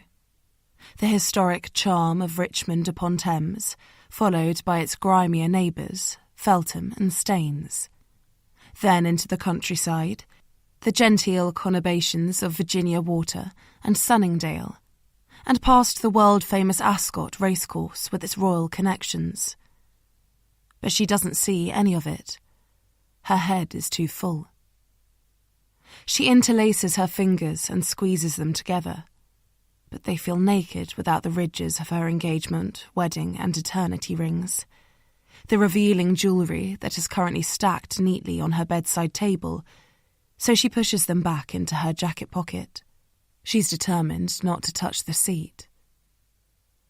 Part of her is glad to be out of London. She's exhausted with a constant fear of wondering where Mark will show up next. Not knowing whether the shadows and doorways or behind parked cars are him, watching, or her imagination taunting her. And with Simon still in Dublin, that fear permeates into her home too, making normal tasks impossible. On Wednesday night she dealt with it by drinking too much wine, then taking a tablet to help her sleep, which of course led to her oversleeping. She'd thought she never wanted to see Kat again after her breakdown on Tuesday, but thank God the dog walker showed up on Thursday morning. Beth has worked too hard at being the perfect mother for one mistake to have her branded as substandard. But that's exactly what Nightingale's pious receptionist, Mrs. Gilbert, would have thought if Martha and Ava had been dropped off after the register. But she is also dreading what comes next. A return to her childhood home, the house she lived in until she was 16, her dad fighting cancer. Finally, the train pulls into Reading Station.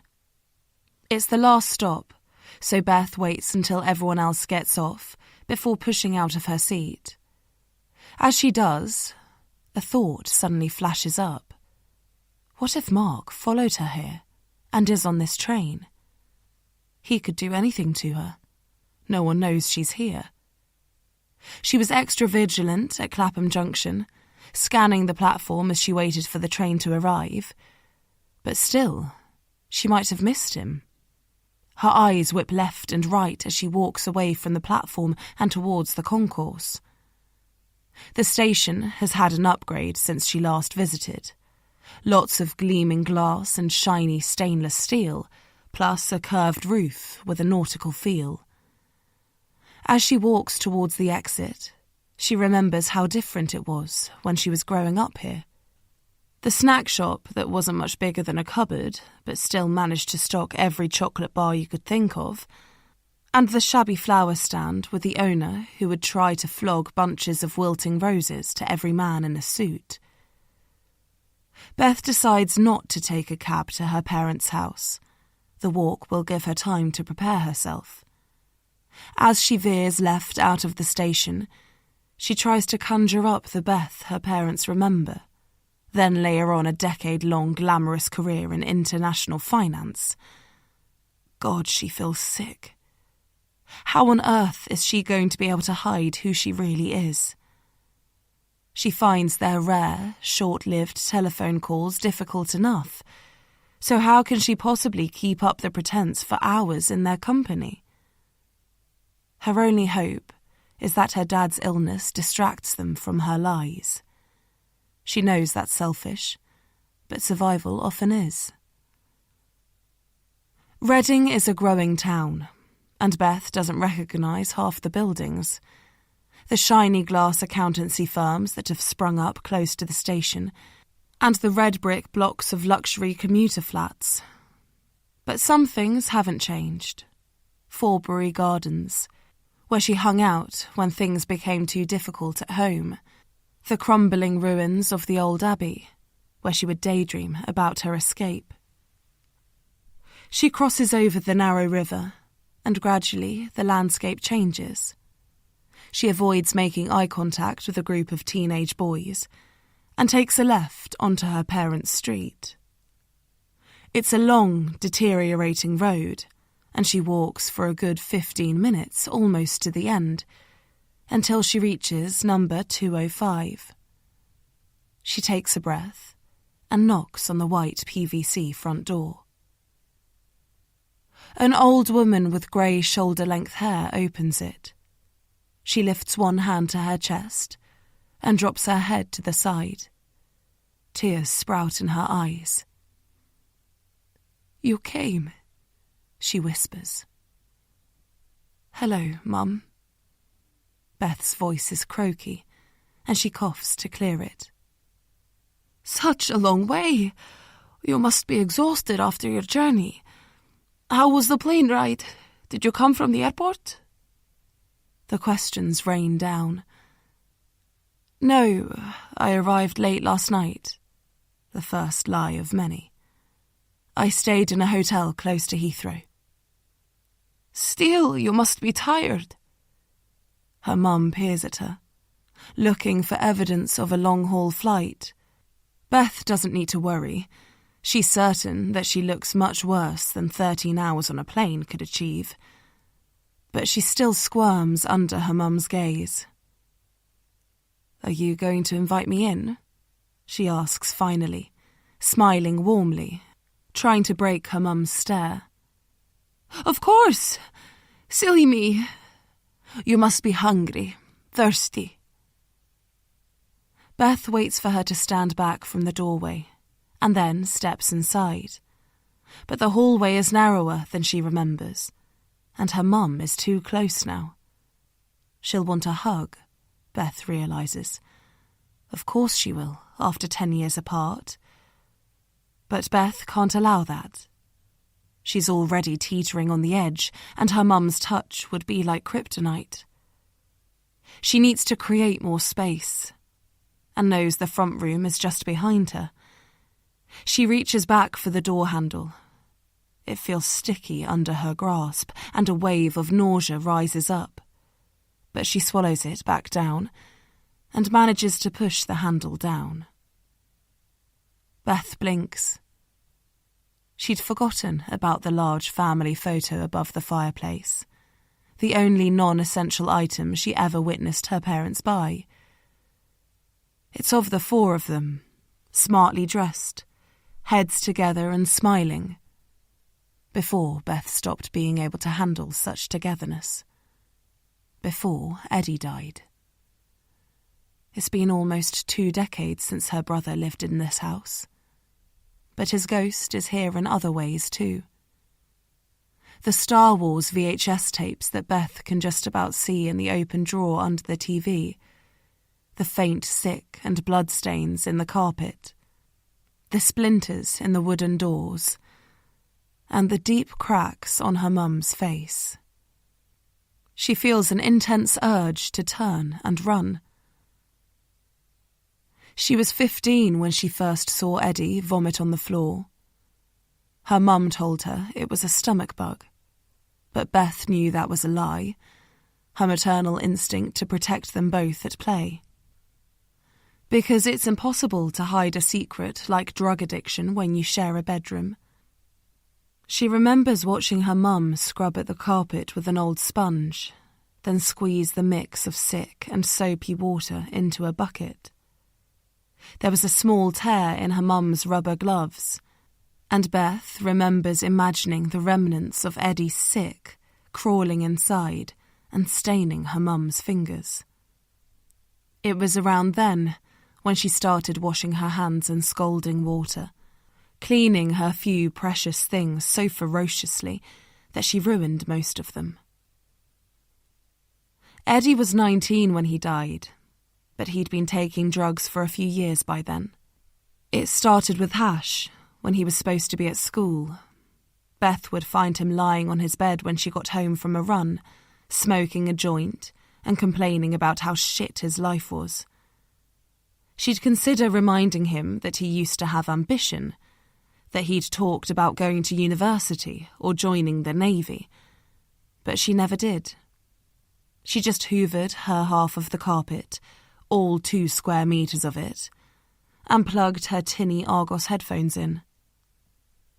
The heroin started when he met some new mates at college. He lasted 6 months before dropping out, then died a couple of years after that. And of course it was Eddie she pictured when she came across that homeless man slumped unconscious on the street. It was his memory that meant she couldn't walk past, even though she sorely wishes that she could have. "Where's Dad?" she asks. She wants to see her father, get it over with. "He's sleeping. Let's leave him for a while. Give us a chance to catch up. Go on. Sit down." Her mum gestures towards the sofa. "And I've got a surprise for you. Hold on." The house is a tiny oblong box, one room that runs front to back, plus a kitchen behind the stairs. Beth watches her mum disappear, then perches gingerly on the sofa. She recognises it from when she lived here, and she can't let herself think about the number of dead skin cells that must be buried in the ancient polyester. A minute later, her mum reappears carrying a tray emblazoned with an image of Bucharest. There are 2 mugs of tea on top of it, plus a huge Kozonak cake. "I hope you're hungry," her mum says with an anxious smile. "Your dad's not interested in food much these days, so I don't get chance to bake anymore." Beth wants to say thanks, but she can't shift the bile that's sitting in her throat. Kozonak is a Romanian festive tradition, a citrusy sweetbread with a cocoa and nut filling that gets swirled through the dough. She and Eddie rarely got actual presents when they were growing up. There wasn't money for that. But there was a Kozonak every Christmas. For a few years, Beth tried to convince her mum that she deserved the first slice, but she never succeeded. Eddie was the eldest child and a boy, 2 attributes that were highly valued in their traditional family home. Beth accepted her fate after a while, and by the time she lost her competition, she'd moved in with her far less traditional aunt. She wants to try some now, but her throat is constricted, and she can't imagine getting anything solid down it. She watches her mum drop a generous slice onto a plate and pass it over. "You're still so beautiful," her mum observes. "But you look tired. You work too hard." Beth shrugs, breaks off a small piece of bread, and forces out another warm smile. "I worry about you. You suffered terribly after Eddie died," her mum continues, but avoiding eye contact now. "All the cleaning." Beth swallows bile. "We didn't understand it," her mum admits.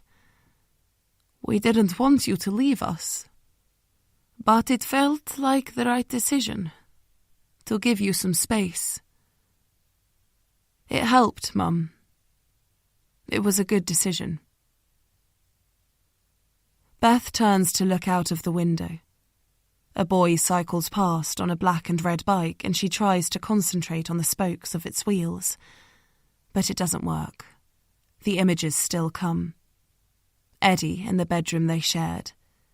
The tatty navy belt stretched around his bicep. The smell and mess. The humiliation of dying. She never set foot in that room again after witnessing that. It was a shock, she says finally. I didn't handle it very well. But you fought back. Getting your A-levels at that new school, then a place at university. You made us so proud. The bike has disappeared, but a man is walking past the window now. He looks like a builder, his large belly squeezed into a high-vis jacket. Can I see Dad now? She asks. I can't stay long. Really? Her mum asks, and Beth tries not to hear the disappointment in her tone. Then she shakes her head. Sorry. Of course you can.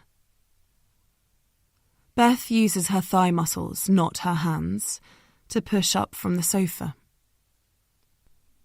Kathy brought a proper hospital bed round. Your dad is in your old room. Chapter 31. Mark. Mark eyes the packet of spice. Then he lurches forwards and pushes it off the arm of the sofa. Why the fuck is he wasting his life smoking that shit? He thought he was so clever, nicking all those packets off John's dealer. But that was 4 days ago, and he's hardly left the squat since.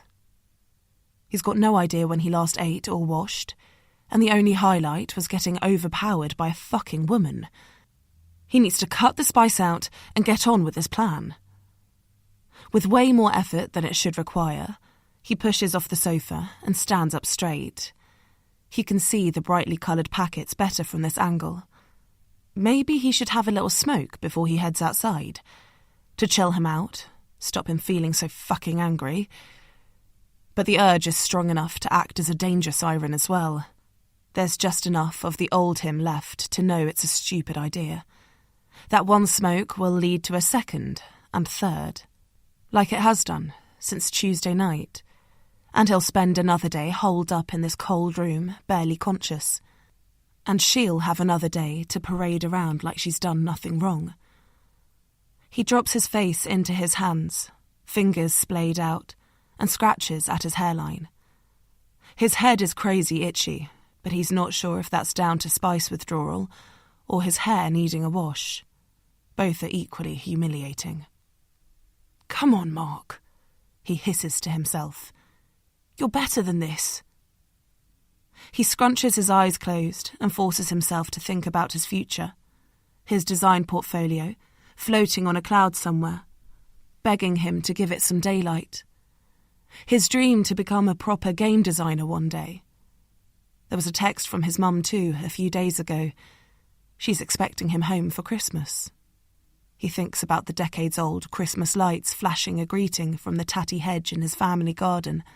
He takes a big breath, and without looking back at the drugs on the floor, slowly makes his way out of the squat. The weak winter sunshine isn't bright, but the sun is low, and Mark hasn't seen daylight since Monday, so he takes a moment to adjust. As he watches people wander up and down the street, carrying shopping bags or chatting in pairs, the day smelling morning fresh, he feels like a vampire, struggling outside his natural habitat. The passers-by seem to think so too because they look away or veer off the pavement to avoid him. He wants to scream that it's not contagious, that being a fucking loser takes practice. but they don't deserve his reassurance. So he puts his head down and walks down the hill in the direction of Clapham Common. He knows this new plan is risky, but he's done with just following Beth like some pathetic stalker, feeling more and more impotent as she carries on with her life. Especially now she's got that bodyguard fighting her corner. He needs to up his game too. He doesn't have kids himself, of course, but he knows how much his mum loves him and his sister.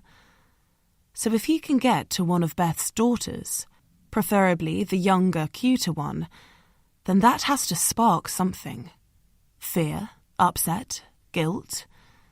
She deserves them all. He drops into the dip by the top of Northcote Road and starts walking up the other side of the hill. He quickly feels out of breath and it irritates him. He used to play football every Saturday morning and mess around on the basketball courts after college most days. How can he have gone from that to an unfit mess in just 6 months? There's a discarded Coke can on the pavement, and he kicks it hard. It lifts into the air for a moment, then drops and skitters along the asphalt. It draws a dirty look from a bodybuilder type walking past on the other side, and Mark glares back. His eyes expand like popping corn. Holy shit! It's Rudy! Mark drops his eyeline again and picks up his pace. With his heart hammering, he takes a swift right down a side road. When he's far enough away, he stops and leans against the wall, shaking his head manically. Was it Rudy? Or is this what spice withdrawal does? He must be seeing things. He's not involved in the drug scene, so there's no way Rudy could have tracked him down, especially not to a posh neighbourhood like this. It's definitely the spice, messing with his head, making him paranoid, he decides. He's got a job to do. He can't be knocked off course again. He walks a bit further to settle his nerves, then doubles back.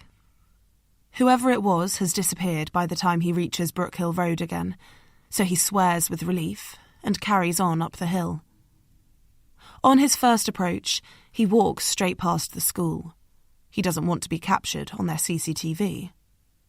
But after a couple of flybys, he realises that they don't have much CCTV anyway, just narrow-angled cameras at the different entranceways.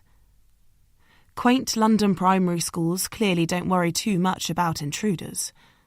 The iron railings across the front perimeter only reach Mark's ears, but he also counts 3 different entrances with only waist-high gates. This is going to be easier than he thought. The area immediately in front of the school is a playground with hopscotch squares and a chessboard painted on the ground. Around the side, Mark can see a short line of cars, a few spaces saved for the top-ranking teachers, with 2 4x4 wagons jammed up close together. Mark decides it's the perfect place to hide.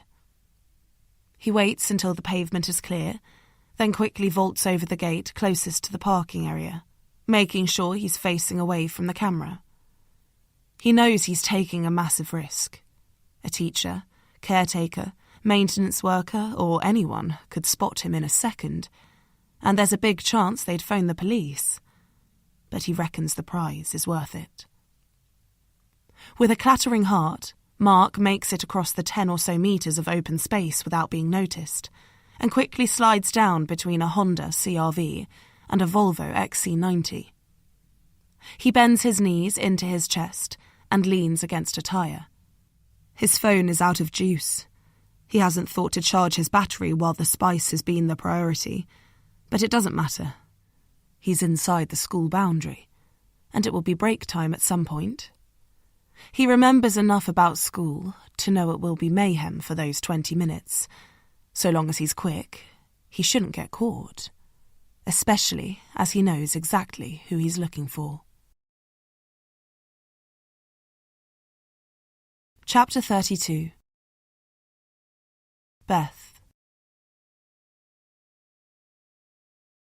Beth climbs the stairs one at a time, hoping the measured pace will slow her pulse rate. It makes sense that the Macmillan nurse would put a hospital bed in her and Eddie's old room. It's not like either of them has needed it over the last 2 decades.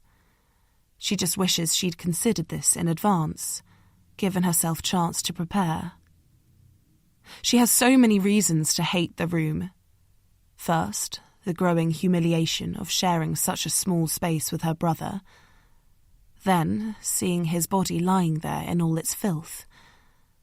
And of course, the final humiliation, the revealing photo that made its way into the local paper. She'd promised herself that she'd never walk inside again, but now she's got no choice. The room is to the left of the staircase, but she needs a moment to compose herself, so she slips into the bathroom opposite and slides the lock across. She rests her head against the MDF panel for a few seconds, then turns to face the sink. She twists the tap and waits for the steam to appear, the telltale sign that the water is hot enough to clean her skin properly. When it's ready, she pushes her hands under the burning tap and stares at her reflection in the mirror. She spends a lot of money on her face. She's never had surgery and hasn't yet resorted to thread lifts or fillers. But she uses the best makeup and luxury face creams. She visits expensive salons and invests in an array of different treatments. In the beginning, the pampering felt alien, undeserved, and she kept imagining being exposed as a fake, of being dragged out of posh salons by her hair. But she persevered, and after a while, she started to enjoy it. She's worked hard to build this life, and she won't let herself be pulled backwards. She finally extracts her hands from the hot water and rubs them against the thighs of her jeans, the only material that she knows is clean. Then she unlocks the bathroom door, takes a deep breath, and walks the few steps to her old bedroom. Her heart races as she pushes the door open, but the room looks different, thank God. The walls are painted white and are bare now. No sign of the blue tack stains from Eddie's old posters. And its centrepiece is a high-standing hospital bed, covered in crisp white sheets. She steps inside. Dad? It's a question, because the man curled in the bed doesn't look like the father she remembers. He's smaller, thinner, like an aging tree root under a white shroud. But he looks more familiar when he turns around to face her. "My girl," he whispers, his eyes shining with tears.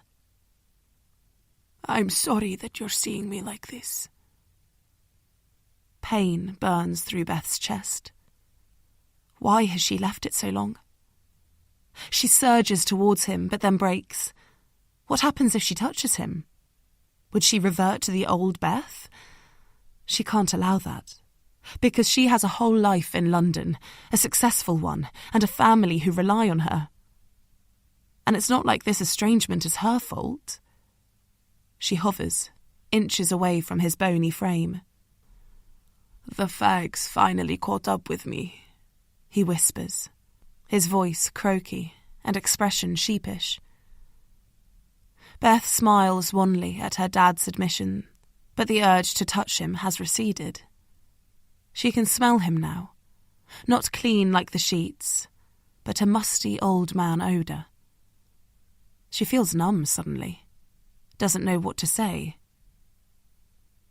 "Are you having treatment?" she tries. Her dad shakes his head. A wave of sadness washes over his face and then disappears. "I'd prefer to enjoy whatever time I have left." "You shouldn't just give up," Beth says, but it sounds more like criticism than care. "I've had a good life. My only wish was to see you again. And here you are, all the way from Singapore." His eyes glisten. "Can I ask you something?" he continues. "And you promise to give me an honest answer?" His voice is thin and wispy, but Beth can't pretend she hasn't heard it in the small, quiet room. She nods, smiles warmly, steels herself. I know it's not really my place to ask, but I need to know whether it's our fault. My fault. What do you mean? She asks guardedly. Why don't you have children? Did we do such a bad job that it put you off? No, of course it's not. Because having children is the best thing in life. Even if it doesn't work out. If one dies and the other is too scarred by his death to come home, it's something to be proud of. Being a parent gives you purpose.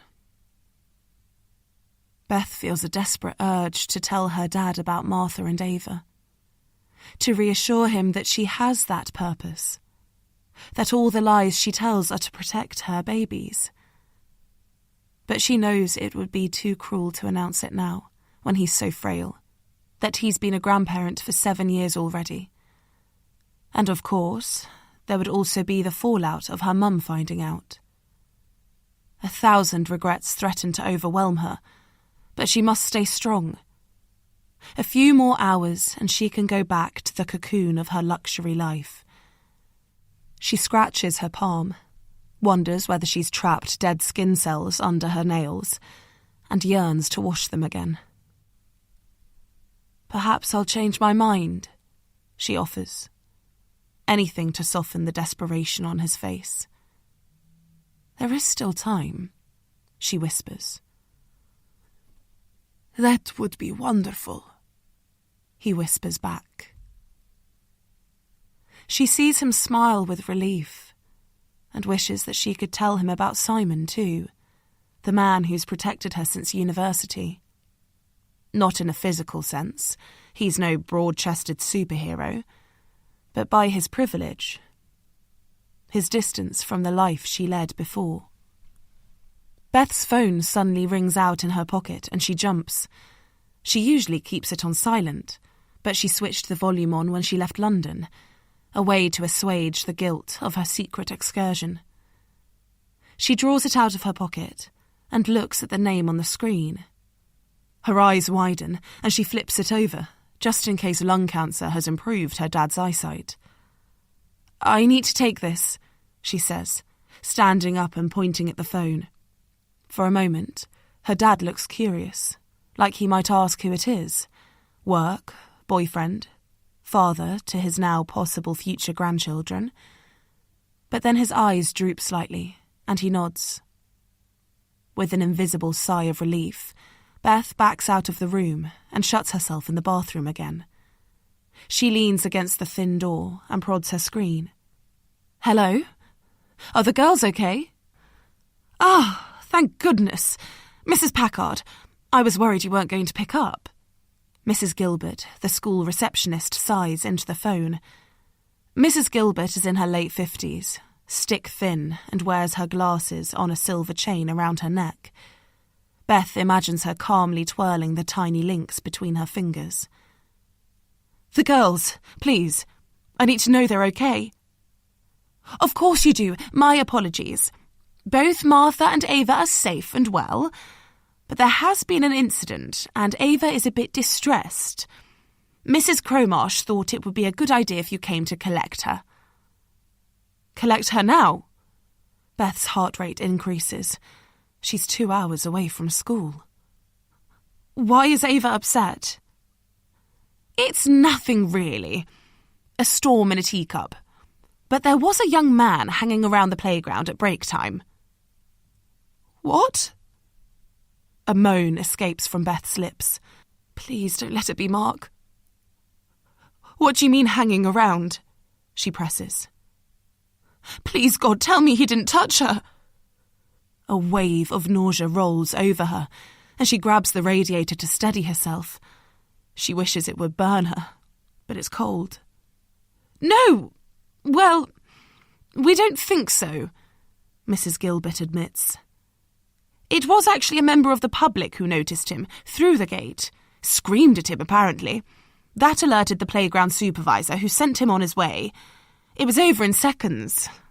But unfortunately, it seems as though he said a few things to Ava before he left. Miss Lewis should have called the police, of course. She's extremely apologetic. Just acted on instinct, she said. What did he look like? Beth interrupts, trying to keep her voice steady. What did he say? There's a pause on the line, and Beth eyes the tap, the promise of scalding water. Eventually, Mrs. Gilbert sighs and continues. Late teens, lanky and a bit, unkempt, is how Miss Lewis described him. But I'm afraid we don't know what he said. Ava didn't want to tell us. She keeps asking for you, and her Tig-Tig. Beth scrunches her eyes together.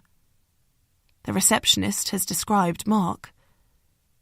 She pictures Tig-Tig, the cloth tiger that has been Ava's most reliable source of comfort since she was a toddler, faded from so many washes over the years, currently lying on Ava's bed. I'm not in London, she finally admits, and it's going to take me a couple of hours to get back. Ah, I see. Was that disapproval in the receptionist's tone, or understanding? Well, of course we can keep Ava here until then, she continues. She can sit with me in reception. I'm sure you'll get back as quickly as you can, and she'll survive until then. Beth pulls the phone away from her ear and focuses on her breathing. She imagines Ava sat next to that uncaring woman for 2 hours, too traumatised to repeat whatever Mark said to her. Beth can't bear the thought of it. But she can't ask Lara to collect Ava because she's Christmas shopping with her mum today, and she daren't ask Saskia with her hack nose. Then she thinks about Kat, the stalwart dog walker who gave the girls breakfast yesterday and then took them to school. Beth can see her mum through the bathroom window now, hanging up tired sheets in their tiny paved courtyard garden. Thinning grey hair, sagging jowls, no makeup and a shapeless cardigan. But something pure and good underneath.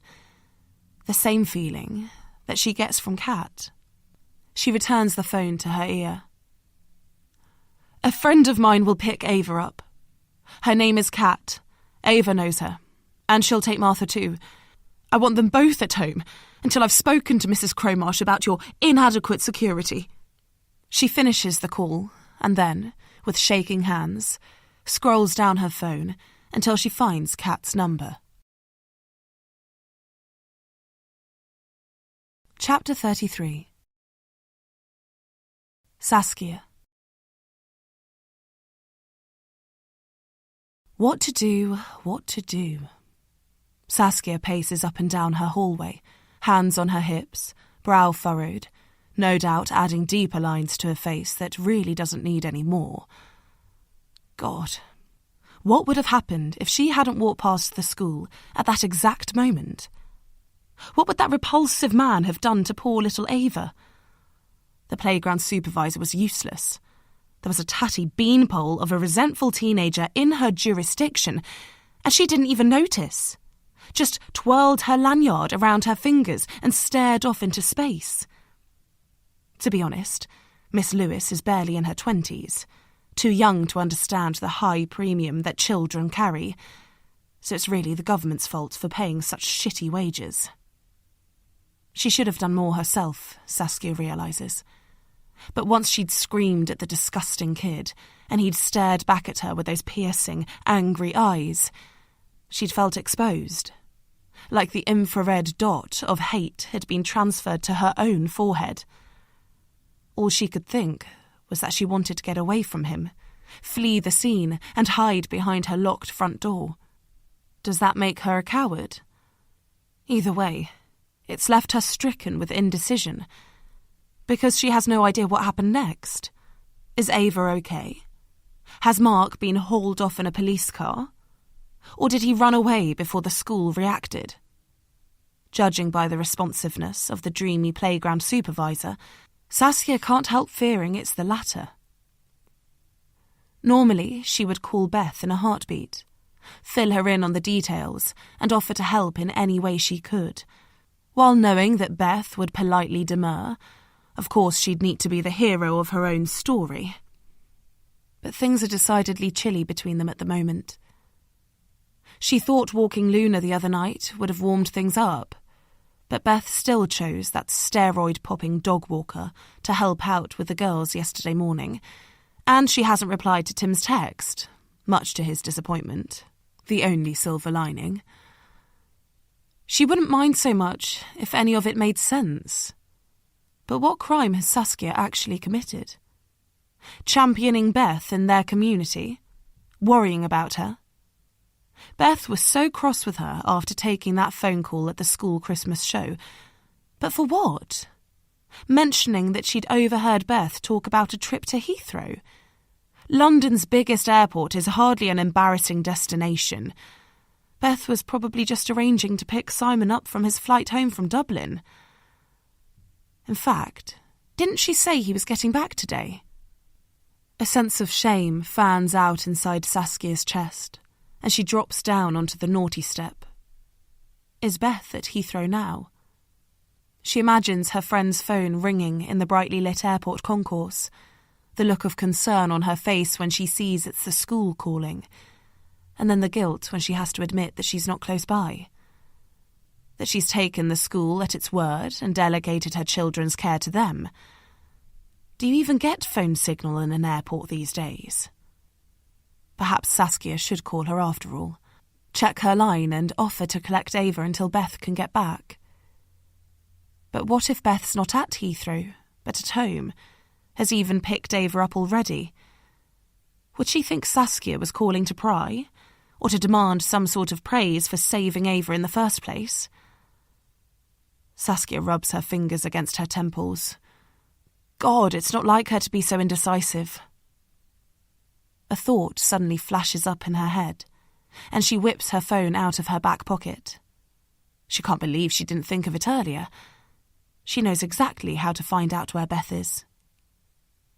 Saskia has had access to Beth's location on Google Maps for months. Beth was reluctant to share it initially, almost offensively so, Saskia remembers thinking at the time. But her pink BP dot still appears every time Saskia opens location sharing on the app, so she must have forgotten to remove it. They'd been invited to see an up-and-coming band at some obscure venue in Camden. The drummer was the step-nephew of a mum at school, and Saskia had decided that she couldn't let a trip to North London go by without catching up with some old work colleagues. The detour meant that she was alone and lost in NW1, as the gig was due to start, hence asking, or more accurately begging, Beth to share her location. The band turned out to be incredible, and, helped on by a few pints of snakebite, Saskia's idea, they were dancing like groupies by the end of the night. Perhaps that's why the map-sharing thing slipped Beth's mind. Saskia opens the app now and taps on Beth's symbol. Then she watches the map shift west across London in the direction of Heathrow. But no, it moves farther out of the city. When it stops, Beth seems to be in a residential area, a mesh of streets with a couple of cafes and a mosque. Saskia squints a little to read the street name, because the font is small, not because she needs reading glasses. But it's not familiar. She slides her fingers towards each other across the phone screen to zoom out, looking for a clue as to Beth's whereabouts. Royal Berkshire Hospital, Reading College, Reading train station. Why is Beth in Reading? Saskia drops her elbows onto the next step up and stares at the ceiling. Of course, there could be dozens of perfectly innocent, boring reasons. Visiting an old university friend, or one of their many peers who moved out of London before the school year started. But if that's the reason, why the secrecy?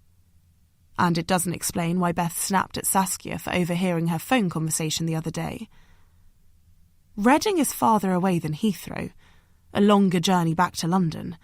But even so, Saskia feels less inclined to offer help to her so-called friend now.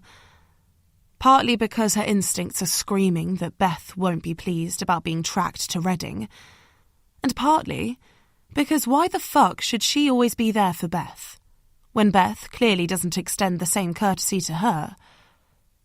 But mostly because her journalistic antennae have been stimulated and are now buzzing with curiosity. Saskia pushes off the stairs and practically skips into her kitchen. Her laptop is on the island unit, and she slides onto the nearest stool and clicks on the mousepad. While she rarely admits it, she does prefer the bigger screen. She opens Google Maps, types in the street name from her phone, and then drags and drops the little yellow man, of course it's a man, to open up the street view. Interesting, she thinks. Unlikely to be a university friend or a London escapee. The area is grey and scruffy, not helped by the heavy clouds overhead, as though Google chose weather that was on brand with the landscape. The houses are hard to distinguish. Just one long rendered building, probably painted white originally. The only demarcation is a line of PVC front doors, and they pop up with surprising frequency. Saskia thought London terraces were narrow, but these are on a different scale. A quick search on Street Check backs up the image of a deprived area with high unemployment, drugs, and antisocial behaviour. Saskia swivels on the stool, stares into her postage stamp garden, and ponders what she's just discovered. Beth's secrecy makes sense now. The woman has built a reputation as the cream of the yummy mummy crop, and she wouldn't want anyone knowing that her life isn't picture postcard perfect. Woe betide the stain of a destitute friend or even worse, family member. Beth's parents were killed in a car accident when she was a teenager, a tragedy that had seemed better suited to Hollywood movies, until Saskia looked it up and discovered there were over 3,500 fatalities on British roads in 2003. Some of them must have been parents, she'd figured. But Beth has never talked about her wider family. Which seems odd now that Saskia thinks about it. She's always moaning about her own siblings.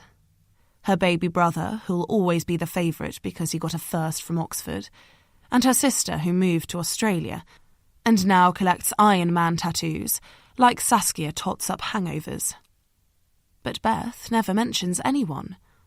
Not grandparents or aunts, or even fairy bloody godmothers. Everyone comes from somewhere, don't they? Saskia watches a squirrel race up their only tree and wonders if Beth comes from the wrong side of Reading, and if she does, whether that makes her less of an adversary or more of one. Chapter 34. Kat. Kat wouldn't normally answer the phone when she's with the client, but there's no way she's ignoring a call from Beth at any time of day. She flips off the shower hose, throws a towel over Aggie the cockapoo, and picks up her phone. Kat, I need your help. Beth's voice, tinny through the speaker, spirals inside her ear. I'm so sorry. I didn't know who else to ask. Can you help me? Please. Kat grips the phone tightly against her ear. Of course I can help, she says, trying not to let her thudding heartbeat permeate her voice. What's happened? It's that bastard, Beth moans. Mark. He's been to the school, in the playground. He found Ava at break time. I've no idea what he said, did. She's too upset to tell anyone. Kat sucks in her breath as her mind starts clattering through possible scenarios, none of them good. Did he hurt her? She whispers. No, at least not physically. Let your mind drift gently with the melody, as if carried by a soft breeze across a quiet night. let me get away. Yeah, I'm running, yeah, I'm running. So love me or leave me, I'm standing alone. Can't shake a feeling that lives in my bones. Lie to me, tell me you wish you could, but nothing you gave me is worth what you took. 'Cause I'm all up, I'm all up, I'm all up, I'm all up. 'Cause I'm all up, I'm all up, I'm all up, I'm all up.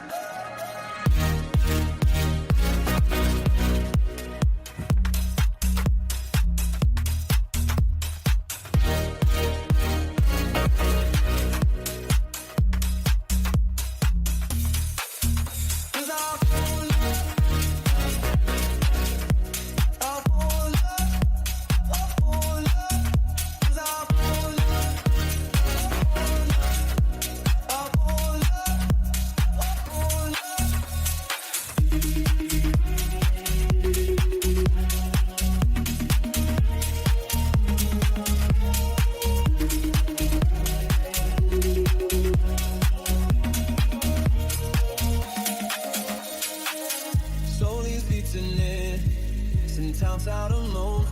Hood keeps wheeling, the mother willows. I can feast my time. Yeah, I'm running, yeah, I'm running.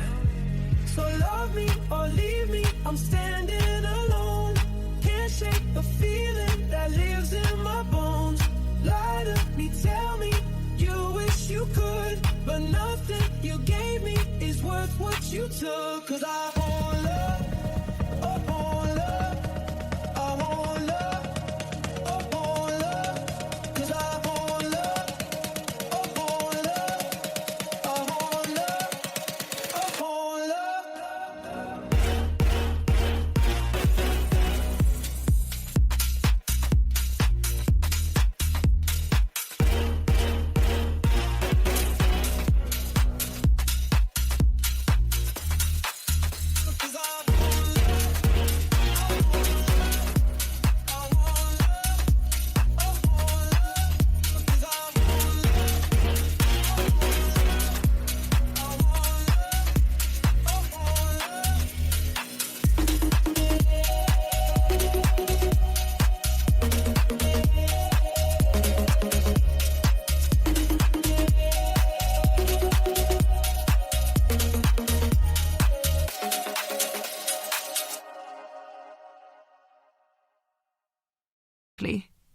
Beth stutters. But Ava's really upset. He must have said something terrible to her, Kat. But Ava's not saying what, and the playground supervisor let him go. Kat's heart pounds. She thinks about Ava's sweet face, the innocence shining out of those young eyes. Poor Ava, she whispers. How can I help? A deep sigh rustles down the phone line. I need to collect her. She wants to be at home, but I'm not in London, and it will take me 2 hours to get back from here. Despite the distress in Beth's voice, Kat can't help wondering where she is, whether it's just Christmas shopping in Guildford or Bluewater, or somewhere else. Would you like me to pick her up? She asks, pulling herself back to the phone call. Oh, Kat, thank you. I would ask one of my friends, but, Beth pauses for a moment. But they're all so busy. I know you've only just started working for us, and as a dog walker, not a nanny, but the girls loved you taking them to school yesterday. A rush of victory surges through Kat. Beth has chosen her over Saskia. And you know where to go, Beth continues. Can you get away from the groomers? Kat thinks about her jam-packed client list for the rest of the day. Sure, yes. But how will I get into your house? I've told the school that you'll collect both the girls. What if he comes back at lunch break and tries something similar with Martha? Or worse? Beth's voice cracks. Honestly, why me? I just wanted to help that old man.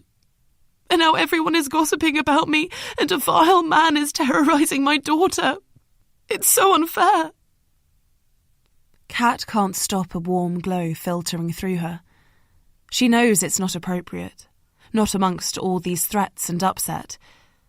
But Beth is confiding in her, trusting Kat with her two most precious things. She's not achieved what she set out to yet, but it's getting closer. She can feel it. "Of course I can pick them up," she whispers. "I'll make sure they know that they're safe with me."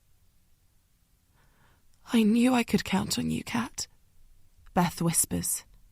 "There's a house key in Martha's sports bag, the inside pocket. I put one in there just in case I ever forget mine. You can use that to get in." She pauses, but only for a second. "And you'll go now?" she prompts. "I told the school to expect you." Beth knew she would agree, Kat realises. Well, that's okay. Kat doesn't mind being the submissive one, if that's what it takes to build a bond. It's the role she played before. "Straight away. It will be fine, I promise."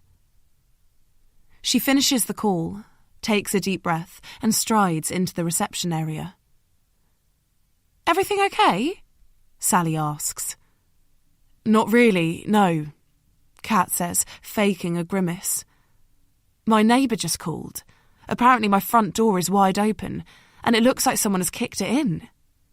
"Oh my God, Kat! That's terrible. Have they called the police?" Kat didn't have time to plan for questions, so she improvises.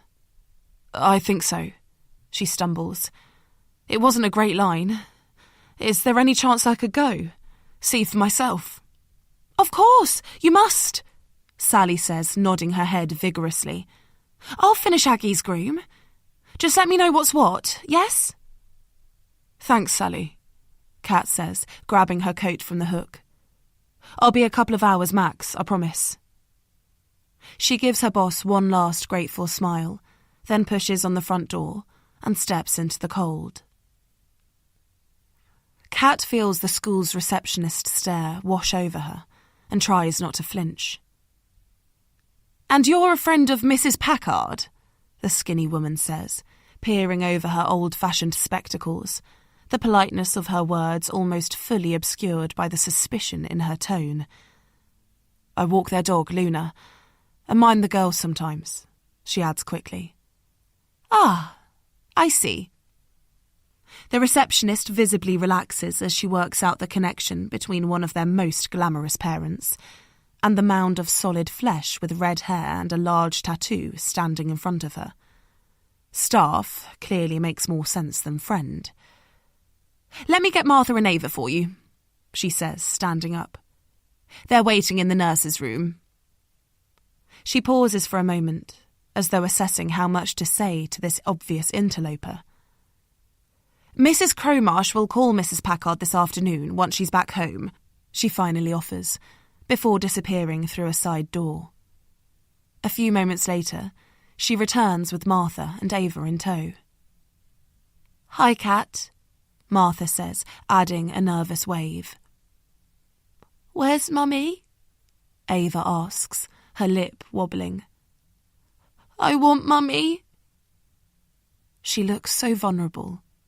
Her once chubby cheeks seem hollow now, punctured prematurely by grim reality, and her eyes are red with rubbed-away tears. A wave of revulsion slams down on Kat's chest. Ava is just an innocent child in all of this.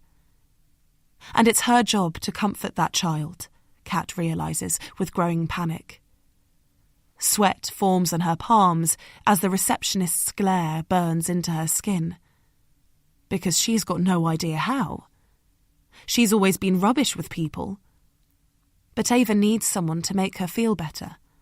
And she promised Beth that she'd take care of her youngest daughter.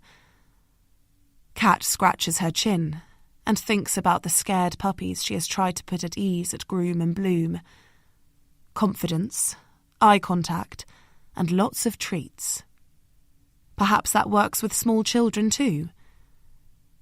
She takes a deep breath, then bends down and takes Ava's hands into hers. "Mummy is racing back to see you, I promise," she says, looking directly into Ava's eyes. "In fact, she's racing so fast that there'll only be just enough time for us to stop for hot chocolate with marshmallows." "Hot chocolate?" Ava asks, looking up at the receptionist, then back to Kat. "With marshmallows?" "My Christmas treat." Kat gives Ava her widest smile, and amazingly, Ava smiles back. Kat stretches up, takes the 2 book bags and Martha's sports bag from the receptionist without looking at her, then waits to be buzzed out of the school. As the 3 of them walk across the playground and then out of the gate, Kat wonders if she should ask Ava about Mark, find out what he said to her. But what would be the point? He's clearly crossed the line, and she doesn't want to cause Ava any more distress, so they continue their journey in amiable silence. "Shall we watch a Christmas movie with our drinks?" Kat asks as she retrieves the key from Martha's school bag and slips it into the door. "What's your favourite?" "Frozen! A Boy Called Christmas. No, that's too scary. Polar Express? Yes, Polar Express." Kat breathes a sigh of relief at not having to play referee again, then lets the girls lead her into the playroom.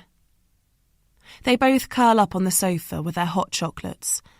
On reflection, Kat imagines how Beth wouldn't approve of hot drinks in here, but she's not stripping the treat away from the girls now. Ava strokes her cheek with a tatty cloth tiger, while Martha picks up 2 remote controls and toggles between them until Polar Express appears on the huge screen attached to the opposite wall.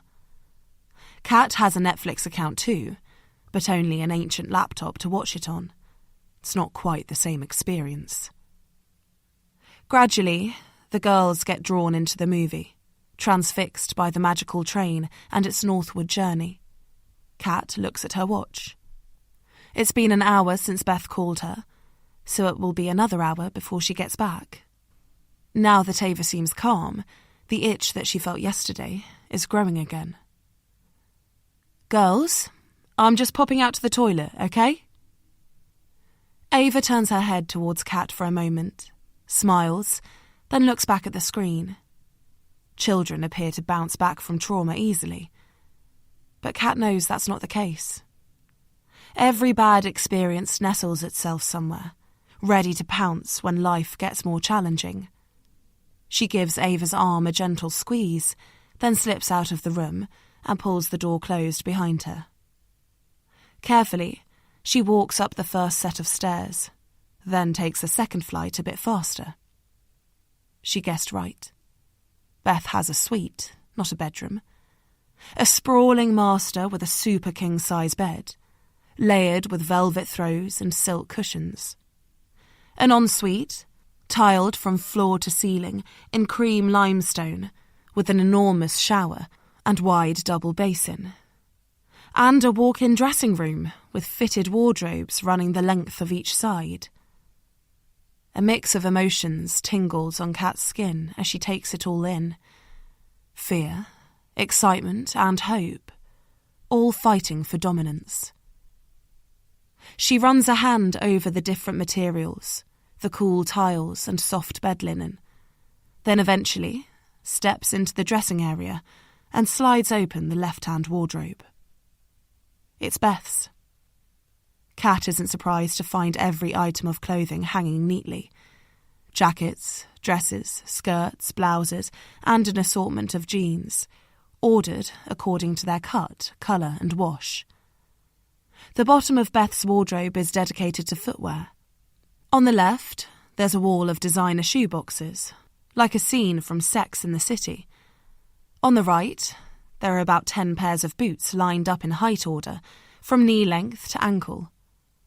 They are all regimentally straight, except for one single boot that sits slightly askew. Kat frowns. She's never cared that her own flat is a blur of mismatched angles. But seeing Beth's boot out of sync feels wrong. She leans in to straighten it and notices the sparkle of foil glistening from inside. Kat pulls out a strip of pills and reads the name. Diazepam is a powerful sedative. She knows because she was given it herself during her first week at the unit. She burrows her fingers further into the boot and discovers 7 more strips. Without the packaging, she can't tell how long ago the pills were prescribed, but the collection suggests it's not a recent thing. And here, hidden away. She thinks back to when she knew Beth as a teenager, and the traumatic way their friendship ended. Has Beth been hiding her anxiety all this time? Shame lurches inside her, and her head spins with too many memories. She drops the strips back in the boot and returns the boot to the wardrobe, but she can't help delving further. The other boots first, and then the shoeboxes. She wants to tip them all over at once, but she fights the urge. Beth could be home at any moment. So she pushes up the cardboard lids one at a time. Stilettos, wedges, trainers, and finally, a small drawstring bag. With trembling fingers, she slides it open and starts pulling out its contents. She finds a spoon first, old and stained, then a silver Zippo. She flips open the lighter and pushes down on the wheel, but the spark flickers and dies. The lighter fuel long since evaporated. She closes it up and turns it over in her hand. A chill runs down her spine as she reads the inscription etched into the metal. Please fucking stop. She puts the spoon and lighter back in the bag, runs her fingers over some rough material inside, then finds a photo and pulls it out. It's of a young man with long dark hair and gaunt features. He's a stranger to Kat, but his eyes betray him. The similarity is too striking. There's also a newspaper cutting in the bag, neatly folded. With shaking hands, she starts to open it. Kat, where are you? Ava's voice floats up the stairs. I'm feeling a bit scared. Kat freezes. She scrambles the stuff back into its bag. Just coming, she shouts down, dropping the bag into the shoebox and shoving it back into the wardrobe. Are you upstairs? Kat can hear footsteps below her. She flies out of Beth's bedroom and grabs hold of the banister, launching herself down the top flight of stairs. Shit. Did she straighten the boxes enough? But it's too late to check. I just used the bathroom, she calls out. Coming straight down. May 2003. Chapter 35. Catherine. Catherine watches a droplet of rain slither down the window pane. She's not sure why she picked that one to stare at. There are hundreds of identical ones across the bank of windows. But she's invested now. Good morning, girls. This is Tabby. She'll be joining us today. The droplet reaches the window frame, but the climax is disappointing. It just spreads across the cold metal for a moment, then disappears, morphed into a tiny stream, then washed along with the rest of the rain. With an almost inaudible sigh, Catherine shifts her gaze to the woman speaking, Dr. Faye Sharp, her protector and jailer. Tabby is in the final year of her clinical psychology doctorate, she explains, and will be with us at the unit for the next 6 weeks. I'm sure you'll all do a great job of making her feel welcome. A ripple of greetings works its way around the group, but Catherine doesn't bother adding to it. She's already met Tabby, at lunch the day before. The not-quite-a-doctor had asked to sit next to her in the dining room, and Catherine didn't have much choice but to nod.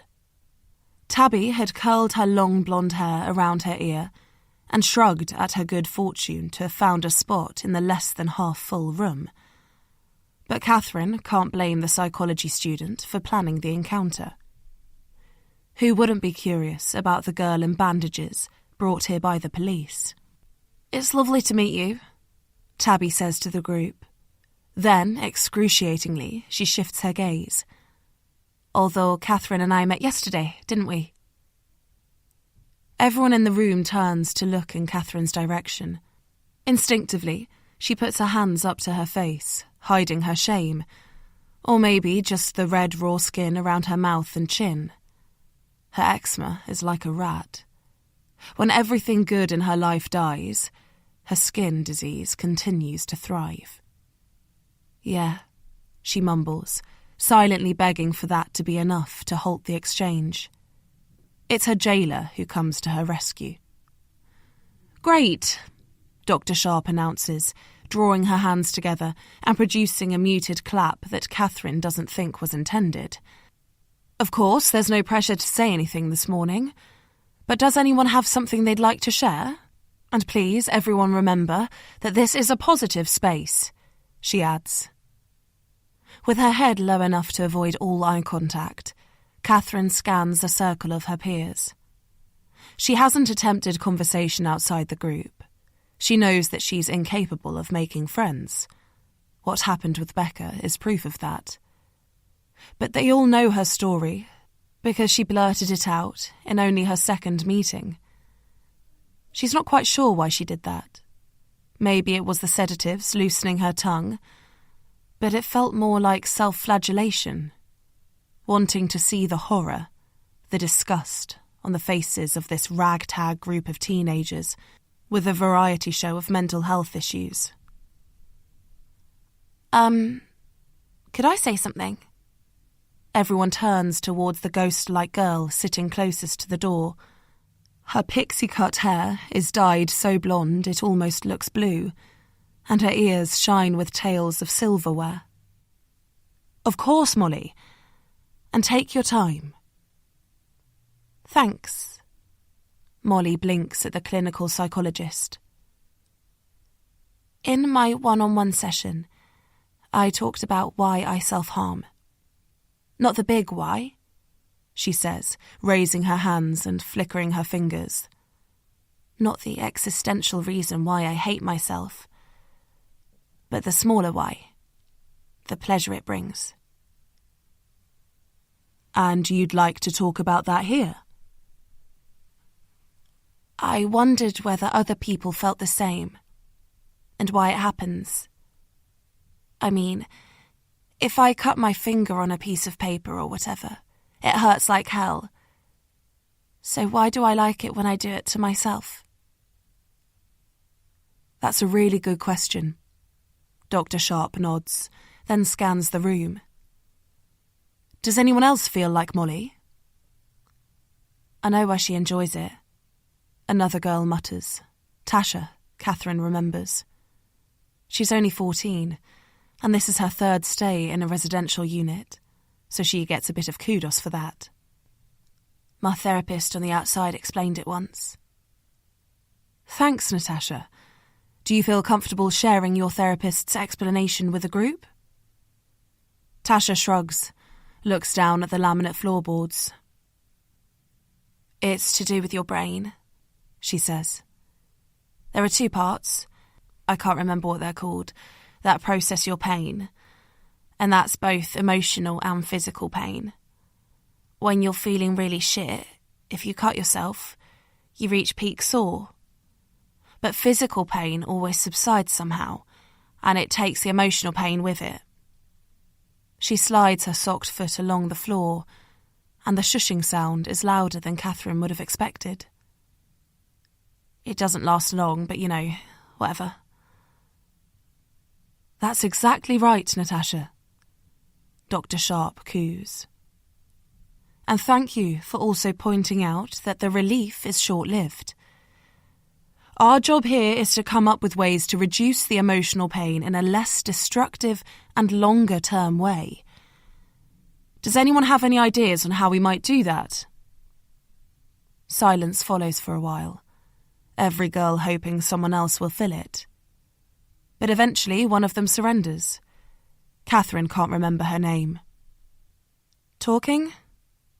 The girl says it as a question, as though Dr. Sharp might disagree with her, which she never, ever does. Absolutely, Emma.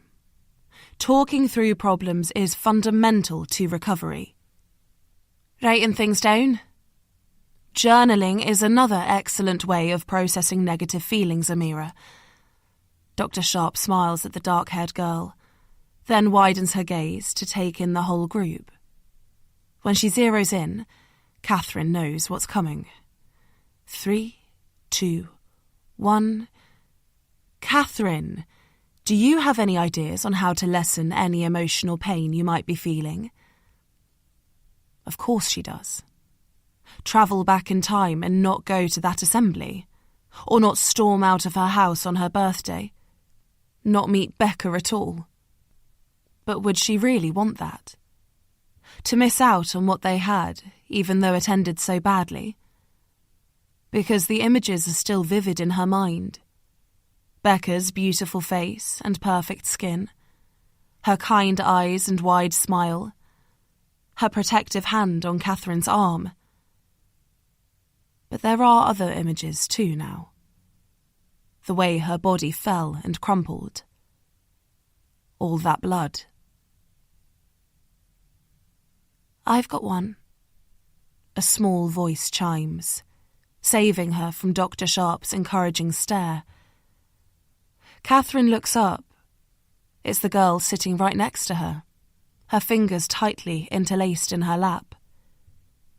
She gives the girl a grateful smile for taking the clinician's focus and enjoys the tentative one she gets in return.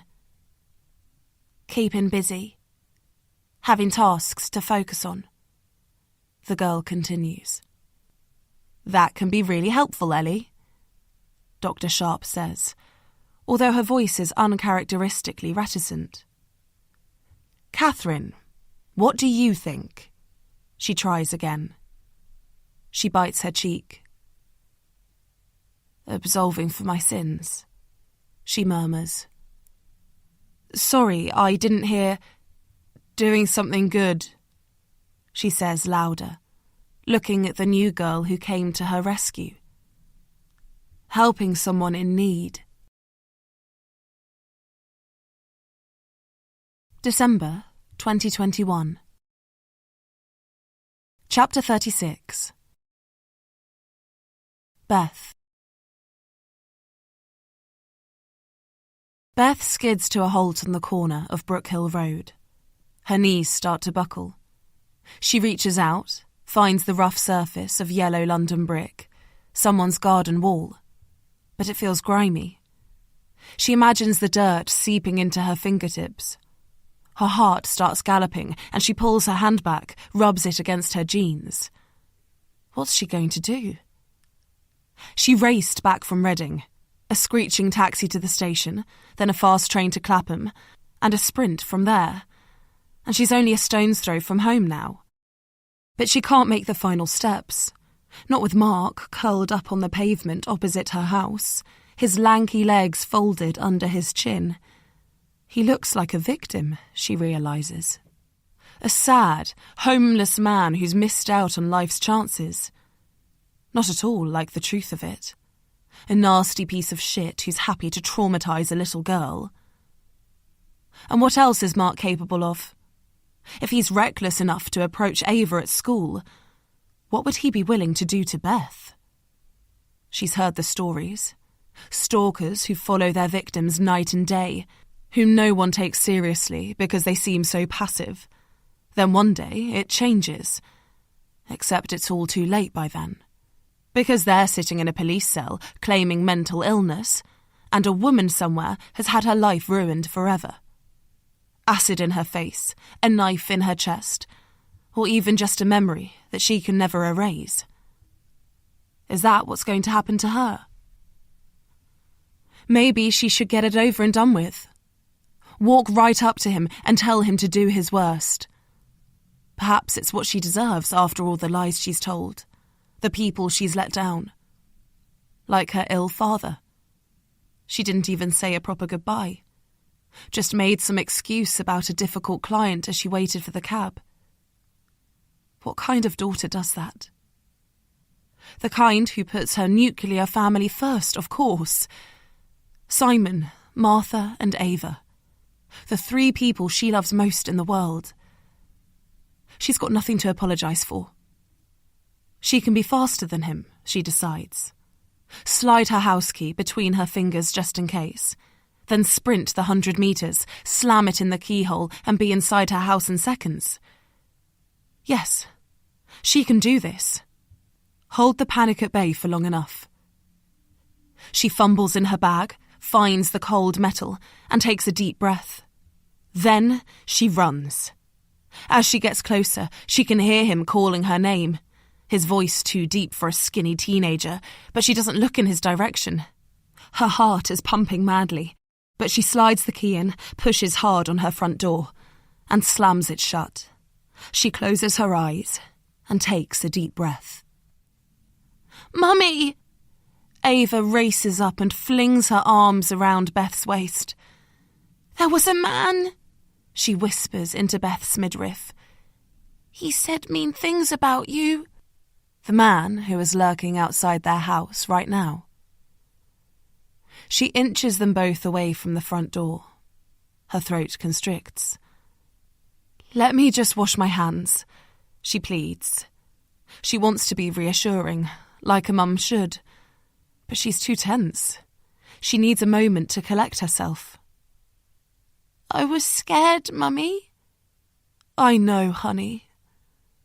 Of course, it could have been so much worse. In those moments that Mark was with Ava, he could have done anything. Part of Beth wants to know what Mark said to Ava, the accusations he made about her, but she can't bear hearing her daughter repeat his words out loud, letting his poisonous beliefs into their home. "You're safe now," she says instead, but her voice still cracks. "Are you okay, Beth?" Her eyes flick open. Kat is standing at the bottom of the stairs. She looks out of breath, as though today's events have knocked the wind out of her. "I'm fine, thank you." She coughs to clear the tears from her throat. "I just need to freshen up. Can you hang on another 5 minutes?" Beth scratches her palms. She does it discreetly, but Kat must notice the tiny movement because she drops her eyeline. A cloud of concern darkens her face. "Of course. Take your time," she says. "We can hang out a while longer, can't we, girls?" Beth gives her a grateful smile and walks towards the stairs. As she reaches for the banister, her hand brushes against Kat's arm. Usually, she despises touching people, but there's something reassuring about the solidity of Kat's frame today, and the deep greens of her cactus tattoo. Beth pauses for a moment, draws as much strength as she can, and then pulls away. She almost cries with relief when she reaches her bedroom. The bed is perfectly made, and the line of cushions at the top is uniformly plumped.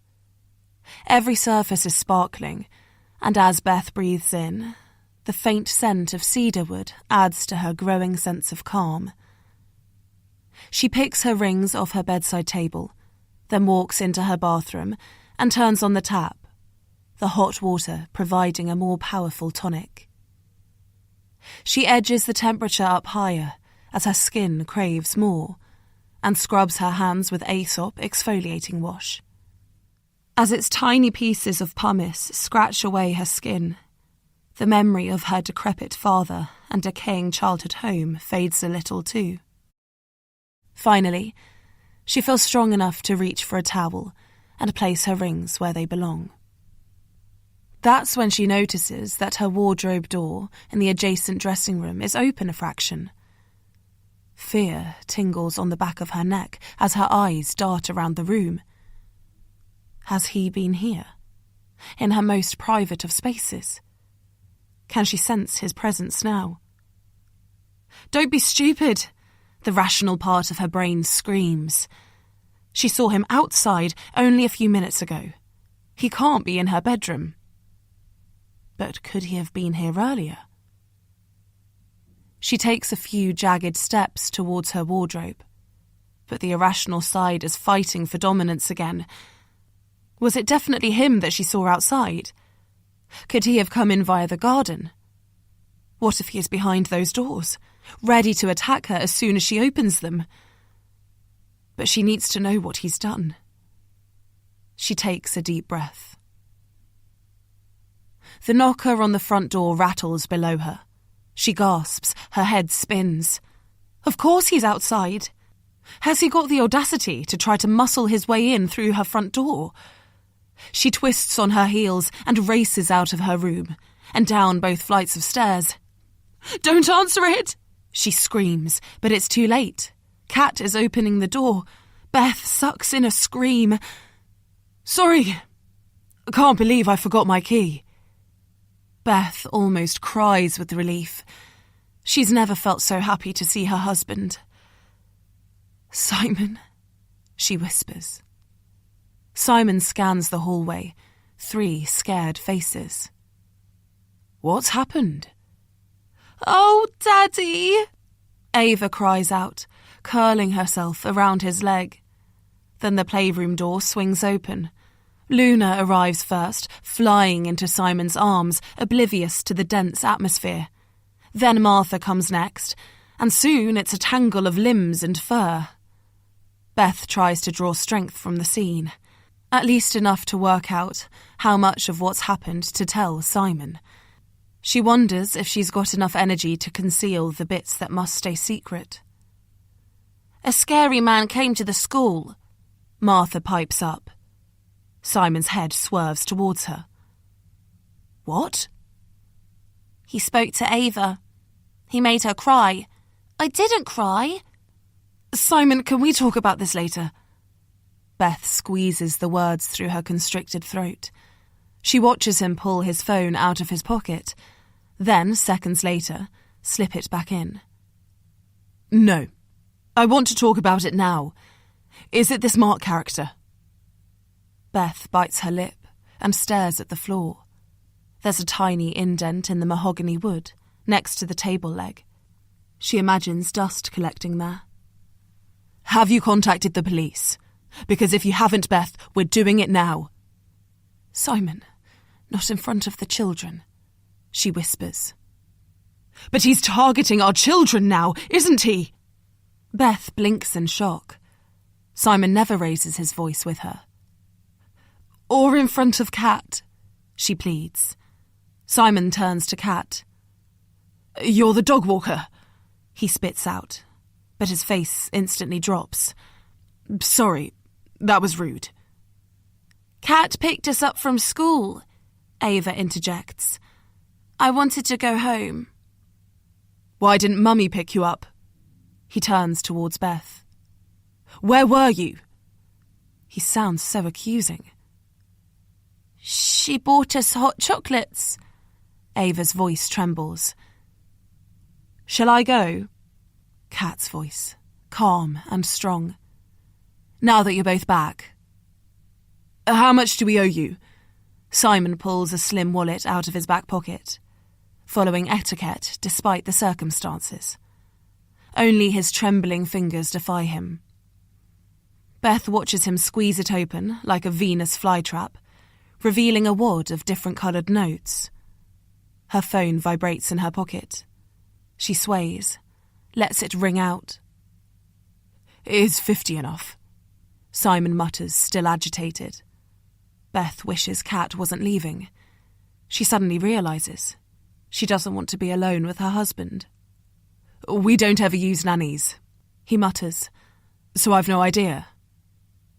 "Will you look after us again, Kat?" Martha asks plaintively. "Oh, yay!" Ava squeals. The voices swirl around Beth's head. Her phone vibrates again. She wonders if Simon is going to leave her, or if Mark is still in her wardrobe, or if her dad has died. She wonders if it was actually Eddie lying outside that shop, his ghost come to haunt her in an old man's body. The dent in the floor is growing, opening up like a seismic ravine. She watches in horror as it grows and grows, and finally, it swallows her whole. May 2003. Chapter 37. Catherine. Catherine pulls the long sleeves of her oversized sweatshirt over her knuckles and concentrates on the sound of Ellie's fingernails, the almost inaudible scratch-scratch as they brush up and down her palms. Some girls at the unit smirk if they witness Ellie's anxious tick, but Catherine finds it strangely comforting, as though the simple melody of it anchors her and makes her believe that everything will be okay, that Becca will survive, and the police will choose not to prosecute, and that Ellie will be her friend forever. Since the group therapy session when Ellie came to her rescue, the beautiful 17-year-old seemed to migrate wordlessly towards Catherine, pulling her chair close and glancing in Catherine's direction every time she spoke, as though seeking her approval. Catherine couldn't believe it. Someone as beautiful as Ellie, caring what she thought, but she kept her true feelings private. After what happened with Becca, she's never admitting those again, and followed Ellie's lead. After the third group therapy session, when Catherine's bandages had finally been removed, Ellie invited Catherine back to her room. Catherine had waited for Ellie to use the toilet adjacent to the therapy room, or that's what she said, even though Catherine only heard the rush of the tap running, and then followed her up the stairs and along the first-floor corridor, all the way to the end. Ellie had sat on her perfectly made bed, and she'd curled up on the chair, and not quite facing each other, they'd talked. Ellie had opened up about her brother, Eddie, how he died on her bedroom floor, and how ashamed she felt when the police photos appeared in the local newspaper. She talked about how her anxiety disorder had spiralled after that, and that Dr. Sharp had diagnosed misophobia, a debilitating fear of germs. In return, Catherine had expanded on the tale she told in group therapy, and especially the devastating consequences when Becca rejected her. They're walking in the direction of Ellie's room now, and Catherine wonders if it's okay to assume she's welcome there again, or if she still needs to wait for an invitation. "Do you want to come back to my room for a bit?" Catherine's shoulders relax, and a smile creeps across her face. "Yes, thank you," she says, trying to sound casual, while flickers of anticipation dance inside her belly. Catherine ticks off the notice board, fire extinguisher, and crack in the plaster where some previous patient punched the wall before they reach Ellie's room. While they're complete opposites in many ways, they both seem to like the familiarity of routine, and Catherine slides onto the hard-backed wooden chair in the corner of Ellie's room without discussion, and then watches her new friend climb onto her still crease-free bed and cross her legs neatly underneath herself. The room is warm, and Catherine can't help scratching her chin. "Does it hurt?" Ellie asks, staring at the scales of red skin on Catherine's face, while reaching for a tube of prescription hand cream on her bedside table. Catherine should feel embarrassed by such a direct inquiry, or annoyed, but there's not much Ellie could say that would offend her. "It itches sometimes, but no, it doesn't hurt. Not physically, anyway." Ellie nods her understanding. "I suppose there were kids at school who made comments. It was the same for me." "You? But you're beautiful," Catherine can't help spurting out, but the compliment goes either unnoticed or unaccepted. "My parents are from Romania. Everyone called me Gypsy." "That's crazy. I bet they were jealous." Or they called me poverty case because my clothes were too small for me or too tatty. I can't imagine that. You always look immaculate in here. You're very loyal, aren't you? Catherine shrugs. No, I just like you, I guess, she admits shyly. I like you too, Ellie counters. But it's not just me. You're loyal to Becca too. Becca? I did something terrible to her, Catherine whispers, the weight of guilt dropping on her chest like a fallen tree trunk. You still talk about her like she's perfect, even after she turned the letter you wrote her into ammunition. Catherine sighs. She doesn't regret talking to Ellie about Becca. She was kind and compassionate like always. But it does mean that Ellie can spring the subject on her at any time. I owe her, she finally whispers, after what I did to her. With the confession, the images come, just like they always do. The blood starting as a spot, then spreading. All the noise and chaos. Students staring in horror. A PE teacher trying to help, shoving a bunched-up football shirt against Becca's head. She never found out how well it worked, because the police turned up before the paramedics moved Mr. Cannock out of the way. You were ill, Ellie says. Scared and let down. You couldn't help it. I remember being so mad with her, Catherine whispers, for choosing Clara over me. I thought I was the victim, but I got that wrong. You were a victim, just of a different crime. It felt so real, my and Becca's friendship, Catherine murmurs. I thought we were destined for each other. How crazy is that? She feels exposed suddenly, sat tall on the hard-backed chair, so she slides off it and onto the floor. Belatedly, she worries that Ellie might think her flabby body will contaminate the carpet, but, to her relief, Ellie doesn't react to her change of position. Catherine shuffles backwards until her spine connects with the wall beside the doorway, and then she pushes hard against it. I suppose you think I'm insane too. We're all insane, aren't we? Ellie counters. That's why we're here. Not you. Not really. You're just grieving for your brother. It makes sense that you need a bit of support. Whereas me, there's no excuse. Everything I've done, Becca's injuries and my own, it's all my fault. Catherine tries to laugh, but it sounds more like a bark, followed by silence. You took a risk. Yes, it went wrong, but you were still brave to try. Why are you being so nice to me? Do you even like me? Catherine holds her breath. She'd promised herself that she wouldn't push it, but here she is, doing it again. Of course I like you, Ellie says, smiling. We're friends, aren't we? Actual friends? Catherine whispers, still struggling to believe it. Ellie's expression shifts to serious. She leans forward and rests her elbows on her outturned knees.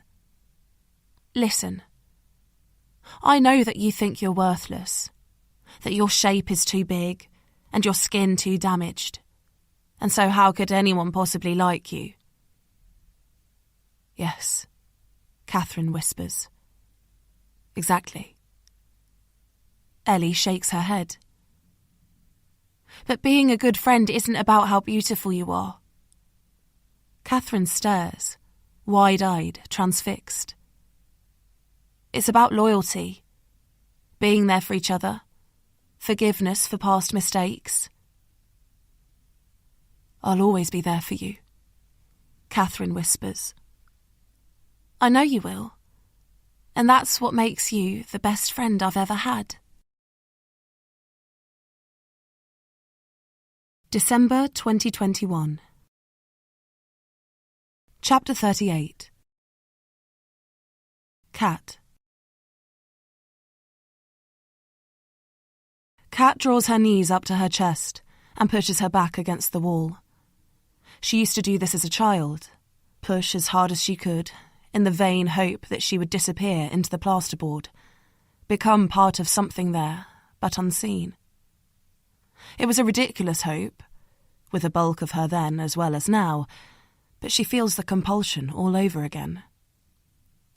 Because the vision of Beth fainting, dropping with a thud onto her polished wooden floor, is on replay in her mind, reminding her of when Becca collapsed and everything that came after.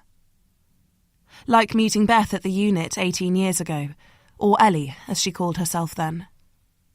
Cat had been broken when she first arrived there, slash wounds on her wrists and deeper ones inside her. But then Ellie sought her out and gave her just enough hope to see a sliver of light. Ellie was damaged, like her, but also beautiful, like Becca, with smooth skin and eyes big enough to listen as well as see. And for some unfathomable reason, Ellie wanted to be her friend. Cat couldn't understand why. Not until the day Ellie fully explained it. But she bathed in the glow of Ellie's attention. From that first group therapy session, they slowly became inseparable. Cat didn't comment on Ellie washing her hands 100 times a day, and Ellie didn't seem to mind Cat knocking on her door with a similar regularity. In fact, she seemed to like it. Their friendship came to an abrupt end when Cat left the unit. It all happened in such a whirlwind. She found out the police had dropped all charges on the same day Dr. Sharp confirmed that she was well enough to leave. On finding out the news, her dad announced that he'd booked her an airline ticket to Australia, and her mum offered to pack her stuff so that Cat could avoid going back home. Her whole life changed in 24 hours. But still, her last encounter with Ellie, with all that emotion coursing through her, was what she remembers most, and how utterly devastating it was. At least now she's got a chance to make things right. It felt like fate when Ellie's face appeared on the computer screen at work. She didn't look exactly the same, of course. She was older, richer, more polished. But the post underneath her photo gave a bigger clue. After what she went through with her brother, stopping for a homeless heroin addict was exactly the sort of thing she'd do. Ellie didn't like to talk about Eddie much at the unit, but she'd given Cat the facts of his death and how it led to her misophobia and anxiety spiralling out of control. That and the newspaper article which followed. Ellie didn't bring any photos with her to the unit, so Cat never knew what her brother looked like. But the picture that she found in Beth's shoebox earlier today must be him. The resemblance is too stark for it not to be. And as there were no other photos of him, or Beth's parents, around the house, it seems like Beth is hiding her whole past from her new family. Cat can't imagine how tough that must be, although the strips of diazepam in Beth's boot give her some idea. But she's not surprised. She remembers how ashamed Ellie was about growing up poor, her mum working 2 cleaning jobs. Cat pushes the heels of her hands into her eye sockets. But it's not Beth's hidden past that's threatening to break her now. It's him. That stupid boy who thinks he's a man, who believes he can hassle a woman, traumatise an innocent child, and not suffer any repercussions. Cat tried to warn him off, and he seemed scared at the time. She thought she'd done enough. But her meddling seems to have made him more determined to punish Beth. So that's something else she needs to make amends for. When Beth finally came round after fainting in her hallway and petrifying her children, Ava for the 2nd time in a day, she'd accepted Simon's demand to call the police. Cat knows how difficult that must have been, for Beth to trust the police after what they did to her. That she's kept the newspaper article about Eddie's death for all these years is a testament to how much it still hurts. But she must have felt completely trapped into a corner. Simon first tried to speak with the detective who interviewed Beth that night, D.C. Stone, but it had gone through to voicemail. Kat had heard the message he left. Cold, angry, with a whiff of privileged condescension. She can't imagine that approach is going to get him very far. He eventually got through to someone when he phoned 101, but from the half of the conversation Kat heard, it didn't sound like he got the urgent response he was expecting from them either. He just got even more irate and then stormed off into his study when he ended the call, mumbling about finding a lawyer to sort a restraining order. Beth had looked embarrassed, although whether that was due to his behaviour or her fainting in the first place, Kat wasn't sure. Part of her felt desperate to stay, to keep an eye on Beth. But she had to remember that she wasn't part of their family, and to outstay her welcome would risk the progress she's made. So she'd said goodbye, taken the money with a sting of shame, and reminded Beth to double-lock the front door once she'd gone. She couldn't face going back to the salon, so she'd headed home and phoned Sally from there, mumbled that the break-in wasn't bad enough to bother the police with, but that she needed to wait in for a locksmith.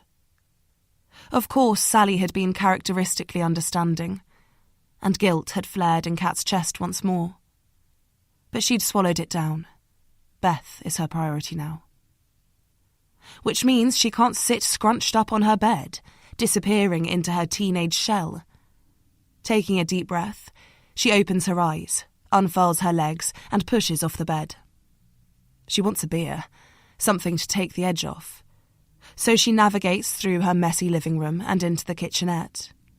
She pulls a bottle of Brixton Pale Ale out of the fridge and flicks the cap off with a fish slice. The action reminds her of her dad, and she lifts the bottle, says a silent cheers to the man who finished the work of putting her back together. She wishes he were here to guide her now. There's also a big bar of Cadbury, fruit and nut in the fridge, and after a moment's hesitation, she grabs that too.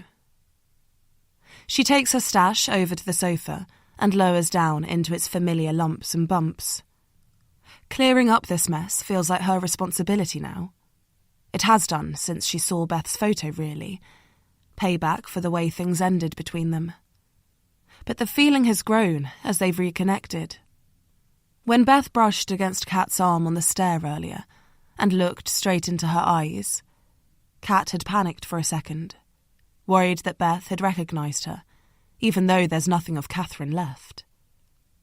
But once the fear subsided, Kat had realised what Beth's eyes were asking. The same as they asked 18 years ago. Help me.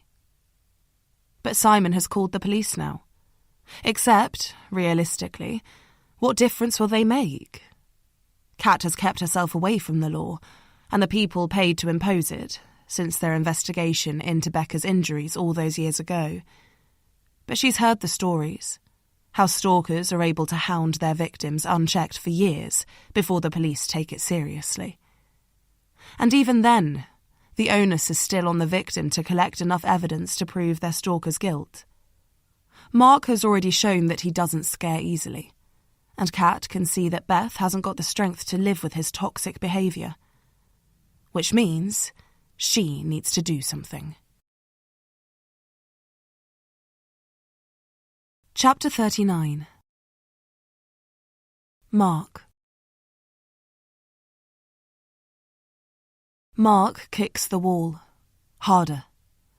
Listens to the satisfying thud of more plasterboard cracking.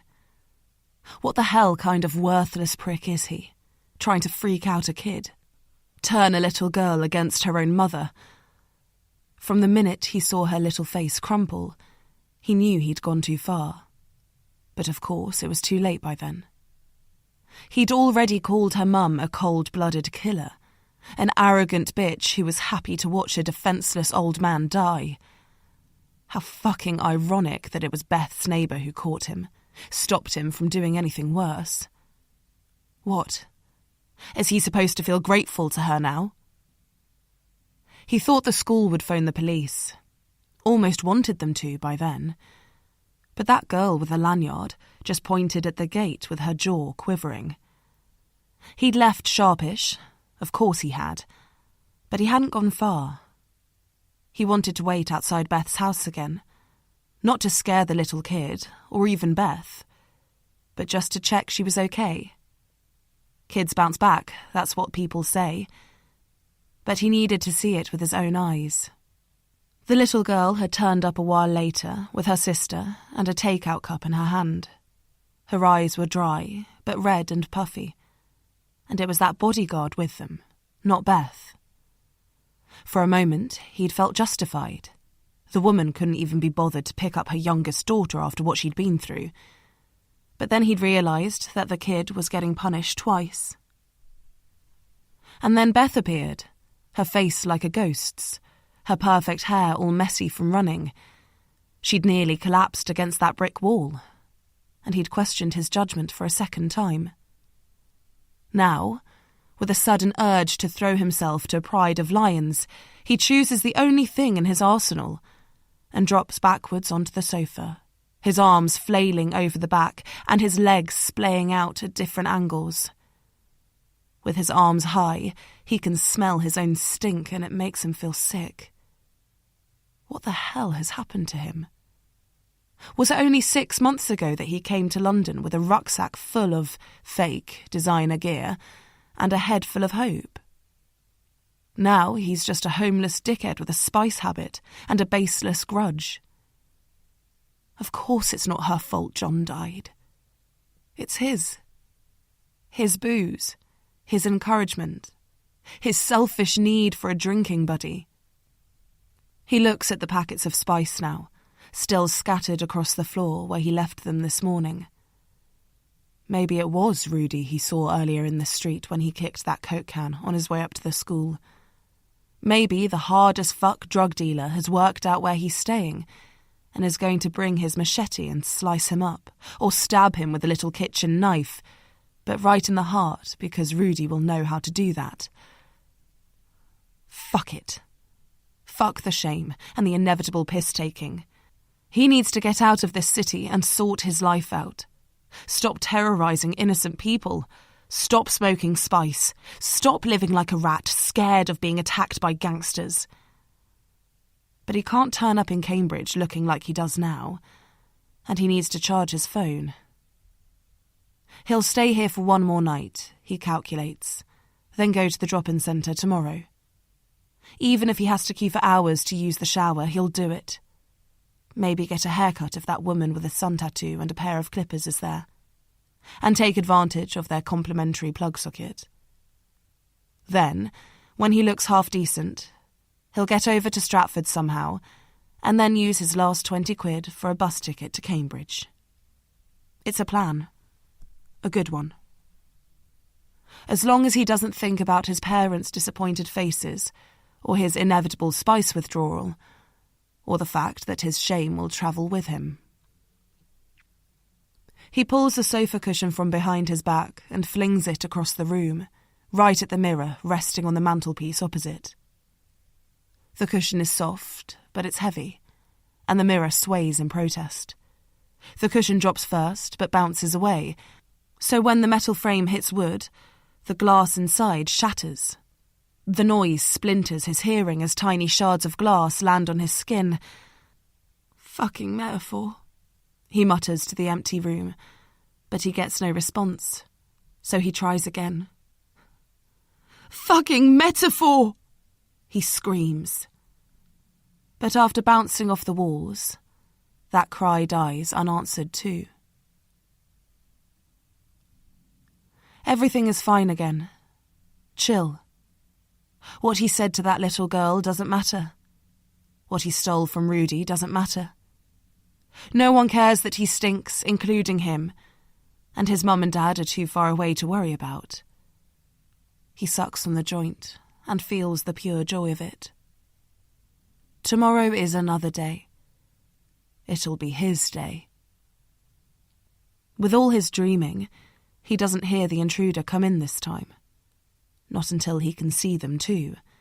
At least a part of them. in a sliver of mirror that didn't make it out of the frame. A solid calf, black trouser leg, blacker trainers. Fucking Rudy has found him after all. Mark's too tired to fight this time. He smiles, sinks against the hard back of the cushionless sofa and waits for the machete to land, or the stubby knife to stab him, or maybe a baseball bat that will knock him sideways. He smells stink, Rudy's, as the burn grabs him around his throat. A ring of fire, scorching his skin and cutting off his windpipe. He tries to gag, but the grip is too tight. His survival instinct kicks in at last, and he pushes his arms up and reaches back. He feels a rustle of heavy material, a jacket, but he's got no power to create fists, or to find flesh and pull Rudy's arms away, to stop his own throat from being cut in half by a piece of rope or whatever slice of hell is strangling him. His chest convulses, begging for air. But the pressure on his throat gets tighter as Rudy leans further over him. Mark catches his image in the sliver of mirror. It's blurred, monochrome in the darkness. But still, Rudy looks different tonight. Then the darkness becomes black, and his chest stops searching. Chapter 40. Beth.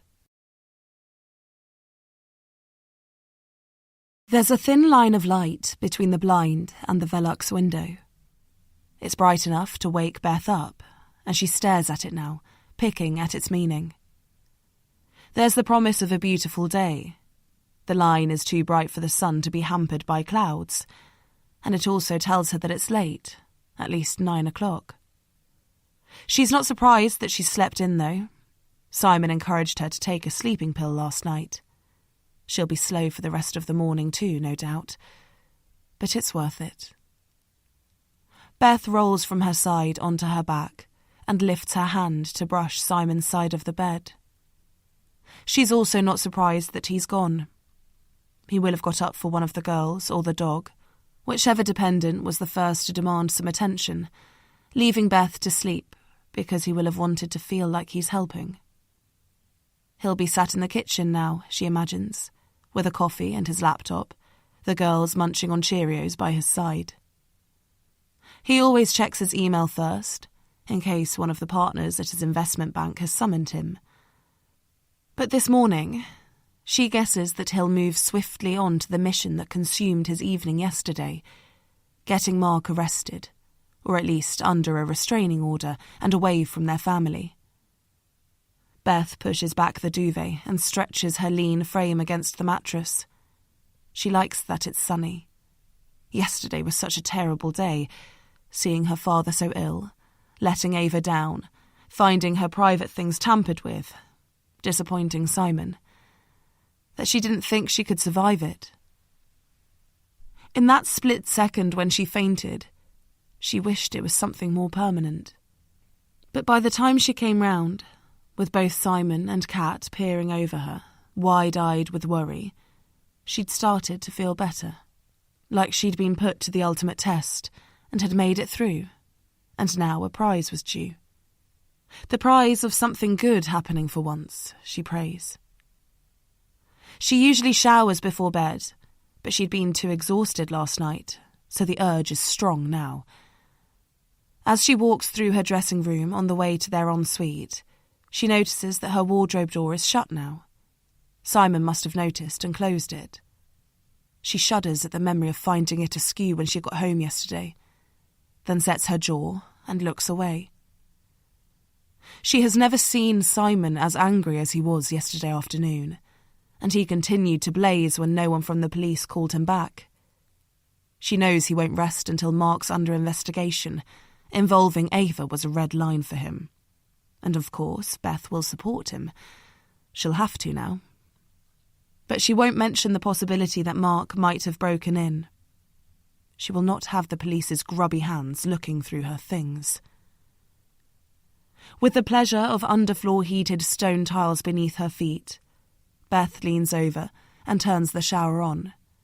its powerful jets instantly creating a cloud of steam. She slept well. The sun is shining, the children are safe, and Simon is back to take care of her. Today will be a good day, she promises herself. Then she twists the heating dial another couple of degrees, slips out of her pyjamas, and steps inside. Beth feels even more positive when she walks into the kitchen. At some point during her 20-minute shower, she remembered that she'd booked the festive family trail at Painshill Park for today. It's a stunning 18th century garden, and its Santa's Grotto is reputed to be one of the most authentic outside Lapland, so she's certain the girls will love it. It will also be a chance for them to reset as a family and spend some time away from the epicentre of their problems. She knows there's more to come with both her dad and the police, but if she can have one day surrounded by Christmas magic and focused entirely on her family, she hopes that she'll be strong enough to face it.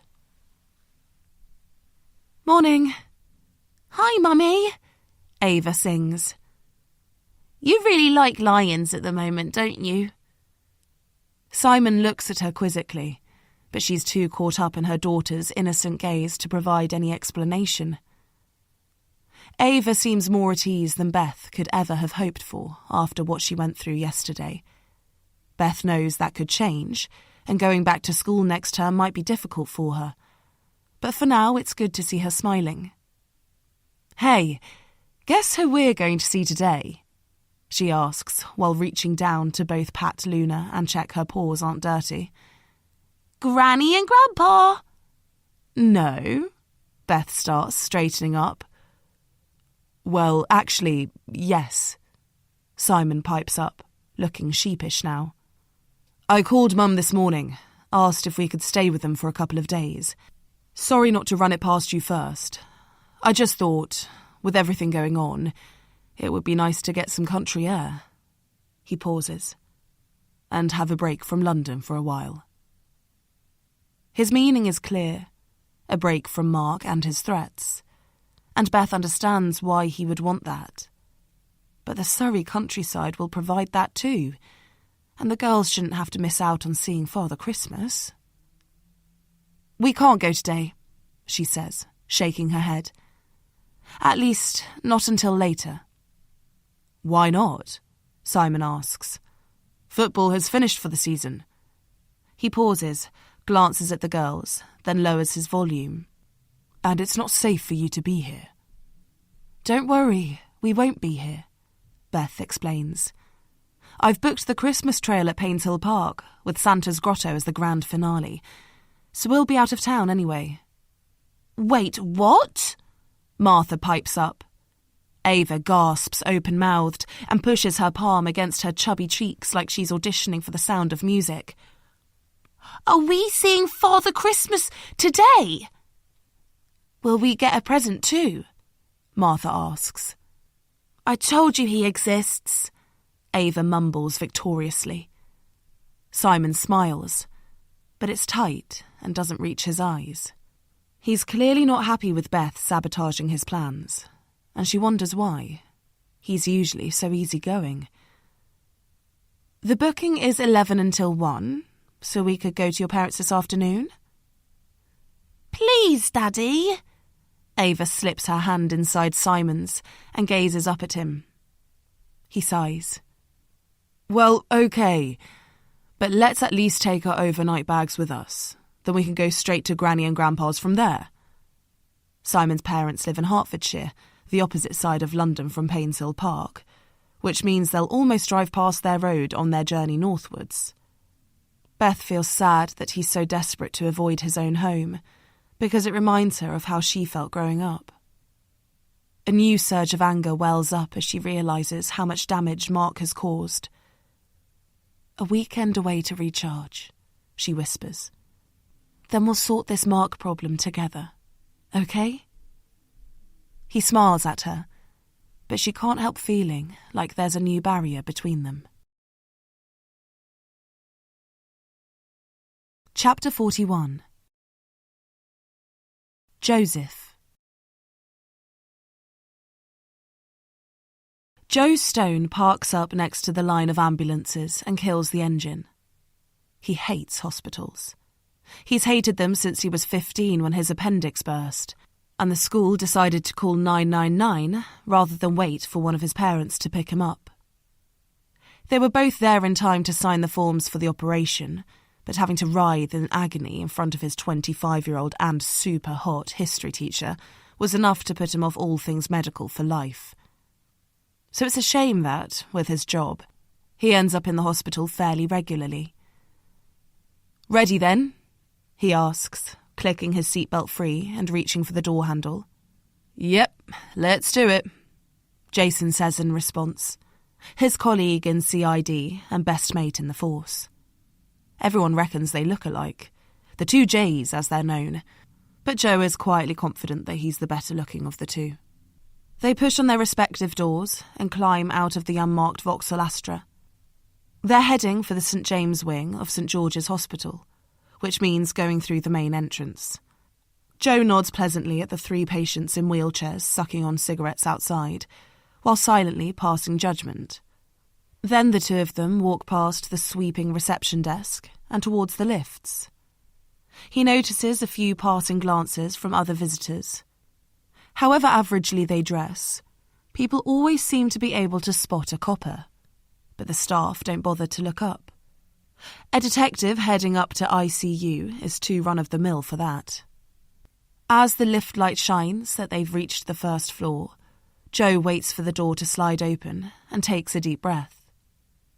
He's been with Wandsworth CID for nearly 5 years and has been involved in hundreds of attacks on teenagers over that time, from drunken fights between mates gone wrong to stabbings initiated by warring gangs. It's all too easy to treat new victims as just one more, forget that they are all the centre of someone's world, and most with mothers who still remember tucking them in at night. This kid they're seeing now might be half a foot taller than him and full of patter on the night they met, but he's still got his whole life ahead of him. And last night, someone tried to take that from him. The pair of them walk up to the reception desk and wait to be noticed. It was Joe's day off yesterday, so he only found out about Mark's attack when he came on shift at 8 o'clock this morning. He was reading the details in the handover book when his sergeant, DS Flackwell, had wandered over and offered to give him the lowdown personally, while also neatly dropping the case in Joe's lap. A member of the public had seen Mark Sullivan Sparko through the shop unit window in the early hours on their way home from a Christmas party. Apparently inspired by the post about Beth Packard dabbling in heroism a couple of weeks earlier, they'd assumed a drug overdose and phoned the emergency services. By the time the paramedics arrived, the Good Samaritan had wandered off, and Mark was crawling around on the pavement. He was clearly under the influence, but there was also a deep red ligature mark around his neck. With a suspected spinal fracture, he was collared and blocked and taken to A&E at St George's, where he was treated overnight. His condition had been described as stable, but he's currently unconscious in ICU. It hadn't taken the on-duty CID long to work out Joe's connection with Mark, the initial arrest for drug offences and the allegation made by Mr Packard against him, or for them to flag to DS Flackwell that Joe might just be the man for the job. Luckily, it seems they were also out of the blocks quickly with the initial investigation. The on-call forensics officer has already been to the hospital and shared photographs of Mark's wounds. And a SOCO team are heading to the crime scene this morning. "Can I help you?" "DC Stone, Wandsworth CID, Joe says, showing his badge to the nurse who's appeared behind the reception desk. "And this is DC Worthing." "Is this about Mark Sullivan? Because, you know, he's not actually conscious?" The nurse sounds a bit exasperated. But nurses work 12-hour shifts on this unit, so Joe's not going to take it personally.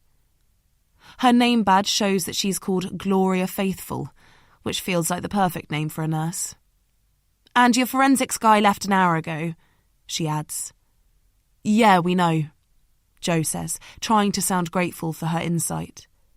We just wanted to have a quick word with whoever's in charge of Mark's treatment, to get a likely prognosis and check if or when we'll be able to interview him. Gloria sighs. Of course you do. Sorry. Her face relaxes. That's Dr. Rahim. She's not here at the moment, but I can page her for you. Thanks. We'll wait over there, Joe says, nodding towards a row of plastic chairs attached to the wall. Only one of them is occupied, and Jason guides them to the opposite end, conscious that visitors in a place like this don't usually like police sitting too close. But this particular visitor keeps looking over at them. Excuse me, she finally says. Are you police officers? We're with CID, Jason says, in the polite voice he says for members of the public. Are you here about my boy? Joe pushes forward in his chair. Who's your boy? He asks gently. Mark, she whispers. Mark Sullivan. Someone strangled him. Why would they do that?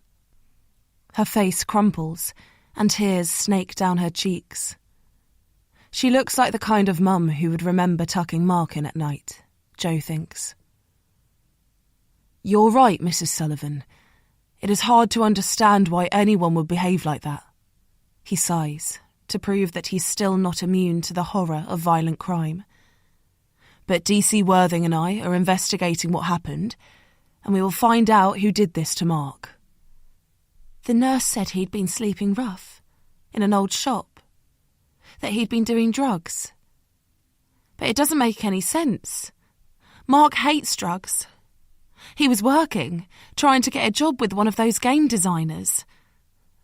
Why would someone want to kill him? Her eyes plead for answers, but Joe doesn't want to share their working theory. He hasn't visited the crime scene yet or interviewed a single person of interest, so he's trying to keep an open mind. But the uniforms first on the scene said it looked like a fight over drugs that escalated. The place was a mess apparently. A smashed mirror, boot holes in the wall, furniture flung around, and there were dozens of packets of spice scattered over the floor. Spice may be the value brand of the narcotics world, but that kind of quantity is still way more than someone like Mark could afford to buy. It doesn't take a genius to work out he nicked the stuff and then got punished for it. But it's not Joe's only working theory. He thinks about the voicemail still sitting on his work phone. The angry voice of Simon Packard demanding that he arrest Mark. Or do something, for Christ's sake! Joe wonders what his failing to pick up the message until this morning might have led to. It's early days, Mrs. Sullivan, but I promise we'll be investigating this fully. He was coming home, you know. Back to Cambridge for Christmas. We were all looking forward to seeing him, hearing his news. And then I get a call from the police at 6 o'clock this morning saying Mark's in hospital. I'm sure he'll appreciate having you here when he wakes up. DC Stone? Joe turns his head, then stands up. I'm Dr. Rahim, the SHO here. I've been treating Mrs. Sullivan's son. She nods at Mark's mother and smiles. I understand you want to know more about Mark's condition, she continues, looking back at Joe. Yes, please, Joe says quietly. The doctor gestures back towards the reception desk, and Joe follows. Jason, always the best at building a rapport with distressed mothers, stays put. When they reach the desk, Dr. Rahim pauses. So, Mark was transferred to ICU from A&E at about 5 o'clock this morning, she says, sounding more at ease now she's got facts to relay. He's in an induced coma on a ventilator. He was intubated by the A&E team because he was very combative on arrival. You mean he was lashing out at staff? Well, yes, but don't be too quick to judge, DC Stone. Mark has clearly been strangled. There are ligature marks on his anterior neck, and the pattern is relatively flat, which rules out hanging. Strangulation causes cerebral hypoxia, which is essentially lack of oxygen to the brain, and this can lead to distress, disorientation and, as you call it, lashing out. If Mark was suffering a bleed on the brain, this could also explain his erratic behaviour. And, of course, in Mark's case, his actions could also have been the result of him smoking synthetic cannabinoids. It was impossible for the A&E team to determine which of these were the actual cause without tests. And now? Joe asks. Mark has been thoroughly assessed. He's got fairly significant bruising on his torso and 2 broken ribs, but these injuries are a week or so old, so not related to last night's attack. Otherwise, he's been lucky. He's had a CT scan of his brain and C-spine, and that's come back normal, which means no spinal fracture and no bleed on the brain. So, does that mean you can wake him up now? We're really keen to talk to him. I'm not going to extubate Mark just so that you can have a chat, DC Stone. Then she softens her tone. The signs are looking positive, but we need to take things slowly. I'm going off shift soon, but my colleague, Dr. Melnick, will be doing the ward round this morning and he'll decide about the next stage in Mark's treatment. But yes, he may ask the nurses to hold the sedation so that some preliminary checks can be carried out on Mark's cognitive function. And if that goes well, the next stage is to wake him up fully. Okay, thank you. But Joe isn't willing to let her go yet. He has one more question, but he needs to tread carefully. Could I ask your opinion on something? You can ask, she responds, her voice suddenly heavy with suspicion. You said that Mark was lucky. From the impact of the strangulation, do you think someone was actually trying to kill him? Or was it more about wielding power over him? Dr. Rahim doesn't answer straight away, but Joe is relieved to see she seems to be considering his question and not giving him the familiar line about it not being her job. When you cut off someone's oxygen supply, she eventually explains, the body reacts very quickly and can lose consciousness in seconds. But to kill someone, you need to apply pressure for minutes. That's why we often see strangulation in domestic abuse cases. It can make victims feel like they're dying, give abusers that power, but without causing major physical injuries. So in answer to your question, I would say it depends. If the perpetrator is familiar with violence, then no, they weren't trying to kill Mark.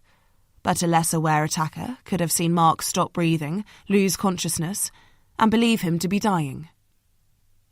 That's helpful, I think, Joe says with a smile. It makes me wonder whether I could ask one more, he adds sheepishly.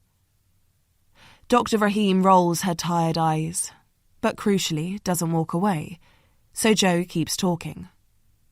He knows the forensic officer will have swabbed Mark's neck for fibre residue and taken lots of photos, but he's a believer in the more expert advice, the better. From the markings, can you tell what kind of ligature was used to strangle Mark? Dr. Rahim tips her head to one side in thought. It's hard to say, she says thoughtfully. Something thinner than a belt, but thicker than a washing line. Maybe a tie, but I wouldn't be confident enough to say that in court. Your forensics officer was here earlier. I'm sure he'll have a better idea. Thanks. I appreciate your help. And you'll let us know as soon as he wakes up? Not me, she says with a smile. My shift finished 3 hours ago. But yes, I'll make sure someone calls you. Thanks, Joe says again, then ambles back to Jason, who is now sat next to Mrs. Sullivan. Time to go, mate. Yep, coming. But before he gets up, Jason takes Mrs. Sullivan's hand in his. Mark will be fine, and we'll catch the man who did this, okay? Okay, she whispers back. And thank you. The pair of them walk back to the lift and out into the fresh air. Where next then? Jason asks. The crime scene? Yeah, that's what I was thinking. but I just want to stop somewhere first. It's on the same road. Chapter 42. Saskia. Saskia lets the rich coffee trickle down her throat. She closes her eyes for a moment and imagines the caffeine entering her bloodstream, like a personal trainer shouting motivational quotes to the rest of her sluggish body. Last night started as a civilised kids' tea at Emily's, but gradually morphed into dancing around her kitchen until the early hours, the children collected by tight-lipped husbands at some hard-to-pinpoint moment during the proceedings. The ramping up had been Saskia's idea, of course, partly as content for her Instagram story, but mostly as a way to punish Beth for rejecting her yet again. She couldn't believe her eyes yesterday, looking out of her living room window and seeing that hulk of a woman merrily let herself into Beth's house with Martha and Ava in tow. Just because Saskia didn't offer her services doesn't excuse Beth for ghosting her. Saskia had checked her phone straight away in case there was a missed call, evidence that Kat wasn't Beth's first choice for comforting Ava after her harrowing experience. But there had been nothing, not even a text. Once again, Beth had chosen to entrust her children to her new dog walker rather than her best friend, even after Saskia had been the one to save Ava from whatever misdeed that man was planning. Surely the school would have told Beth that. Well, fuck her, Saskia had thought. Being born in poverty generally corresponds with being raised without morals. She'd quickly banished that thought, and then mentally sworn at her parents for indoctrinating her with their judgmental views. Beth and the girls had also been invited to Emily's tea party, naturally, but no one had been surprised when they didn't show up. While there had been no official word from the school, news of the intruder had spread like wildfire, and the mums had been gossiping about the incident in Emily's kitchen. Vitriol for the school, how the hell could their security be so lax in this day and age, and sympathy for the children affected. Apparently Ava Packard got the brunt of it, poor darling, and after Beth had been such an angel with people like him. Saskia had also found out that the school had let Mark get away, which meant he was still out there, able to continue stalking Beth and her family. In fact, perhaps it was that discovery, her scuttling off rather than making sure he was apprehended, that persuaded Saskia to open another bottle and tell Alexa to turn the volume up. "Another coffee, Saskia?" Saskia smiles at the handsome Brazilian barista and nods. "Thanks, Paolo, but can I get this one in a takeaway cup? I only came out for croissants." He laughs, and his eyes scrunch up in a cute way, and Saskia vaguely wonders what he might look like topless, and then 2 minutes later he presents her with an espresso coffee in a paper cup.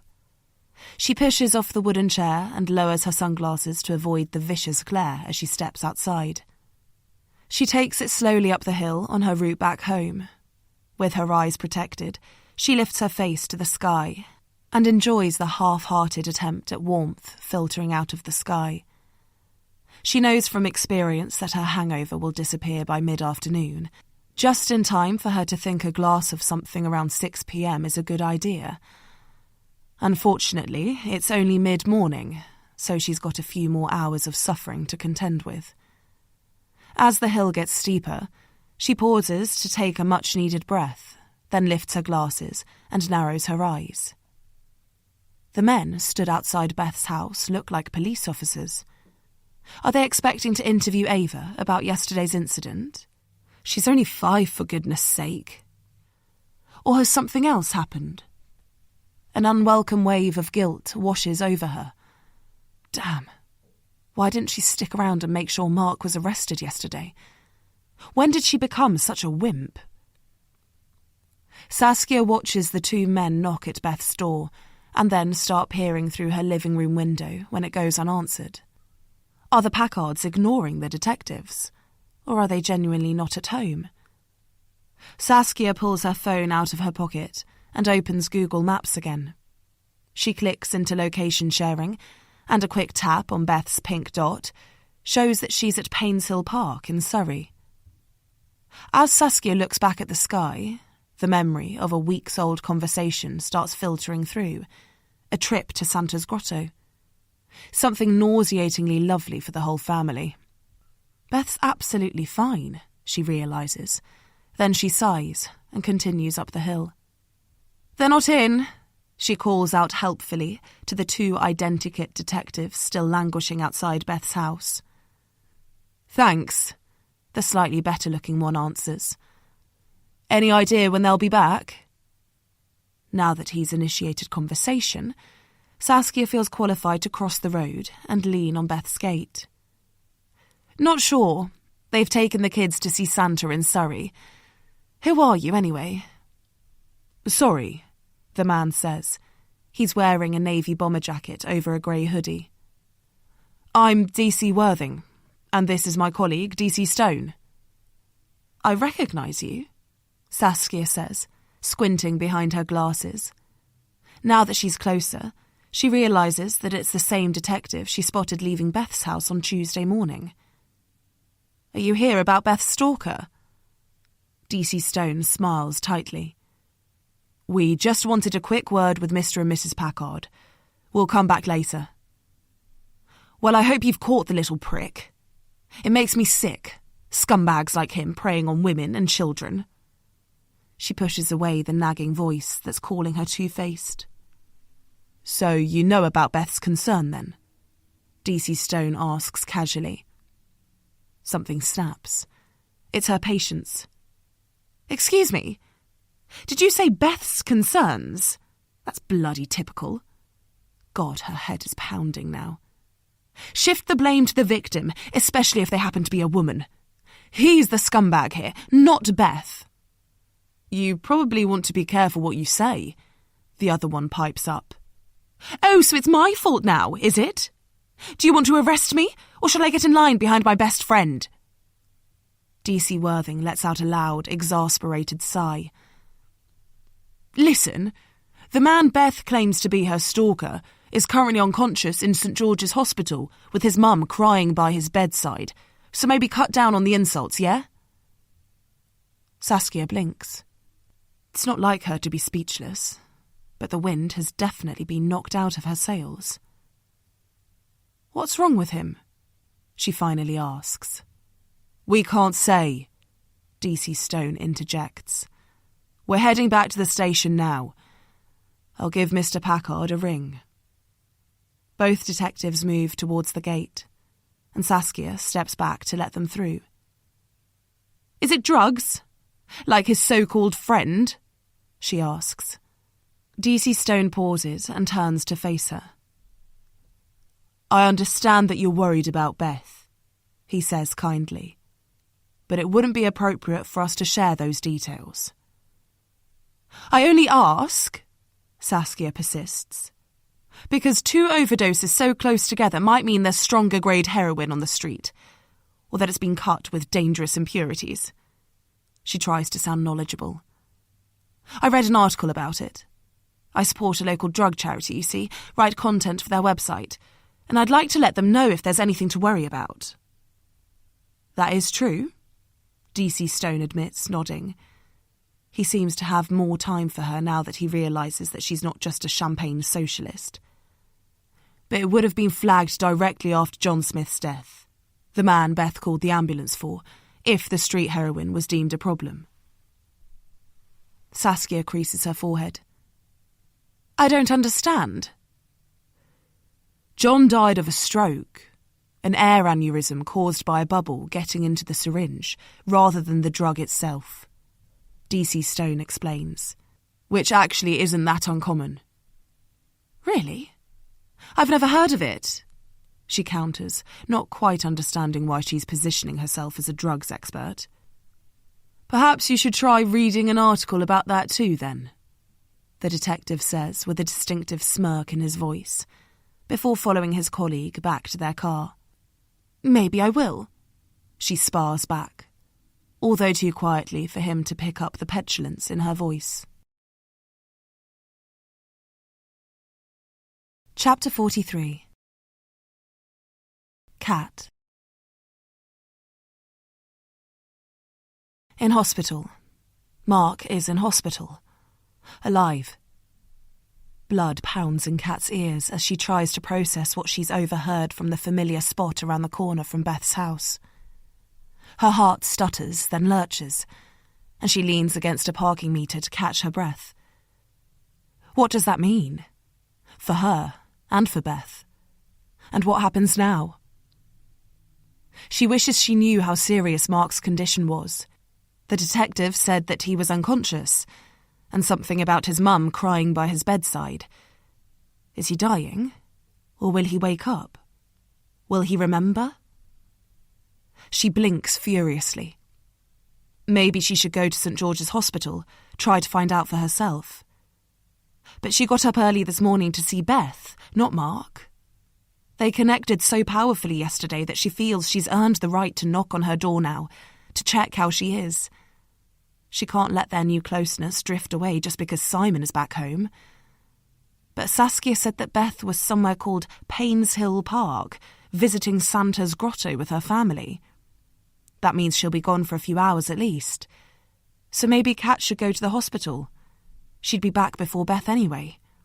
Except there's Saskia to deal with too now. Kat felt sick listening to her with those detectives, describing herself as Beth's best friend, casually telling them where Beth is today, as though they confide in each other about everything, which Kat knows for a fact isn't true. When Beth asked Kat to pick up Ava and Martha yesterday, she seemed to be singling Kat out as special. Not only entrusting her with her two most precious things, but also revealing that she was out of London.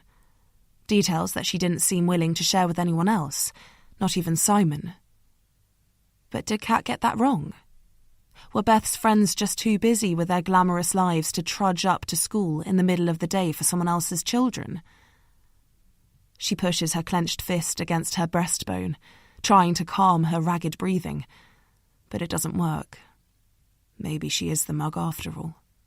The one who risked her job and her friendship with Sally to pander to Beth's needs. Her growing confusion creates a surge of frustration through Kat's limbs, and she suddenly feels the urge to lash out, to find a punch bag and pummel it to death. Just when she was rebuilding her friendship with Beth, starting to make up for the mistakes of her teenage years, someone comes along and threatens to undermine everything she's achieved. And of course it would be Saskia, with her flounce of blonde ponytail and sneering, overconfident expression. Once the detectives had driven off, Saskia had got her phone out again, tapping on it like the addict she is, before she finally walked inside her own house across the road.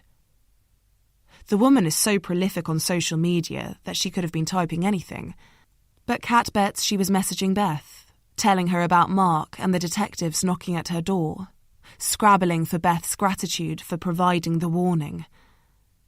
Kat wonders how Beth will react to the news. Will she be relieved that Mark's no longer a threat? Or horrified about being dragged further into a scandal? Will she race back home to face the detectives, or stay away for longer? This all matters. Kat knows it does. But her mind's not working properly, and she doesn't know what to do. She pushes away from the gate and starts walking, on to Brookhill Road and down the hill. She'll get the bus to Tooting, check on Mark. But she stalls, shakes her head. No, that's a stupid idea, far too risky. She turns back up the hill. She should go home. Ask Jaden if she can have an hour in his and Will's garage. Expel some energy for everyone's sake. But surely she needs to find out how Mark is. She turns back down the hill, shaking her head and muttering to herself. Are you all right, Kat? She looks up. Shit. Saskia is supposed to be in her house. Kat watched her walk inside. Why is she on the street again? Yeah, I'm fine, she answers, but her voice warbles. She puts her hand to her throat and tries again. Why are you asking? But now she sounds defensive. Okay, sorry. Saskia raises her palms. You just look a little upset, I suppose. Are you due at Beth's? Simon usually runs with Luna on a Saturday morning, so I doubt they'll need you today. But maybe you got your wires crossed. Fear and frustration collide and explode. God, you don't stop, do you? Sorry? Acting like you know everything about Beth's life. Always digging. Kat curls her fingers and scratches at the air, her face pulling into a grimace. Now, hang on. She doesn't like you, you know. The words tumble out. She told me how nosy you are, always wanting to know her business. Kat teeters forwards, imagines shoving Saskia in the chest. Saskia narrows her eyes and holds her ground. Fuck you, Kat. She told me how pissed off she was with you. Kat continues, oblivious to Saskia's growing anger. For putting that post up on my neighbour.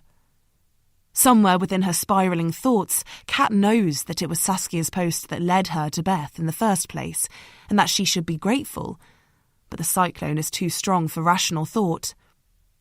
How dare you speak to me like that? In fact, who even are you? Saskia asks, her pitch rising. I'm Beth's friend, she counters. No, you're not. You're Luna's dog walker, and somehow you've weaseled your way into Beth's life, her home, her children's lives. She takes a step closer, but Kat doesn't back away. She wants to slap Saskia's stupid face. Why would you do that? Saskia continues, tilting her head. It's not for the money, is it? You want her beauty, her celebrity. No, Kat mumbles. It's not like that. You're obsessed with her, aren't you? And too blind, too stupid to see that Beth would never feel like that about you. You know nothing about our friendship, Kat warns. Her skin is fizzing now. She wants to headbutt Saskia, knock her out, remove the problem in one swift movement. I'm going to tell Beth that you were skulking outside her house, you know. Tell her what you want, Kat blurts out. Her head feels like a spinning top, spiralling dangerously towards a cliff edge. She won't mind. Beth and I go back 18 years. What? Nothing. Kat sucks in some air. What has she said? Saskia mustn't know about that. About Catherine and Ellie. It will disrupt everything. You grew up with her. Is that what you're saying? You knew her before her parents died? Saskia pushes. The words land on Kat's skin, but she can't absorb them. What? She shouldn't have said anything, but now Saskia isn't making sense. Did you live in Reading too? Saskia presses. Is that why the two of you are so pally? Reading? Kat stutters. Are Beth's parents dead? Ha! Saskia shouts in triumph. You can't know her then, because they died when she was a teenager in a car accident, which means you're lying or delusional. How could I have ever thought you and Beth were friends? But Kat's not listening anymore. Her throat constricts. Beth's parents must have died after Kat left for Australia. While she was recovering under the warmth of her dad's acceptance, his unconditional love, Beth was experiencing tragedy for a second time. 2 more lives cut short. Kat blinks furiously, but she can't cry in front of Saskia. She needs to see Beth. The urge is almost unbearable now, and she needs Saskia out of the picture. Beth hates you, she spits out. Calls you nosy. A has-been, a jealous leech. Saskia swallows, then scoffs. More lies, I see. Beth is my best friend. She would never say those things. And a hypocrite, Kat continues, pretending to care about the little people when you just want some glory in your sad, selfish life. Saskia pushes her lips together and furrows her brow. Well, let's just see who Beth believes, shall we? Kat gives Saskia a hard stare. Is she really this thick-skinned? This stupid, like Mark? Is Kat going to have to teach her a lesson too? Suddenly, a noise makes her jump. A shrill, electronic sound. Her phone is ringing in her pocket. It might be Beth. Maybe she needs Kat's help again.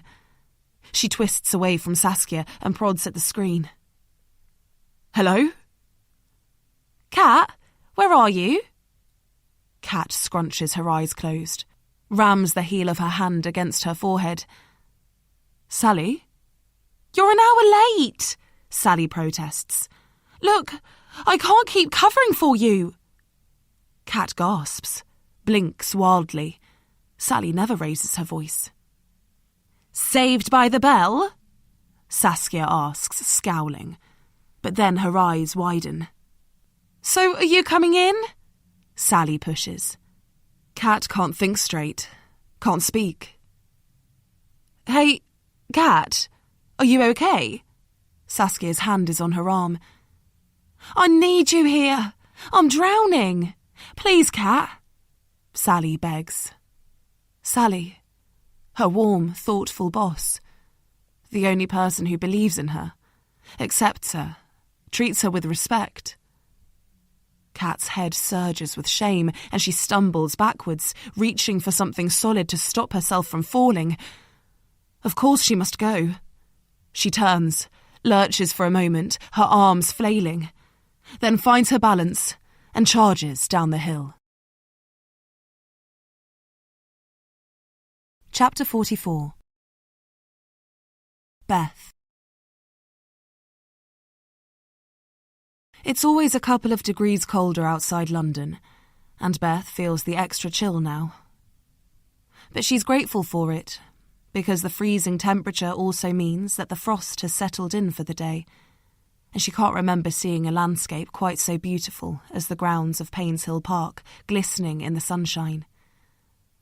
It looks magical, Simon observes, reaching for Beth's hand. They're walking the Christmas trail, and the girls are a few metres ahead, crunching the iced puddles. Martha carefully, Ava more haphazardly. I'm glad you persuaded me to come, he adds.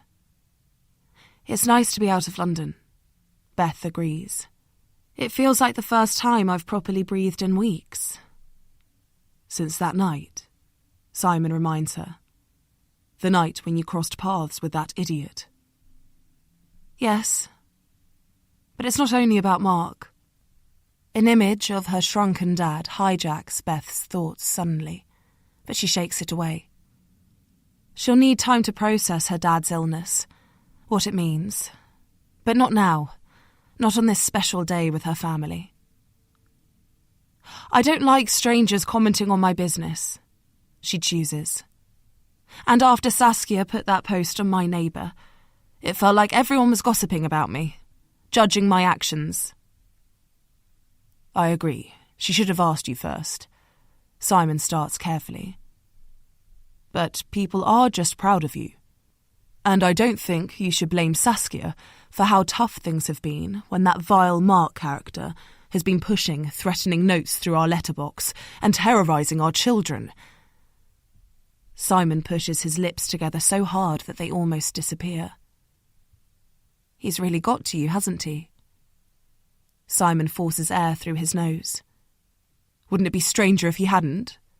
I mean, sometimes I wonder why he hasn't got to you more. Beth doesn't answer him. There's a chocolate treat wrapped in red and green foil shining on a tree branch, and Beth tries to draw some strength from Martha and Ava's squeals as they spot it.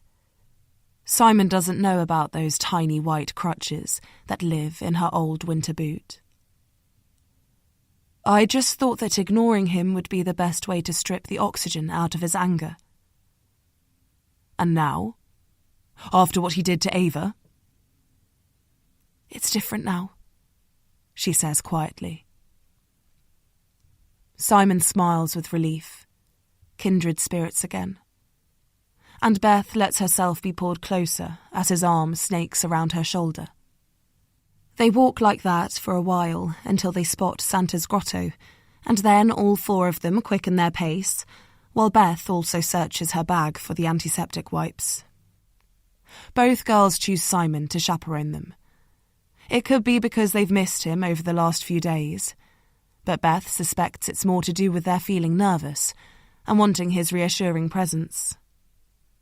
Children are good at picking up signals, and Martha and Ava seem to know that she's the more anxious parent. They're clearly harder to con than the mums at Nightingale's. So Beth is left in charge of Ava's tig-tig and the communal rucksack, complete with water bottles and snacks. There's a small marquee next to the grotto serving stewed tea in plastic cups, so she picks one up and sinks down into a child-sized chair. As she sips the hot drink and stares at the blemished view through the plastic marquee window, the rucksack trembles on the table in front of her. It's the buzz of a phone.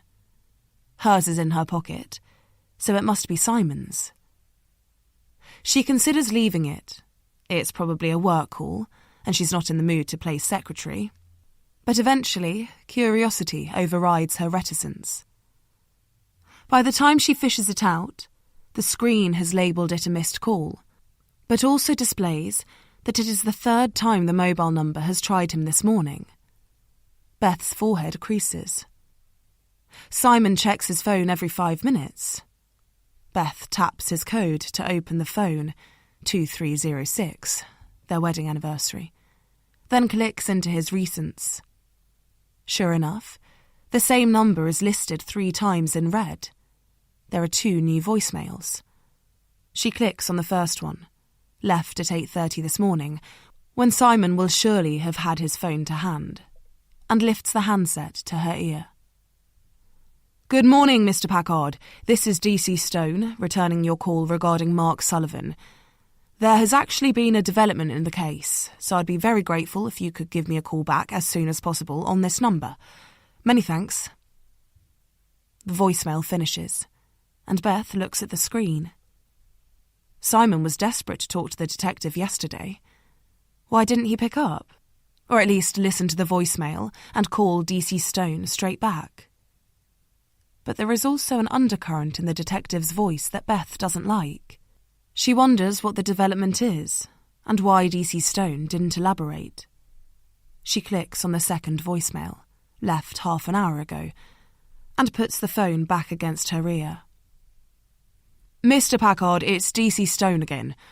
I'm not sure if you've picked up my voicemail from earlier, but I am very keen to talk with you regarding Mark Sullivan. My colleague and I are heading in your direction now, so we'll stop by, see if you're in." The weight of something unpleasant drops onto Beth's shoulders. It's invisible, but she can feel it wrapping around her. As she stares at the phone, a third voicemail magically appears on the list. It must be from the call she's just missed. "Mr. Packard, no luck trying you at home. Listen, you may hear from your neighbour that Mark Sullivan is in hospital. There's nothing to worry about, but I would be grateful if you could return my call at your earliest convenience." The phone feels slippery in Beth's fingers. She fumbles for it, but it drops, hitting the table with a bang. 4 teenagers dressed as elves turn to look at her. Mark is in hospital. What's wrong with him? And why hasn't Simon acknowledged any of DC Stone's calls? Suddenly, she doesn't want him to know that she's listened to the voicemails. Simon has never kept secrets from her or demanded any sort of privacy, but she still feels like she's stepped over a line, broken his trust. She picks up his phone between her finger and thumb and drops it back into the rucksack. Beth pushes her hands through her hair. It feels greasy, and she realises the skin on her fingers is now mired by it. She needs to wash them, but there's no sink in the marquee. She pulls a wet wipe from the packet in her bag and wipes furiously at her fingers. But now they feel worse. Sticky. She needs running water. Piping hot. She takes a long breath. Suddenly she wonders if DC Stone could have called her too. Her phone is in her pocket, but her coat is thick and it's on silent. She pulls it out, but there are no missed calls. Just a WhatsApp message from Saskia. She remembers DC Stone's warning and clicks it open. "Your stalker is in hospital. Unconscious. Not drugs, Did you know? P.S. Hope PP Santa Grotto fun. Kiss kiss. God, why does that woman have to know everything first? And how does she even know where Beth is? She blows out some air and focuses on the content of Saskia's message. Mark isn't just in hospital. He's unconscious. The man who has followed her, threatened her, stripped away her daughter's precious belief that the world is good. For a moment, Beth allows herself to wish he would die, be gone from her life. But then she shakes her head and tries to process what it means. Why is DC Stone so keen to talk to Simon? Even if Mark's injury is violence-related, surely the detective is more likely to suspect another rough sleeper or gangs, rather than a respectable banker with no history of violence. She can see the girls now, standing at the grotto's exit, each with an identical present in their hand, staring at a tree trunk wound tight with fairy lights and wiring. A camera flashes. They'll be by her side again soon. She needs to get her head straight, reapply her happy face. She visibly jumps as another message buzzes through on her phone. It's Saskia again. Her eyes widen. Her breathing stops. What the fuck? Colour drains from her face. Mummy? Are you okay? Chapter 45. Saskia. Saskia closes her front door and leans against the wooden frame. She never cries, at least hardly ever, so she's not sure why she feels the urge now. She was scared, she realises, arguing with Kat in the street. For all Saskia's lofty beliefs about championing mental health awareness, when she comes across someone who is clearly unwell, she becomes a frightened animal and goes on the attack. When did she become such a bitch? Saskia wonders where Kat is now. Whoever she was talking to on the phone clearly upset her. She was staggering so blindly that Saskia thought she might fall over. But then she righted herself and ran off towards Wandsworth Common. It was a relief at first, the sense of a threat diminishing, especially with Kat being so physically intimidating too. But now that the adrenaline has worn off, Saskia can't help feeling worried about the strange woman and what she might do. She seemed so out of control. Saskia pulls the unfamiliar phone out of her pocket and stares at the blank screen. It's an old iPhone, a 5 or 6 maybe, and looks tiny compared to her own. It must have slipped out of Kat's hands when she reached for the wall, but Saskia was too wired to notice at the time. It was only once Kat disappeared that she'd seen it lying on the pavement. She taps on the glass now, and the screen comes to life with a photo of a weird-looking dog, a skinny Alsatian with rabbit ears. Saskia taps it again, and sighs when the usual grid of numbers comes up. Enter passcode. She tuts and puts it back in her pocket. Not that she wants to spy on Kat, but if she could get into the phone, she'd be able to check Kat's call history, work out who had upset her, and possibly even where she disappeared to. But she needs to return the handset somehow. And if it also provides some intel on who Kat really is, that can't be a bad thing. Like whether there's any truth to Kat's claims that she and Beth knew each other when they were growing up. The two of them being friends is so hard to imagine that Saskia jumped on the first hole in Kat's story and accused her of lying. But Kat not reacting to Redding doesn't mean anything. The only evidence Saskia has that Beth spent time in the town was the fact she visited a shitty house there the day before, and that's weak even by Saskia's standards. It's harder to explain Kat not knowing about Beth's parents' car accident. But Beth was 17 when that happened, so it's possible that they'd lost touch by then. Saskia wonders if she should let Beth know what Kat's saying about her. All this time, Beth has been scared of her stalker, Mark, and with good reason. But his threat has always been from outside her home. while Kat burrowed her way inside. She even walked Martha and Ava to school on Thursday. Kat said that Beth was sleeping, and Saskia hadn't questioned it at the time. Of course she hadn't. She was too busy being offended that Beth hadn't asked her to take the girls. But what seasoned mother sleeps through school drop-off? Was there something dodgy going on even then? She needs to talk to Beth. But then, she's only just sent that message about Mark being in hospital. Is she really going to ruin Beth's blissful family excursion for a second time? With a jolt of frustration, Saskia pushes away from the doorframe. She eyes the coffee machine that sits centre stage on her island unit. An injection of caffeine is just what she needs to help her decide.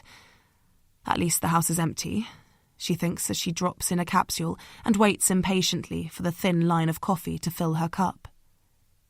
The children were desperate to go swimming, but luckily Tim knows that chore sits squarely in his camp, along with putting the bins out and sorting the MOT on the car.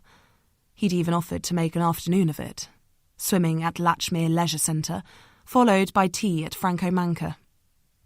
Saskia had been waving goodbye to the three of them when she noticed Kat pacing up and down the road outside Beth's house. She opens WhatsApp on her own phone. The 2 grey ticks show that Beth hasn't read her message about Mark yet. She's clearly having too magical a day with her family to check her phone. Despite everything, Saskia can't help bristling at that. But at least it gives her more time to decide what to do. She cradles her cup of coffee and thinks. Perhaps she should do some digging first. See if she can find out a bit more about the mysterious Kat. If she finds a link between her and Beth, it means Kat's telling the truth, so is neither delusional nor dangerous, if you ignore the circumference of her biceps. And it explains why Beth would lean on her more than one might expect of a dog walker. If she doesn't find any link, she'll still have more background information to share with Beth. She flips open her laptop and hovers her fingers over the keyboard. The only thing she knows about Kat is that she works at Groom & Bloom, so she starts there. The website is rudimentary at best, not even a blog, but it does list the names of their groomers, Sally Greenwood and Kat Wilson. There's a short biography too, and Saskia learns that Kat got a taste for dog grooming while living on a farm in Australia, then earned her qualification from Lywood Grooming Academy near Newbury after she returned to the UK. Saskia pauses for a moment, takes another glug of coffee, then picks up her phone. After a short online search, she taps in a number. "Hello, Lywood Grooming Academy?" A gruff, slightly bored voice answers. "Oh, hi there," Saskia responds, trying to sound upbeat. "I hope you don't mind me calling on a Saturday." "It's not ideal, to be honest. What do you want?" Saskia sighs. Maybe she should get straight to the point. "My name is Sally Greenwood," she says, transferring to her professional tone. "I run a dog groomers in London, and I'm after some information on one of my groomers." "And you're calling me because—" The word hangs in the air, somewhere between a question and an accusation. "Because she qualified with you and got a rosy reference along with her distinction," Saskia counters, silently praying that her assertive tone works in her favour and that grooming comes with the traditional categories of awards. "I take it she's done something you're not happy with?" The woman with no name surmises, making Saskia wonder how reputable her course can be. "In a way, but I'm more concerned than unhappy," Saskia ad-libs. "There have been a few incidents. Her mental health seems to be deteriorating. Of course, I'm not suggesting that's your problem. I just wondered whether you knew of any relevant history to help me work out what to do. There was nothing in her reference to explain it," she adds, hoping a soupçon of menace doesn't backfire. The voice expels a heavy sigh. "Name?" "Kat Wilson." "Hold on, I'll get the file." While Saskia waits, she types a few combinations into the search engine. Catherine Wilson, and Beth Packard, Beth Packard and Reading, Beth Packard and tragic car accident. But she knows it's pointless. Packard is Simon's surname, so only Beth's married name. She has no way of tracing her friend further back than that. She wonders if that's weird, knowing so little about someone she's supposed to be best friends with. Beth's Facebook link comes up on the search too, but Saskia doesn't bother clicking into it. She already knows there are only saccharine pictures of Martha and Ava on there. The same with Instagram, and Beth doesn't even have a Twitter account. Still there? Saskia snaps her focus back to the grumpy woman on the phone who is, she has to admit, doing Saskia's bidding. Did you find her file? She asks. Yeah, there was some mental health stuff. The woman starts. Saskia's pulse quickens, and she leans forward. Oh? Not while she was here, but before, as a teenager. She put it in the notes on her application form because it disrupted her education. She missed her GCSEs and got some random Australian qualifications instead. Disrupted how? She spent a couple of months in a mental health unit in Newbury. What for? What was wrong with her? How am I supposed to know? I'm not a bloody doctor. Anyway, it's confidential, that sort of stuff, isn't it? And grounds for discrimination if I turned her application down. Not that I would. I remember her now. A bit awkward with humans, I'll give you that. But a natural with the dogs. They all loved her. I'm sorry to hear she's struggling again now. There's genuine sadness in her voice, and Saskia feels a stab of guilt for stretching the truth. She shifts on the stool, eyes the bottle of wine on the island, looks at her watch. Don't worry, I rate her too, she appeases. I'll make sure she gets the help she needs. Anyway, thank you, I'd better go. Saskia ends the call and taps her fingernails against the quartz surface, one at a time. So Kat does have a history of mental illness, and being in residential care for 2 months, foregoing her education, all points to it being a serious condition. Surely that's enough of a red flag for Saskia to tell Beth, to warn her what Kat's been saying, although maybe she should keep quiet about researching Kat. Ironically, that could make it look like Saskia's the obsessive one. She clicks into WhatsApp and scribes a message. Beth, your dog walker is weird. Stood outside your house. Said she knew you 18 years ago. That you were friends? Assuming not. Maybe delusional? IDK. Hope you're okay. Kiss, kiss, kiss. She stares at the 2 ticks, willing them to go blue, and then they do, and she lets out an involuntary gasp, which is ridiculous because what else was she expecting to happen? But as she waits, gripping her phone, nothing more happens. There's no Beth typing flag. Why isn't Beth responding? Shit. She mumbles under her breath, suddenly deflated.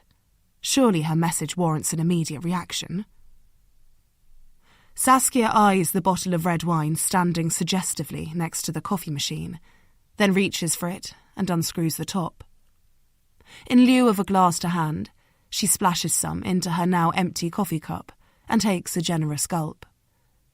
With nothing better to do, she picks up Kat's phone and runs her thumb over the screen.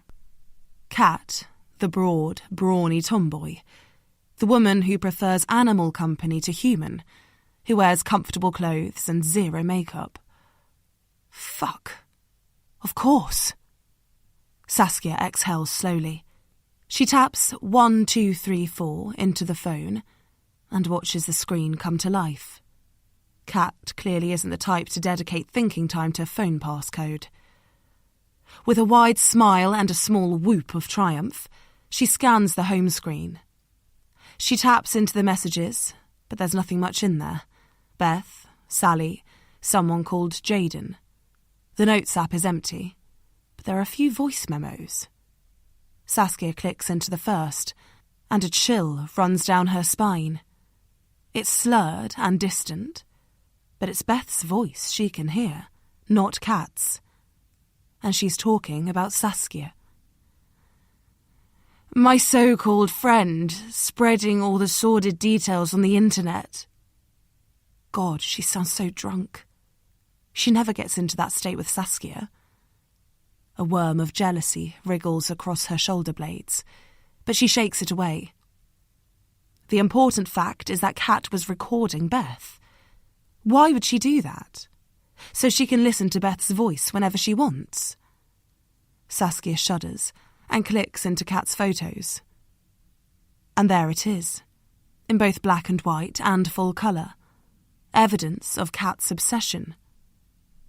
As she scrolls, Saskia starts to feel sick, the red wine turning to vinegar on her tongue.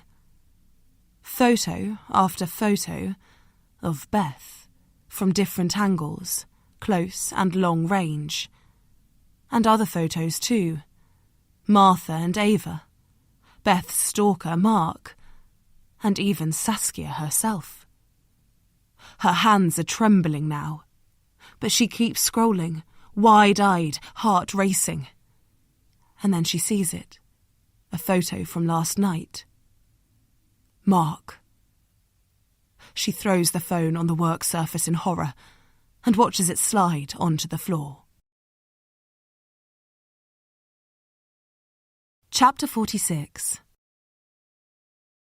Joseph. Joe slides his phone into the back pocket of his jeans and releases a sigh of frustration. Although Mr. Packard not picking up his calls is hardly damning evidence of guilt. Of course the guy's going to be pissed off with Mark after the idiot frightened his daughter half to death. Christ knows how Mark managed to get into her school at all. Joe has already briefed the school liaison officer about the incident. But that doesn't mean the ex-public school boy is going to slip out in the middle of the night and try to strangle a homeless teenager in a dirty squat. In reality, it's much more likely to be a fight over the spice he clearly nicked.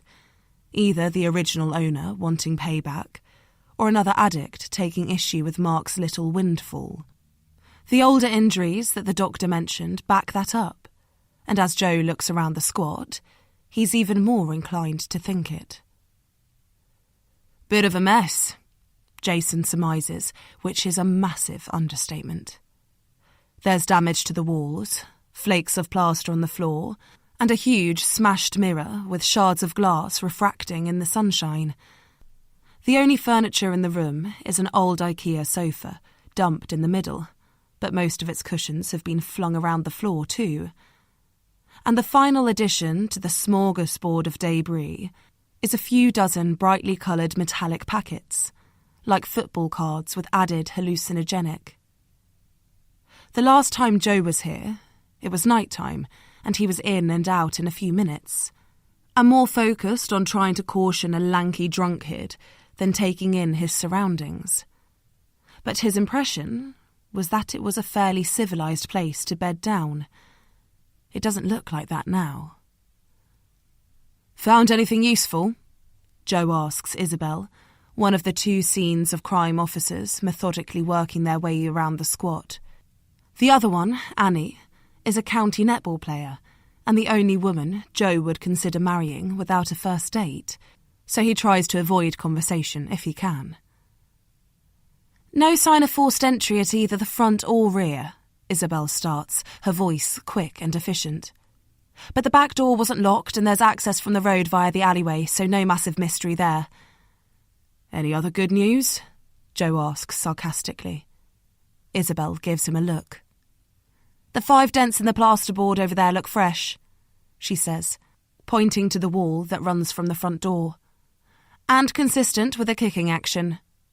Suggesting a fight, Joe murmurs. But Isabel just shrugs. Supposition isn't her job. The measurements suggest that all the dents were made by the same footwear, she continues. Most likely a boot or heavy trainer. Interesting. Joe looks a bit closer at the wall. Maybe Mark kicked the wall himself, Jason suggests.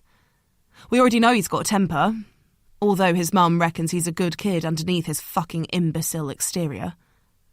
Don't they all? Joe muses. No sign of blood splatter on the walls, Isabel continues. Annie is going through the shards of glass, but nothing there yet either. Any chance of DNA at all, do you think? I found a couple of head hairs on one sofa cushion, but they're likely to be marks based on the photos that came back from the hospital. The packets of spice will obviously be removed, and we'll send a sample batch for fingerprint analysis, so that might give us something. Any luck with a ligature? Possibly. There was an old tourniquet belt on the floor, which looked fairly consistent with a pattern of abrasions on Mark's neck. That will go to the lab, and if we're lucky, we might get DNA from the sweat or skin scrapings on there. Tourniquet belt? As in what nurses use to take blood? Jason asks. Phlebotomists, Isabel corrects. And yes, except this one hasn't been used by a medical professional in a while. Bit skanky. More likely to belong to a drug user. Isabel opts for. Maybe it belonged to John and was just lying around here, Joe suggests. Picked up in the heat of the moment. Isabel looks affronted. I worked this scene the first time around and we did a comprehensive sweep of the place. There's no way we'd have missed something so relevant. How long were you here? Joe can't help asking. He knows a suspected drug overdose of an NFA, a person of no fixed abode, wouldn't be considered a priority. We wouldn't have missed it, Isabel repeats defensively, narrowing her eyes, reminding Joe that he shouldn't make an enemy of her. Of course, sorry. Any idea when the forensic report will come through? He asks, changing the subject. Middle to end of next week, maybe. How's he doing, by the way? The assault looked pretty nasty from the photographs. Lucky, apparently. Other than that, I'm waiting to hear from the hospital. Hopefully he'll wake up soon. Yes, Isabel says with a sigh. Did you say his mum is there? I bet she's desperate. I meant for me. Much easier to find the assailant if you get it from the horse's mouth. That's if he knows anything, Isabel counters. Looking at the scene, he may not have seen his assailant. There's no electricity, so it will have been dark, except for the light coming in from the street. And the ligature mark shows that he was strangled from behind. You're a bundle of joy, aren't you?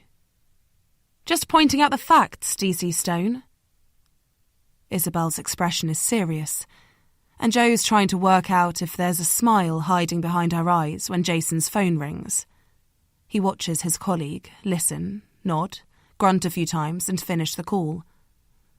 Work-related? He asks. Yeah, it was Sagal. I asked her to check if there was any CCTV that could help us. But apparently, Brook Hill Road is a CCTV black spot.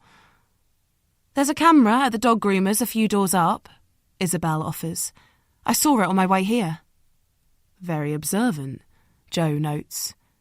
You know you'd make a great forensic scientist. Yeah, I heard that.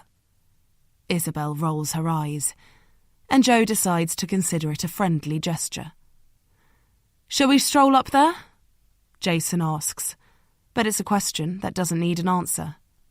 With a camera positioned so close to the scene, they have a very good chance of spotting the assailant either arriving or leaving the property. Joe says goodbye to Isabel, nods self-consciously at Annie, and follow Jason out of the shop. There's a bell above the groomer's door, and it jangles as they walk inside. It reminds Joe of buying sweets from the village store, which is weird because he grew up in Lewisham. And the warm feeling grows where the woman behind the desk smiles at them both. On second glance, her face looks a little tired, and her shoulders sit higher than they should, but she has a hazy glow about her that Joe feels drawn to. Morning, gentlemen, how can I help? I'm guessing that you're more interested in what happened at the old Delphines than my price list. I'm Sally, by the way. Good guess, Jason says, beaming at her. His skills with middle-aged women at play again. There was an incident at the property in the early hours of the morning.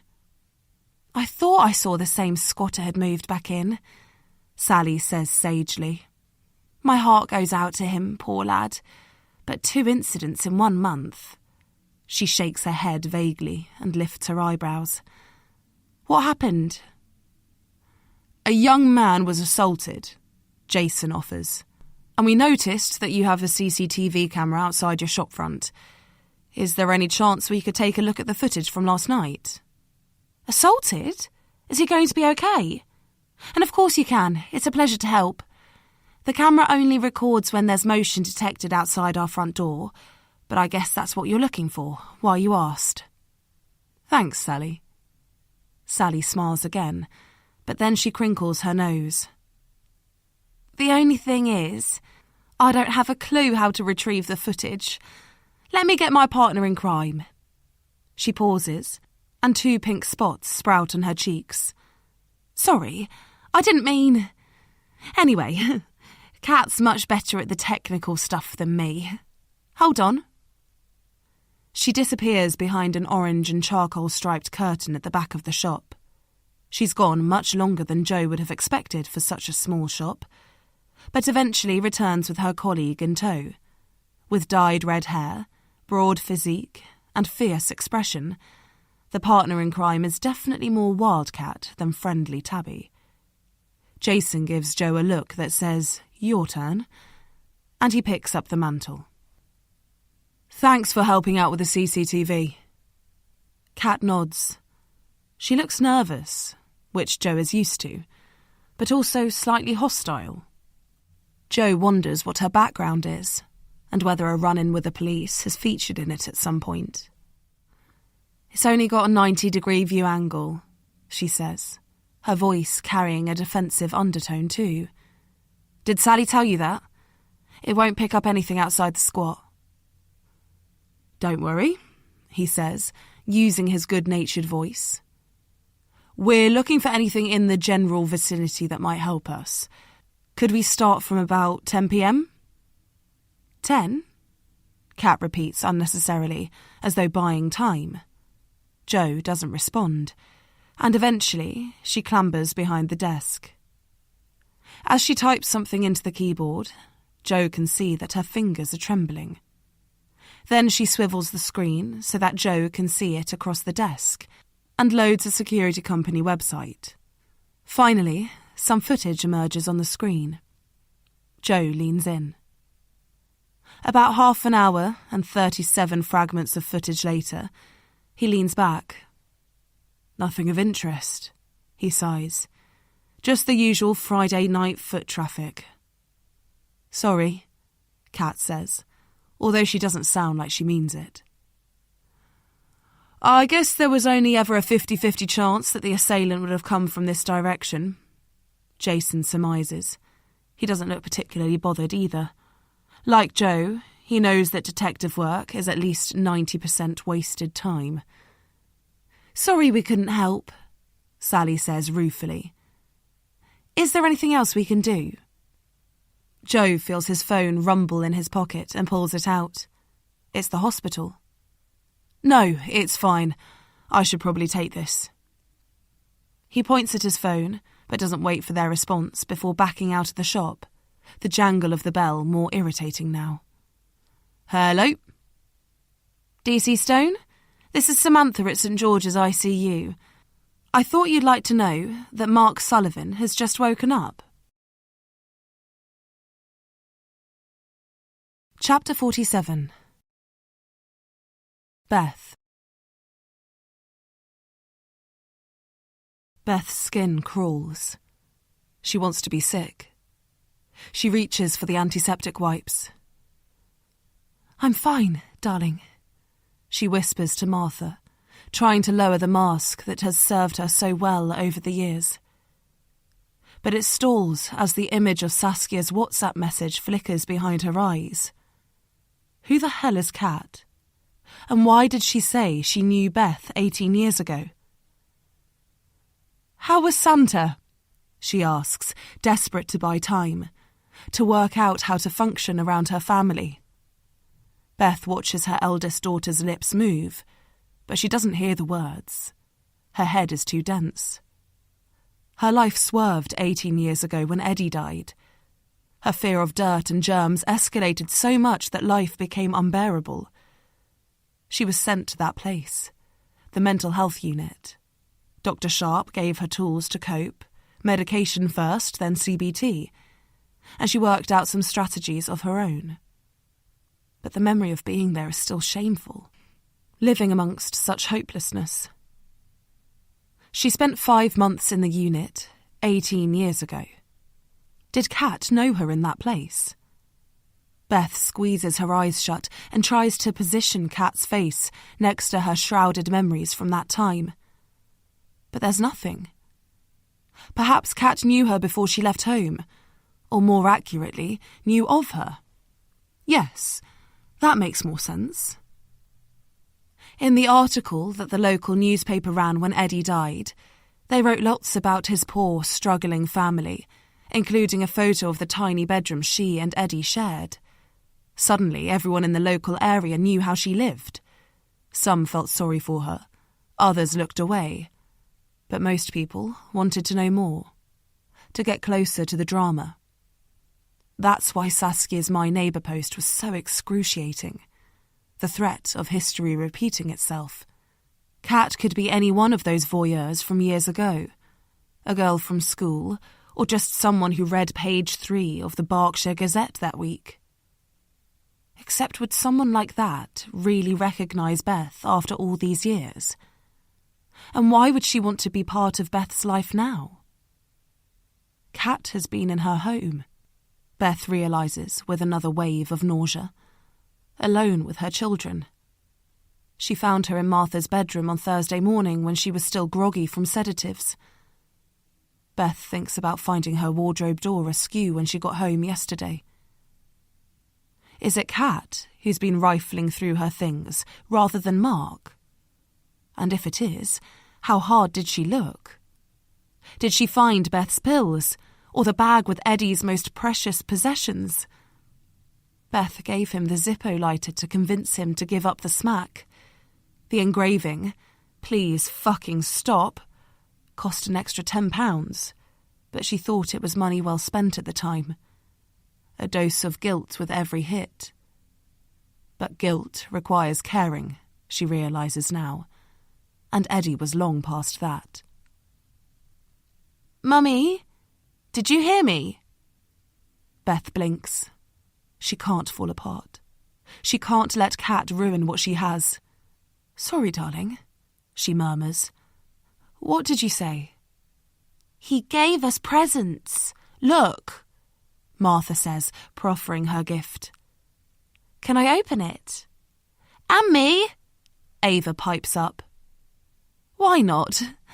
It's almost Christmas." Beth watches her daughters rip at the wrapping paper and uses the distraction to take a breath. She needs to go home, alone. Mark isn't a threat to her anymore. He's unconscious in a hospital bed. Of course she needs to get her head around that too. Talk to Simon, find out why he's avoiding DC Stone's calls.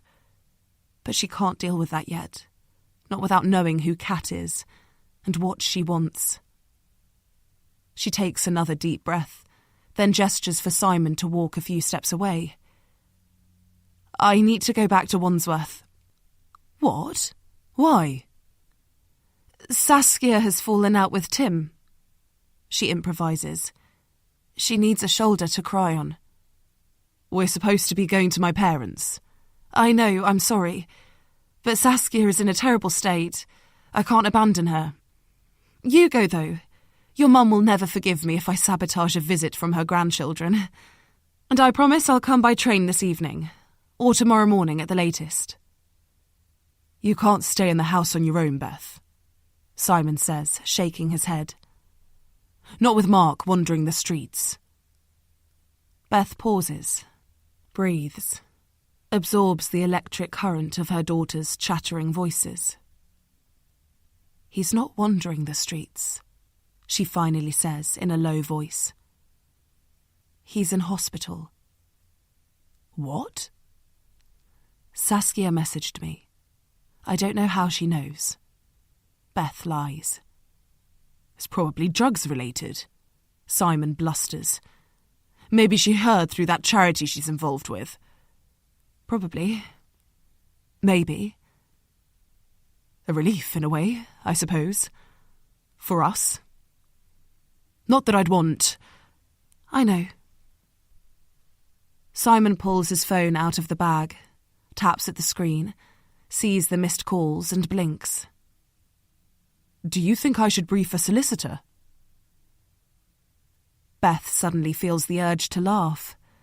At her husband's petrified face. At her blindly inviting Kat into her home. At her belief that a single act of kindness would bring her peace rather than just more pain. But instead, she grazes Simon's cheek with her lips, promises him that it will all be okay, and opens the Uber app on her phone. Chapter 48. Mark. Mark feels like shit. Like he's got a stonking hangover, a killer sore throat, and a bucket load of shame. He didn't want his mum to see him before he had a shower, and yet here she is, sat next to him in a hospital bed, not only contending with his pervasive stink, but also having to watch a machine breathe for him, and various tubes and medicines keep him alive. He's been conscious for about half an hour now, the breathing tube pulled out by a nurse called Samantha, but his throat still feels like it's lined with 60 grit sandpaper. The doctor said you were lucky. No long-term injuries, his mum says, trying her best to sound upbeat. He said you'd be able to come home soon. Mark doesn't respond. He's been in the hospital for less than a day, and aware of being there for less than an hour, but he can't imagine leaving. It's like he's locked in the present. The past and the future both feel out of bounds. But also that the police are on their way, she continues gently. I met them this morning. 2 detectives. I forget their names, but they seem nice enough. I don't want to talk to the police.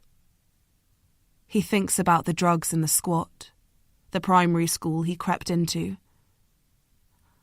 I know you don't like to make a fuss about stuff, Mark, but someone strangled you. They could have killed you. That kind of dangerous criminal shouldn't be roaming the streets.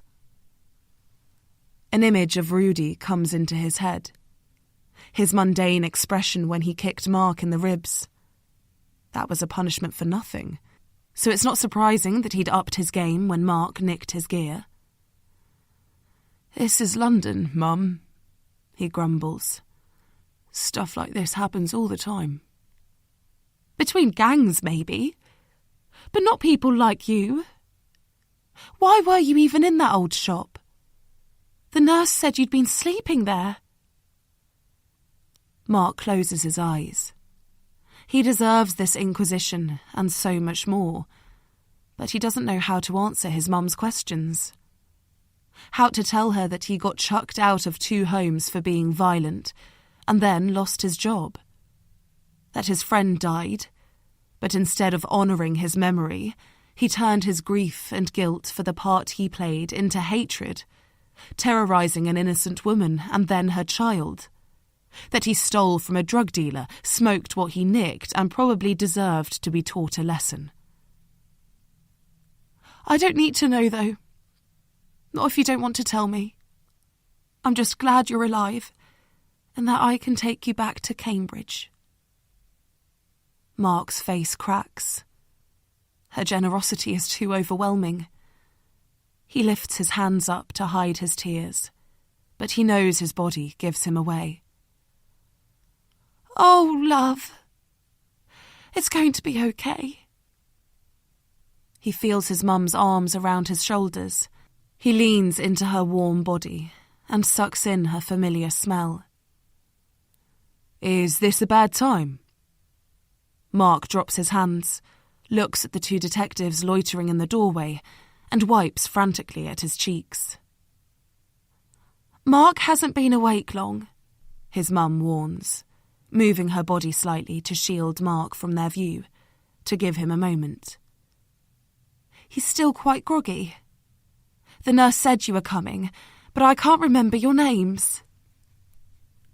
"DC Stone and DC Worthing," Mark hears one of them say. A mix of the voice and the names registers in his misty brain. They're the same detectives who nicked him on the night John died. Christ, this gets worse. He swallows hard and shudders as the equivalent of a samurai sword slices his throat. He watches the two of them walk into the room and stand at the end of his bed. "Hello, Mark. How are you feeling?" "Not bad," he says stiffly. "I hear you were lucky." Why does everyone keep saying that? He shrugs and makes some non-committal sound, but he can't hold their gaze, not now they've seen him crying, so he turns to face the window. "Listen, I know we've had a bit of history," the broader one says, DC Stone, Mark remembers. "And we will need to have a conversation at some stage about the drugs we found. But you suffered a serious assault last night, and we really want to find out who did this to you." His voice is kinder than Mark remembers it. He sighs, risks looking in their vague direction. "I don't remember much." "Just tell us what you can. You were in the disused shop," the detective prompts. "Yeah." He looks at his mum, sighs. She knows this already, but it's still hard saying it out loud. "I'd been smoking a bit of spice, and I'd forgotten to block up the back door. I heard something, and then, lightning fast, there's someone behind me." The words bring the memory into focus, and his heart rate increases. Even in this bright, sterile room, fear taps at his skin. He thought he was dying last night. It wasn't the pain, although that was intense. It was not being able to breathe. Life being sucked out of him. "Take your time, Mark." He leans over, takes a sip of water. "I didn't even get a chance to turn round. I felt something around my neck. A piece of elastic, maybe. And then he was pulling it so tight, I couldn't breathe." Mark blinks, swallows, puts his hand to his neck. "The shop looked like there'd been a bit of a struggle," DC Worthing says. Mark shrugs again. He can't look at his mum. "Nah, nothing like that." "You said he," DC Stone points out. "Did you see your assailant?" Mark thinks back. He assumed it was Rudy attacking him at the time, and again when he woke up. But he didn't actually see him. "No, not really. There was a broken mirror on the floor, an accident from earlier, and I saw bits of him in that. Black trainer, black cargo pants." He's back in the squat again, confused, terrified, his arms flailing. He wipes his sweaty palms against the hard cotton sheet. "And then maybe..." "Maybe what?" "Just before I lost consciousness, the grip got tighter." He can see the dark figure now, looming over him, face contorting with the effort of pulling. "They sort of leaned over me, and I got a flash of their face." Those cold eyes. "Fuck!" he exclaims. "Mark!" "What is it?" "I know who it was. It wasn't Rudy." "Who's Rudy?" "It was that woman." Chapter 49. Cat. God, that was terrifying. She knew that she'd been careful last night and had made a huge effort to avoid Groom and Bloom's CCTV camera. But she hadn't thought to check the footage. So when she retrieved it for those detectives, it was the first time she'd seen it. 30 agonising minutes. But her vigilance had paid off. There was no video evidence of her being anywhere near the squat last night. She's also relieved that the detectives didn't show up any earlier. When Kat first arrived at the salon, her mind was so scattered that she could barely function. She gave Sally some lame excuse for being late, that she overslept, even though she was wide awake by 6 a.m, still wired from the previous night, and disappeared into the grooming room. As always, it was the dogs who calmed her down, at least enough to pretend. Cookie, the tail-wagging cavapoo, Bella, the Maltipoo with prima donna tendencies, and then Ziggy, the cockapoo, who always persuades her to part with one extra treat. But she knows her sanctity is only a temporary reprieve. She can't hide forever. There is still so much to do. Yesterday she thought she was making progress, getting closer to Beth, almost enough to reach the truth. She'd worked out a plan, and it was supposed to go smoothly. But now Mark is in hospital, and Saskia won't release her interfering tentacles. And she's just found out that Beth's parents were killed in a car accident not long after the two of them fell out. So much tragedy in one family. How can that be allowed? Kat thinks about the Beth she knew, Ellie, and how badly her brother's death affected her. What kind of mental state must she have been in when her mum and dad died so soon after? Kat's heart almost bursts with a yearning to have been there, by Beth's side, attentive, vigilant to her needs. And to top it off, Kat dropped her phone in the street. She doesn't care about the handset itself. She bought it when she first got back from Australia. But there's stuff on there, potentially incriminating content. She needs it back. But she can't disappear on Sally again to look for it. She'll have to wait. She stares at the clock on the wall, then looks down at the dog under her hand. Sirius, with his lion's mane, wags his stubby tail under her gaze. The knots of tension each side of Kat's neck release a single notch, and she sighs. 1 more hour. 1 last dog. Then she can do what she needs to do. Go back to Beth's, find her phone, make things right. How stupid she was, thinking she could find her phone 5 hours after she dropped it and with no daylight to search by.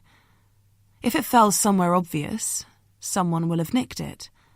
And if it's obscured from view, there's no way she'll be able to spot it in the shadowy darkness. Kat kicks the low wall of some rich man's border in frustration.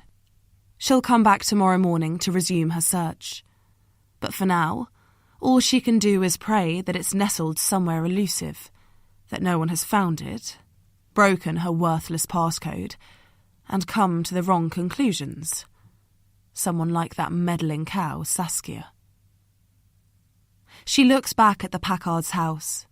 Their car, their spotless Mercedes 4x4, is still missing from the side of the road, but the hallway lights are on. Kat wonders what that means. The lights could be on a timer, the house still empty, the family escaping London for the whole weekend even. But she remembers that the hallway lamps are antique, with traditional switches, and she's never noticed any of the wires and buttons you need to add smart technology. Suddenly, the living room gets swathed in light too.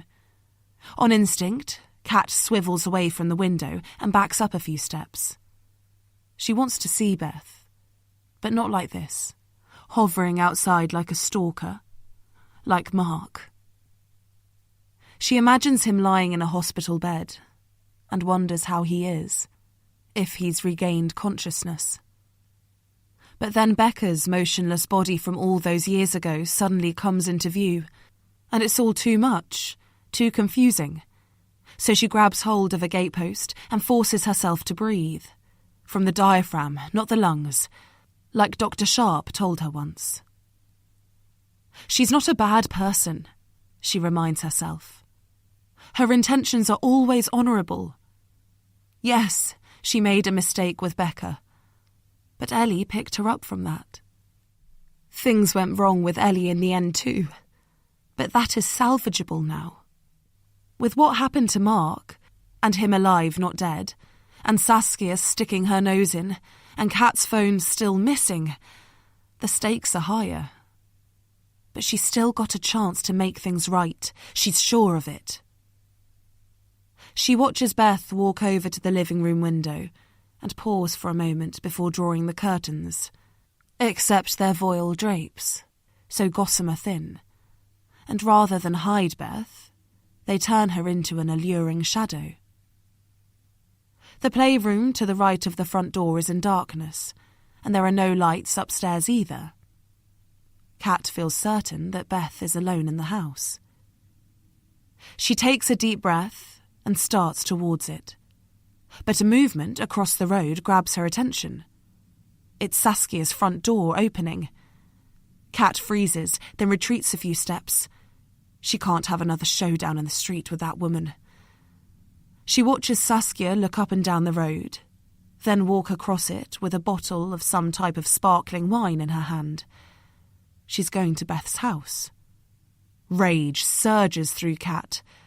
Why the hell can't Saskia leave Beth alone for 1 minute? This is her chance, her moment, not Saskia's. Beth doesn't even like the stupid blonde. Not really. Saskia is just a friend of convenience, living across the street, their daughter's best friends. Beth doesn't trust Saskia with her secrets. And why would she, when the drama junkie just splashes them all over her social media? She hopes that Beth turns Saskia away now. Take your bottle back home, darling. You're not welcome here. Kat watches Saskia rap on the knocker and wait. Please don't answer it, she prays. Or if you do, please send Saskia away, back home to drink on her own. The door swings open. Beth looks tired, but still beautiful, of course. She crosses the threshold, walks down her steps. Beth doesn't want Saskia inside, Kat realises with growing elation. She watches them talk on Beth's pathway. Saskia proffer the bottle. Beth shake her head slightly. Kat tries to stay calm while she waits for Saskia to drop her head and retreat. But suddenly, the tableau shifts. Beth's arms spread open, and Saskia folds into them. They're locked together, like two best friends. Then, with their arms still around each other, shoulders, hips, thighs, they walk up the steps and into the house. Kat's vision freezes. The image of their embrace is like a camera still, to be imprinted on her mind forever. Because it's wrong. The whole scene is wrong. And she needs to stop it. Chapter 50. Beth. Beth collects the champagne glasses with shaking hands. They chime as they clink against each other, and she wishes she could enjoy the thrill of anticipating a fun evening. But she needs a clear head tonight, to work out what to do about Kat, to find out how much Saskia knows, then get rid of her, to stay safe. She peels the foil cover and untwists the wire muesli. Then she grips the exposed cork and turns it slowly. She finds the ritual calming, and she takes her time to fill each glass with the effervescent liquid. Thanks, darling. Saskia accepts the proffered drink. Beth watches her take a sip, then place the glass down on the coffee table and lean back against the sofa. Saskia's long woolen coat is slung to the side of her, a creased mound of mess, and Beth itches to straighten it.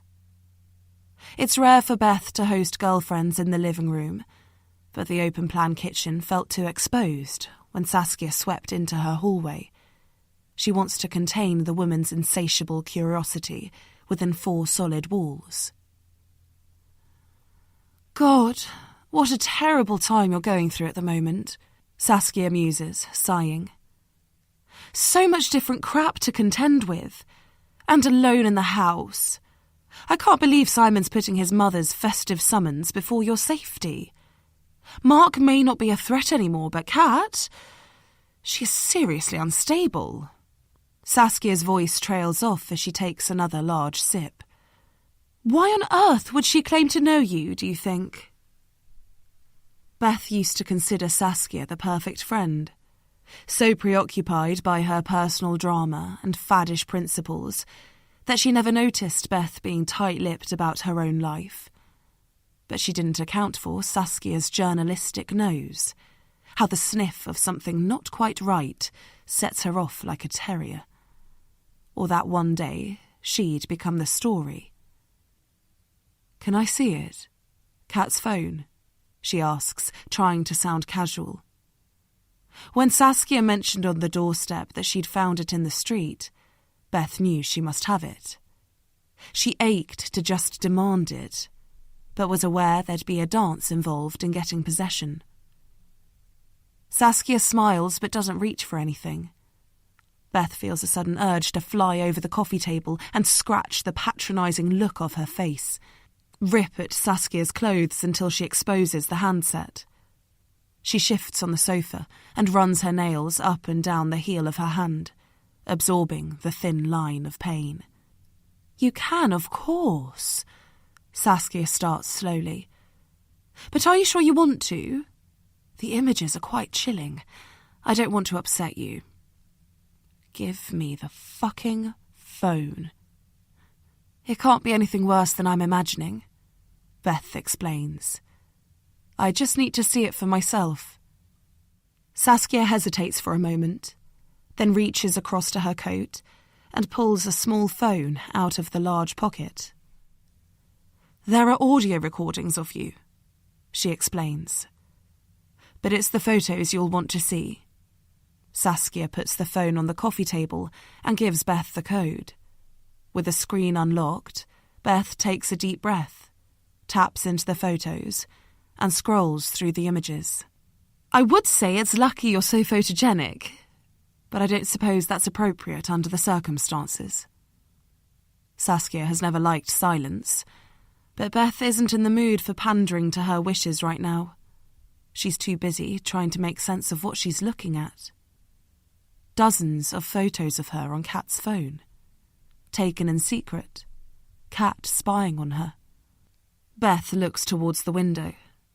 The voile curtain that she once loved now seems so inadequate.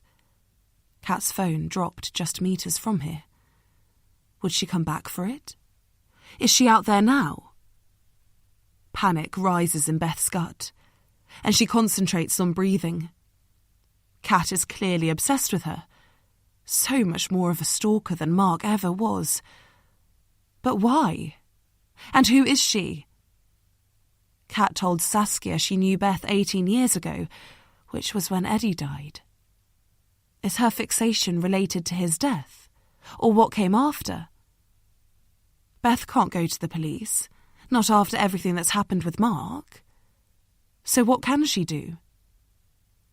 Tears prick at her eyes, but she can't let them fall. She needs to hide her fear from Saskia. Why did she let Kat into her life? She never trusts anyone, not wholly. So why did she let her guard down with a scruffy dog walker? Perhaps that's why. In Beth's world, where wealth and beauty are the only currency worth trading in, Kat just wasn't an adversary. But could it have been more than that? She thinks about her mum hanging the washing out in her tiny garden yesterday, how she reminded Beth of Kat. The community Beth grew up in always leaned on each other because managing alone wasn't an option. She found it repellent at the time, the neediness of it, but perhaps a dormant part of her was drawn to the familiarity of Kat's selfless urge to help. She should have known better. "Have you seen the last picture yet?" Saskia's voice is loaded with meaning, and Beth steels herself before scrolling to the end. A gasp escapes from her lips, and she rams her lips together to ride the swell of nausea rising up. Kat must have strangled him, Saskia says, her voice finally sombre. Then taken a photo when he passed out. There's a bright red line across Mark's neck, and a snake of material next to him. One of those cheap ties, maybe. You know what this means, don't you? She says gently. Kat is more dangerous than Mark. We need to tell the police urgently, especially now you're here alone. Kat clearly did this for you, to protect you. But minds like hers, they can swerve faster than Lewis Hamilton. You could be her next victim. Beth swipes her thumb across the screen to scroll away from the photo. She can't bear to look at it. She knows Mark survived the attack, but not whether he'll fully recover, or even regain consciousness. Is Beth supposed to feel guilty, responsible, for that too? And what will she say to DC Stone? That it wasn't her husband who attempted to kill Mark, but her mentally ill dog walker? But swiping away from the photo only exposes another one of her, taken, like them all, without her knowledge. She tosses the handset onto the coffee table in disgust, then changes her mind and shoves it down the deep crevice of the sofa. Every muscle in Beth's body feels taut now. She looks at Saskia on the opposite sofa, her long limbs softly draped over the cushions. Is that smugness on her face, or sympathy? Excitement or concern? How did you know I was at Painshill Park today? She asks suddenly. Saskia's face twitches. I didn't. Yes, you did. You mentioned it in your message. Said you hoped it was fun. Did I? Saskia looks away, clearly buying time, perhaps hoping that Beth will notice her discomfort and change the subject. Beth waits, and eventually Saskia surrenders. Maybe I saw your location on Google Maps, she mumbles. When I was, checking some directions for Tim. Google Maps? Beth has a sense of tumbling, but her body doesn't move. Yes, you shared your location with me, remember? That night out in Camden. Beth's mind careers backwards. A gig in North London, Saskia arriving late, getting swept up by the live music. You track me? She asks, trying to keep the horror out of her voice. No! Saskia squeaks. Well, hardly ever. Only when I need to know where you are and I don't already, which is rare, like today, with those detectives on your doorstep. Beth tries to breathe normally, but it comes out in shudders. And yesterday? She whispers. Saskia pauses, her expression morphing from guilt to sympathy. There's nothing wrong with having a past, you know, she starts. I take it you were visiting someone from your past in Reading? Was it family? You know, being born with a silver spoon isn't all it's cracked up to be. There's nowhere to go but down. Coming from nothing, achieving all this. Saskia lifts one arm and wafts it around the room. You should feel proud, not embarrassed. Saskia is the worst of them all. A fucking hypocrite, slagging off Mark and Kat for stalking Beth when she's doing the exact same thing. And now she has this knowledge, the power to destroy Beth. Will she tell Simon? The girls? And who does she mean by family? She can't know that Beth's parents are alive. Can she? Has she somehow used her journalist nose to sniff out the truth? This is all too much. Kat could be out there, prowling around, and now Saskia has the tools to expose her too. But Beth can't cause a scene. Not when her whole life is teetering on the edge of some fatal abyss. "Are you hungry?" she asks suddenly. Time to herself in the kitchen, a moment to breathe. "Shall I get us something to eat?" Saskia takes another gulp. "Lovely," she says with a relieved smile. So quick to assume she's been forgiven. Saskia always looks at ease, Beth realises, as though the cotton wool of privilege not only softens but also obscures what normal people fear. She pushes off the sofa and walks out of the living room, pulling the door tightly closed behind her. Beth opens the fridge door, but even with the food in neat rows, the garish Christmas packaging overwhelms her, and she pushes it closed. A loud rustle from outside startles her, and she twists round to face the wide glass doors. But there's just blackness. A pigeon or fox? Or cat? Waiting for her chance to break in? Perhaps she should want it, Beth thinks. A showdown. Winner takes all. But of course that's crazy. That's not who she is. She's measured, careful. She acted on impulse with that stinking drug addict, and that's when everything started to go wrong. She needs to be smarter now. Beth spots the expensively wrapped box that arrived in the post a few days ago. A batch of Simon's mum's mince pies. It's a Christmas tradition that has always irritated Beth. Why Mary has to use such excessive decoration when she's just following a widely used recipe from Bake Off. But it does seem like the most appropriate treat for this evening. She pulls on the red ribbon and lifts off the lid. As she switches on the oven to warm them through, Luna tip-taps along the floor and stands beside her. "Do you think I can survive this?" Beth whispers as she slips 4 mince pies onto a tray. "Navigate my way past an obsessed dog walker and a neighbour who knows too much."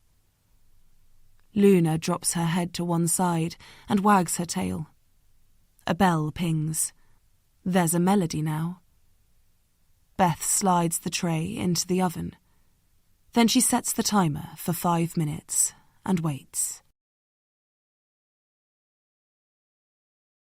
April 2003. Chapter 51. Catherine. Catherine's eyes swim. It was all such a big mistake. How could she have been so stupid, thinking that Becca might be interested in her? She throws some cold water on her face, then reaches for a paper towel. It's hard and it scratches her skin. Good.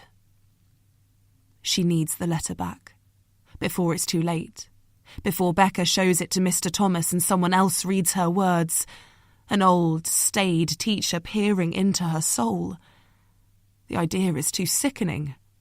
She can't let it happen.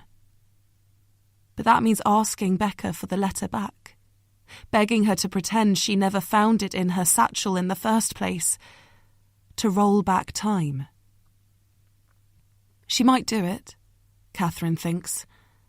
She heard kindness in Becca's voice earlier, when she was talking to Clara, Catherine eavesdropping from inside the toilet cubicle. She hasn't got Becca completely wrong, but Clara won't let her. Catherine knows the bitch is just jealous. She doesn't like Becca having other friends, good friends, like Catherine. But are they even good friends? She's not sure anymore. It's all so confusing. She needs to see Becca. Get the letter. The quickest way to the sixth form centre is across the playground. Catherine heads down the long corridor, walls lined with notice boards and artwork, towards the main doors. But as she gets closer, a barrage of students surges in the opposite direction. Maybe break time is over. She doesn't care about missing her lesson. But is she too late to stop Becca? With rising urgency, she jostles against the tide until she reaches the exit. She looks out of the window and discovers the reason for the sudden influx. It's pouring with rain. A proper spring deluge that she knows will be over if she waits for 5 minutes. But she hasn't got 5 minutes. She pushes open the door and runs into the rain. It's not warm, but it's not freezing either, and she enjoys the feel of it slithering down her face. She feels giddy suddenly, doing something so crazy, while everyone else is shaking themselves dry and bitching about studying in wet socks. She laughs manically as she crosses the playground and yanks open the door to the sixth form centre. The rain disappears, and away from the crazy, she falls silent again. She shouldn't be here, really. Year 11s aren't welcome. But she just needs to find Becca, get the letter, then she'll be gone, and no one else will even notice her being there. Except that 20-odd eyes are staring at her now. "What are you doing here?" a boy asks, not disguising his horror at a non-sixth former stepping onto his hallowed ground. But her tongue is too thick to speak now, and her brain isn't firing. She stares at him, dumbstruck. "Are you looking for someone?" he prods. Yes, she's looking for Becca, and she needs to find her before it's too late. She scours the room, the sofas and coffee tables, old desks and crappy TV on a stand. Then she sees them.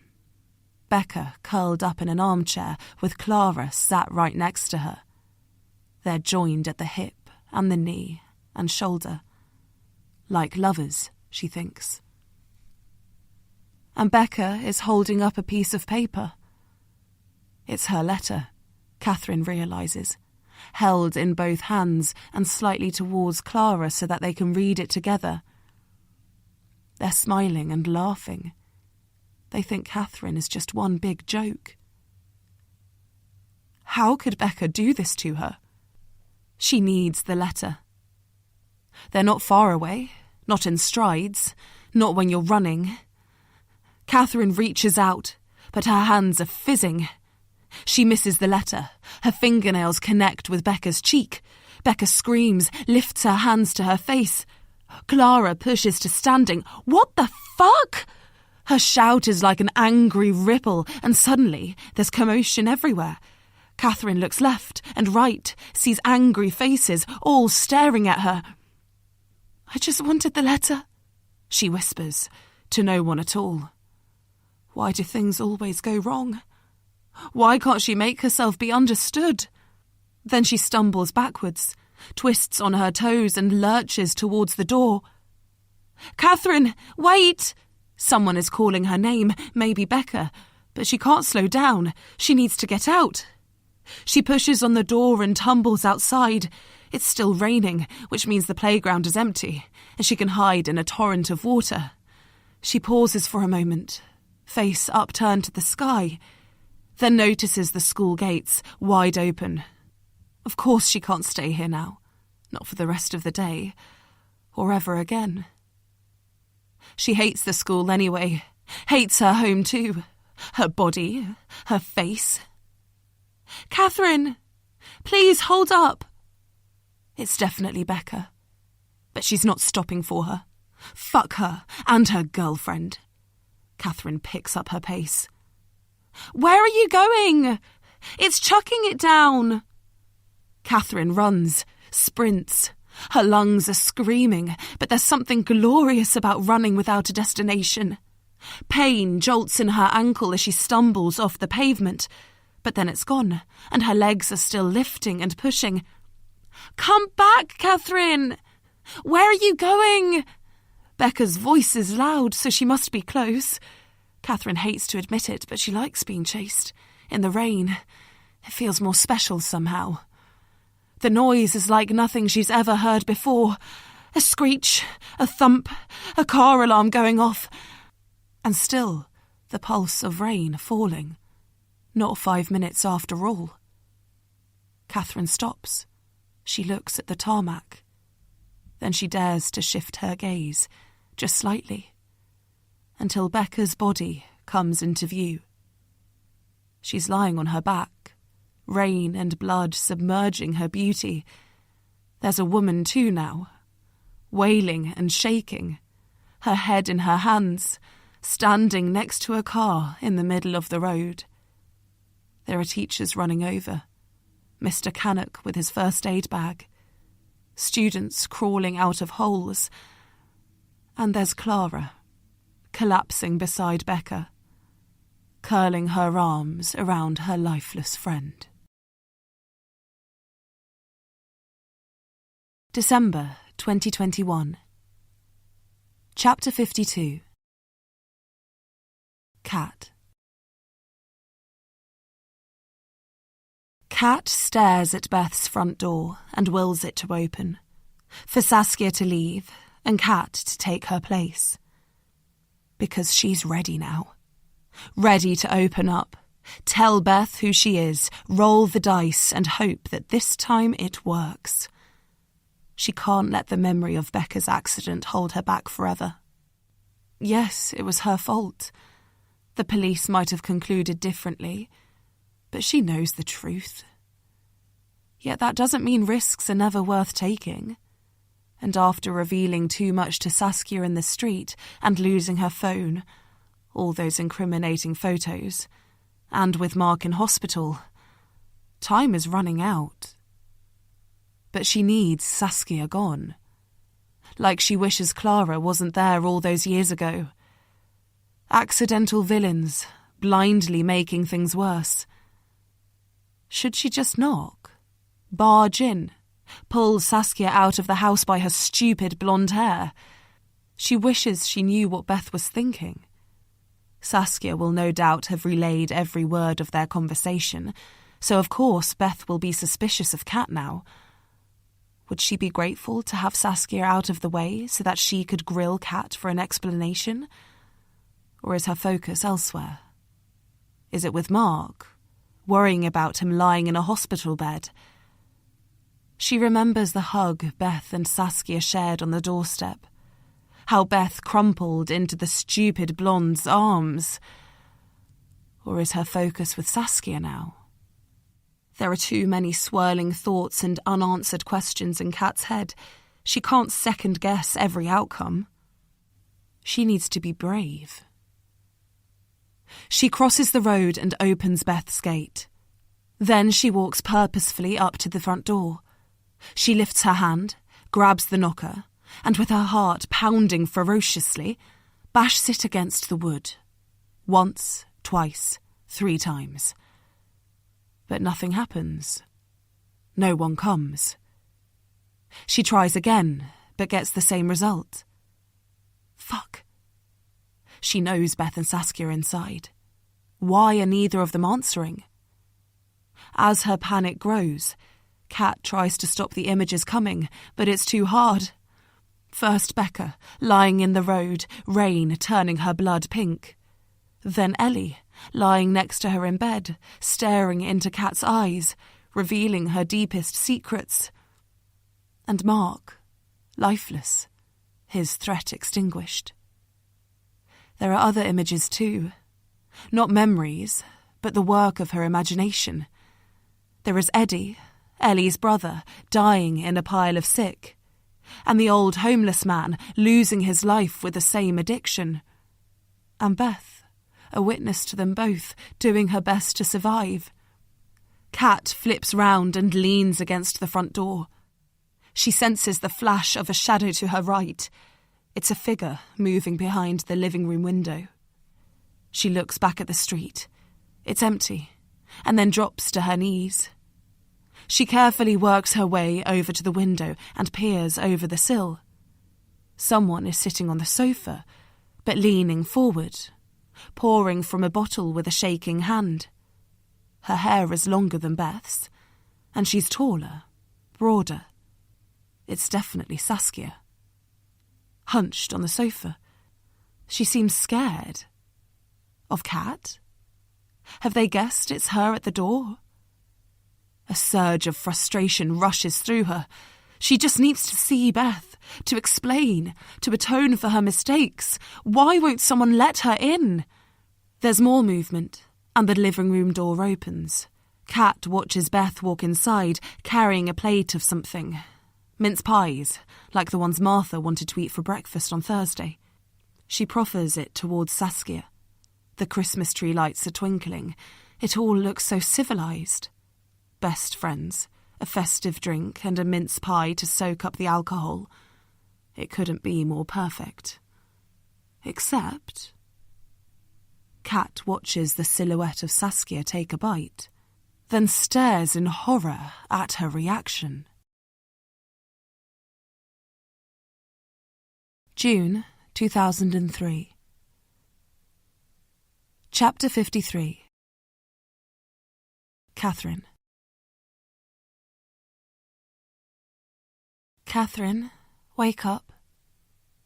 A voice slowly infiltrates, and a hand pushes gently on Catherine's shoulder. I couldn't sleep.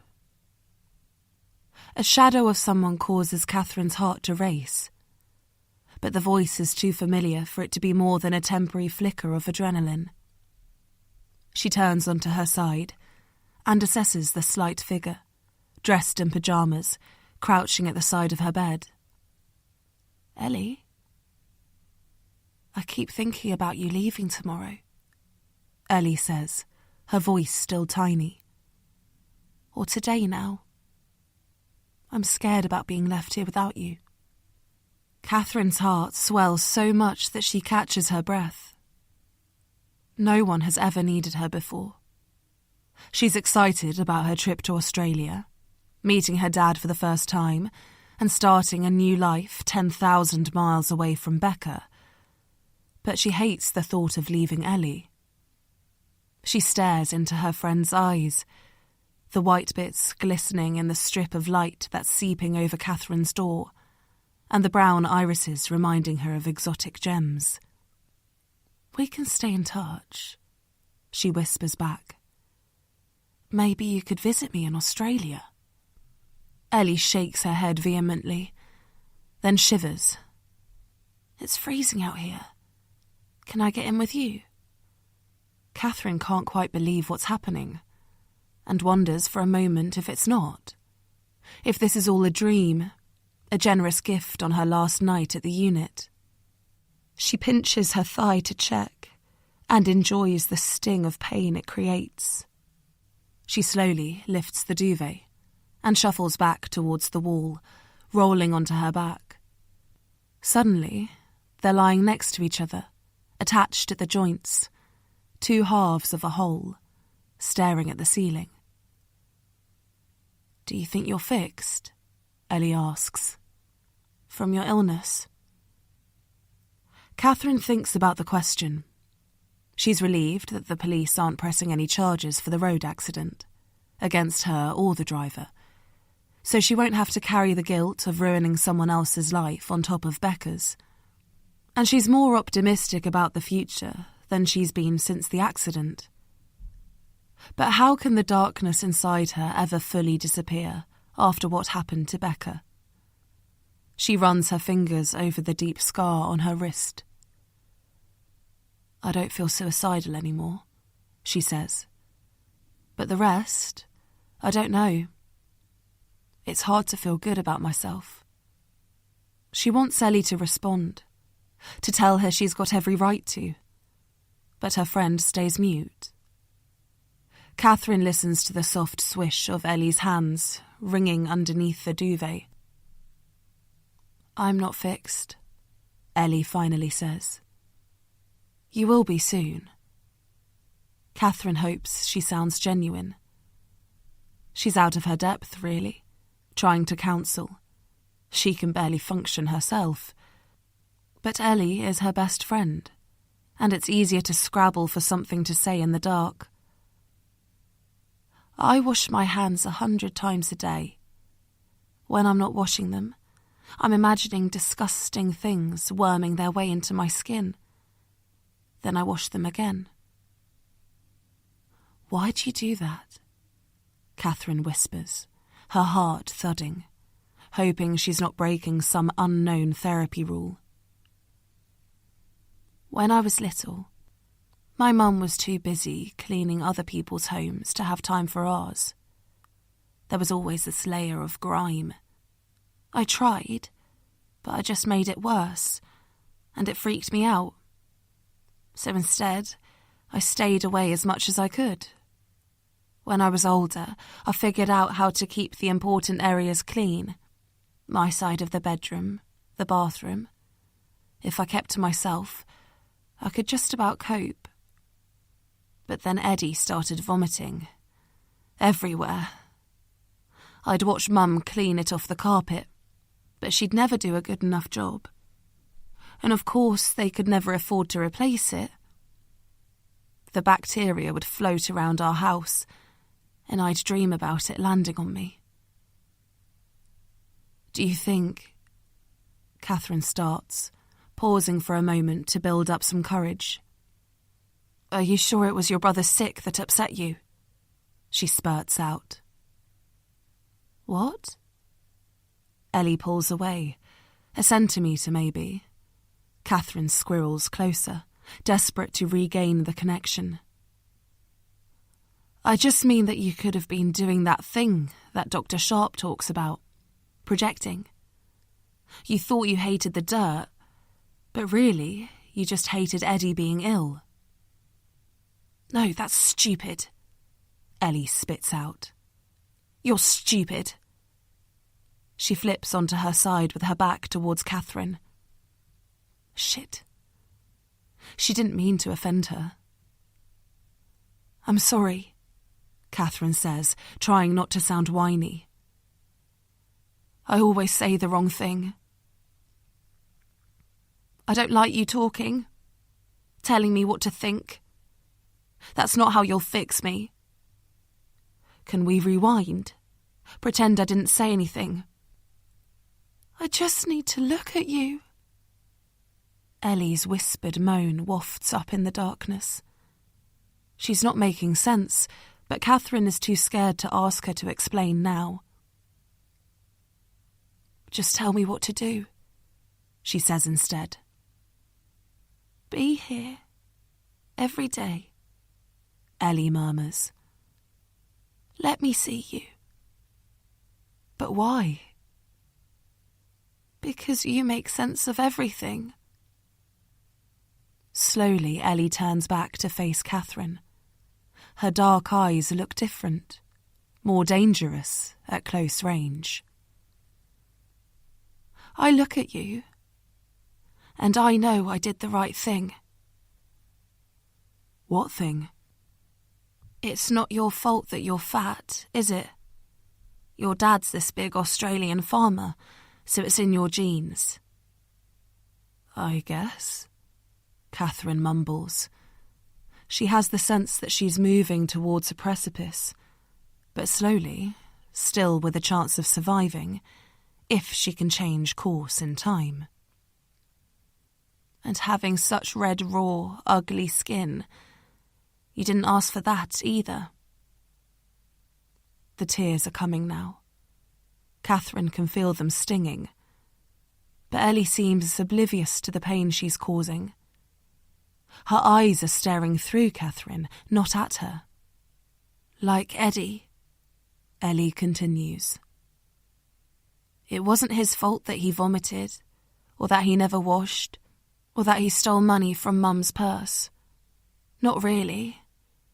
Not once the drugs took hold. Not his fault, Catherine agrees. But I don't understand why you're saying this. How can you not understand? Ellie's voice rises with incredulity. Life isn't even, Catherine. Some of us are born to do well, to succeed, while others are destined to fail. You will always fail, Catherine. It's not your fault. It's pre-written. There's too much wrong with you. And Eddie was the same. And that's why I did it. The kindest thing. because who wants to spend their life failing? Did what? Catherine whispers, but Ellie shows no sign of hearing her. And that's why I need to see you every day, she continues. You are my constant reminder that I did a good thing. That dirty people will always be stained with their imperfection. There was no hope for Eddie. Like there's no hope for you. Did what? Catherine repeats, her voice louder this time. Freed Eddie, of course. From his tainted existence. He was in our bedroom, slouching against the wall, ready to inject more of that dirty stuff into his body. He'd already been sick. There was a pile of watery vomit on the carpet. In that one moment, I knew what to do, how to help him. I'd read a leaflet about it, you see. How an air bubble in the syringe can cause a massive stroke. It was so simple. Catherine's mouth goes dry. She blinks under Ellie's blind stare. You did that, she whispers. You injected him with air. You killed him. Ellie's body shivers, an almost imperceptible movement. Not killed him, Catherine. I freed him. Just like you tried to free yourself. But you failed. Because of course you would. Eddie was lucky to have me. You're not like Becca at all. Catherine pushes away, her back against the wall, burrowing into the plaster. You're a murderer. I need to tell Dr. Sharp. Ellie smiles as though she's won, which doesn't make sense. Yes, do it. Then I'll tell her it's all lies, and she'll believe me, not you, because you're desperate and deluded. And she'll make you stay. And I really want you to stay, Catherine. Catherine stares at her friend. A ruthless killer, but also beautiful and clever. She's right. Everyone will take her side. Then Catherine thinks about her dad and the future he's promised her, and knows that the only way to escape is for Ellie's secret to become hers too. December 2021. Chapter 54. Kat. Kat pushes away from the window and launches herself out of Beth's gate. She looks left and right, then runs over to a yellow skip at the side of the road, piled high with rubble from yet another extension, and grabs the biggest piece of concrete she can carry. Holding it in two hands, she races back to Beth's house and, without thinking twice, hurls it through Beth's living room window. There's the high-pitched screech of shattering glass, and then a deep thud as the concrete slab hits Beth's living room floor. Kat surges forward. She needs to get to Saskia. With the thick sleeves of her parka pulled over her fists, she frantically pushes the loose fragments of glass out the window frame, then heaves herself through the hole. She can hear the snagging of material and feel the sting of cuts where her skin is exposed, but neither slow her down. Saskia is slouched on the sofa, her hands at her throat, swollen lips open as she searches for breath, the creaking drone of her wheezing filling the room. Kat knows she's in anaphylactic shock, and that she could be dead in minutes. Beth isn't moving at all. She looks like a young deer caught in a car's headlights. Beautiful, startled, innocent. But Kat knows the truth. "She needs an EpiPen!" Kat screams. "Does she carry one?" Kat's eyes spin around the room. "Where's her bag?" I don't know what's happening to her, Beth finally says, her voice trembling. Even now, she's playing the role perfectly. Only her hands give her away, the sound of nails scratching skin. You poisoned her, that's what's happening, Kat spits out. She spots Saskia's coat on the sofa beside her and starts rummaging through the pockets. Nothing in the deep outside ones, but she sees the slim ridge of something inside the breast pocket. No, I didn't, Beth counters. I didn't know she had an allergy. Bullshit! Kat exhales loudly. She reaches inside and yes, it's an EpiPen. Even I know she's allergic to nuts. It's all over her social media. She volunteers for an allergy charity, for fuck's sake. Living on a farm 5 hours from the nearest medical centre means that Kat has had first aid training, including how to administer epinephrine. She flips off the blue cap, takes a second to line it up with Saskia's thigh, then jabs the orange tip in at a right angle. No, sorry, I didn't mean that, Beth stutters. She takes a step backwards, unsteady on her feet. I mean, I didn't know there were nuts in those mince pies. That's it. Simon's mum sent them to us, you see. I didn't think for a moment that that's a lie too, Kat screams, turning back to face Beth. If Martha knows which recipe your mother-in-law uses, there's no way you don't. Beth? Saskia's hoarse, tired voice crackles through the air, and both Beth and Kat turn towards it. Her face is still puffy, but there's some colour in her cheeks now. You fed me nuts on purpose? Of course not, darling. I would never do that. Thank God you're okay. Yes, she did. You were too close to working out the truth. Ignore her. She's crazy, Beth says, her voice settling. You know that. You're the one who warned me about her. She saved my life, Saskia whispers. It all happened so fast, Beth pleads. She threw concrete through my window. I would have looked for your EpiPen if I wasn't distracted by that. You found my phone, didn't you? Kat continues, trying to recapture Saskia's attention. And told Beth about it. That's why she changed her mind on the doorstep. Hugged you. Invited you inside. Yes? But so what? Beth never hugs anyone, does she?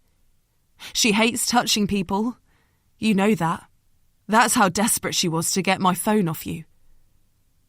Saskia pauses a moment, realisation mixing with confusion. But it incriminates you, not her.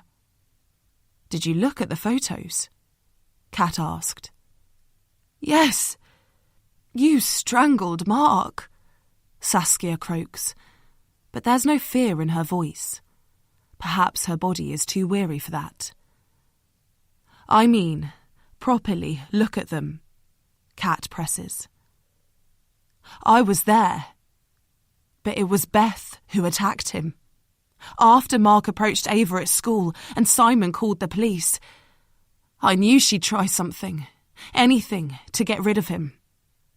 So I followed her.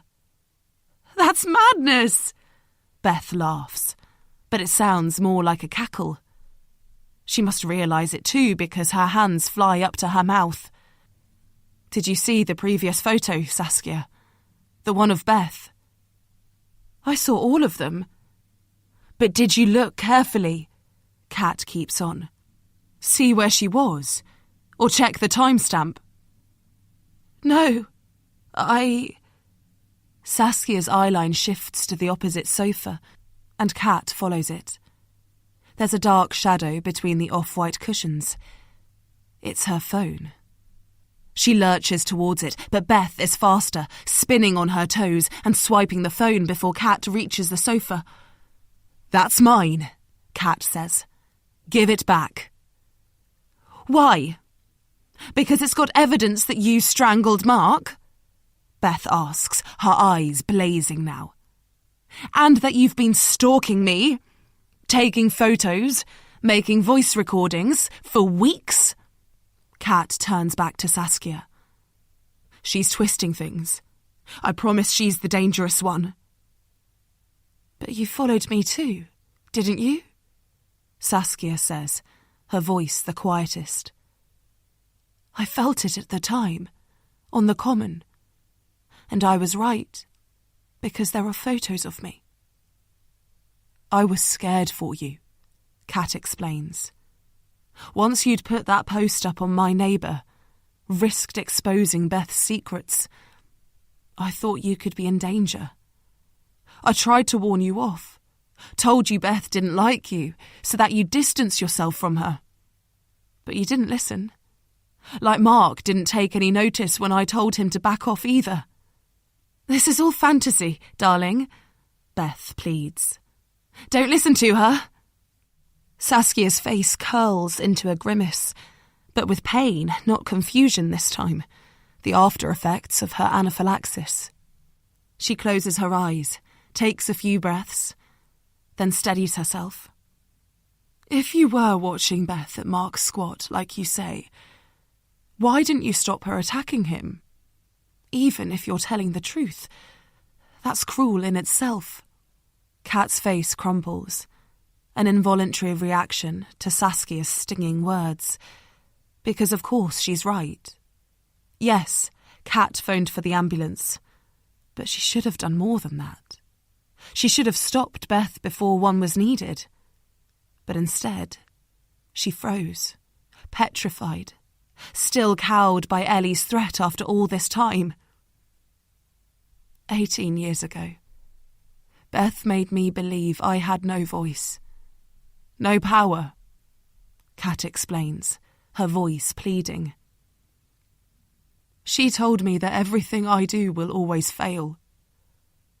That's why I took the photos, made the voice recordings. I needed real evidence to back up what I knew before I could contact the police. But she was right. I was failing. When I was too scared to stop her attacking Mark, I realised it had to stop. I needed to be braver. That's why I came here tonight. But I still don't understand. Saskia exhales. The colour has drained from her face again, and there's a film of sweat across her cheeks. What have you known all this time? Kat turns towards Beth and sees a growing realisation cross her beautiful face, her fiery eyes turning to ash. Finally, she's worked out who Kat is. I met Beth in a mental health clinic when we were teenagers, she says. Although she was called Ellie then, she had an anxiety disorder and misophonia, a fear of germs. She's lying. She's crazy, Beth mumbles, scratching her palms. I thought we were friends. Until the night Beth admitted to murdering her brother. What? Saskia spits out. He was a heroin addict, but he died of a stroke, an air bubble in the syringe. Everyone thought it was an accident. But when we were in the unit, Beth told me she did it. No, I would never, Beth whispers, too quietly to drown out the sound of her fingernails scratching. It was an accident. You had a brother. And then you told me that her parents died in a car accident. Kat goes on, her voice starting to break. And I'm scared she caused that too. Beth's head snaps up. She catches eyes with Saskia, whose face is filling up with disgust. They're not dead, okay? She implores. They live in Reading. That's where I was yesterday, visiting my parents. Maybe I haven't been completely honest with you, with Simon. But I just wanted to leave that part of my life behind. She reaches her arm towards Saskia, but holds it midair. I didn't kill Eddie, though. I loved him. And the homeless man? Saskia asked. He reminded me of Eddie, Beth murmurs. I wanted to do what I couldn't for my brother. Save his life. He died of a stroke too, Saskia continues. An air bubble in the syringe. That detective told me today. Kat runs her hands through the red spikes of her hair and blinks back hot tears. Of course, deep down, she knew that Beth had killed that man. But hearing it out loud is still like a heavy weight dropping on her chest. Is his death on her hands too? For not having the courage to defy Ellie all those years ago? You hated having squatters on our road, didn't you? Saskia continues. You said they were dirty. No, I just meant they needed help, Beth protests. How can you choose her side? You're my friend. She's not like us. Saskia's eyes flit between them both. A siren sounds in the distance, but Kat suddenly feels calm. Soon it will be over, one way or the other. She played her hand, and all she can do now is hope she's done enough for others. Saskia, the police, to see through Beth's beauty, her wealth, her smile, to believe Kat instead, a skint dog groomer with a 50-inch chest and a history of mental illness. But then a shriller noise erupts. It's Beth's phone, buzzing on the side table. Beth looks, then reaches for it. Saskia groans, an animal sound. Kat turns to look and watches her vomit all over the carpet. Chapter 55. Beth. The smell. Oh my God. It's vile. Beth watches the putrid liquid seep into the fibres of her carpet. Elizabeth? Are you there? Beth drags herself back to the phone call, tries to use the cold glass screen of the handset to cool her burning face. He's gone, mea draga. Just taken his last breath. Her dad is dead. Please no, Beth whispers. It's too soon. She hasn't had a chance to say goodbye. She closes her eyes, but her eyelids are infested with Saskia's vomit, worming and burrowing its way into her eyes. She flicks them back open. Kat is kneeling beside Saskia now, her bulk obscuring the stain on the carpet, but even her presence is sickening. Fat, ugly Catherine. How dare she intrude on Beth's life? It's his time. Don't be sad, her mum says. He's with Eddie now. Beth stares at her hand, red raw from scratching, but also littered with marks from years of abuse. She tracks each faint scar with her eyes. Will Eddie tell her dad the truth?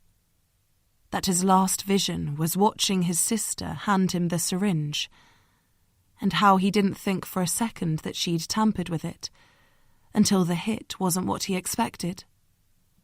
That instead of euphoria, he felt his body shut down. Will her dad know that she did it for him and her mum?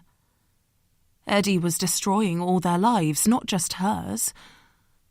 Will he remember that? Are you there, my darling? Eddie wasn't so great, she whispers. You're upset. It's a lot to take in. He was a smackhead, Mum. And a thief. He was ill. He would have recovered if he'd been given the chance, just like you did after your stay at the unit. A ball of fury fizzes inside Beth's head. Don't compare us, she cries. Eddie and I weren't the same. Oh, you were for a long time. Inseparable even, like twins. But then you changed. You started staying out until late and being withdrawn at home. Eddie missed you. He wanted to help, to draw you out of your shell, but we seem to be the problem, not the solution. Eddie was the problem, Beth reminds her. The fat lump is pulling Saskia to her feet now. There's a trail of bile snaking down the nosy bitch's chin. Beth feels her chest sinking inwards, tightening up. He was the drug addict, Mum. The poison. Throwing up on our carpet. He only did that once, Elizabeth. And that wasn't the drugs. It was when he had a stomach bug. Beth's mind crashes and bounces. No, that's not true. It was all the time. Dr. Sharp talked about this. Do you remember? How your illness would distort your memory. Eddie was an addict, yes, and at times that made him behave badly, but mostly he was his old self, kind and funny, full of ideas. Like you, I suppose. Beth can't listen anymore to the lies. She drops her arm, feels the handset slip out of her grip. The tinny sound of her mum calling her name repeats a few times, but she pushes them away. And finally the sound dies. How dare her mum make such ridiculous claims? Beth is not like Eddie. He was the fuck-up, the failure, the weak link. She was the saviour, the one strong enough to get away, to build a perfect life. An image of her winter boot comes into her head, the shimmer of a dozen pill strips, but she pushes it away. I think he strangled him. Saskia's voice is so quiet, void of drama. Not like her at all, really. And you tried to kill me. Beth looks at her neighbour, dishevelled, clammy, sick-stained. Then she looks at the woman who's the size of a rhino, but has somehow managed to slither her way into Beth's life. Something snaps inside her like an elastic band, so powerful that her arms flail outwards. Of course she strangled Mark. He was threatening her family, and their lives are worth 1,000 times more than his. She lied to Simon about the sleeping pill. That was easy. Then, when he was asleep, she took Eddie's old tourniquet belt from the pouch in her shoebox. It felt apt to use it after she'd kept it for so long, carrying her brother's shame to help her live with her own. She can't believe Mark is still alive, but hopefully he'll never regain consciousness. It's what he deserves. His own fault for behaving so despicably. Like Kat. Like Saskia. "You're all so stupid!" she screams at the top of her voice. "So blind to the truth!" She's shouting too loudly. She needs to think about her next-door neighbours, but it's flooding out of her now. She looks at her ex-friend, the dribble of saliva that's worked its way onto her collar, the sweat at her temples, her unkempt hair. "The police are coming," Saskia warns. "I'm going to tell them." How dare she act so calm, so smug? Beth is the one in control here, not Saskia. She needs to understand that. Beth looks at the floor, sees the lump of concrete, imagines launching it at Saskia's stuck-up face. Then, a moment later, it's in her hands, and she's smashing it down with a blood-curdling scream. Chapter 56. Joseph. "What do you reckon then?" Joe asks as they walk back to the car. "Can't discount it, I suppose. But Beth Packard? It's hard to imagine. And Mark's account isn't exactly crystal clear. First, he thinks his attacker is some big drug dealer called Rudy. Then suddenly he sees Beth's face. The woman he hates, let's not forget, just before he blacks out. I don't know. Yeah, Joe muses. There's a lot that points to it being a work of fiction. But I can't help thinking he sounded genuine. Let's talk to Beth tomorrow, Jason suggests. See how she reacts to our new witness statement. He starts the engine, and the police radio sizzles into life. They don't need to listen to the constant thrum of instructions as uniformed officers are sent to various disturbances around the borough, so Joe leans forward to turn it off. But with his fingers on the dial, he pauses. Did you hear that address? The smashed window? I'm sure that's the Packard's house. Busy day for them, isn't it? Jason lifts his eyebrows, then wordlessly switches the button that turns on the emergency response. With blue lights flashing in the grille and the siren wailing above them, they fly out of the ambulance bay and head up Blackshaw Road towards Wandsworth. They take a right up Burntwood Lane, skirt around Wandsworth Common, and pull up outside the Packard's house in just over 5 minutes, the first to arrive. And one look at the smashed window, what's happening inside, is enough. Joe throws open the car door and sprints towards the house. He knows the rules. The green light he's got to enter the property without backup because there's an imminent threat to life, but he's not sure it makes much difference. Seeing someone get whacked with a concrete block is incentive enough. He watches the woman fall to the floor. "Get an ambulance!" he shouts as he hurtles forward. "On it!" Jason's voice, loud but controlled, filters out from behind him. Joe reaches the window, covers his hands with his jacket, his face with his hands, and hurdles into the room. He takes in the scene in a split second, then turns to the woman lying unconscious on the floor, blood seeping out of her head. He drops down beside her, checks her airway and pulse. She's alive, at least. He grabs a coat from the sofa and pushes it against the wound. He recognises her, he realises. She works in that dog groomers a few doors up from the squat. He was looking through her CCTV footage only a few hours ago. Kat. He remembers her name. But what is she doing here? Is this about Mark? Is she his friend, avenging his attack? But if that's true, why didn't she tell Joe that she knew him when he and Jason visited the groomers earlier? She broke into my house, a small voice whispers in his periphery. Smashed my window. Joe shifts his gaze towards its owner. Beth Packard is trembling. But is she scared of the intruder in her home, or just coursing with the adrenaline of hitting Kat with a concrete block? Is she a victim defending her home, her friend, or a dangerous assailant, like Mark claims? Paramedics will be here in 7 minutes, Jason says, climbing more gingerly through the gap. Hey, are you okay? Joe watches Jason turn towards the other woman in the room. It's the neighbour they met earlier. But she's lost her mettle now.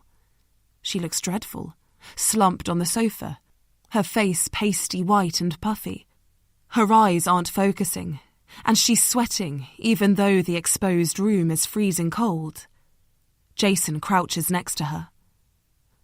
I'm DC Worthing, he says gently. We met earlier. I think you're in shock, so I'm just going to lie you down, okay? And put your legs up on the sofa. It will help, I promise. I just need to...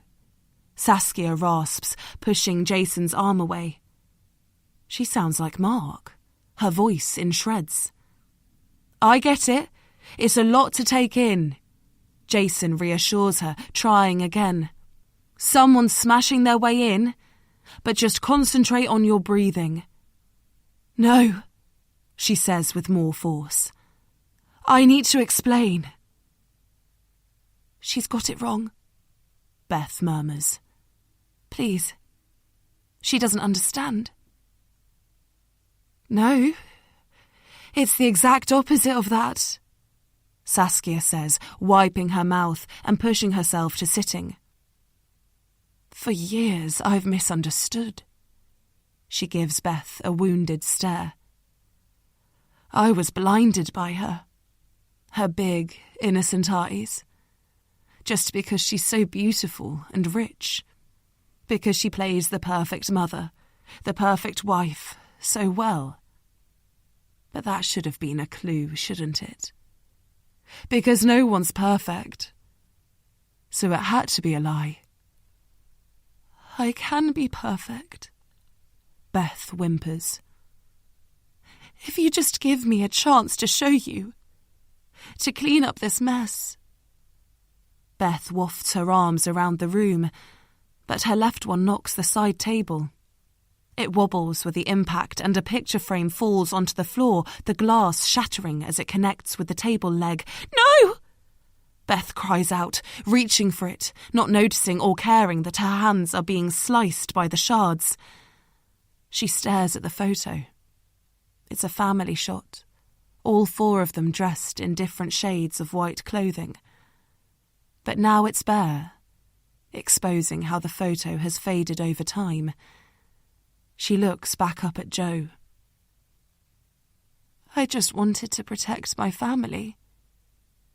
Keep life perfect for them. Don't you see? She looks down at the floor, her features pinched. They shouldn't be exposed to people like her. Life's failures.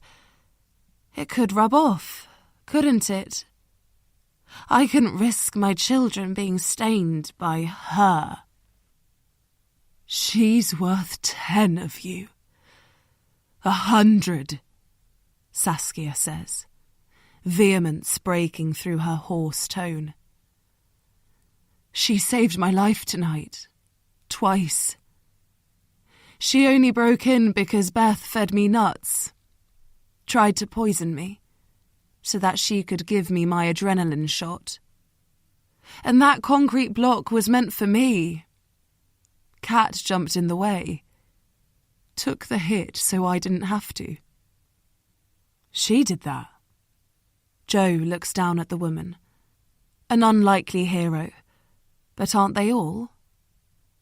As he stares, he sees movement, followed by a low moan. When Kat opens her eyes, Joe sees that they're different colours. One eye is bright blue, like the sea. The other is a light grey, and it reminds him of an early dawn. January 2022. Chapter 57. Kat. Kat takes another look at the address on her phone, just to be sure she's got the right house. Then she smooths down her dress, another risk she's trying, like agreeing to go on a date with Jaden, and so far so good on both counts, and stares at the house with hopeful, newly grey eyes. It's modern, red brick and detached. A wide pathway splits the front garden into 2 squares, then spreads around the perimeter of the house. It's smooth and flat, and wide enough for a wheelchair, Kat thinks, as tears start to burn at the back of her eyes. Kat sets off up the path, putting one foot in front of the other until she reaches the white front door. Then she presses the bell. As she waits for it to be answered, she thinks back to the first time she stood on Beth's doorstep. She'd felt proud of herself for getting that far, for finding a way into Beth's life.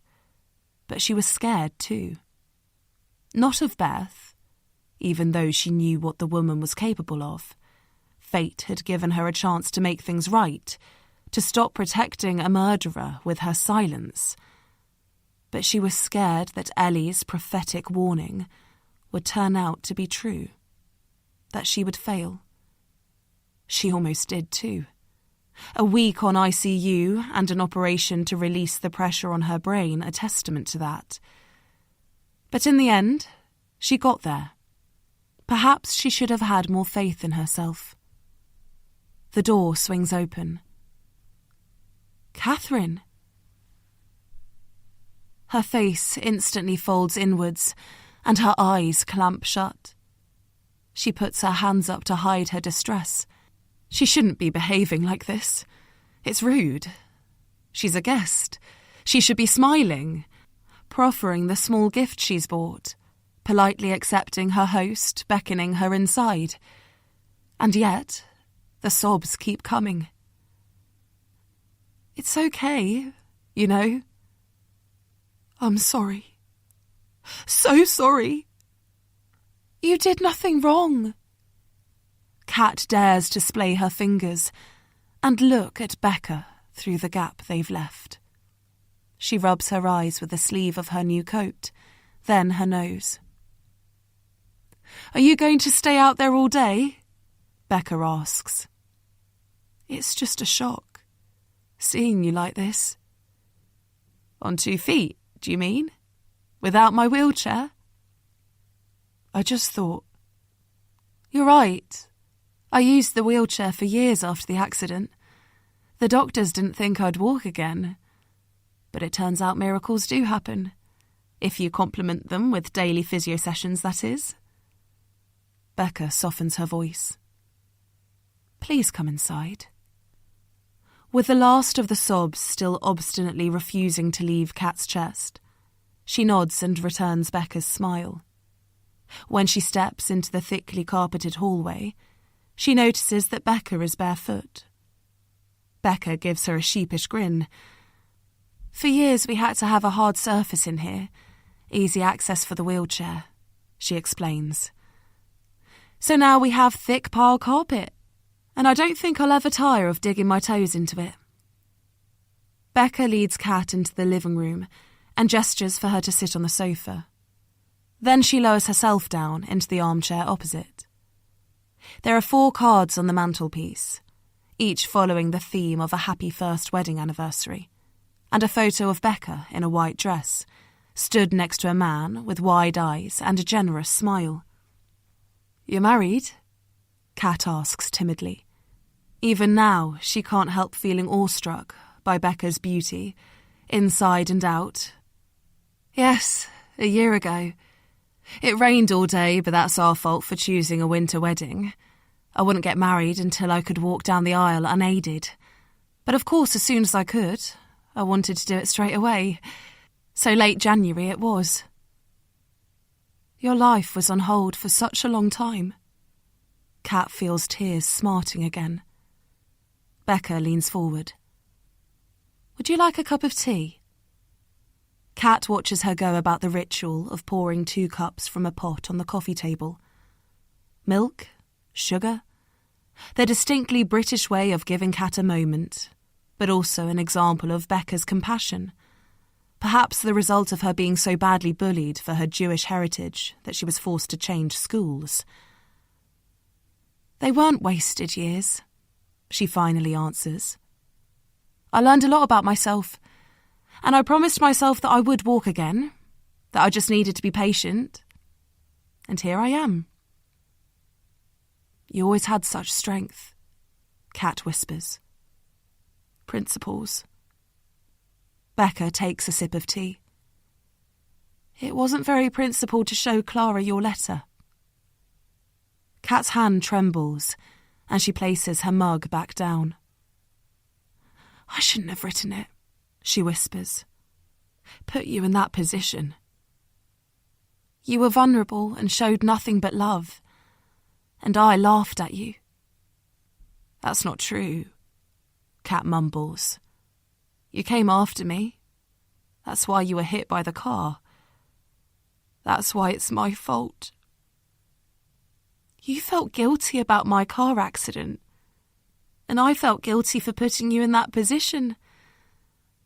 That's why I worked so hard to walk again, so that we could both be free of it. She pauses.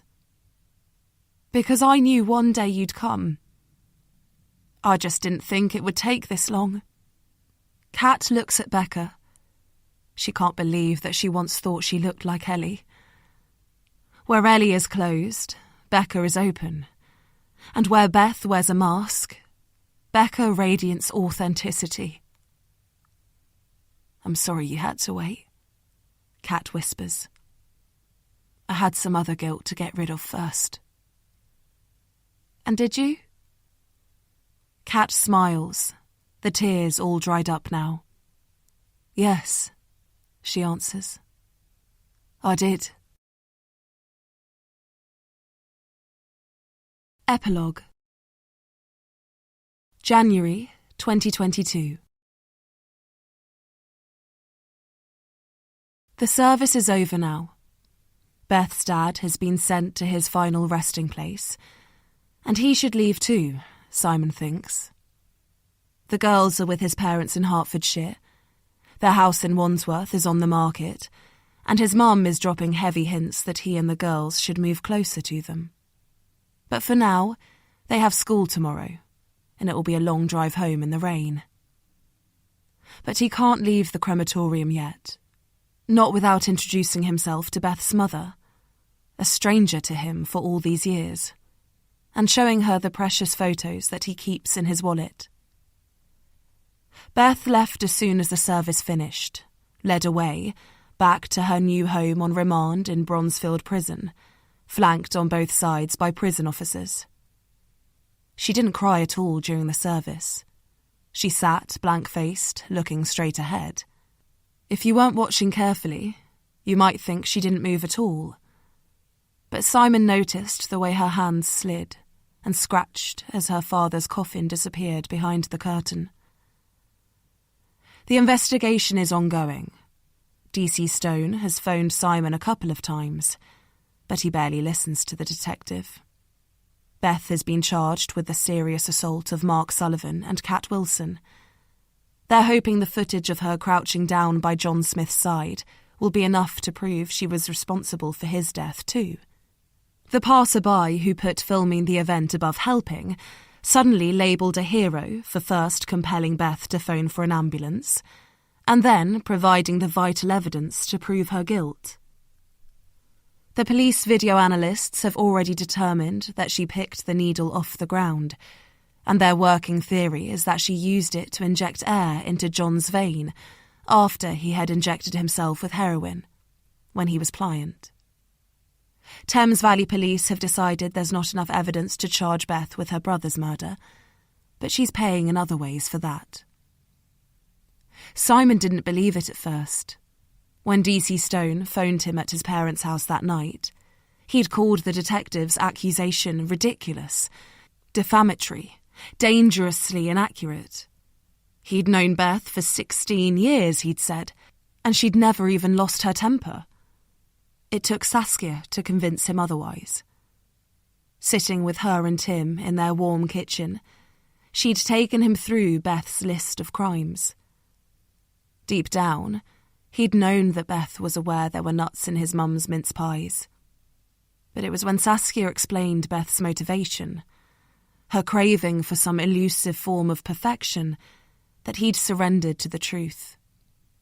For 16 years he'd admired her quest for the perfect life, and had felt honoured that she considered him worthy of being part of it.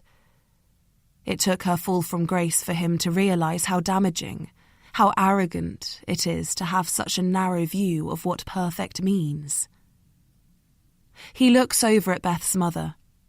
She stood by herself, reading the messages on a line of bouquets. Simon hesitates for a moment, then walks over to join her. "They're beautiful," he murmurs. He doesn't look up, but he senses Beth's mother turn towards him.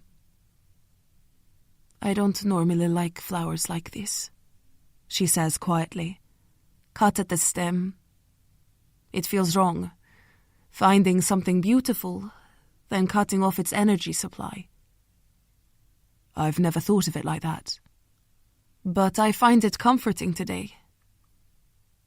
I want them to die, you see? So that Stefan's surrounded by beauty on his journey. Do you think that's selfish?" "No," Simon says quickly. "Stefan was your husband. They may be beautiful, but these are just flowers. His happiness, your wishes, those are more important. Love before beauty," she whispers. Always. Simon smiles at his mother-in-law and pulls 2 photos out of his wallet. That was My Perfect Friend by Sarah Clarke, read by Sophia Engstrand, produced by White House Sound. An audiobook from HQ, an imprint of HarperCollins. Text copyright 2022, production copyright 2022 by HarperCollins Publishers. All rights reserved. Sarah Clarke asserts the moral right to be identified as the author of this work. Thank you for listening.